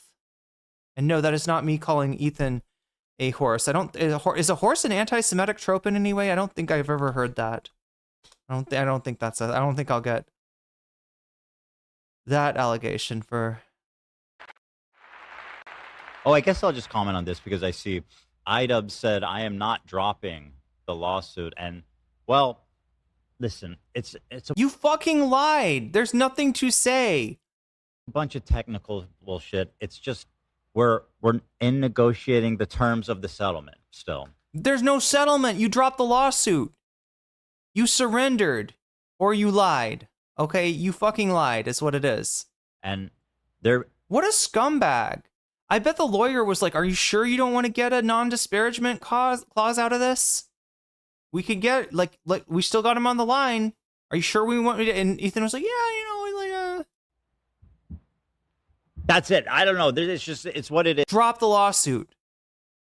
Drop the lawsuit or else it gets the moist critical again. Okay? It drops the lawsuit out of court or else it gets the penguin snort. The penguin snark. The moist. I don't know, Chad. I can't make it rhyme. It is. I also can't make it where the. What is that movie? Oh, I almost said where the buffaloes roam. No, it's something else. It's what's some Silence of the Lambs. Very different than Where the Buffalo Roam, starring Bill Murray as Hunter S. Thompson. You know what I mean? We're negotiating the terms of the. It's a meeting about the settlement. That's it. That's all it is. There's no terms to negotiate when you drop the fucking bullshit lawsuit that shouldn't have been placed in the first place. That shouldn't have been dropped in the first place. That should have been slapped out of fucking Ethan's hand. Except that iDubbbz doesn't live in California. iDubbbz lives in motherfucking where is it? Ontario? Is it Ontario? Ontario, right? Whatever. Drop the lawsuit, motherfucker. Don't act like whatever. Don't act like somebody's coming at you with some, like, you know, ridiculous accusation. You lied. You fucking lied. Right? To get out of the scrutiny that you were getting with Moist Critical. I hope he brings this up again. I would love to see that. It's a really Moist Critical. If you're out there, I can write that video. I can write that script for you. All right. I could imagine what how Moist Critical goes about this. Like I can picture it. Moist Critical, Charlie, if you are out there, Penguin Zero, right? I will write this video. You need to make this video. You need to put this guy on blast. This is fucking ridiculous what he's trying to do. What he's trying to get away with here.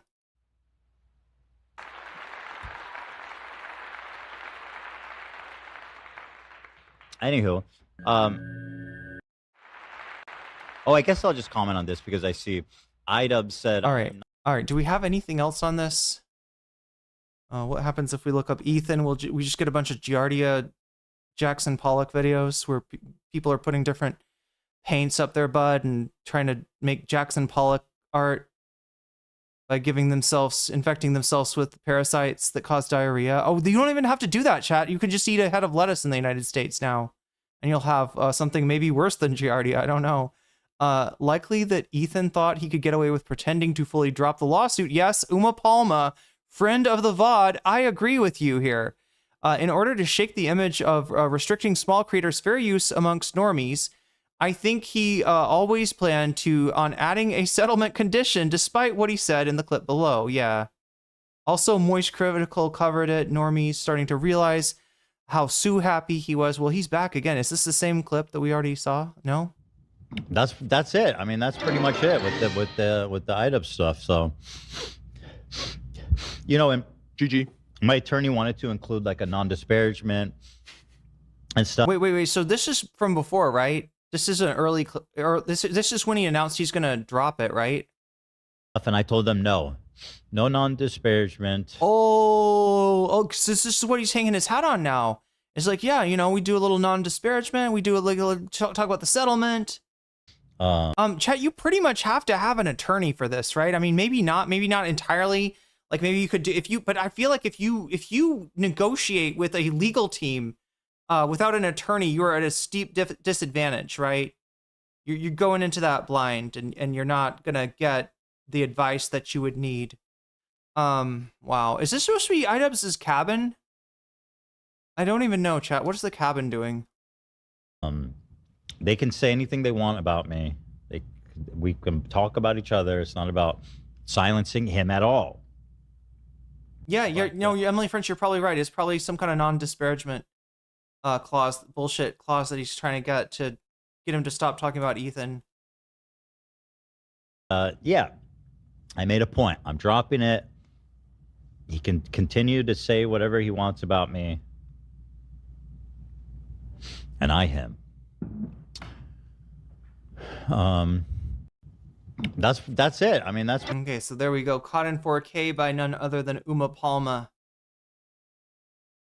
What is this? Washed up YouTuber Ethan Klein continues to crash out over being caught. How long ago was this posted? When was this? July 3rd. Okay, this is current. What does this say? We signed an agreement. This is what? Hi, Ian. I appreciate your thoughtful apology. So yeah, that is the YouTube comment. I think. Yeah. That's his channel on YouTube. H3H3 Productions. The one that the content nuke got posted on. Not the one that the podcast is on.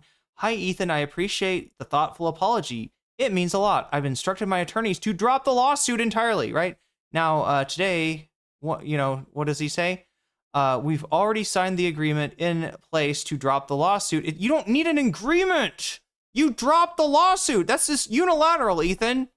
IDubbbz doesn't need to sign off to shit if you're actually dropping the lawsuit. If you're trying to, shoehorn in a non-disparagement clause or some other bullshit, like stop him from talking about, what you've done, then, that's what this is, right?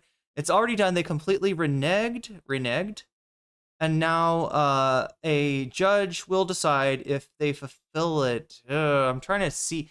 So the tweet is July 31st, right? I'm wondering when is the Instagram post, because all it gives you is like 1 minute after this was screen capped, 1 minute after it dropped. All right, if it's over, if the judge thinks that they did fulfill it, then it's over. The lawsuit is virtually over no matter what the judge decides. They are being intentionally vague to make people think it's still going when it's basically already over. Again, this is an agreement that they're already signed. It's over.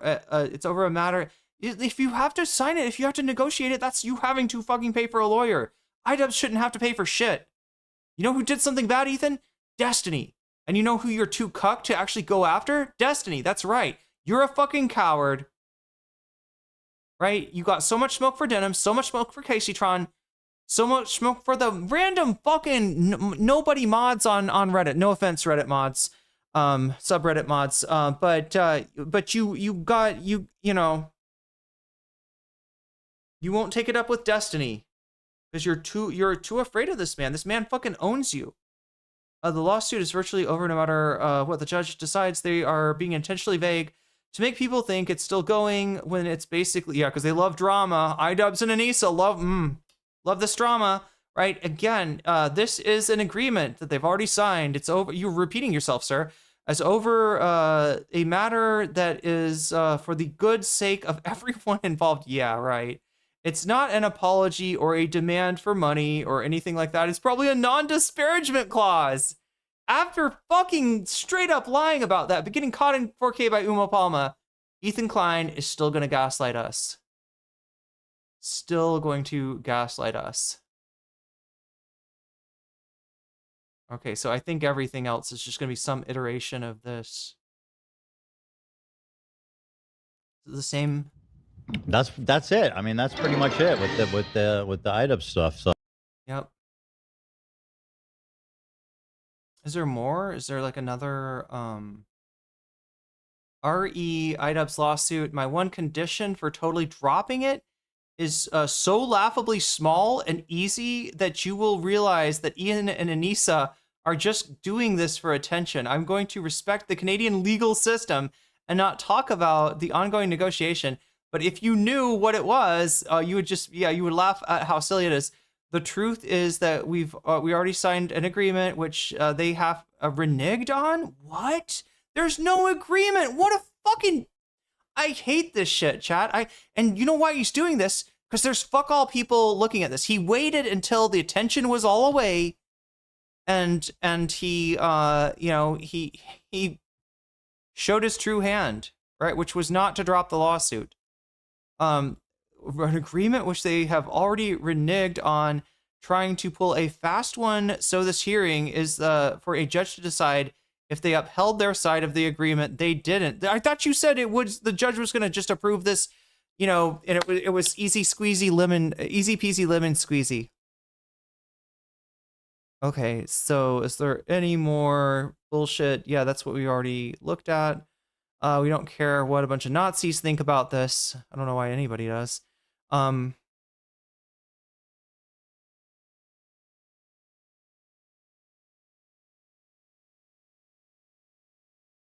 Is that slight? Is that no? It's the same. That we watched a 1 minute clip. It's the same. Yeah, Uma Palma. Ethan lied. iDubbbz revealed on stream today that it appears that Ethan Klein lied about dropping the lawsuit against him. 1 month ago, Ethan claimed he dropped the suit. Did I already read this? I am sure I already read this. Oh God. Now that is another controversy, okay? Involving, let me just tease this for you, because I think I'll put this up for bonus content tomorrow. Trades. Yeah. Okay, well, that's a nice tight little episode. Tight little fuckable episode. Okay, so tight little fuckable episode, right? What is the episode about? A 13-year-old that was killed by a singer named David. You and Uma have emotes that vibe well together? Nice. Oh, they do kind of. They kind of do, yeah. I mean, Uma Palma's more like... and mine is more like, when you walk away. But it works. It works. Okay. So yeah, so that's we're talking about the David thing, right? A nice little, wasn't this 13-year-old also like abused by David? It's just, and I don't think that this is girl with a mic, being okay with murder or whatever happened to the victim of David here, but it's just like, why would you say that? Of all the shit to say, of all the shows to say it on, of all the streams to say it on. Wait, what's going on? Raised a series of text messages in which Celeste suggested she might have bipolar disorder. Ooh, she had it coming. Crazy bitch. Okay, so they don't mean that. They don't mean that, but it's just not the place for a joke. What else do we have? She said circle, circle, dot, dot. and I couldn't pinky disobey. Oh God. Your Honor, we jinxed Infinitied. And I couldn't say no to having sex with her at that point. She said circle, circle, dot, dot. Oh no. That's an unfortunate picture. Anyway, so yeah, that's what we got coming up for possible bonus content tomorrow. Make sure to look for that. And I think that, are we... Denims? Oh, what does Denims have to say? Coming up, YouTube creator iDubbbz reveals that Ethan Klein lied about dropping his lawsuit against him and now has received an upcoming Sounds like pretty similar to what I had to say. court date. Ethan previously confirmed he would drop the lawsuit after receiving significant backlash online and an apology from iDubbbz. I am shocked that the guy who has been caught lying 500 times would lie again. So here is the news. Here's the important news. Number one, Ethan Klein has not dropped the lawsuit. Number two, we've been actively dealing with it for the past couple of months. Number three, I'm bringing it up now because now we have court dates, basically. And so, you know, it's becoming a lot more real. So, like, what's the calculus look like for Ethan Klein exactly? I made this guy make a video apologizing to me. He made the video and it was incredibly earnest, so earnest that I replied to it with, "Hi, Ian. I appreciate the thoughtful apology. It means a lot. I've instructed my attorneys to drop the lawsuit entirely." And then you're going to proceed with the lawsuit anyways? Question mark, question mark, question mark? More about says, if I end up covering Ethan's pedophilic coverage of David, he did another P3DO coverage of the next day on EDP. Wait, EDP isn't EDP is like the dude that got caught doing something, like a YouTuber that got caught doing something untoward with a minor, right? That's all I know about EDP. The whole crew was joining in on the P3DO jokes. Your image as a content creator is more important than the destruction of someone else's image. What the fuck is going on? It has to just be like a vengefulness, right? But like, you're really gonna live out the idiom? Holding a grudge is like drinking poison and expecting it to impact the other person or whatever? Like, this is just... This hurts you more than it hurts him. I don't even understand.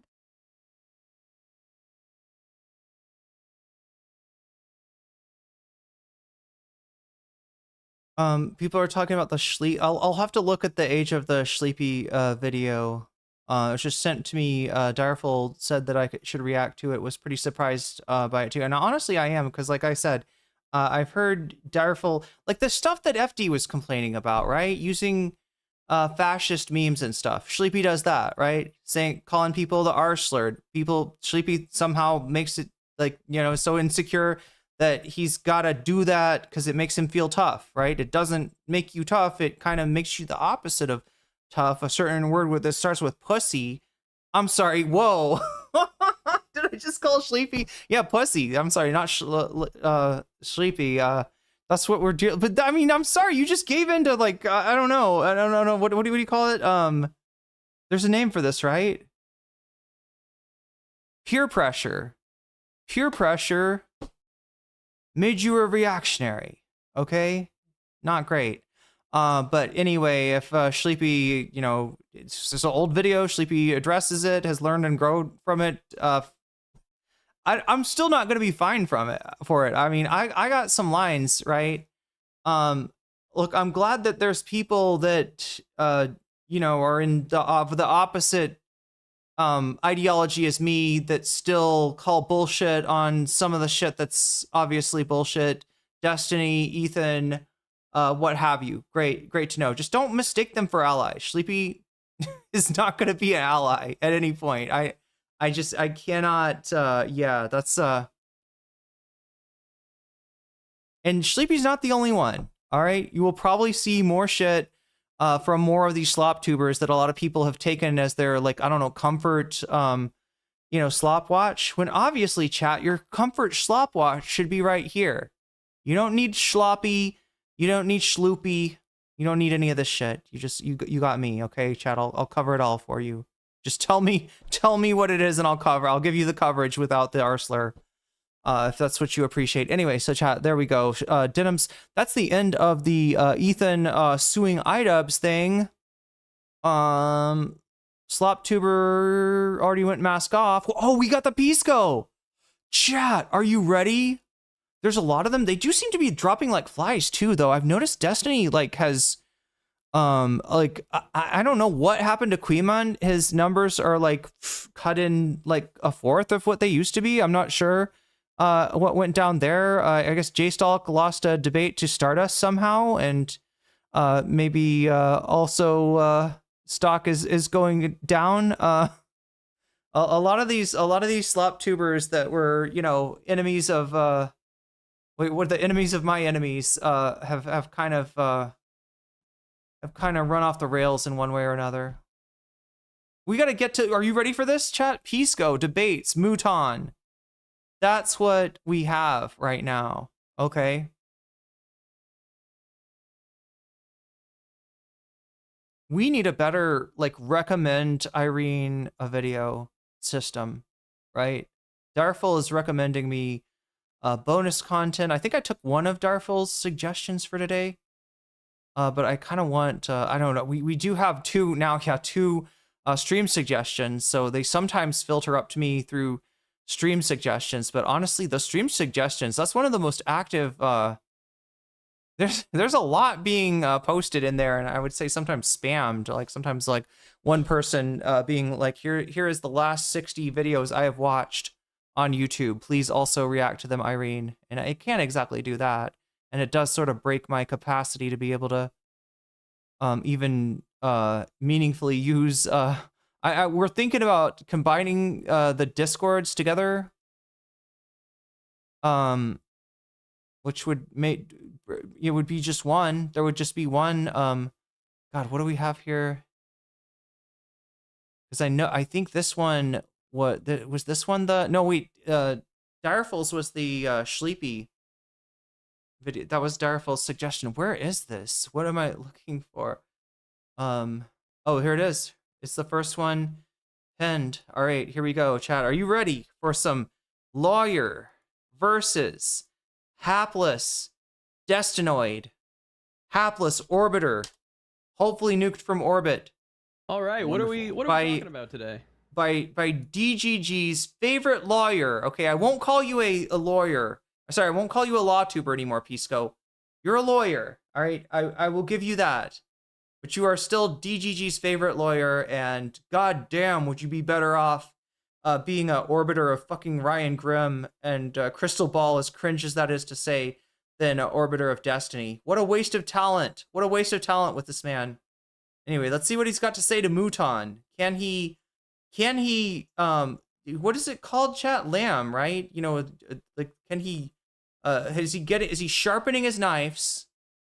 Has he got the au jus ready?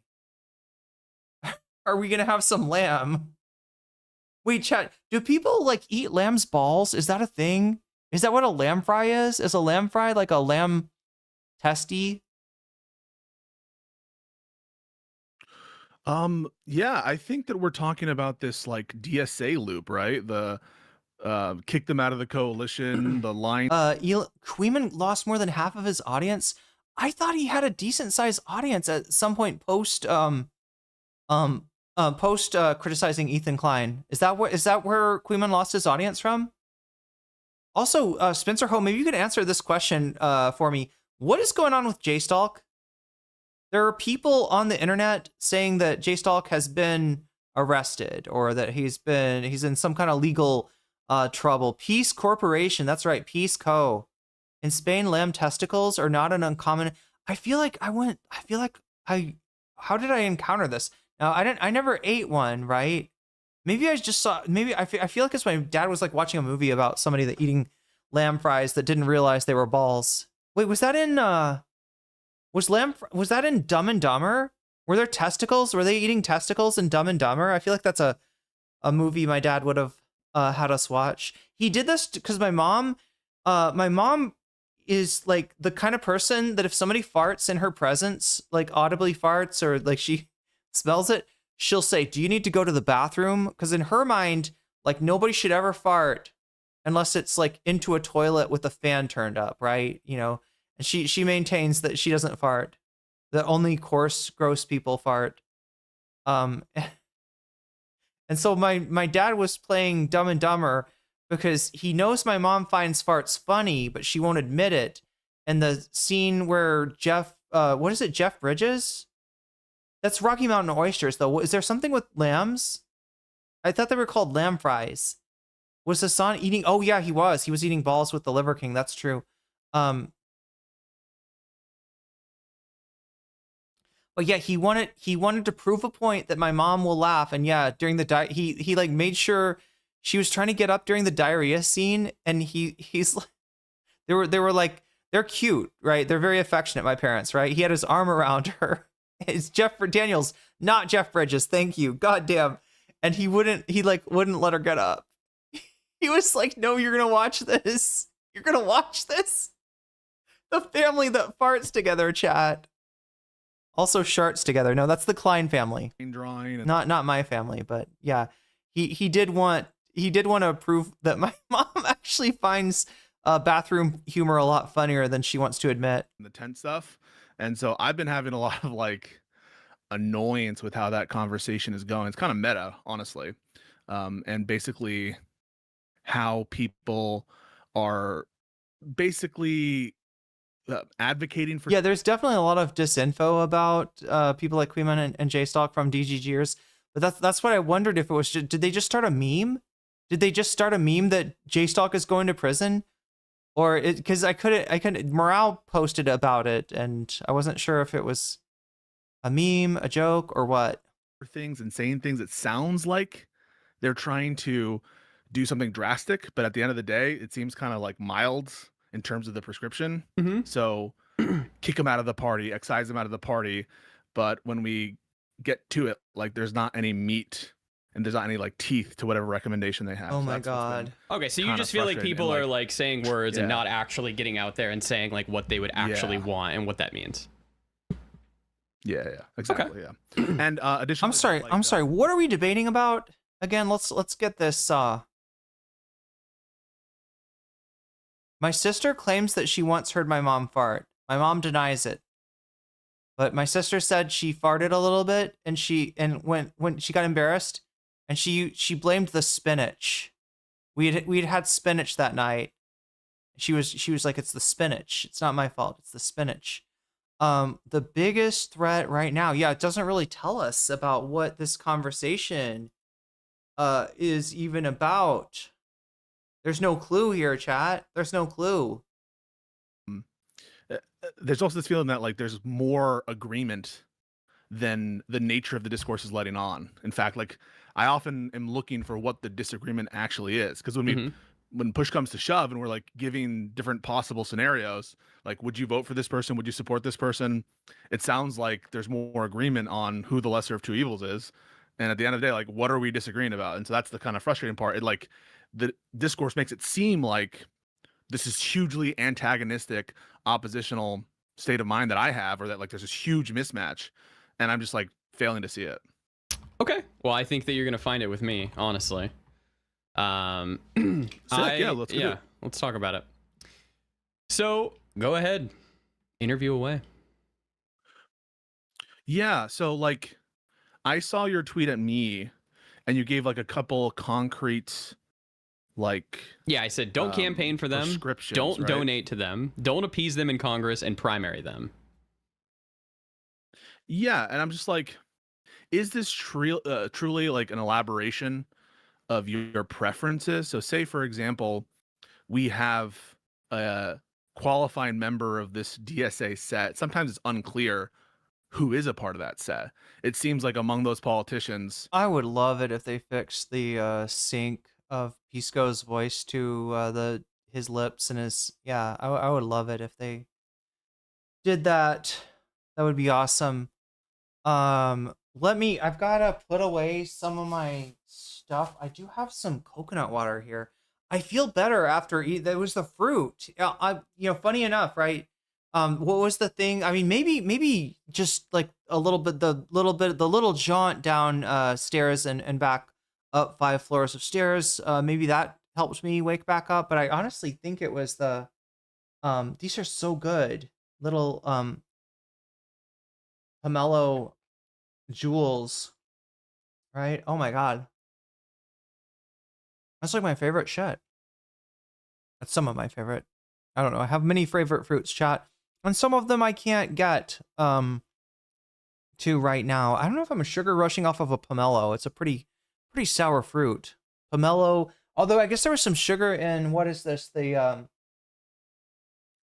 in the go-to cola. It's not a cola like a soft drink, but it's a cola nut, I think, is part of the. I don't know, chat. I don't know why it's called go-to cola. All I know is that it makes me feel good when I eat green things and fresh things, whether it's fruit. Pomelos are hit or miss. Oh, you're right. Yes, there's some bad ones. Sometimes the rind is like, 90% of the pomelo. Yeah, I've seen that too. Queeman got up to 800 concurrents in late 2024. He's had a few pops since then. But part of it is he's obviously lost interest. And oh no, he's struggling with depression? Damn. It wouldn't include people like AOC. It might not include people like Mamdani. So query who those individuals are. I will point out that we're 378 out of 400 right now. We are 22 points away from adding an extra hour to the content, which would give me a chance to also watch the Pod Save America. As is, we'll watch a good portion of this, see what we think. This is about the DSA thing. Who are part of like the problematic set for whom this prescription applies. And I think that that's like worth going down. But sure. I'm going to put Irene on. Yeah, so yeah, I want to pause there. Oh, pause. Can we put a pause in it? Yeah. I'm going to put Irene on here. Okay. Irene goes on. And I am going to put up some of the coconut water and stuff that I got so it doesn't go bad. And then I'm going to get some kind of a, I think I'm going to have some, I'm trying to decide, do I want to save the,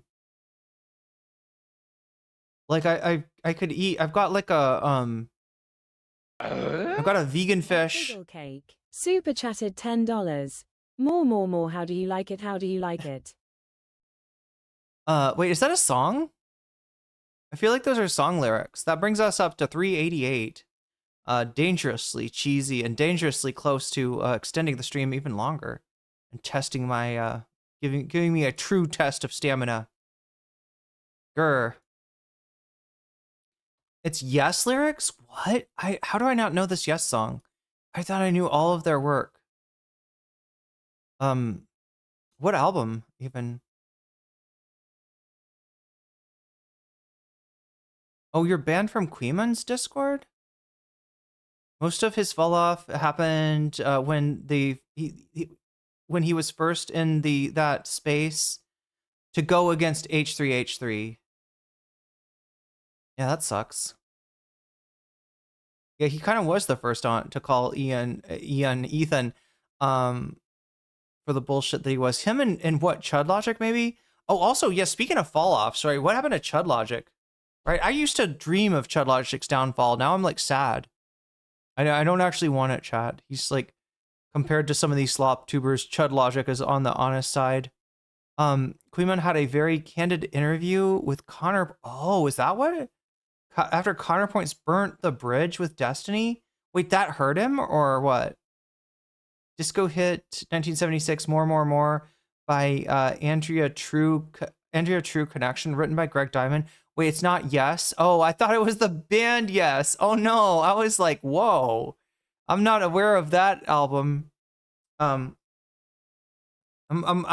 close to the edge. What are their albums? Anyway, chat. We gotta let this run. I'm gonna have it on my phone so I can actually hear it, and put some stuff away in the refrigerator so it doesn't go bad. Come back with maybe some fish, maybe some vegan fish, or maybe a papaya salad. I'm thinking maybe the fish could be good.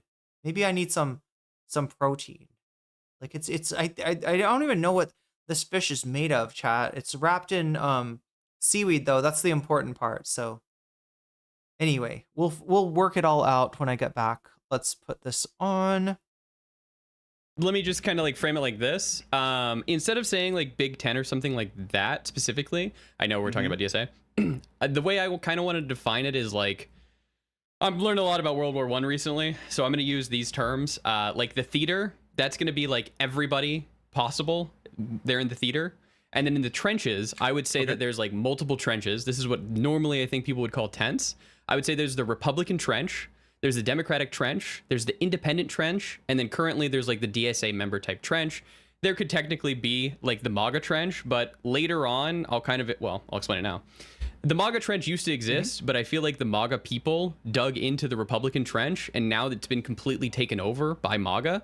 So now that is now just the MAGA trench. What I'm afraid of is like the DSA members digging from their trench into the Democratic trench and then killing us all and like taking over.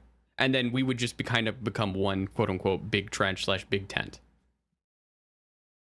I see. So there's kind of like a Borg feeling to what's happened. Is like these people are going to take over. They're going to try to like turn. I don't know if you've seen The Matrix. It's like Agent Smith turning all of the other agents into him. Kind of yeah, I don't know if I'd say turn. I would say like. I'm sorry. This sounds like a great replacement. Sorry. Like we don't. This sounds like the great replacement theory. The DSA will not replace us? What the fuck are we talking about? Pisco, please call this out. Have a place here anymore, which was our original like quote unquote homeland / trench. Yeah. So I can respond to that if you want. It sounds like that concern is one of fucking Homeland? Okay, we're calling this guy Homelander now. Mr. Mouton is Homelander. Like, there's going to be a liberal takeover of the party, and we're going to turn to the left, turn to the right, and all of a sudden we're not going to have a party anymore or something like that. Yeah, I think this is a lot of the time called like the dirty break or whatever. I've never heard that term, but the dirty break. Okay. You're not gonna have a country anymore. You're not gonna have a country anymore if you don't defend it. I can't do it. That is what, like, to the extent that that is a concern. One aspect of the discourse, which I think often is like not catching, is like we all on Live and Learn agree that we think that that is far-fetched as a proposal. That's one of the reasons why I was like pushing Hutch on our episode of Live and Learn to be like, what Wick is saying here is crazy, strictly speaking, because I don't think that we share the fear that the Democratic Party, by which I mean like the major politicians, the Democratic candidates, the Democratic voters, are going to be turned into like this a liberal morass led by Hassan Piker or something. And I just don't know if the concern is that, which is to say that the Democratic Party will become illiberal, will become a Marxist-Leninist vanguard party. I just don't know why you have that fear. So here's the reason that I have that fear is I feel like if we would have went back, at this time, like 12 years, people would have said the same thing about Donald Trump and MAGA. And now we have very much seen that like the party of the Republicans is now MAGA. There is no real space for middling Republicans to exist anymore. They are being primaried by crazy MAGA people. So this is why I have that fear right now. This, in my opinion, this already happened. Because it's happened before. Yeah. Because it just happened. Mean, like, I think, yeah, Trump has been able to take hold of the Republican Party in kind of an unprecedented way, and in a way where he has like exerts maximal control, such that he's able, even now, even as unpopular as he is now, and honestly, there have been some numbers where he has, 80, 78% approval among Republicans. That's like 90% is what I've seen. Now, but yeah. Oh, I've seen recently the polling getting lower, but yeah, usually it's like 90, 91, 92. Yeah, but I think usually he commands, even in his weakened state, the ability to scuttle pretty much any Republican primary and just make it go in his favor. And so I understand that it has happened in that this person has control, but there's two responses I have. The first is, I don't think the Republican Party has like fundamentally, ideologically, policy-wise, except for its adherence to authoritarianism and Trumpism, changed like where it's going. So I'll give you some example. Tax cuts, wars in the Middle East, deregulation. These are all still things that like the Republican Party approves of and they continue to do, right? Obviously, there's this added factor of the authoritarianism of Trump. Maybe that's what you're isolating for. And I agree, it did happen under Trump.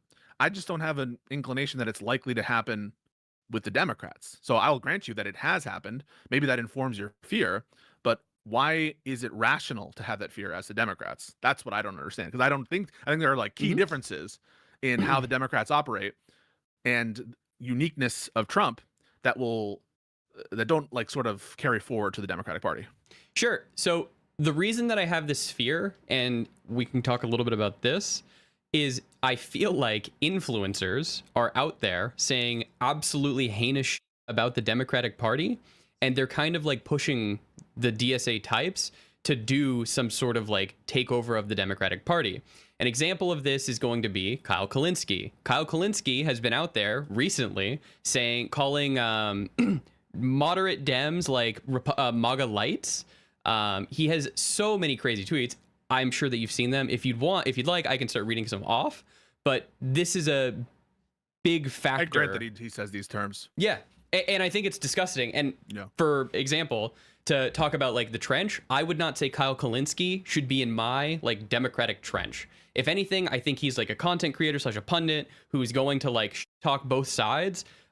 So how I would determine someone who I would let in the trench, there's a few things. This isn't even like a whole list. I just came up with it this morning. It's like, how do you self-identify would be one of them. Are you excited about like the party? Have you voted for Democrats when it mattered, specifically during either tough votes in the Senate or during like presidential elections? And the last one that is a non-negotiable is you don't interact with the entire party in a disparaging way during and not during elections. So like you can't do that. You can't just constantly shit on the Democrats and then want to be in the party. I understand those are like criteria that you set out for the trenches, and I appreciate the lingo and the clarification there, and a lot of that is like totally understandable to me. One of the things that I think frustrates people when I have these conversations is like, I want to do one thing at a time. Sure. And so I'm happy to go wherever you want to go. If you want to talk about why this fear seems compelling to you, we can do that. If you want to talk about like this trench notion and who's in it and who's not in it, I'm happy to do that. And what would you like to talk about? Which one? Then, I mean, like, I want to first talk about why you're scared that we're going to have a liberal takeover of the Democratic Party. If that's like a genuine good fear that like I should have, I want to be moved by that. I want to be motivated to be fearful if it is a rational fear. I'm happy to go down also like the prescriptions of how to like prevent that fear and who to apply it to, which seems like that's the conversation, the kind of criteria you laid out just then is like, okay, we've established a fear. These are the people who are responsible for it. And this is how we tackle them, right? That's the kind of like tripartite system I could see is like establish that it's a worthwhile fear, then who is responsible, then what to do. So I would want to start at like, is this even something we should be scared about? Sure. I feel like I've established that the fear is reasonable. So now we can talk about like who is causing me. Wait, in virtue of what is it reasonable? I don't understand why it's reasonable to like. Well, because we just saw MAGA completely take over the Republican Party. And now we have another type of people. Much. I mean, we have another whole group of people, like the DSA specifically, who are trying to steal literally election seats in a primary. Yeah, so like that I feel like proves too much. If the justification for being scared that the Democrats are susceptible to the takeover is, well, it happened to the Republicans. I mean, that hear my echo there. I brought the phone too close to the microphone at the end there, and you got the echo effect. I feel like Mouton has been steeping, right? Just like my tea. Wait, is my tea steeping? Did I eat my drink? Okay, wait. Let me just, I guess my tea's not steeping because it needs some hot water in it to do that. There we go. Pour the tea. Heat the water, but just like my tea normally would be, should be, steeping, right? Soaking, the water is soaking in the tea leaves and the lime skin, and it's infusing, right? I feel like Mouton here has been infused with a narrative, a DGG narrative that he has been basting in, he has been marinating in, he has been steeping in He's been absorbing the essence of the of DGG thought on this issue, and has learned to tell the tale. Right, so he's gonna tell the tale. Where the fuck is my Irene? Okay, there. Irene, thank you. Much better. What was a reasonable fear? DSA taking over the party, and he said killing us, right?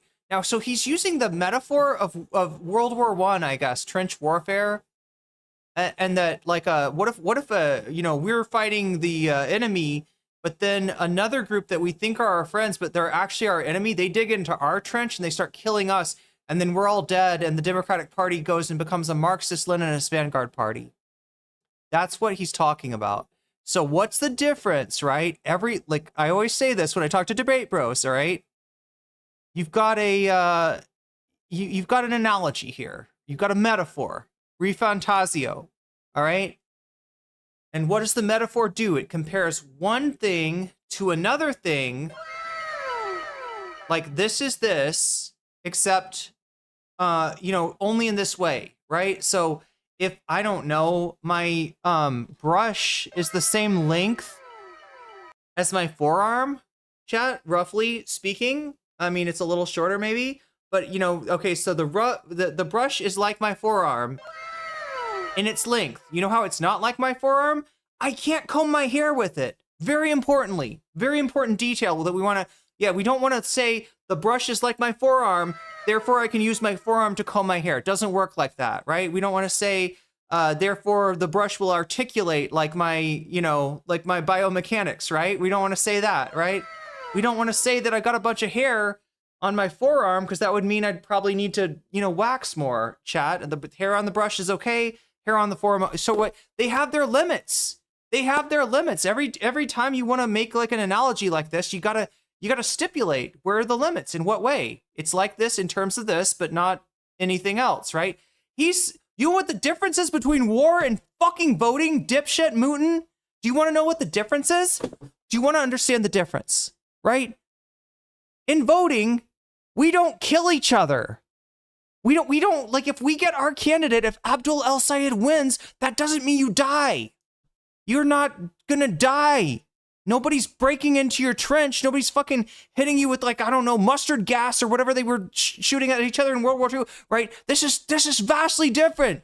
This is completely different. It's an insane fucking analogy that you are just making in order to all the other debate bros. They make analogies and it seems to work for them. And like, okay, so this, like, and then Peace goes like, I don't know, dude. I don't know. I'm not buying into this, right? He's like, no, but I've proven. Didn't you see it? I proved it to you. I proved how it's a reasonable fear because it happened to MAGA. You know what happened to MAGA is the people in the party changed their minds, right? So Mouton, you're a person, you're in the Democratic Party, as long as you don't become a socialist, right? As long as enough of you stay, you know, liberal shitbags, right? As long as the entire party doesn't decide that you're full of shit, that you caused, you know, them to suffer under so many Republican administrations, that they're tired of Diet MAGA. As long as that doesn't happen, you're going to be okay. And guess what? Even if it does, you still have your voice, just like the Never Trump Republicans. They can still vote. They can still vote. They can vote for a Democrat. They can vote for a fucking libertarian. They can vote for whoever the fuck they want to, all right? You don't lose your ability to vote the way that in a war, if you get killed, you lose the ability to shoot. You should take your ham-fisted metaphor and shove it back up your ass, okay? You do not get, you know, you will still be able to vote. You will still be able to shoot, all right? You will still be some kind of force to be reckoned with. And the only way that you're just completely, you know, irrelevant is if there's like so few of you, so few of the people that still agree with you, that you don't really represent a major constituency, and you don't have a viable party, right? That is the danger, I guess. But you call it danger, I call it democracy. I call it one person, one vote, right? And I don't trust that the Democrats have the testicular fortitude to maintain one person, one vote to the extent that it still is. It's a very compromised, you know, a democracy, but there is still, you know, some democracy, and no, Mouton, nobody's trying to, you know, nobody's killing you. Nobody's gassing you, right? This is not World War I, my dude. What the fuck? I am so sorry, Chad. I do not mean to make, you know, when my metaphors end up like ramming somebody's handfest up his own ass. I mean, that feels like it goes a little far, but I think that this fucking metaphor is totally ham-fisted, and I want him to stick it up his ass. Okay, that he doesn't have to. We're not violating the man's consent. He can put his ham fist any damn place he wants to. All right, but I'm telling him he can shove it where the sun no longer shines. Okay, that's what I got to say to Mouton. That's about as hard as I've ever gone on Mouton, by the way.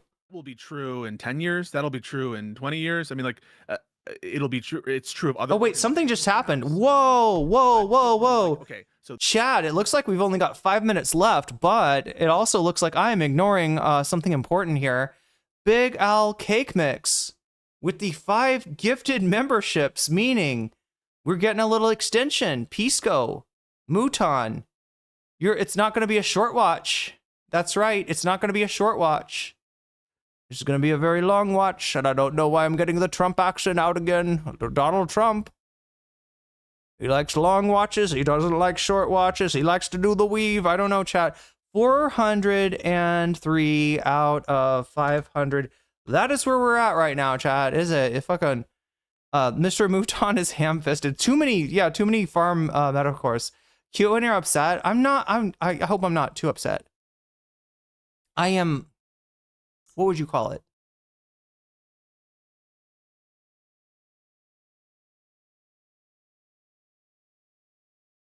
I'm upset that this culture is not, this debate bro culture is not ridiculed with the dismissal that I think it deserves. That's I think there was something before my gifties, by the way. I heard another sound. Oh yeah, that was a follow on Twitch. Here, the important thing though, chat, before the time runs out, is that I add that hour because we just crossed another international timeline here. Sub add time. 1H. Whoa, the big H. There it goes, chat. We added the big H. Are we fired up? We're fired up. We're fired. It's an Obama thing, right? The fired up thing. Anyway, we've got another hour of this lovely conversation between our two interlocutors here. Poor Pisco. That I look. If I was Pisco, and if I know Pisco, he's gonna. This is like if they bring in an MMA guy, chat, to fight. I don't know, like I'm trying to think, like fight somebody who has no business fighting. Fight a non-fighter. Fight an untrained person that abstains from violence or something, and it's not. I don't know. It's gonna be too much like monkeys in a barrel, or is that a? Oh my god, chat. What is the phrase? Fish in a barrel. Yeah. And he's gonna lose his appetite for carnage. Mouton deserves to be carved up and served with his own au jus. Okay, I'm saying it now, chat. Mr. Mutton deserves to be a very expensive but at the end of a very expensive buffet line. So just merely by the fact that it happened to MAGA, that's enough for you to think that it's a justified fear. Nothing else. Just the fact that there was a Trump takeover. Now Democrats are also susceptible to it, and it's, there's at least a decent chance that it'll occur. I believe you have not grounded your axioms, my dear sir. 1, yes. 2, there's also other things happening. Okay. The other things would be like DSA members primarying. Also, his entitlement. There's our seats. It's our seat. No, it's our seats. The American people don't fucking like you, Mutton. They don't like your au jus. They don't like your drip. Okay. Moderate Democrats inside the bluest regions, and then starting to steal seats. Yes. Steal seats, yo. Okay. That's like, okay. So that's anti-democratic. Kind of like, well, the DSA candidates are winning. Mm-hmm. I don't think that's evidence. If our those winning is are pretty far-fetched. They're winning in a few seats, but yeah. In the primaries. Yep. Yeah. They're both, it's interesting how they're both very weak and very strong. Okay, go on, Mutton. The fact that you're like cagey and limiting it to the very, very blue places, I think there's already a recognition that there's limited appetite for this kind of expansion into more purple or competitive districts. Like the mere fact that you're Burple, once again, you were correct in base. There's no more grounded axiom than the duck axiom. having to call out and be like, well, have they been that successful? I think that it like shows that we all think that there's like a limited ability for them to expand into places where they're not like plus 30 blue seats. And so why isn't that like an alleviating aspect of where the evidence is occurring? Like the fact that the DSA members are only being successful, not in like Virginia in a statewide race, not in like New Jersey in a statewide race, but really just in like these super blue districts. Why isn't that like calming? It's currently happening in Wisconsin. I'll answer your question and then I'll say something else. Why isn't it calming is because I feel like it's growing. This is like the first time we're starting to see real DSA types who have contempt for the Democratic establishment and the Democratic for Western civilization. Win seats. And it's not for Western culture. All or nothing in a single election where the DSA is going to completely take over and it's going to be over.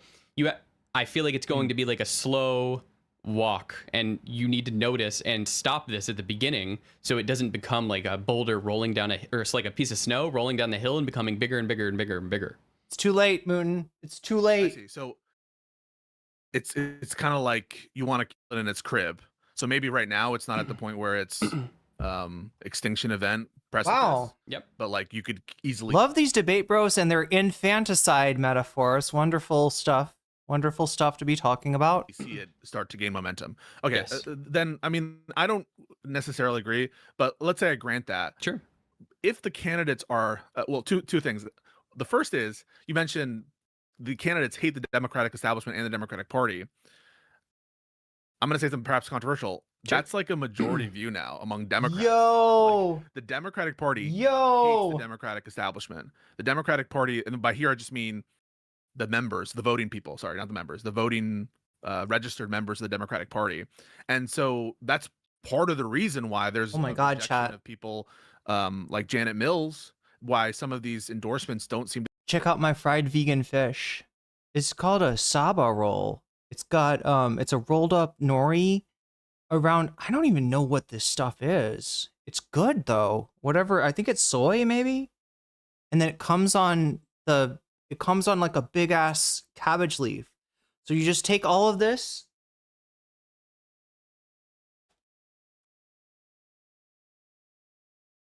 and you, oh my God, come on. What are we doing? There we go. We take all this and we dip it into the delicious chili, what is this called? What is this kind of sauce called? Now I remember, sweet chili. Yeah,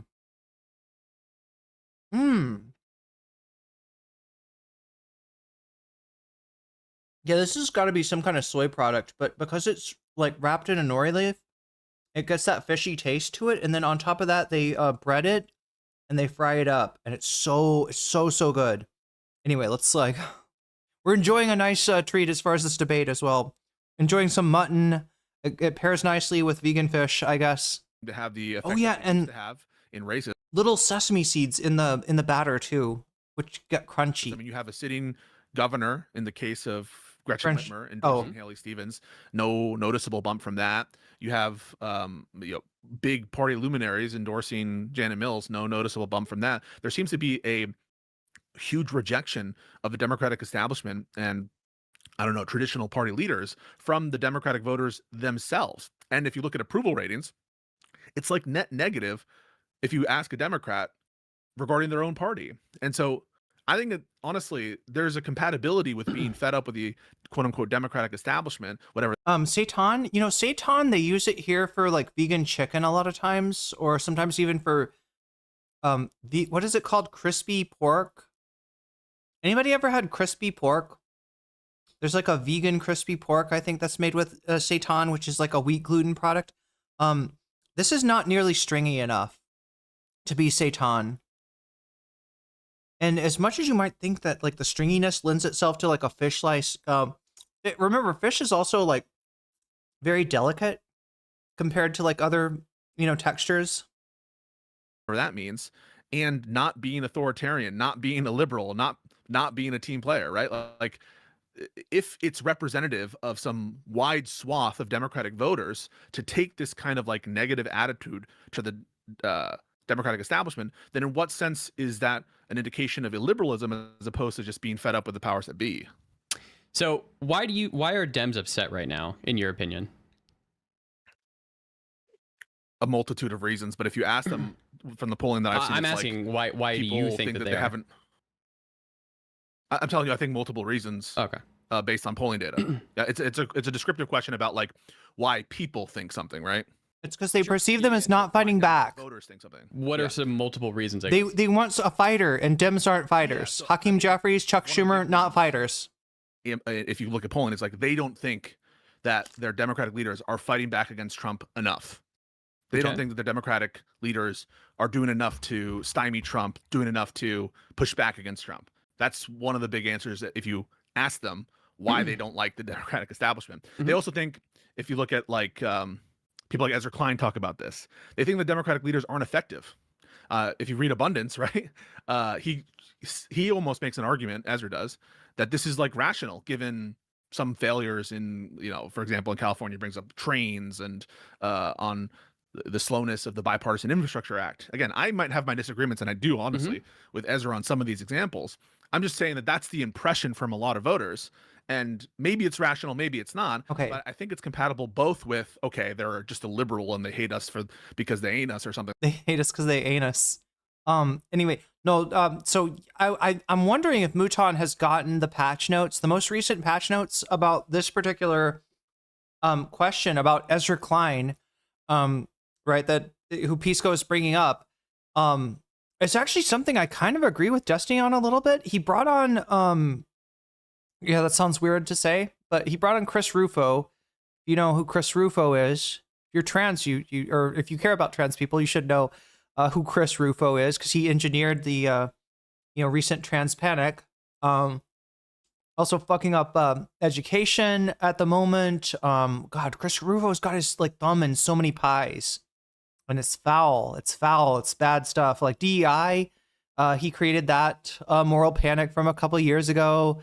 The thing where Charlie Kirk is like afraid that his pilot might be black, doesn't feel safe riding on a plane with a black pilot, right? All that kind of stuff. The DEI narrative, the idea that like black people, minorities, women are getting like advancements that they haven't earned, that incompetent women are being put into important jobs and, are gonna crash the plane and such, right? So that's Chris Rufo, and yeah, Ezra Klein did have him on, and mostly kind of probed him, right? There wasn't a lot of effective pushback on Chris Rufo. Destiny got pissed about it, and then Hutch was like, "There's no way we like Destiny. We like Ezra Klein. We like Ezra Klein, right?" I think probably because enough of the left flank, are pissed off or like just hate the abundance bullshit, right? And so they like the contrarians that they are, they took the side of Ezra Klein, and now that Ezra Klein is not pushing back sufficiently against Chris Rufo, they're angry. They're angry at Ezra Klein. So I mean, I don't know if I had already kind of written off Ezra Klein already. But yeah, I do think that he is a little too cozy with some of the most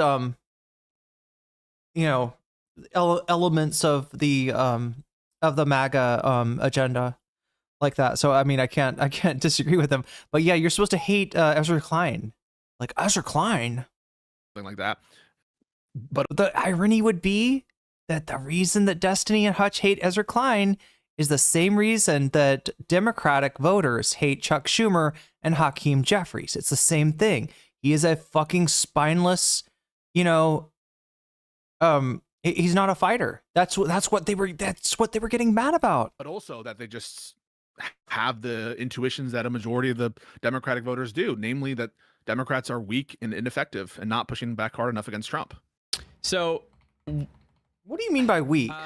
I understand the reason. Sorry to interrupt you. I just feel like those are two stories you can tell, right? Like you can tell a story which is the majority of Democratic Party, slight majority, I'm not saying everyone, but the majority of the Democratic Party doesn't like the Democratic establishment because they're turning a liberal.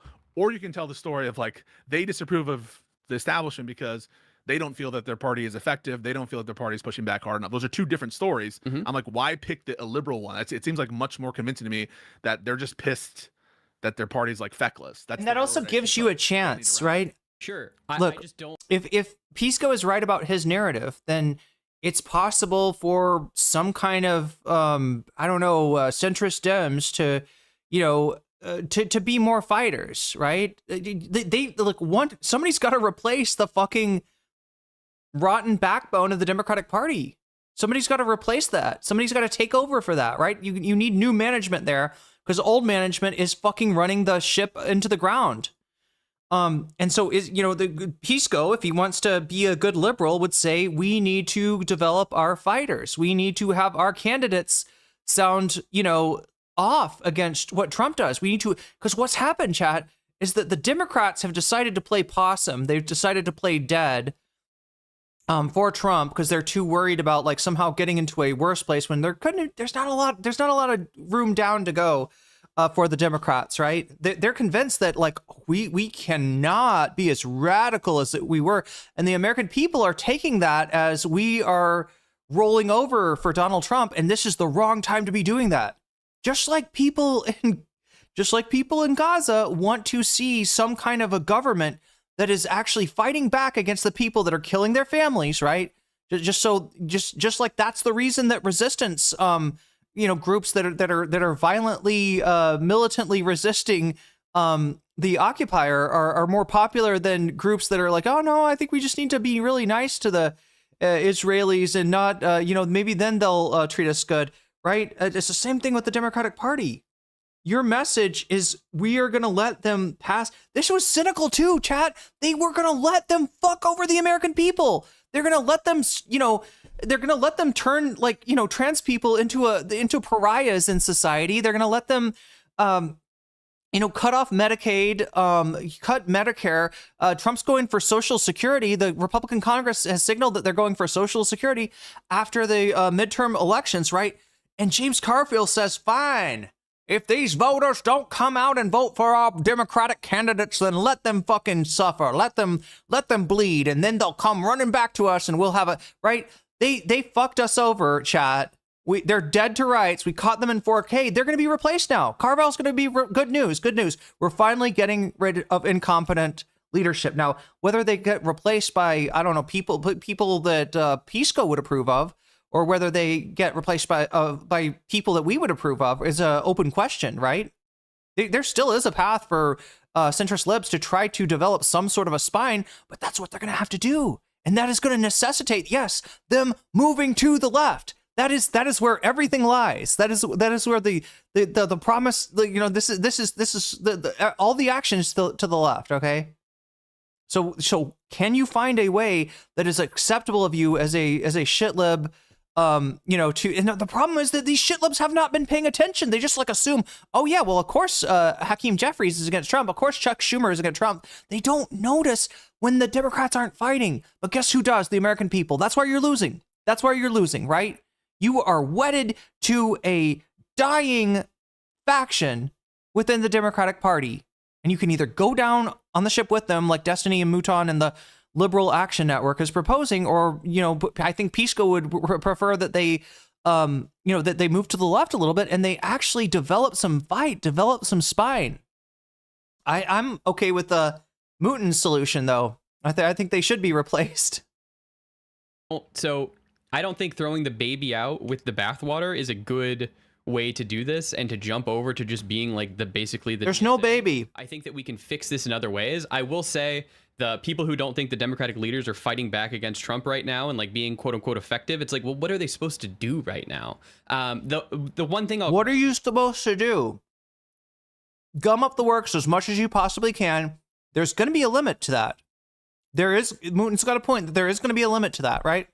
You gum up the works as much as you can. You make things as hard as possible. The Democrats are not doing that yet. The Democrats are casting too many performative votes to tell the American people that they feel like have embraced Trumpism, that they got the message and they're going to be just like Trump. So you can vote, you can go ahead and turn on the voting nozzle for me again, right? There's too much of that shit. And even when you can't gum up the works, there's the bully pulpit, right? There's making a scene. There's publicly fighting back. The Democrats aren't talking about, they didn't talk about the big, beautiful bill nearly enough. And so yeah, no, there's more they can do. There's more that the American people are absolutely right to be utterly disappointed and through with the moderate Democratic establishment. Is Pisco drinking a micro espresso? I don't know, but he's got a better coffee game than me, Chad. I'm kind of, does Pisco? Does anybody know? Does he have like an espresso machine at home? I think that he is a lawyer. Maybe he can afford that sort of thing. They're supposed to rally. Yeah, there we go. Get on the bully pulpit. Get people excited. Like, what did the Tea Party do? They had no power, Chad. The Tea Party had no power. Obama had a huge, majority in both houses. What did the Tea Party do? They made things hard. They made it hard. They lied about death panels. They did, I'm not encouraging the Democrats to do that, but you got to do what Vance is saying. Rally, make the people stand up and fight the fascist bastards. Lead. That is what you're supposed to do. When a fascist is elected and you are the party that stands against them, you are supposed to offer some sort of leadership. Instead, they are hiding.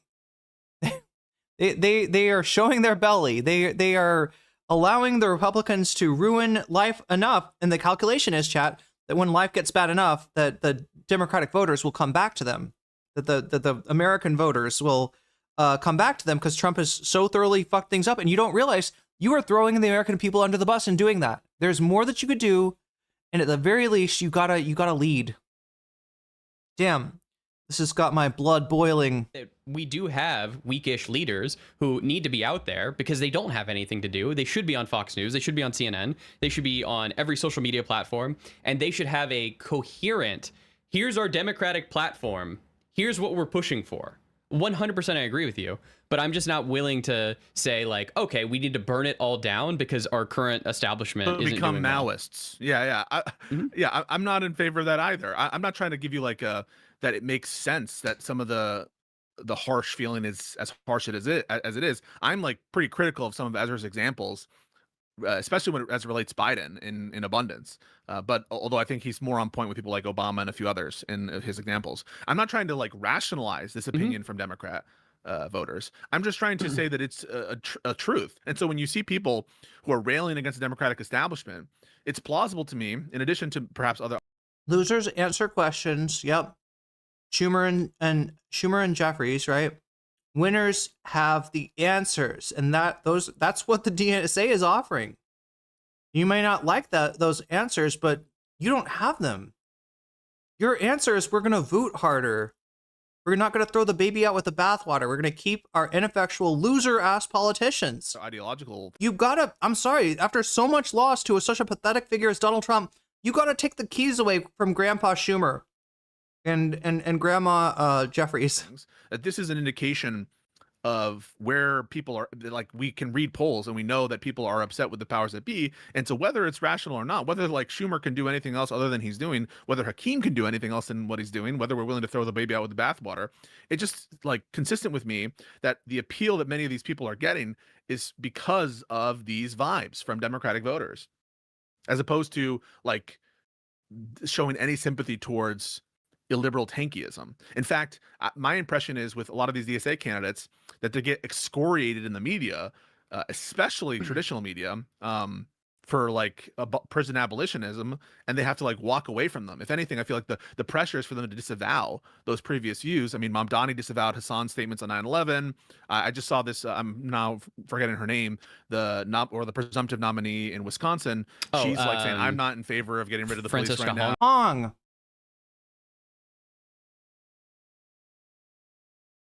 For a bunch of supposed electoralists, these, including Pisco, they know. I don't feel like I'm particularly clued into the, primaries, just because we don't cover as much. But yeah, Francisca Hong. That's who you're. Even Pisco is like, oh geez, what's her name? What's her name? Like, they're always surprised when somebody wins, right?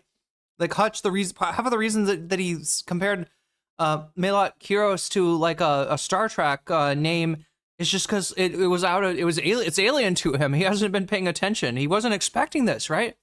Maybe he knows some of the incumbents, probably not. Probably doesn't get that into the weeds with things. But yeah, definitely does not know the primary challengers until it's too late. And I can't feel sorry. Mamdani Mamdani tankyism. That's right. I believe. Yeah. Miss Hong. Hong. Yeah. Hong. Yeah. My bad. Yeah. Miss Hong. Francesca Hong. I was Yes. almost super racist there, but what? Yeah. So like, it really just does seem that the appetite among Democratic, and I could be wrong about this, voters isn't for tankyism. It's for something fresh. It's for something new. And to the extent that there are pressures, it's to like sort of curb the ideological excesses. So that's why I'm not as concerned. While that might be their appetite, I'm not concerned that the Democratic voter, that's their appetite. I'm concerned that the people who are now feeding these Democratic voters are trying to backstab us. And I think that they kind of are sometimes even open with it. Bro, you're talking about World War I, all right? And now you're introducing a backstab by the communist into the equation. Are you speedrunning Hitler or mitt-running Hitler? Oh my God, chat. The Germans in the chat will... Do we have any Germans in chat? I feel like I probably drive the Germans away somehow. Although I've been told I look kind of German myself. I don't know, chat. Do I look German? I think whenever I try to speak German, that's what drives the Germans away. That's why we don't have any Germans. But if there were any Germans, that Mitt runner thing would have killed. It would have killed. Okay, dark humor. Do Germans like dark humor? I've heard they have like a Teutonic sense of humor. Is that like a dark? Do Germans have a dark sense of humor? Chevrolet is literally saying, I'm a democratic socialist. They're all saying that they're DSA members. They're not Democrats. They want to seize the media production. It's called abolish the police, abolish borders, etc. I'm not concerned about the Democratic voter. I think we can message better. And sorry, I'll even say this. We can message at all. The Democrats don't have any good messaging right now, and get those people back. My issue is if that these people start like making their headways in, and yeah, Ossoff's very good. I haven't seen anything from Hakeem Jeffries. You notice the difference between, please just notice the difference between Ossoff and Hakeem Jeffries. That would make me happy. That would make me happy, chat. I'm not looking for Rome to be built in a day. All right? I'm not looking for, an overnight solution, an overnight sensation, as Frank Zappa might say. I'm not looking for Rhodey's delight either. All right? The roadies can enjoy. Is that I feel like it's almost like a insulting thing to call somebody a roadie at this. You don't say roadies anymore, right? There's like a different name for him being out as speaker. I think Chuck Schumer might be a little too old, so he might need to go. I'm for younger people taking over, and the Dems need to have an actual stance. Yeah, I think that that's all great and compatible with everything I'm saying. Like, you feel consternation at Hakeem. You feel consternation, or you think that Schumer might be too old. You think the messaging sucks. You don't like the current vibes, right? And correct. Do you realize, chat, I ordered that shit? Like when I opened up, I realized the restaurant was closing in 2 minutes. And I was like, I gotta have me. Oh no, chat. Oh, I made a big mistake. I thought I was just gonna eat this with sweet chili sauce. Do I still have it? Oh no, I didn't even put away the... Oh no, chat, I still have coconut water. No, I got namprik. I got chili paste. Right, chili paste is like the move I like to make is to wrap the fish, the fake fish, in the cabbage, right? And then you dip it into the chili paste, and then you dip it into the sweet chili sauce. And then you dip it into the chili paste, because the chili paste is kind of wild. It's kind of spicy. It's kind of hot. It's a little bit too much. But with a little bit of that sweet chili sauce, it makes it perfect, right? That was the move to make. And I totally forgot that I haven't had this stuff in forever. They call roadies concert technicians. I mean, that's probably better. It's probably not great to call somebody a stewardess. It's probably not great to call somebody a roadie, because it is a very important job. Very, very important. It sounds more lifeless than Rhodey's. Yeah. Rhodey's kind of has like a, do you know, like it sounds like, so it's like a little bit wild. You know what I mean? Like, like, I don't know what it implies to me is like, you know, this is where the wildest parties are going to happen on the road. It's with the roadies. Am I right about that? Zara would know. She's actually toured. Never trust the liberal. They will betray you. Yeah. You're not a socialist. Nope. And even though that like something like 32% of Democrats self-ID as democratic socialists, I just want to be clear. I'm not a socialist. I'm not a communist. Do you identify as a Pisco, have you now or ever, do you now or have you ever been a member of the Communist Party? They just, yeah. Okay. I used to be more like, I'm an independent, but I've been registered. I would love to see Pisco like talk about what was wrong with McCarthyism. I would love to see Pisco point out the illiberal tendencies that these neo-McCarthyite DGGers are showing. Unfortunately, chat, if you're looking for somebody with a spine, you're not looking for Pisco. Democrat since the 2016 Sorry. election. I mean, I love the dude. And probably friend of the VOD, very talented, streamer, very talented analyst, I would guess a very talented lawyer, but yeah, not exactly known to possess the sturdiest spine of anyone out there. I mean, voted for Hillary as well. Yeah. In retrospect, yeah. So all I'm trying to say is like there's something to. Somebody want to tell him his mustache is not on straight. This like moment. Is that a thing, chat? I'll grant you of the Democratic Party that they're like sick of their old guard. He's got a pencil thin mustache too, and it's a little crooked. Logical terms. It's a little unbalanced. I think that they're sick in terms of feelings of inadequacy, feelings of weakness, feelings of fecklessness, feelings of age.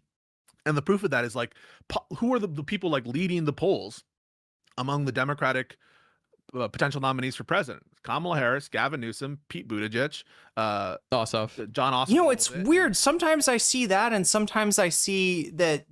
Sometimes, like I see polls like what they're talking about. I've also seen polls like putting AOC way ahead, right? Who's maybe the most left person that is currently being talked about as being in the running, which might be kind of disappointing to some of you, and I sympathize with that disappointment. But yeah, I'm not sure. I guess looking at the polls, what are we, chat? Let's see. 27, 20. Yeah, we're 2 years out. 2 years out from a presidential election.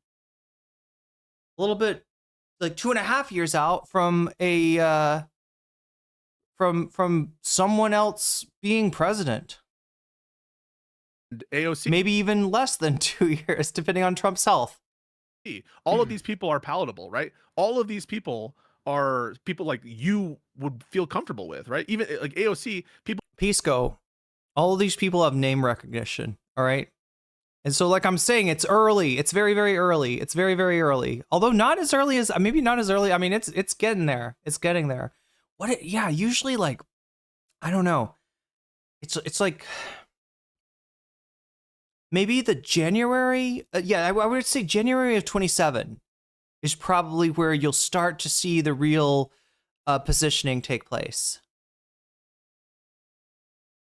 People get mad at me when I bring up AOC in many of these conversations because she like doesn't count, because she was even though in her past, right, she said, hey, we need to abolish prisons. She had all these cringe things too. That's why IRI is also someone who agrees with me. IRI and I don't like diverge on this. Somehow like I get attacked more than IRI. Chat, whenever somebody brings up the prison abolition thing, make them fucking bite the bullet on the do nothing response, because the do nothing response, which we're at right now, nobody's really talking about reform or anything or moving towards like a lower. Chat, the United States, if you look at a map, right? In fact, I think I posted this at a response to I can't remember if it was Wick or Hutch. I think I said Wick, and it was actually Hutch's tweet that I was posting it to. But yeah, the United States is the darkest country on the map of the biggest percentage of the population in prison. Now, I'm guessing that's because like El Salvador Rwanda. There are other countries, I think, with a greater percentage of their population incarcerated than the United States, but U.S. is still like top 4, top 5, right? We can do better than this. And if you don't think so, then fuck you. Go get fucked. I got no room for you. I got no time for you, all right?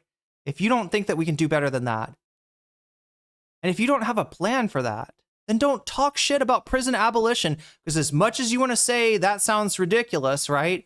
And obviously that is not the end state of a, legislative process, right?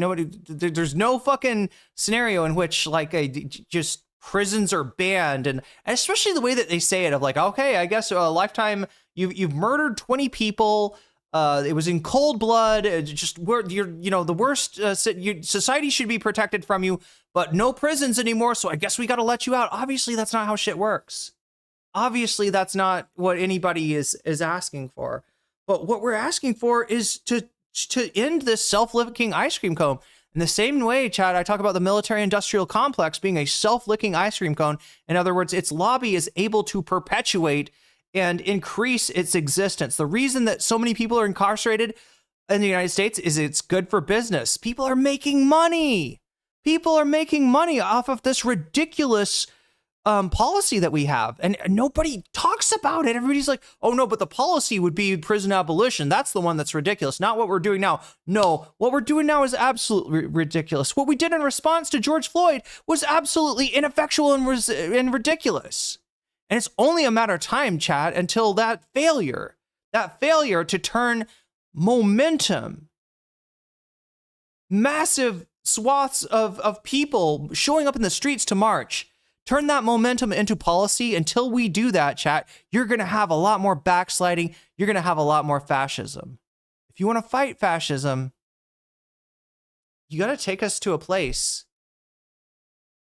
policy-wise, that where the fascism doesn't make sense, right? Why does it make sense? Because people are hurting. People are suffering. People do not have the opportunities that they need to have. Fix that. Fix society, and we won't need nearly as many prisons. I won't say like none whatsoever, and I'm not somebody who would like snap their fingers, but yeah, the current prison system is fucked up. I mean, like we use like rape against people, right? That is in our system, and we don't do shit about it. Right? It's just, not watching what's happening here, right? They allow the prisons, the guards don't actually administer the prisons. You know who administers the prisons? You know who's in charge of the prisons, chat? I don't know if you've heard this, but it's gangs. It's criminal fucking gangs. That's the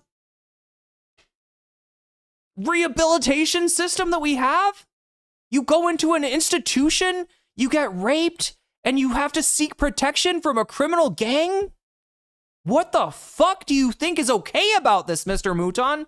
No wonder this country is decaying and it is weak to fascism. No wonder fascism is able to find a foothold in the United States body politic. When shit is neglected like that, even after George Floyd, nothing of substance is actually done. They are afraid to do anything. They are afraid to fight against the moneyed interests that make money off of this misery. We are inflicted with misery every single day of our life, whether we're in prison or on the outside of prison, right? And nobody's doing shit about it. No wonder Trump can get a foothold, right? He's offering some kind of solution. I mean, his solution is probably kill all the criminals. His solution is probably a lot like El Salvador, right? Super fascism, super jail, super prison. We got to do something, or else that's where we're going to end up too. Because guess what, chat? In the absence of meaningful policy alternatives, that's where, unfortunately, a lot of the, Latin America is turning. It's like admiring. It's like, yes, Bukele, you've solved the problem. Yes, you know what Bukele did? He decided to work with the gangs. He said, gangs, if you will bury your bodies better, right? We don't want to see it. We don't want to see the victims of your crime, right? If you just kind of hide the bodies a little bit better, then we will take out your competition. We'll arrest them and say, these are the big evil criminal gangsters. These are the cartels. And it's like the weakest cartel. It's the subservient cartel, right? It's the less pernicious cartel. And meanwhile, who's fucking running the country? It's the cartels. It's a criminal gang, chat. And that's where we end up. We got criminal gangs running our prisons. Is that not bad enough? Do we really want criminal gangs running our society? Oh my God, chat, we do. We do have a criminal gang that's involved in an area of law enforcement, right? I mean, you could call the cops a criminal gang as well, but I'm talking about ICE. We got mass Gestapos going wild in the streets, fucking, you know, shooting people with no due process. You cannot allow this anarchy, this chaos to continue, okay? Or else you were gonna invite, you know, more chaos, more fashion. Whether it's bad, it's grim.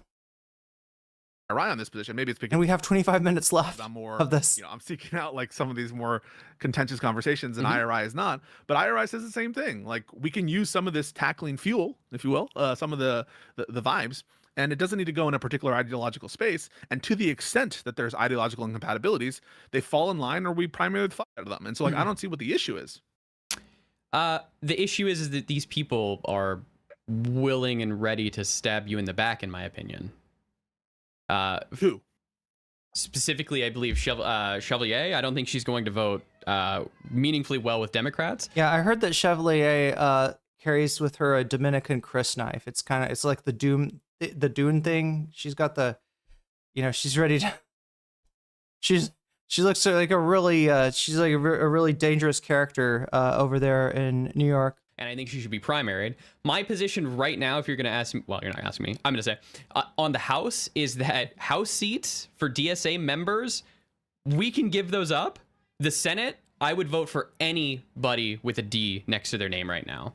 I will. So he's literally saying, let Republicans get elected if we can keep DSA House, the DSA out of the House. See, I'm going to push you in a second. Sure. And just remember this moment, because I don't think that you're going to grant because I think you're going to say that the House of Representatives is incredibly vital. And the House of Representatives is vital, but I think there's only like 3 or 4 DSA members right now. I'm more concerned about the Senate. Look, he's counting his eggs before they hatch. He's assuming that the Democrats have the House. Now, do the Democrats have the House? Yeah, likely so. But just remember, the odds that people were giving on Hillary Clinton, winning in 2016, at least in some places, are very similar to actually maybe even higher than the odds that we have of what are the. I try not to look at the Polymarket shit. I try not to look at the Kalshi shit, but I mean, yeah, they're likely to win. But when he's just taking that for granted. Look, the way to conduct politics is to fight for every single seat, right? Just like I would be willing to vote for a dog shit Democrat, as opposed to a hard-boiled, MAGA Trump supporting Republican, right? The ironically enough, the tanky menace, when you guys win the primary, we will vote for your shit candidate. Okay, we're not gonna like it, but most of us will vote for them. We might not campaign for them. We might not go door knocking and stuff like that. Some of us actually will. Yeah, you're just, you're hurting yourself. Look, with that kind of candidacy, right? It does not, it's not the candidacy that's likely to win in this environment. Yeah, prison abolition, sadly, even though everything that's going on in our prison system is repulsive, it's going to take a lot of time to steer that policy in a better direction. And the Supreme Court nominations. Yeah, I would also, in the current era, want the Senate more than the House. I'm not doubting you on that. Mm-hmm. And I agree, just because of it's a smaller chamber, the Senate, every one seat matters more. But look, here's the difference, right? If you fuck up and you lose the House despite having a massive advantage there because you hate DSA members, the consequence is that you're not going to be able to pass any legislation and put it on Trump's desk. Now, I know what you're saying, right? I know what you're saying, Mouton. Trump is going to veto that legislation, or Vance or whoever's there is going to veto that legislation, right? So it doesn't matter. No, it does. It does actually matter. It rhetorically matters. If you can put popular legislation on the president's desk, you're going to have one of two outcomes. One, he signs a bill that he doesn't love, just to take the pressure off. And two, the other possibility is he vetoes the bill, and then JD Vance runs, and you can lay that shit at JD Vance's feet. It's a rhetorical loss for Trump when you pass popular legislation and you put it on his desk and make him put up or shut up. This has kind of happened with the housing thing to a certain degree, although not the bill that, not the best bill that I mean, this is a bill that passed in a Republican majority House and a Republican majority Senate. So it's there's some aspects of it that I'll just give you the hypothetical, right? Sure. Like, who would you rather? The good part, what is it? That it bans groups like, is it BlackRock from buying up residential housing? I think is what it does. Either way, it's a bill that Trump doesn't like. He doesn't want to sign. He's going to sign it anyway. He tried to use it to I'll sign it if we put on the SAVE Act, but ultimately, I think it went through without his. But anyway, it's important. It's important to get both houses. You cannot, these people shouldn't be taken seriously. If you're looking for a side to trust with the keys, if you're looking for I'm not sure about the DSA, they said some radical things. I also don't like what the centrist establishment is doing. And you're trying to decide, look at how unserious this is. One side is saying that it will sandbag, it will rat fuck, it will put the kibosh on DSA candidates, Democratic candidates, but running against Republicans, running against MAGA people. And the other side, is not happy with the Democratic establishment, but at least sees it as, with some notable exceptions, maybe like Fetterman, as better than what the Republicans are offering. Win a DSA member or an average MAGA Republican in a House race? Currently, right now, I would rather an average Republican win, because I don't want the DS. Have you looked at the Republicans? Are you sure wow. Look at this. This is James Carville Jr. here. This is my problem with James Carville. He's willing to let the people suffer. He wants to punish the people, right? Kamala Harris loses, and he's like, well, I guess those voters didn't show up after all. I guess we'll have to let them feel a little pain until they come running back for it. She's saying the same thing.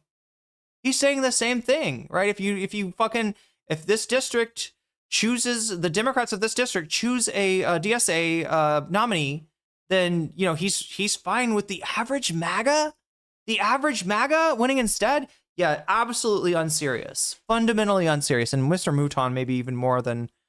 Again, this is just Destiny's friend. This is Destiny's stupid friend, honestly. To gain ground inside of the House of Representatives and then further legitimize their absolutely horrible place. I'm going to have you take that liberal off of Liberal Action Network.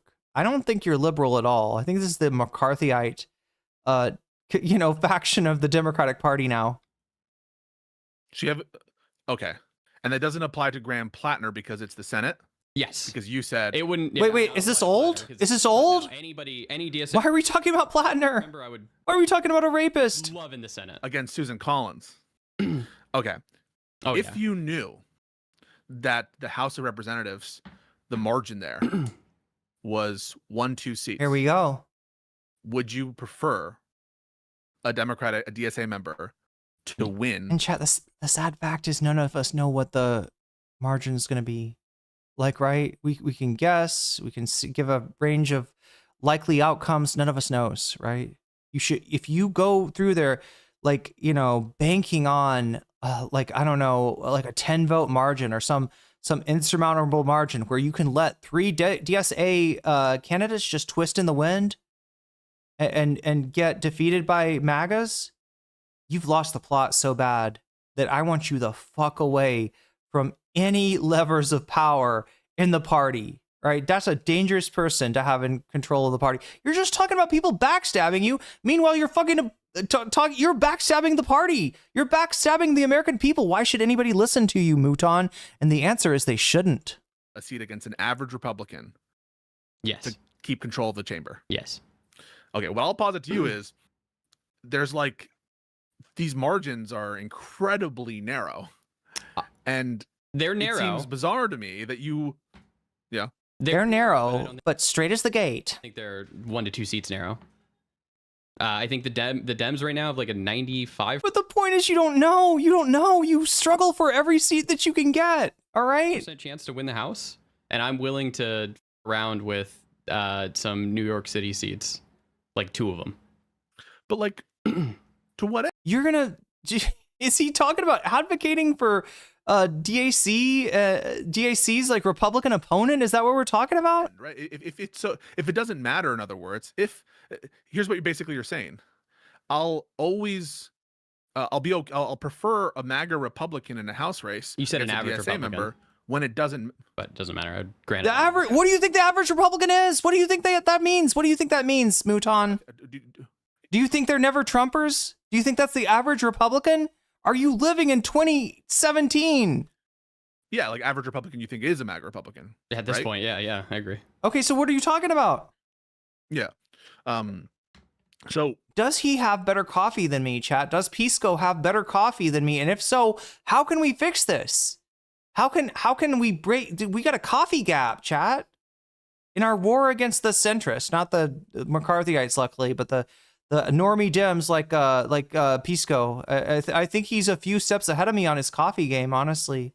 What is straight as the gate? Does it mean regardless of the width, you'd make it through if you aim correctly? No, straight as the gate is like supposed to be that it's very difficult for, I mean, isn't it part of the whole difficult for a rich man to pass through the eye of a needle, or difficult for a rich man to get into heaven?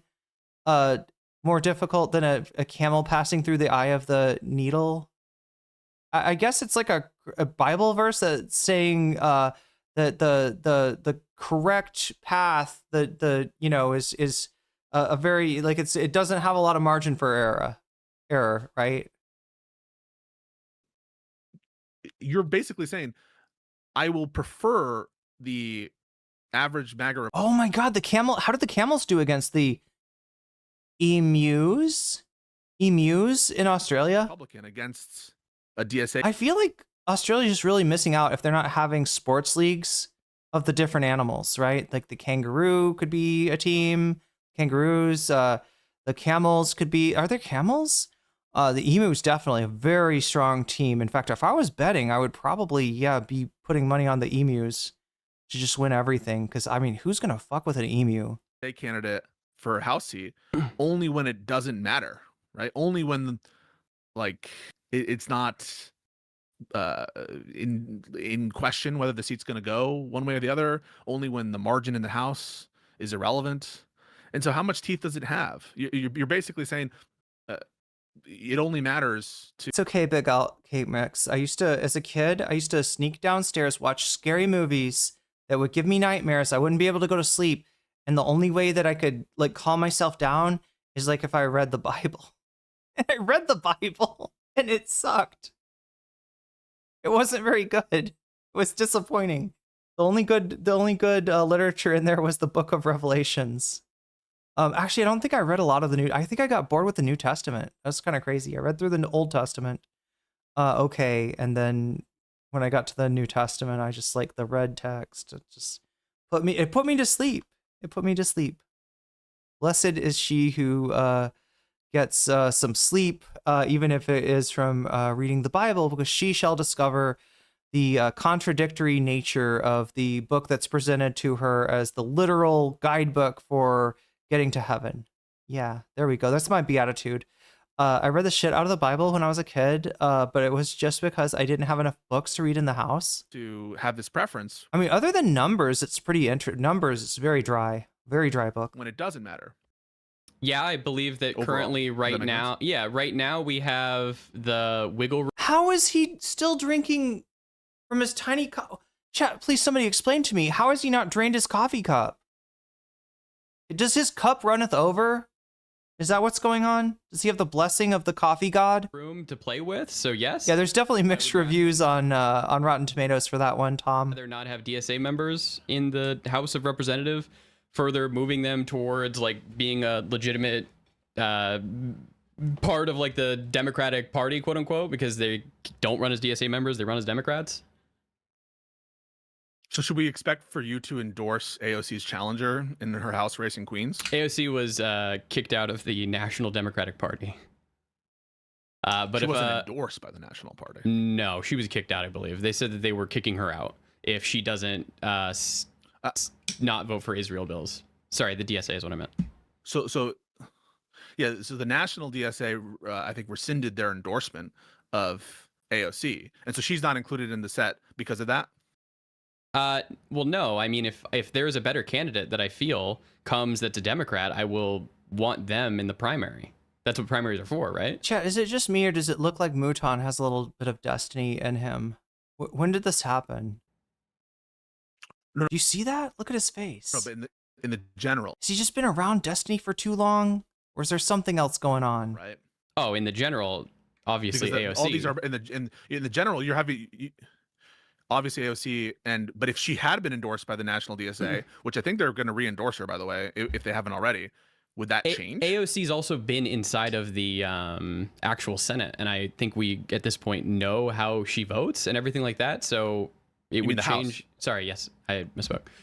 Yeah, in the House. Yeah. Sure, Mouton. Sure. So, yes.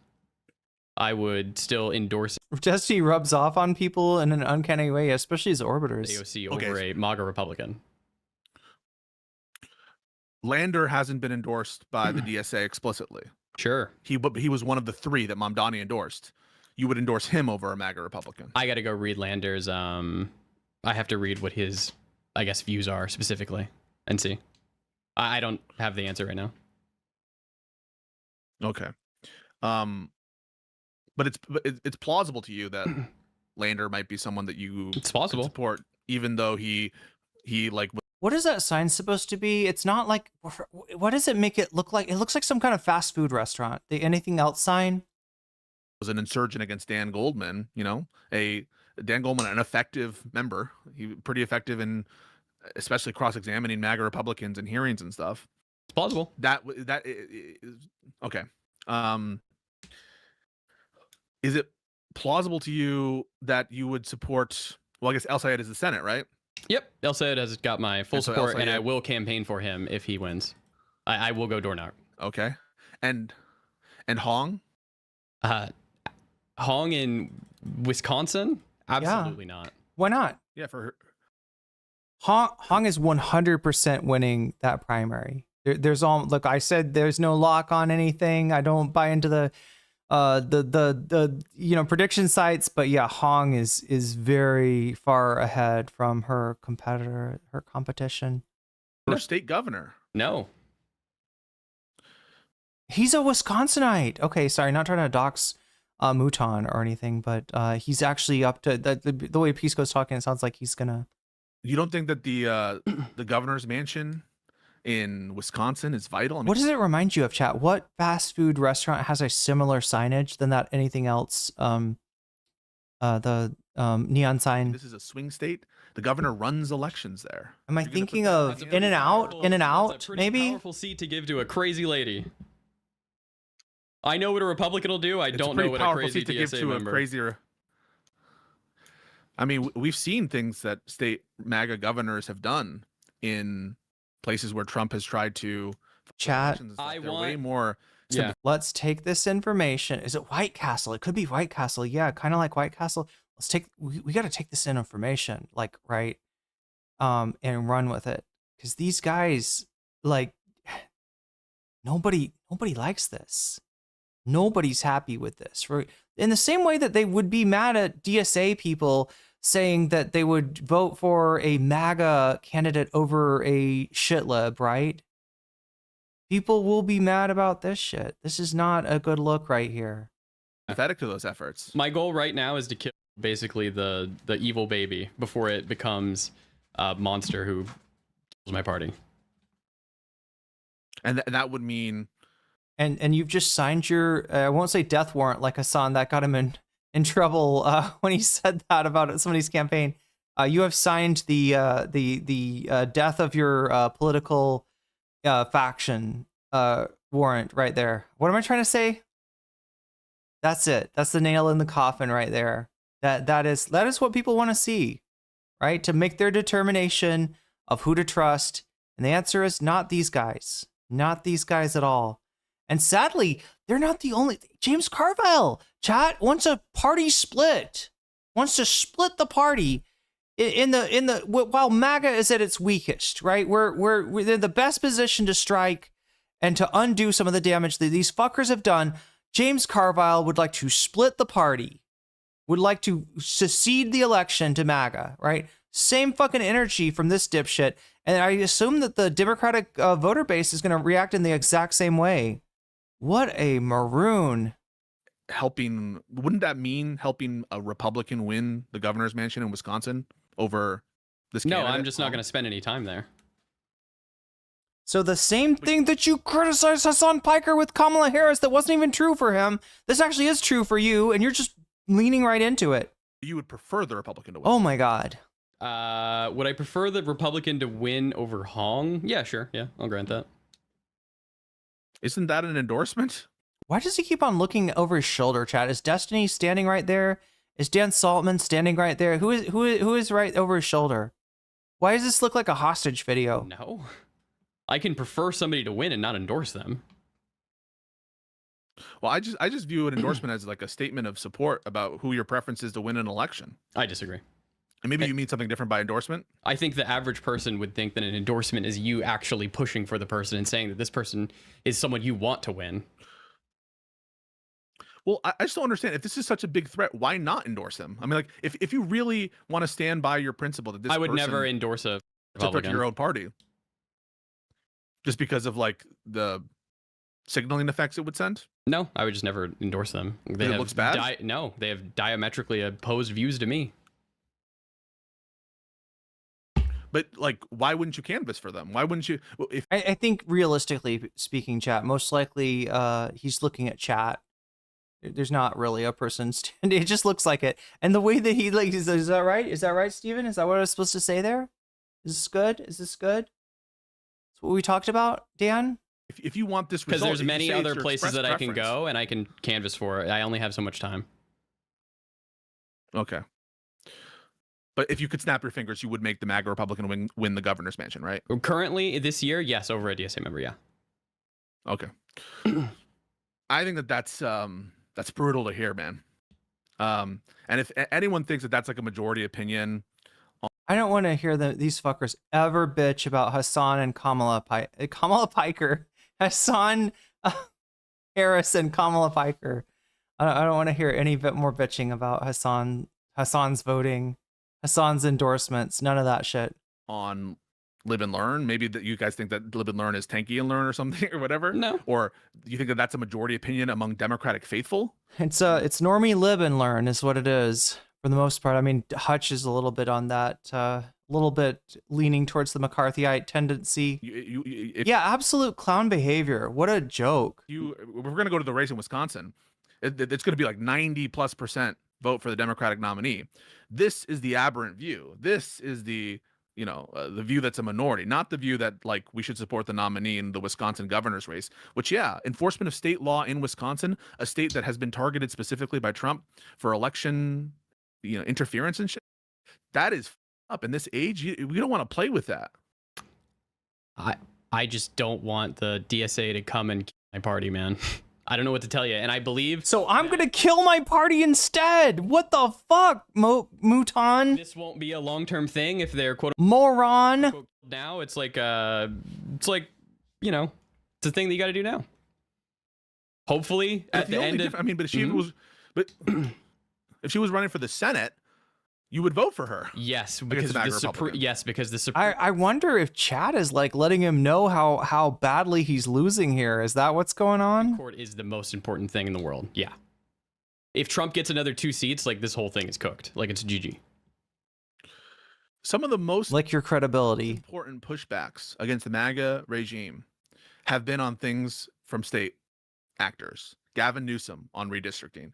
Abigail Spanberger, when she, in many different ways, including the attempt to do the gerrymander with the amendment that failed because of judges there. Mikey Sherrill, governors like Pritzker. It's the difference between having cooperation with ICE and not. It's the difference between having cooperation with National Guard deployments and not. It's the difference between suing the federal government and not suing the federal government. I mean, this is like a massive, huge deal in one of the most consequential swing states. And if you're willing to give that up to a MAGA Republican, in this context. I just don't think you think MAGA is that bad, or that Trump is that bad. I mean, and Trump are on their way out currently. The DSA, I don't know what the they're gonna do, are on their way in. They're trying to. This guy is the king of counting his chickens before they hatch. MAGA and Trump are on their way out. Look, I've heard that before. Please do not rest on your laurels or on Trump's anti-laurels. Right? We've been here before. We've been here before with Trump at about the same disapproval rating after January 6th. Absolutely steal my party just because I think Trump's really bad. Do not underestimate your opponents, man. Yeah, I'm gonna say that to you, man. You shouldn't underestimate. Have these people just been normalized? Has the frog been boiled on Trump? Is that what happened? Underestimate the DSA. Well, I'm afraid look at that smile.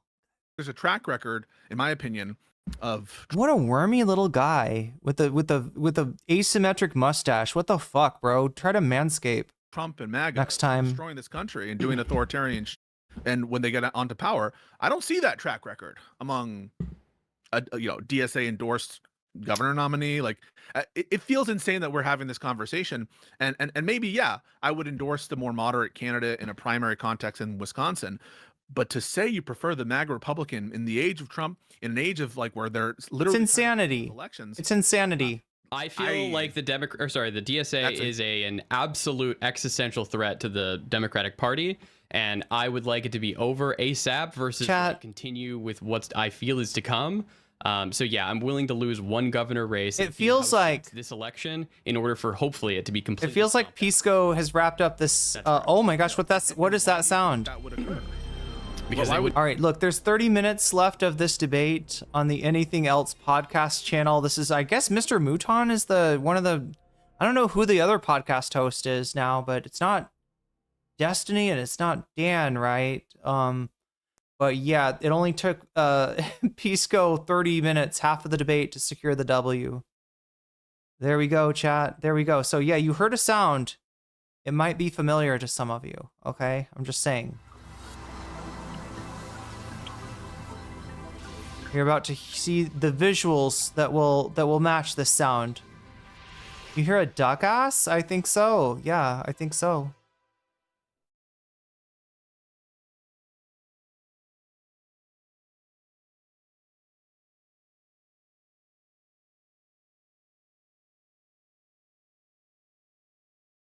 Okay, here we go. Press that. No, press that button. There we go.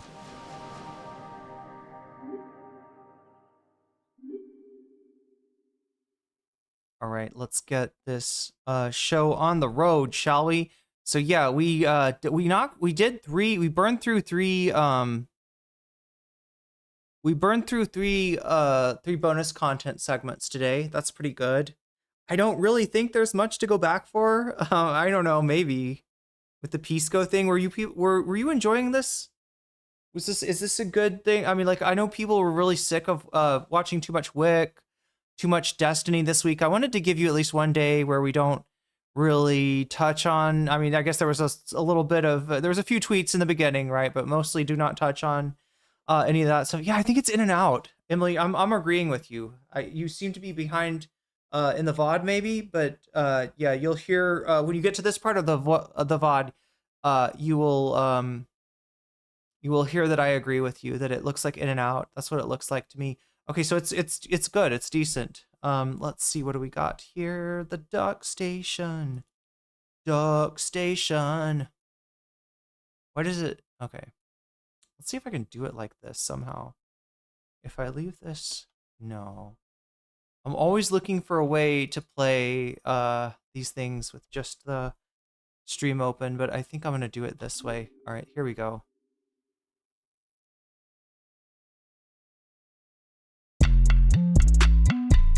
All right, so where we last left off, 46 hours.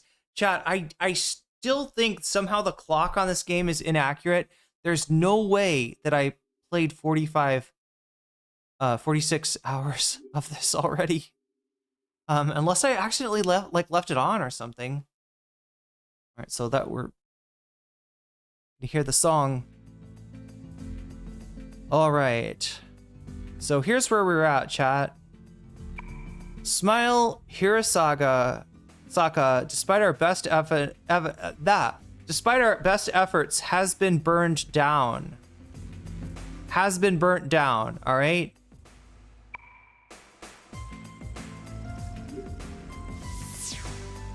What else do we have? Anything burnt down over here? Nothing. So we're supposed to go up here. Will they tell me anything about it?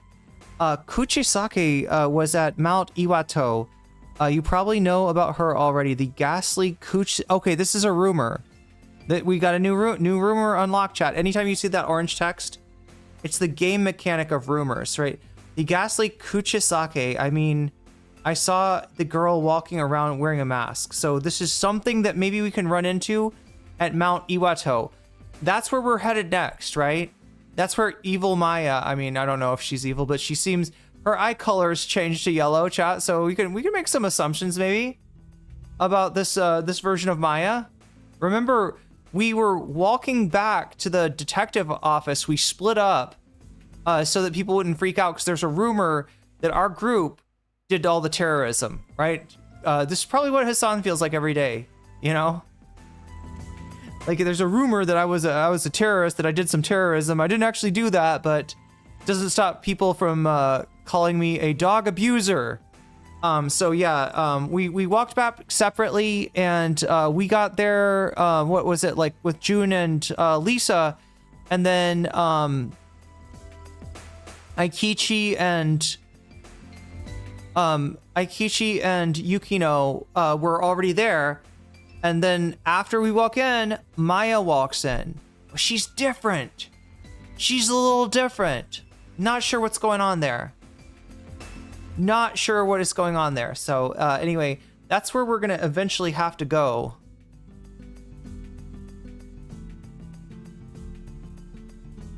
Wait, why am I not moving? Oh, because I'm in a dialogue here. This is a senile old man talking about this rumor.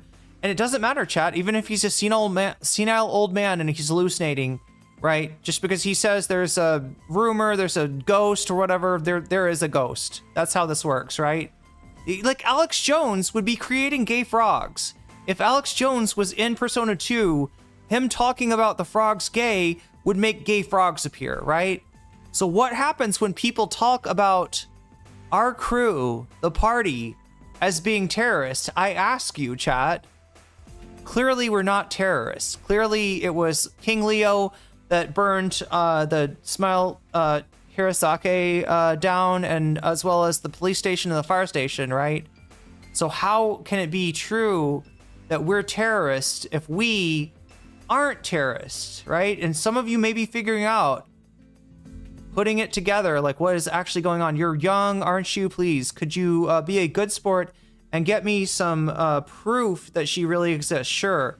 Of course, I'll reward you, so snap to it. Okay, we're not going to snap to it yet, chat, because I believe once we go up there towards Mount Iwato, kind of locked in at that point. And I think we want to at least try to get some more personas. I don't know, chat. Here's my plan for today, okay? We go get some personas, right? We go to the factory.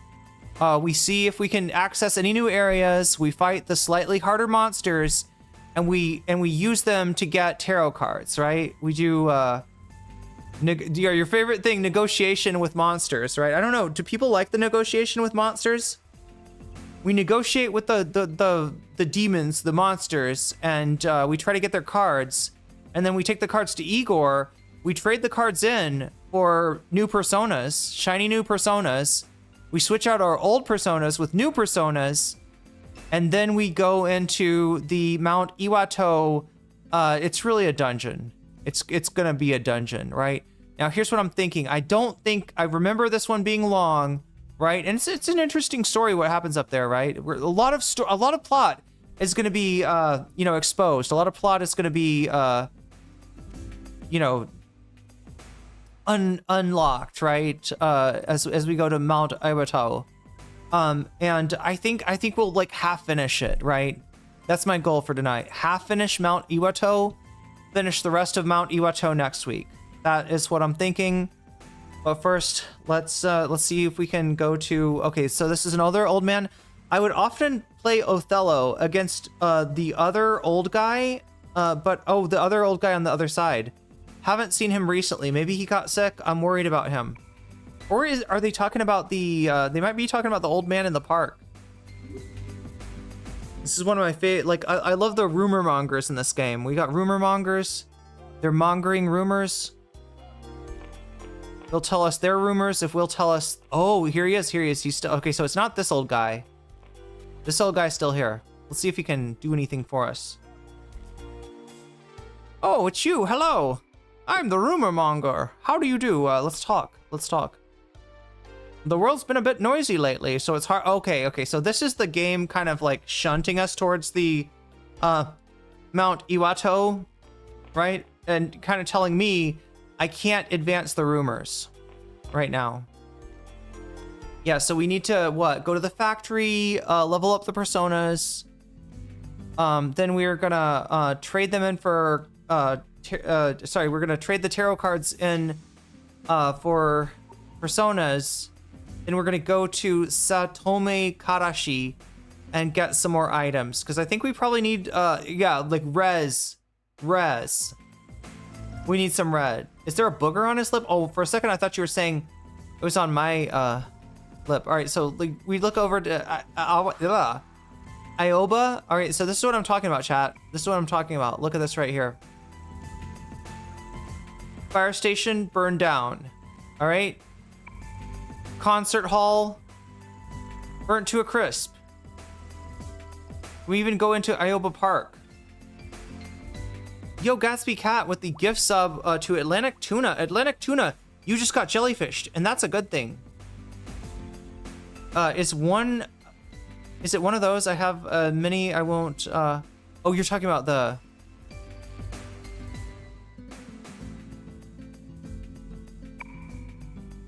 hype train. So we can't go in there. I would love to go in there and grind. This is the thing that sucks about this game, is a lot of the areas that would be really useful for monster hunting, for grinding, for getting tarot cards. A lot of them are just closed down. So yeah, look, what do we got here? All right, this is Conan. This is where Tatsuya's brother works. I hope he's okay. That's the police station, right? Oh, Tatsune, if we hang around here, we're going to be caught. Oh, because they think that we burned it down. Oh no, chat. This is like a superhero trope, isn't it? Anybody a student of tropes, like TV tropes type stuff? What is the trope called where the hero is like blamed for like somebody, like when evil Superman rampages, and then people are like, oh, Superman's turned evil, but actually Superman hasn't turned evil. It's just that he has an evil twin. What do they call that trope?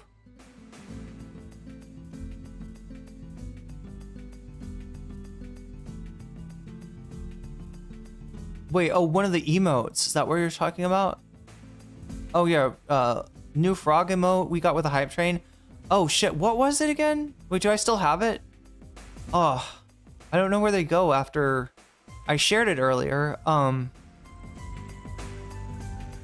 So yeah, the Sky Museum burnt down, right?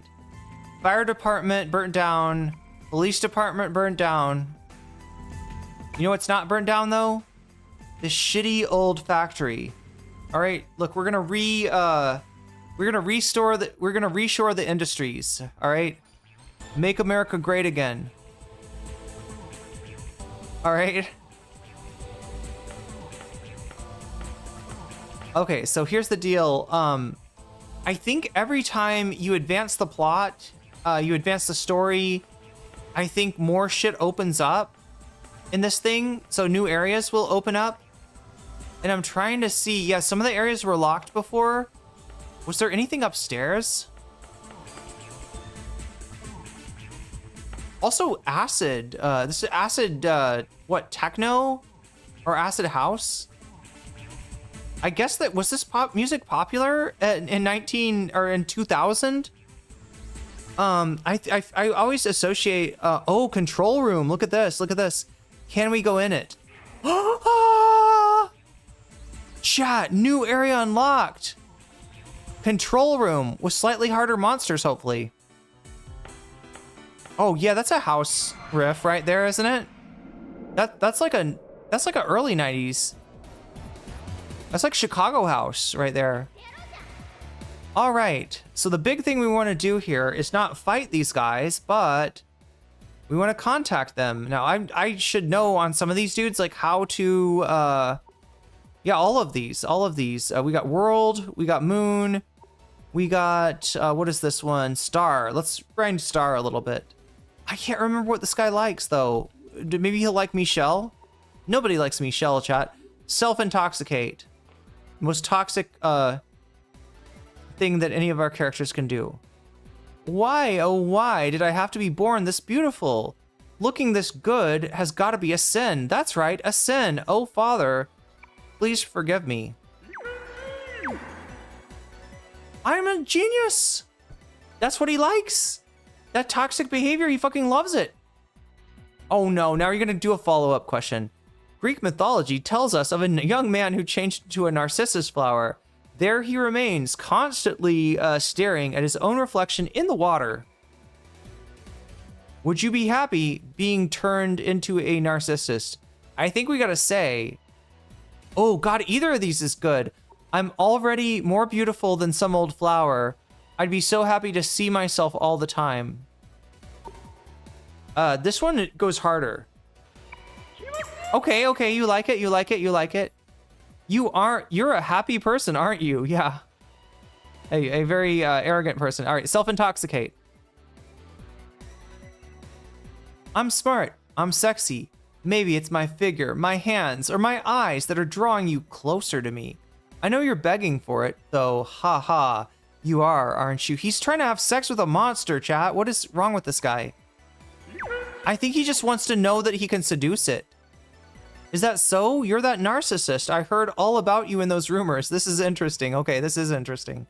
Never been close enough to touch a human like this. They usually run away in fear when they see me coming. Do not come. Why do you think that is? You're beautiful, you're scary, you look wise. I don't think anything really. Maybe that, I mean, that's just playing into the character that he seems to like, right? He's like Captain Kirk.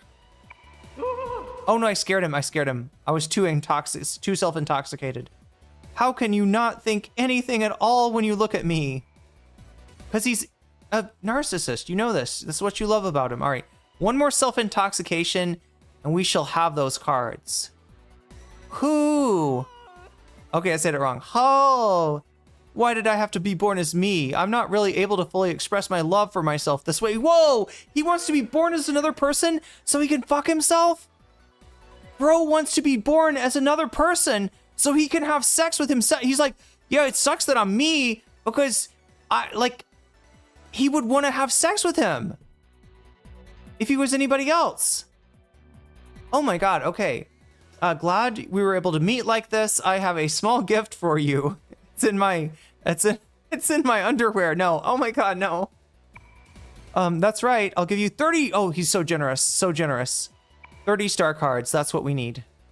Oh, free tarot. Oh, hell yeah, this guy's giving us free ball, chat. Free ball. You just gotta reach into his, underwear for the free ball, apparently. Oh my God.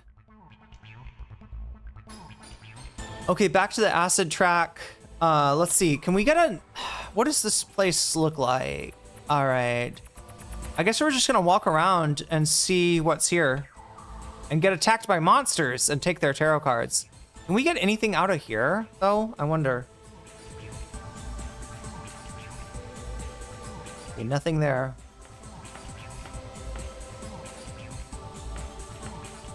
Oh God, ah.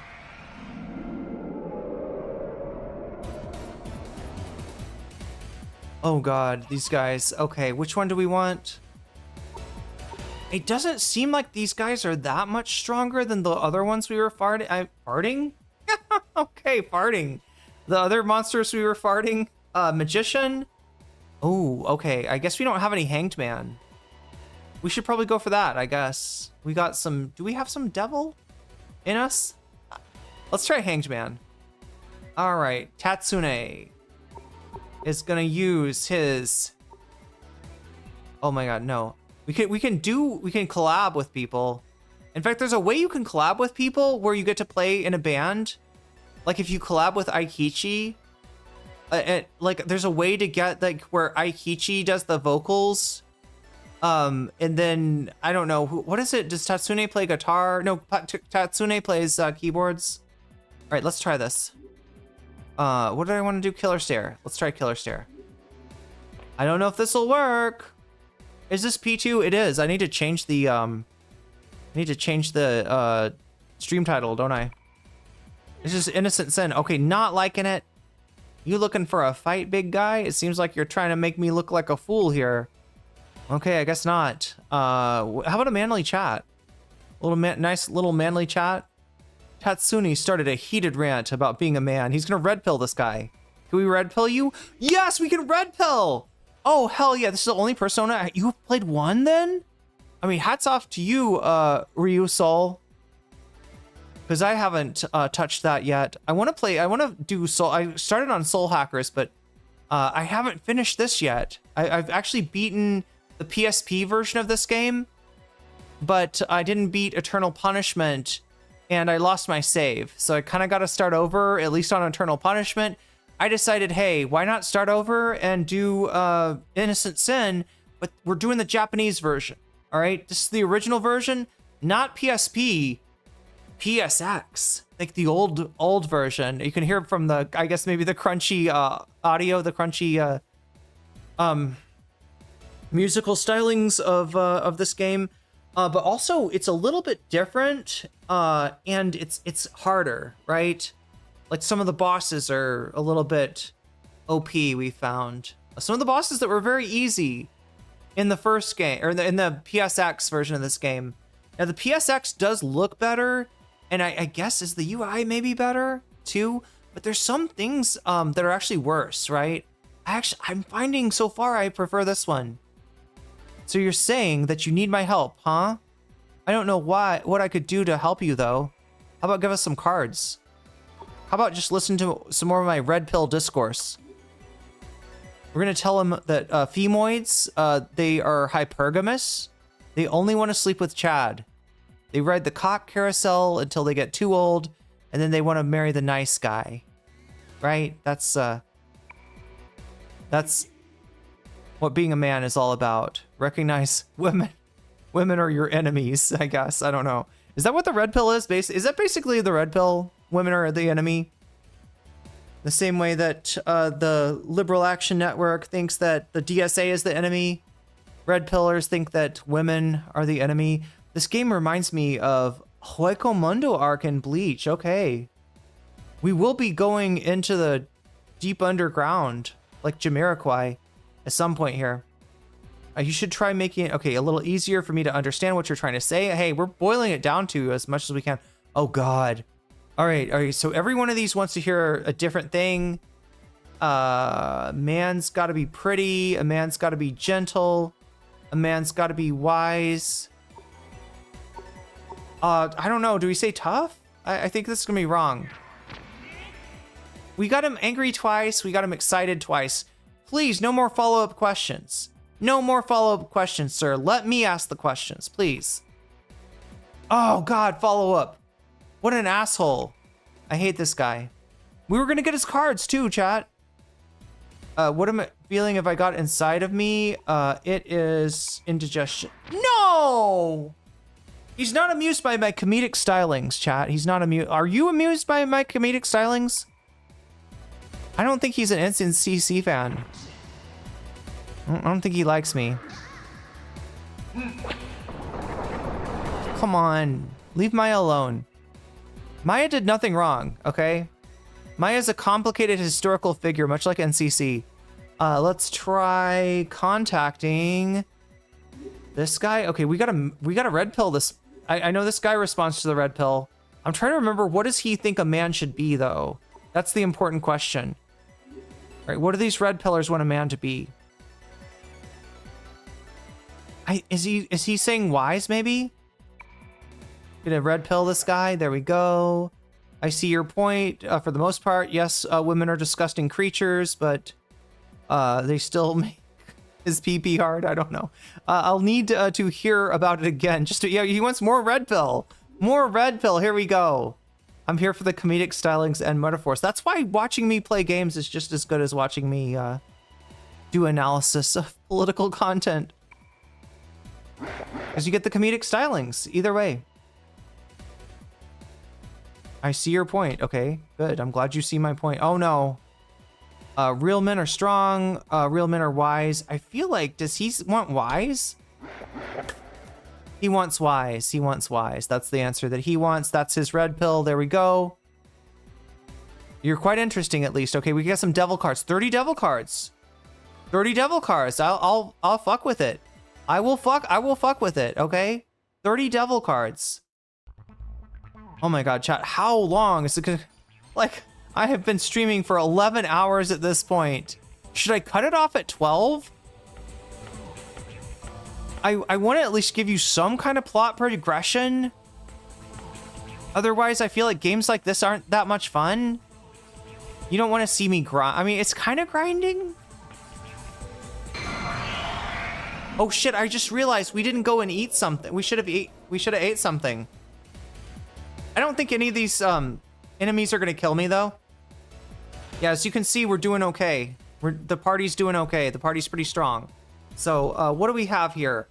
Ooh, lovers or tower. Let's get some tower.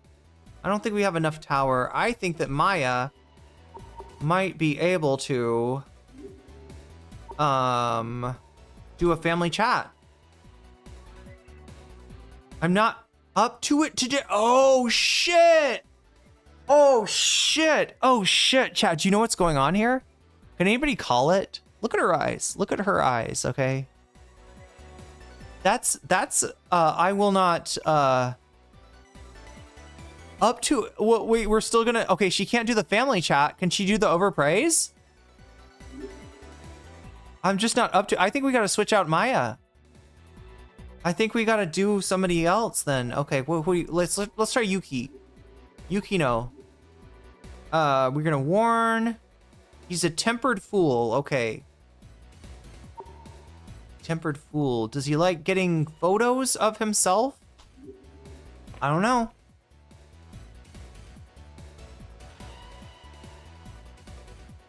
A full hour from whoa, why am I moving this? I'm moving the wrong thing here.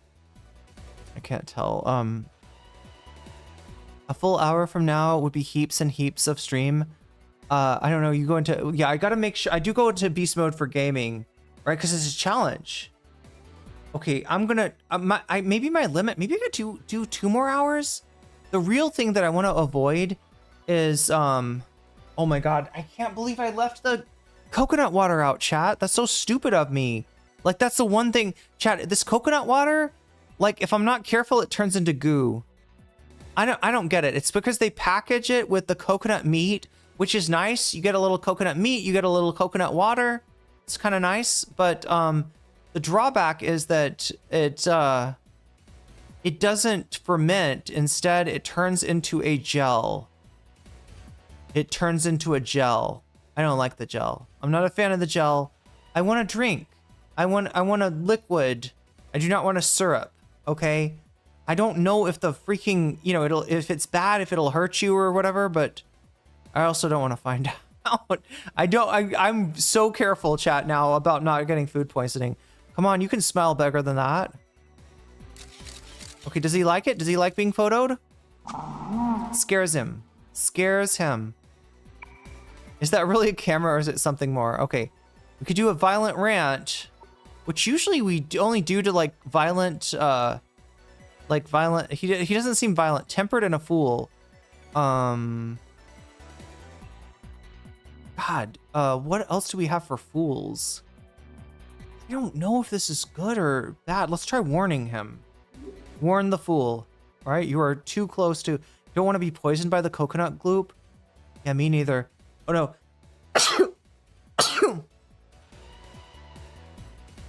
If you don't realize that your actions in life have value, then they really don't have any value at all. Okay, that's the warning. Not responding positively. he's bitching about the PSP. I don't know if he realizes it, but the PSX version of the game that he's in, right? It's a little bit, it's older, so it's I guess a little bit uglier than the PSP version. The sound is kind of not as great either. There are some, obviously the PSP version of this game got made 10 years later, so there are some advantages to it, but overall I kind of like the old one so far. This place is so ugly, these bland patterns scattered as far as the eyes can see, like the back rooms. You're like the bathrooms. Okay, everybody's got their faults, or you've got a lot to work on. Is there something about me you dislike?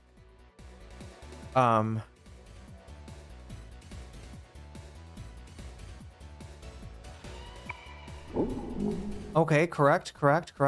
You've got guts, I admire that. Give you a little test. Oh, I know this one. Walking along, you come across 3 roads. One seems dangerous, one seems safe, but it is a detour, and then you don't know where the third goes. Which path do you take? You turn around and head back. All right. Look, I'm liking his follow-up questions. They're okay so far. That's right. I didn't say that you could only choose from those 3 paths. You are quite wise, yes. I'm just a little bit, what is the word for it? Precocious?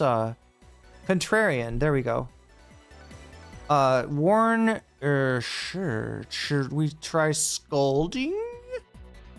Warn didn't work. I don't think violent rant is gonna work, but try scolding. I don't know what the difference is. Just think back to the way things used to be. Hey, listen to me when I'm talking to you. If you play with matches, you're gonna get burned. He likes it. Me personally, I'll order groceries because I don't want to interact with anyone. Wait, Purple, are you the character from, what is it, like the campfire cook in another world, from another world? There's an anime where this guy, his power is that his power, like everybody else has power like fire magic or earth magic or something like that. His power is online grocery, which means he's isekai'd away to another world of fantasy creatures and knights and shit like that and adventurers. And his one skill is that he can order groceries. He can open up a phone app and like order groceries. And it turns out that this is like the best ability that anybody could have. All right, we're gonna get some. Thanks for helping me kill some time. Hey, wait, what does it say? What was the thing from the Phantom Toll booth? Don't waste time, or like worst is killing time. 35 tower cards. That's a pretty good pull. I can't have you just throwing these away after all. Okay, we got some tower. Tower defense, tower attack. All right, what do we have here? We're just gonna kind of go, I guess we're just gonna sort of go around the edges here, see what all's in here. Bad enough wasting time without killing it. That's it. Thank you. I wish we'd run into the watchdog in this place.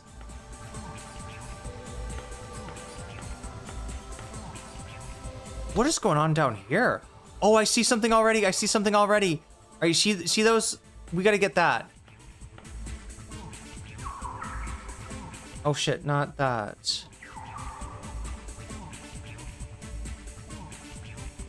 Supervisor's journal. On X day of X month, the crew members have been wasting time yammering about rumors. They're saying that there are demons in this factory and they're supposed to work. That's why we offshored the factory. Come on. Now, if this had been an isolated incident, it wouldn't be a problem. Unfortunately, it's so widespread that it's affecting production. I'll keep a closer eye on them. Okay. On X day of X month, they're still continuing to spread that rumor amongst themselves. My presence alone hasn't been enough to scare the sense into them. Some have even directly told me they've seen demons. They're ignoring my orders not to speak of it. My threat of reporting them to headquarters has fallen on deaf ears. I believe the technique is they call edging.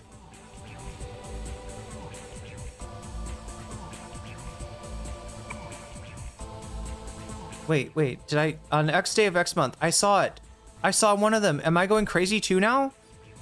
Maybe it wasn't really a demon. After all, I've gone through a dozen of biological texts, and I'm sure it wasn't listed as a known animal.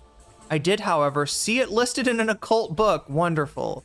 It was, I believe Carlos Castaneda described something similar in Second Ring of Power. Unfortunately, I have no choice but to admit that they were right. I was wrong. My wife and daughter think I've lost it. They've been saying I need to see a doctor about this. Maybe an occult doctor, right? Do they have occult doctors? I think they're called naturopaths. Anyway, sometimes I wonder if I should report this to my superiors. No, I can't do that. They'll just call me inept and fire me. I'm stuck with this responsibility. There's nothing I can do. That was a long ass report, my dude. I'm glad to have read it though. Okay, so right here, item, Vite incense. Good to have. All right, let's see what this looks like. I mean, it looks like it's just gonna be a big room. I'm guessing. I know some of these areas are bigger, but I think we're kind of.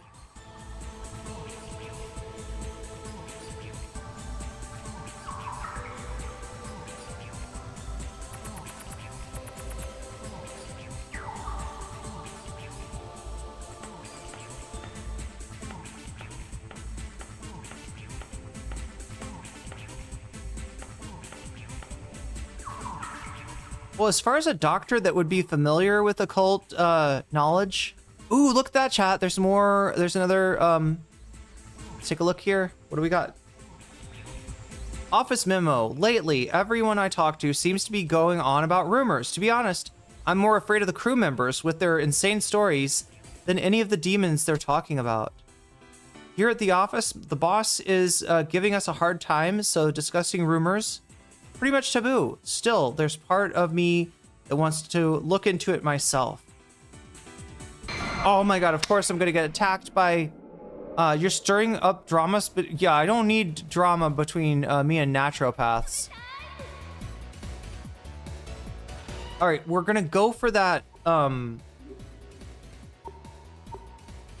this one. What did we do? Was it Manly Chat? Tatsune? I think it was Tatsune. Oh no, it was Michelle. Michelle, and we self-intoxicate. Because he loves the narcissistic nature. Yep. He's a fan. He's a fan.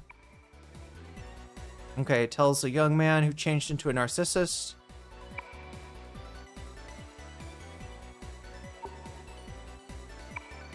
Oh shit, it was the other one. It was the other one. Damn. As good, I mean, that's a good reaction, chat, but the better reaction is the yellow one. What we're looking for here is the yellow. I'm smart, I'm sexy, maybe it's my figure, my hands, or my eyes. That okay, we already read this. He likes that too. You're such a narcissist. I've heard all those rumors.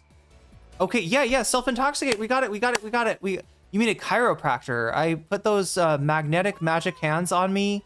Release my innate homeostasis or some shit. Align my wait, so you're gonna get this from a chiropractor? I feel like natural, so there's some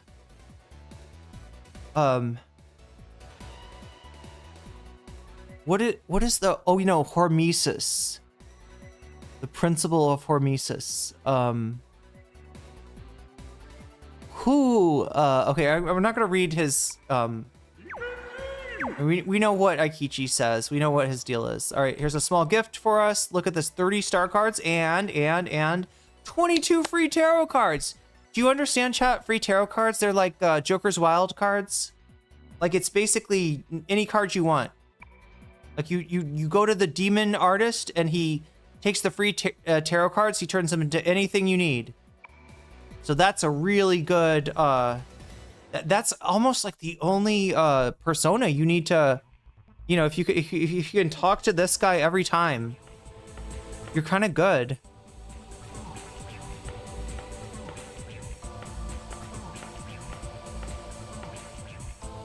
All right, what else is going on in here?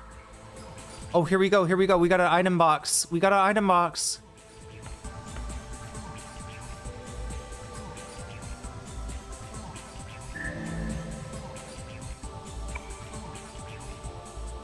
Okay, we got the strength incense. I think that might be all there is to, yeah, we've almost, Is there any way to even... I think we straight up have to go back up and then go to the right afterwards. So how do we get there? We go this way, and then we go this way. That's what we're doing. That's what we'll do.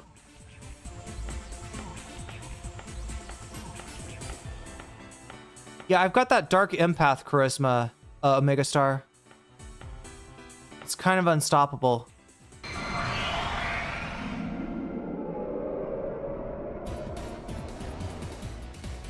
Wait, Slipknot had a DJ? All right, we're gonna go for the same guy. We really love this dude's deal, right? Because he gives us the star cards, which we need. We know how to get them, and he also gives us free. He gives us blank tarot cards too. So you've already heard basically everything he has to say. Is he gonna ask us a follow up? Yes, follow up. All right, I'm gonna try the different, let's see what happens when we say, I'd be happy to see myself all the time. Same reaction, it's okay. We're not trying to get him green, we're trying to get him yellow. Right, green just as, if you wanna make a contract, we've already got a contract with him. I guess he could give us some items or some money or something like that. But no, we're trying to get him yellow so we can get the tarot cards. All right, we're almost there. 2 out of 3. 2 out. He's a good dancer. All right, self-intoxicate. Yes, yes. Narcissist, recognize narcissist. Empath, recognize empath.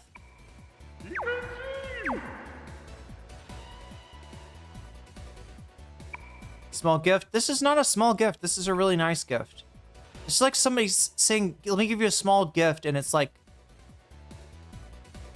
a 50-year-old like bottle of wine, or I don't know. It's 50. Is it good? Is it always good, chat, if the bottle of wine is old? Or is it only good if it's a certain vintage? Is whiskey good when it's aged? Is aged whiskey good? I was gonna say whiskey. I don't really drink though, so I don't know how any of this shit works. I mean, is that all there is to this place? Wow. Okay.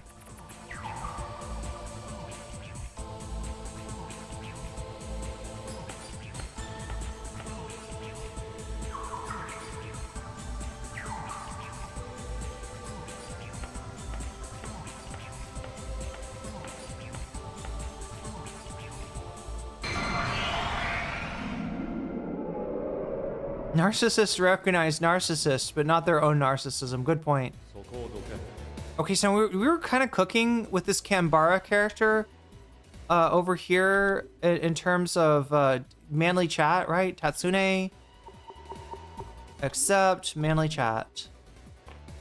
We were answering his questions wrong or something. He likes that. He likes that. It's crazy, chat, because Maya, not being able to use Maya just because she's a covert narcissist right now. No. She's changed, chat. Something's different about our Maya.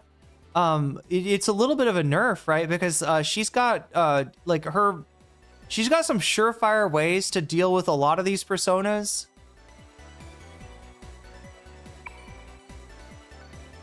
What are you talking about? Okay, so it's not a man's gotta be wise. Is it a man's gotta be gentle or a man's gotta be pretty that this guy will...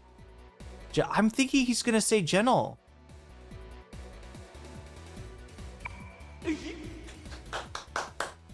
Oh my gosh, I clapped for myself. I am a covert narcissist. It's pretty narcissistic. Anyway, another manly chat. I think we're good. I think we're good. Another manly chat. We're gonna red pill you yet, bro. Get red pilled. Get red pilled. Humans aren't really like I thought. You're just as misogynist as me. Real whiskey has to be aged for years, so aged whiskey would be the right I have an irrational fear that I'm a narcissist without, which I think cancels out. Oh yeah, that's true. A narcissist would probably not think that about themselves. You could age most wines, but are they better? Or is there a point where they start to turn into vinegar? I'll get scolded if I play with humans too much. 35 Hanged Man cards. Okay, we'll again, I think the other dude is like a better find than Canberra, but I will take it. It looks like we've kind of yeah.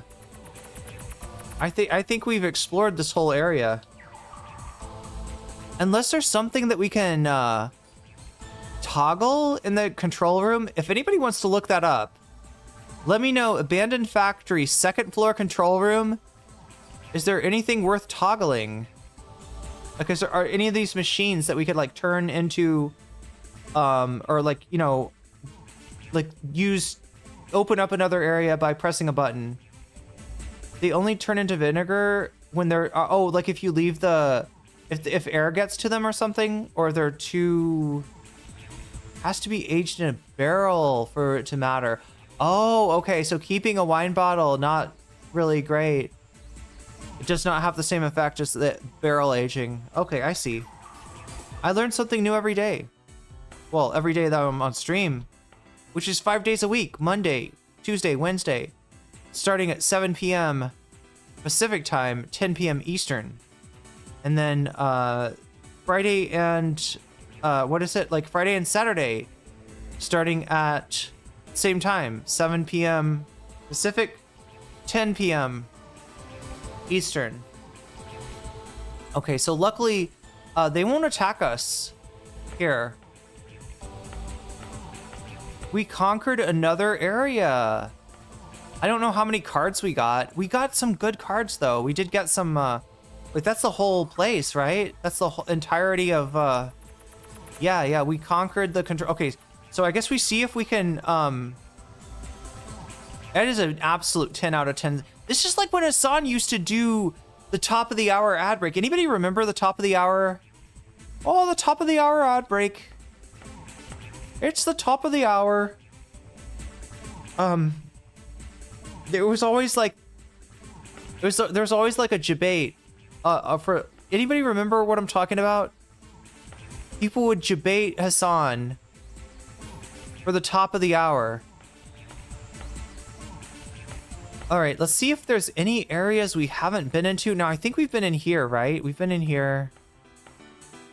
All right, that one. Yeah, does that mark that we've been in there? Green means we can go in there. I think yellow means we've been in there. There's another yellow one, okay.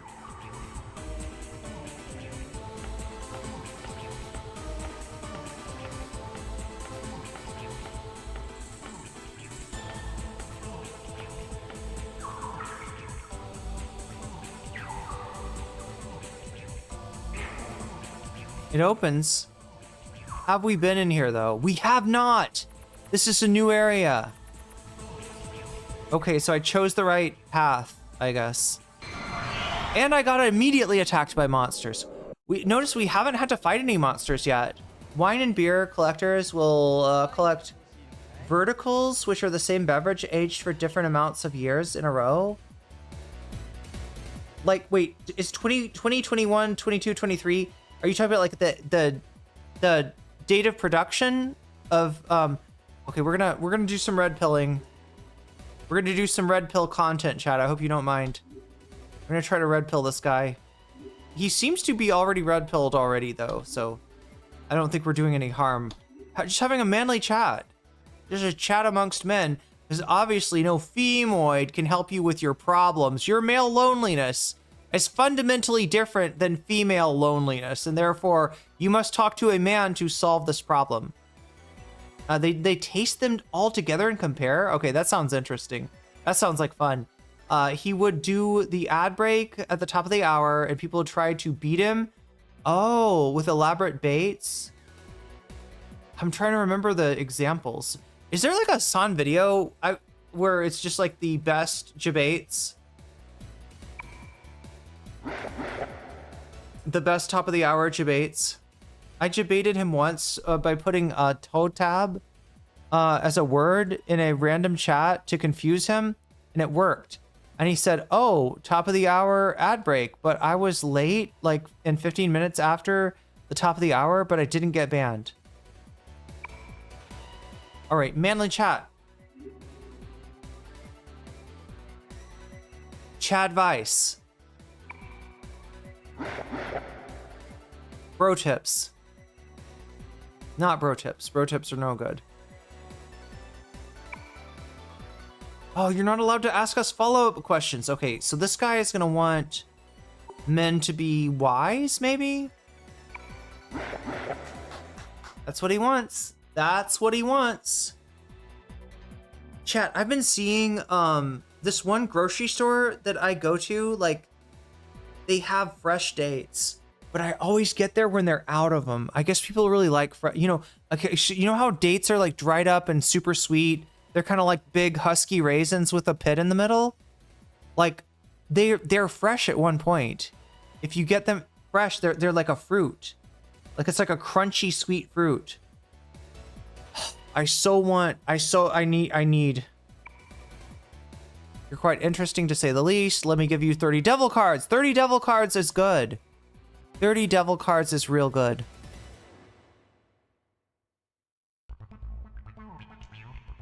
All right, we're just gonna go ring around the rosy here.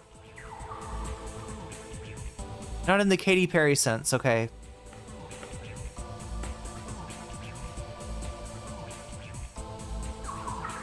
I believe that would be ring around my rosy.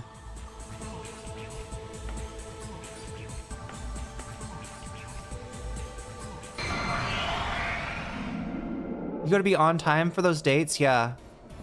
They don't wait. You can't wait. You can't make them wait.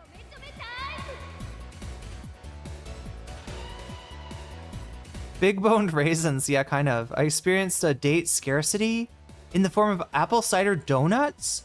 Always sold out on the first. Oh, those sound good. Those actually, yeah, medjool dates are, I like Degla Nor. I like a lot of different date. What are those, like honey dates? Those are good. Have a little manly conversation here. All right, we're getting a lot of utility out of Tatsuya's red pill content. My favorite red pill creator, Tatsune Miku. But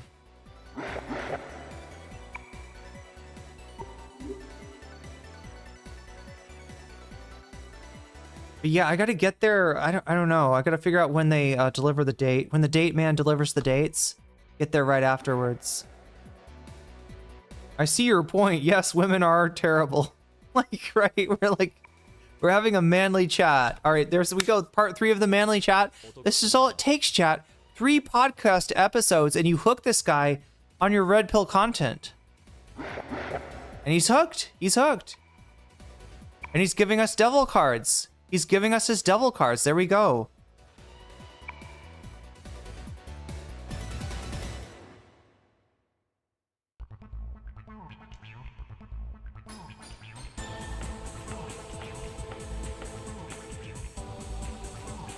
God, I vaguely remember this place. Dried fruits, yeah, but if you get the dates at the right time, you know, you can get the non-dried version. Something back there? Let's try that. Oh, I can't get there. Oh, I can go. Oh, sick. Getting some rare red-pilled content from Irene. Did something flip you like Candace Owens? Yeah. Contact, that guy with Tatsune. No, it's just like the for some reason, the demons that we're running into, they really like the manly chat. They enjoy the red pill content. They kind of look like dudes that would listen to Fresh and Fit or whatever. All right, this guy wants the man to be, is it gentle? Oh my god, I can't remember. I thought it was gentle. Oh, it's gentle. He likes the gentle touch. Yes. The gentleman.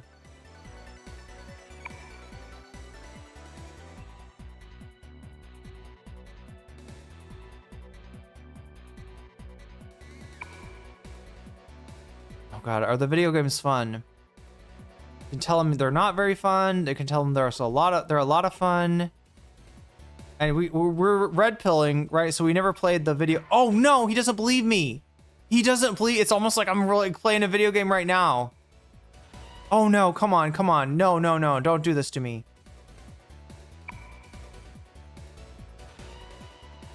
I don't think indigestion worked. Let's tell him he's falling in love. He doesn't like that either. Oh no, another follow-up question. What's good about being a grown-up? You got experience, you get to have sex, you're smarter. It's not all that great. Okay, so he's gonna say, gonna call us a liar for this.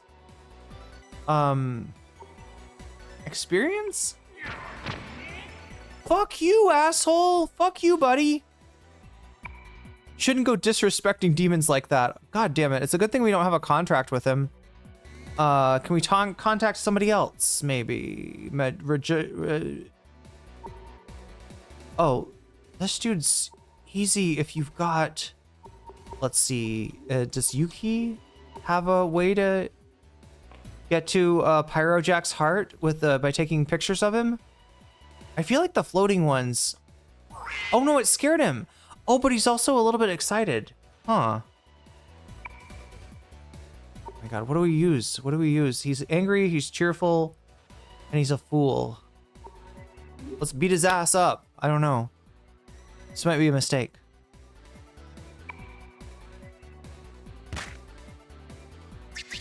Okay, he likes it. Oh no, we're gonna get another, I don't know. I mean, I guess it's one way to... Chad, I hate that phrase, skin a cat. It's one way to skin a cat. Why would you do that? No, don't do that.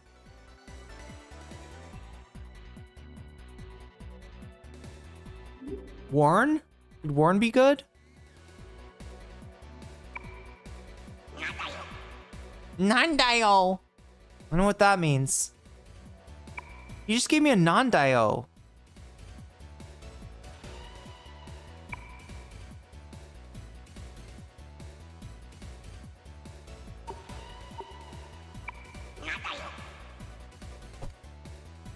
Little brat. Little fucking brat.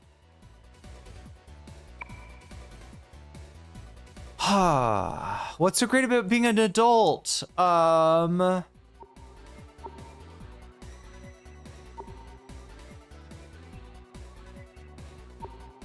with this one?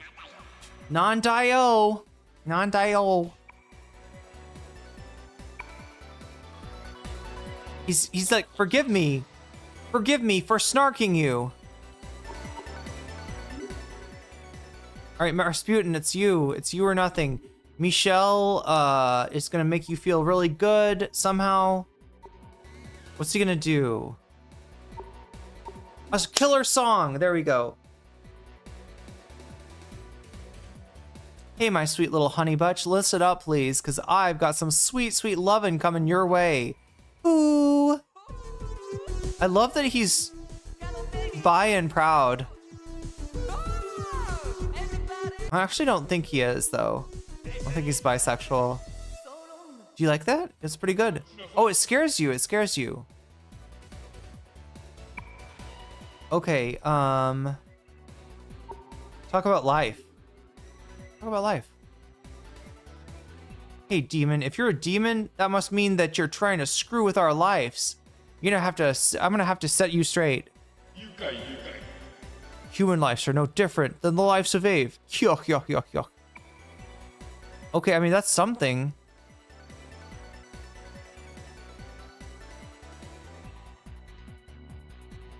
Give it a try with marking the territory? Is he gonna pee? Oh, it's a little demon sweating bullets. Then I'm talking to you. You better look me square in the eyes, bitch. Okay. Calling him a bitch was probably not the best idea. Such contempt. What do you think you're doing? This is so ugly. The bland patterns. Okay, what is he like on this one? Did we answer this correctly? I think it's this one. It's not this one. It was somebody. It was another. Yeah, piss on him. That's a great idea, Aikichi. Talk about life. It at least makes him happy. He's happy. He's less likely to ask a follow-up. Yukai, yeah. All right, just a little. Yeah, I guess we're gonna get another contract with this guy. Talk about life. Talk about life. Do the walk of life. Yukai, yeah. Yeah, I feel fantastic too. Let's set up a contract, sure thing. Let's do a little business deal, okay? 7. Oh, he's too high level for us. 7010 yen. Okay, I'll take it. Get some battle experience. Don't get any fun ideas. Wait, he said don't have sex with a demon? Is that what he said? Like, I don't mean have sex with a demon. I mean have some battles, right? Don't be. All right, well, there he goes. And chat, guess what we get to do? Let's write. We get to fight with the rest of these. All right, media, strategy. Maya should probably just go on the offensive with Bufu. Yuki should go.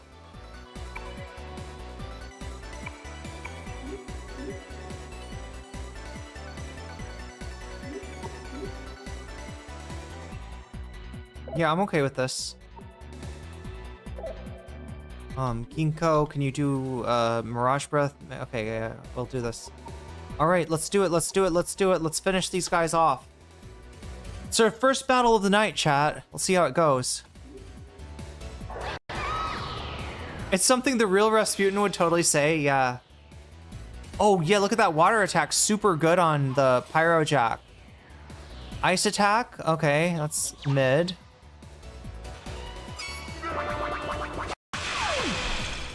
Asshole. You cast a Maha attack. Ooh, but it healed Ginkgo. Oh, you are so flushed, bro. You are so flushed.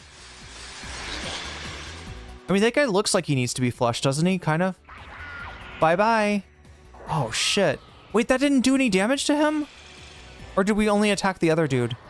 Okay, the water doesn't work against him. The water doesn't work against him. The ice is kind of works. No, not change order strategy.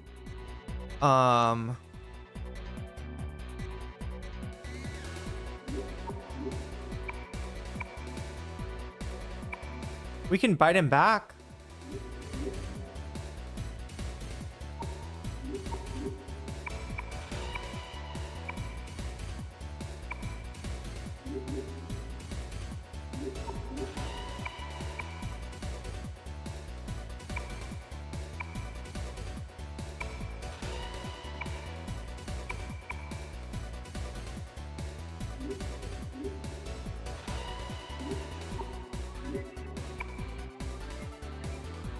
We'll do a little media just to heal everybody up. Yeah, money for nothing and your chicks with no comments. Okay, there we go.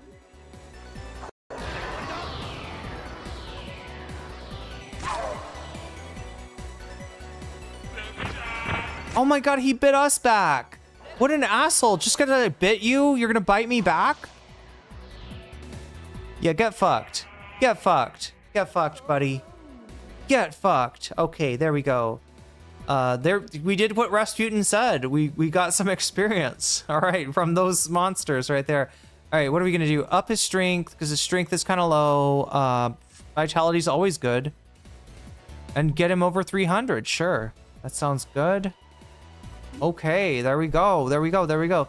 My dad was friends with Frank Beard from ZZ Top. Wait, is that the guy that sings Money for Nothing? Is that ZZ Top? Or is he the guy with the top hat in Guns N' Roses? Was that ZZ Top?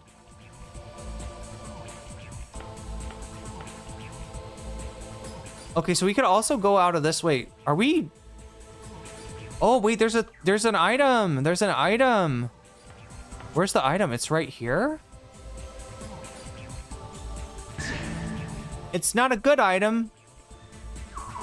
It's not a good item, but it's a harmful item actually. It's a bad item. All right, let's heal everybody up. I don't know what that did to us. Probably nothing good. Probably nothing good. All right, spell and Maya. Spell. Wait, no. What am I doing? Come on, let's try again. Let's try again. All right. Spell.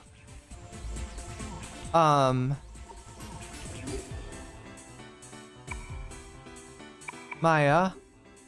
Media. Media Canada. All right, we're good with that. We're good. We're good. We don't have to top off everybody.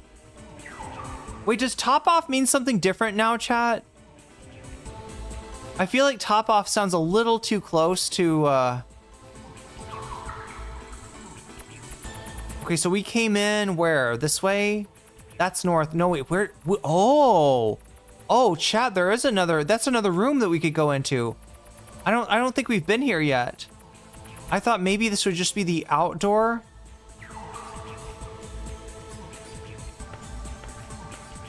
Okay, we can't get there.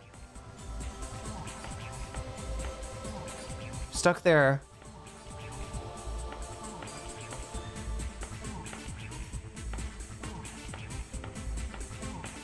I thought ZZ Top was the guy with the top hat. It's rude, I guess. Top me off. Yeah, that kind of sounds bad. Shut up, Maya. You're not the real Maya. Evil Maya. Oh, there's a Jack Frost there. All right, we're still gonna go for this guy. Michelle is gonna self-intoxicate. Only as dirty as your mind makes it. Okay. Wait, doesn't top mean like head or something?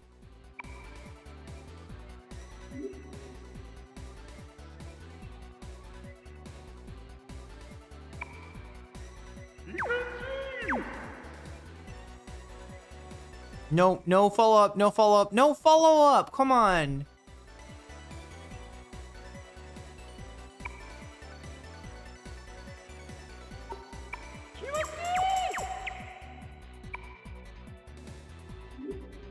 Got it. Got those cards. Okay. I mean, look, we're definitely getting the cards. It's taken us a long time. Oh my God, chat.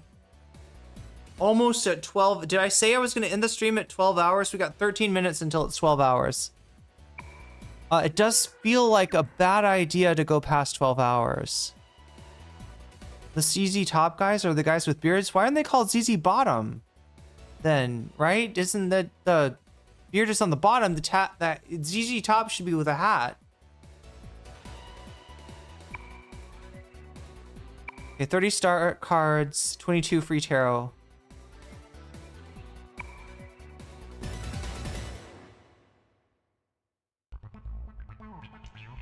Maybe that was like the top for then, right?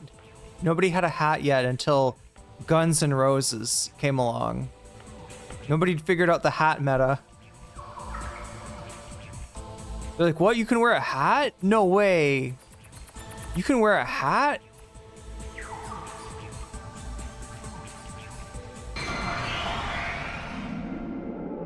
Like, relatively speaking, the beard's pretty high up, right? People figured out shoes, socks, belts, capes, right? Was there a cape guy? Wasn't that, who's the cape guy, chat? Am I thinking of Captain Beefheart, or am I thinking of Ebenezer Good?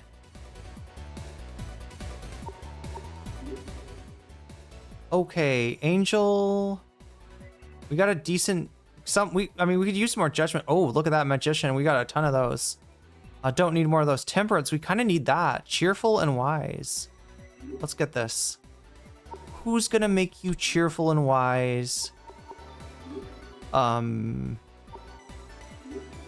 This one?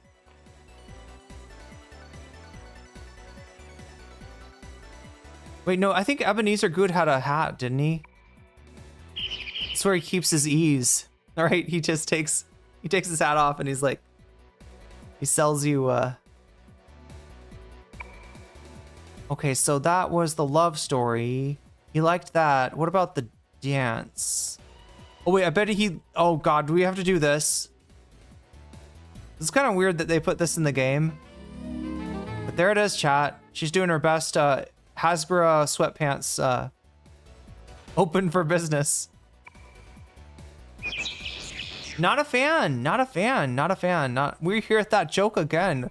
We will killeth thy. Okay, seduce is not the right one. Dance. Let's try dance.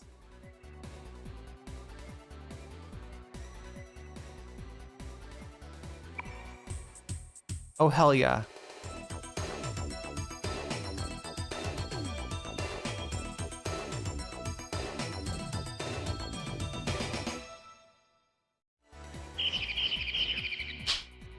I keep on... Okay, we're just gonna get an item from him, I guess. Yeah, just dance one more time and we're good. I was trying to get some tarot cards. I would love some tarot cards from him, but I can't figure out... I can't hack it. Are you ready?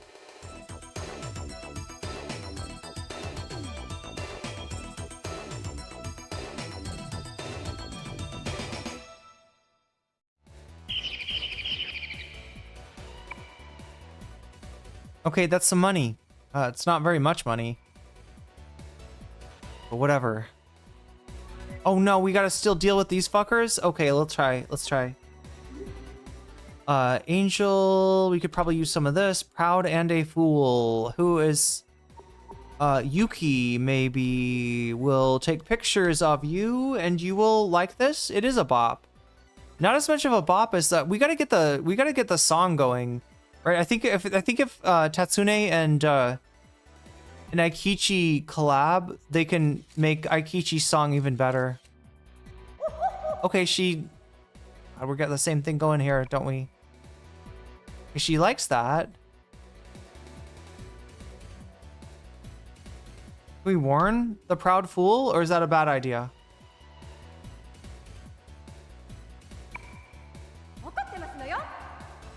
Mm-mm. Mm-mm. All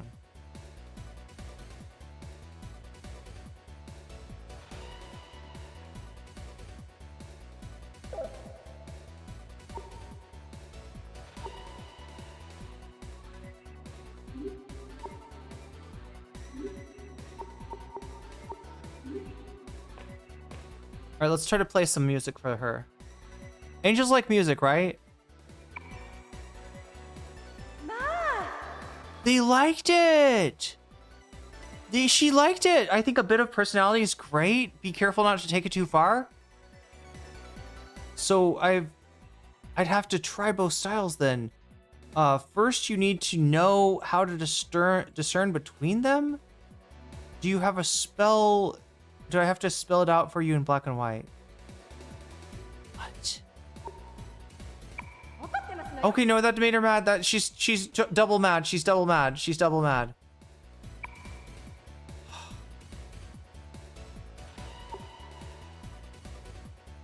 Okay, this should scare her. But maybe this will make her happy. I do that? No, it made her mad. How did I end up making her mad? Oh. I know. Tell me about it. All right, let's try this. This dude, Faust. He's proud. He's timid. He's wise. We had the sauce for the angel, but then we answered the question really wrong twice. I hate the follow-up questions, chat. I never know what to say. Okay, he likes it. He likes it. Okay, let's just go with that. Look, I want some cards from you, but I will settle for whatever. A contract. Will we get a contract? Let's get a contract going.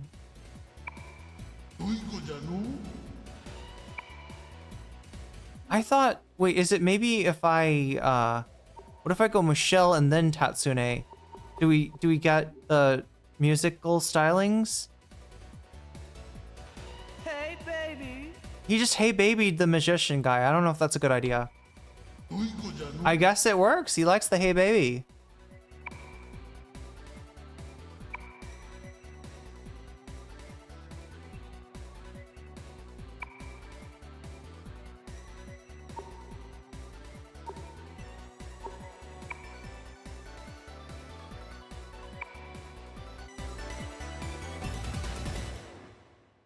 Wait, did I rage bait with the ZZ top?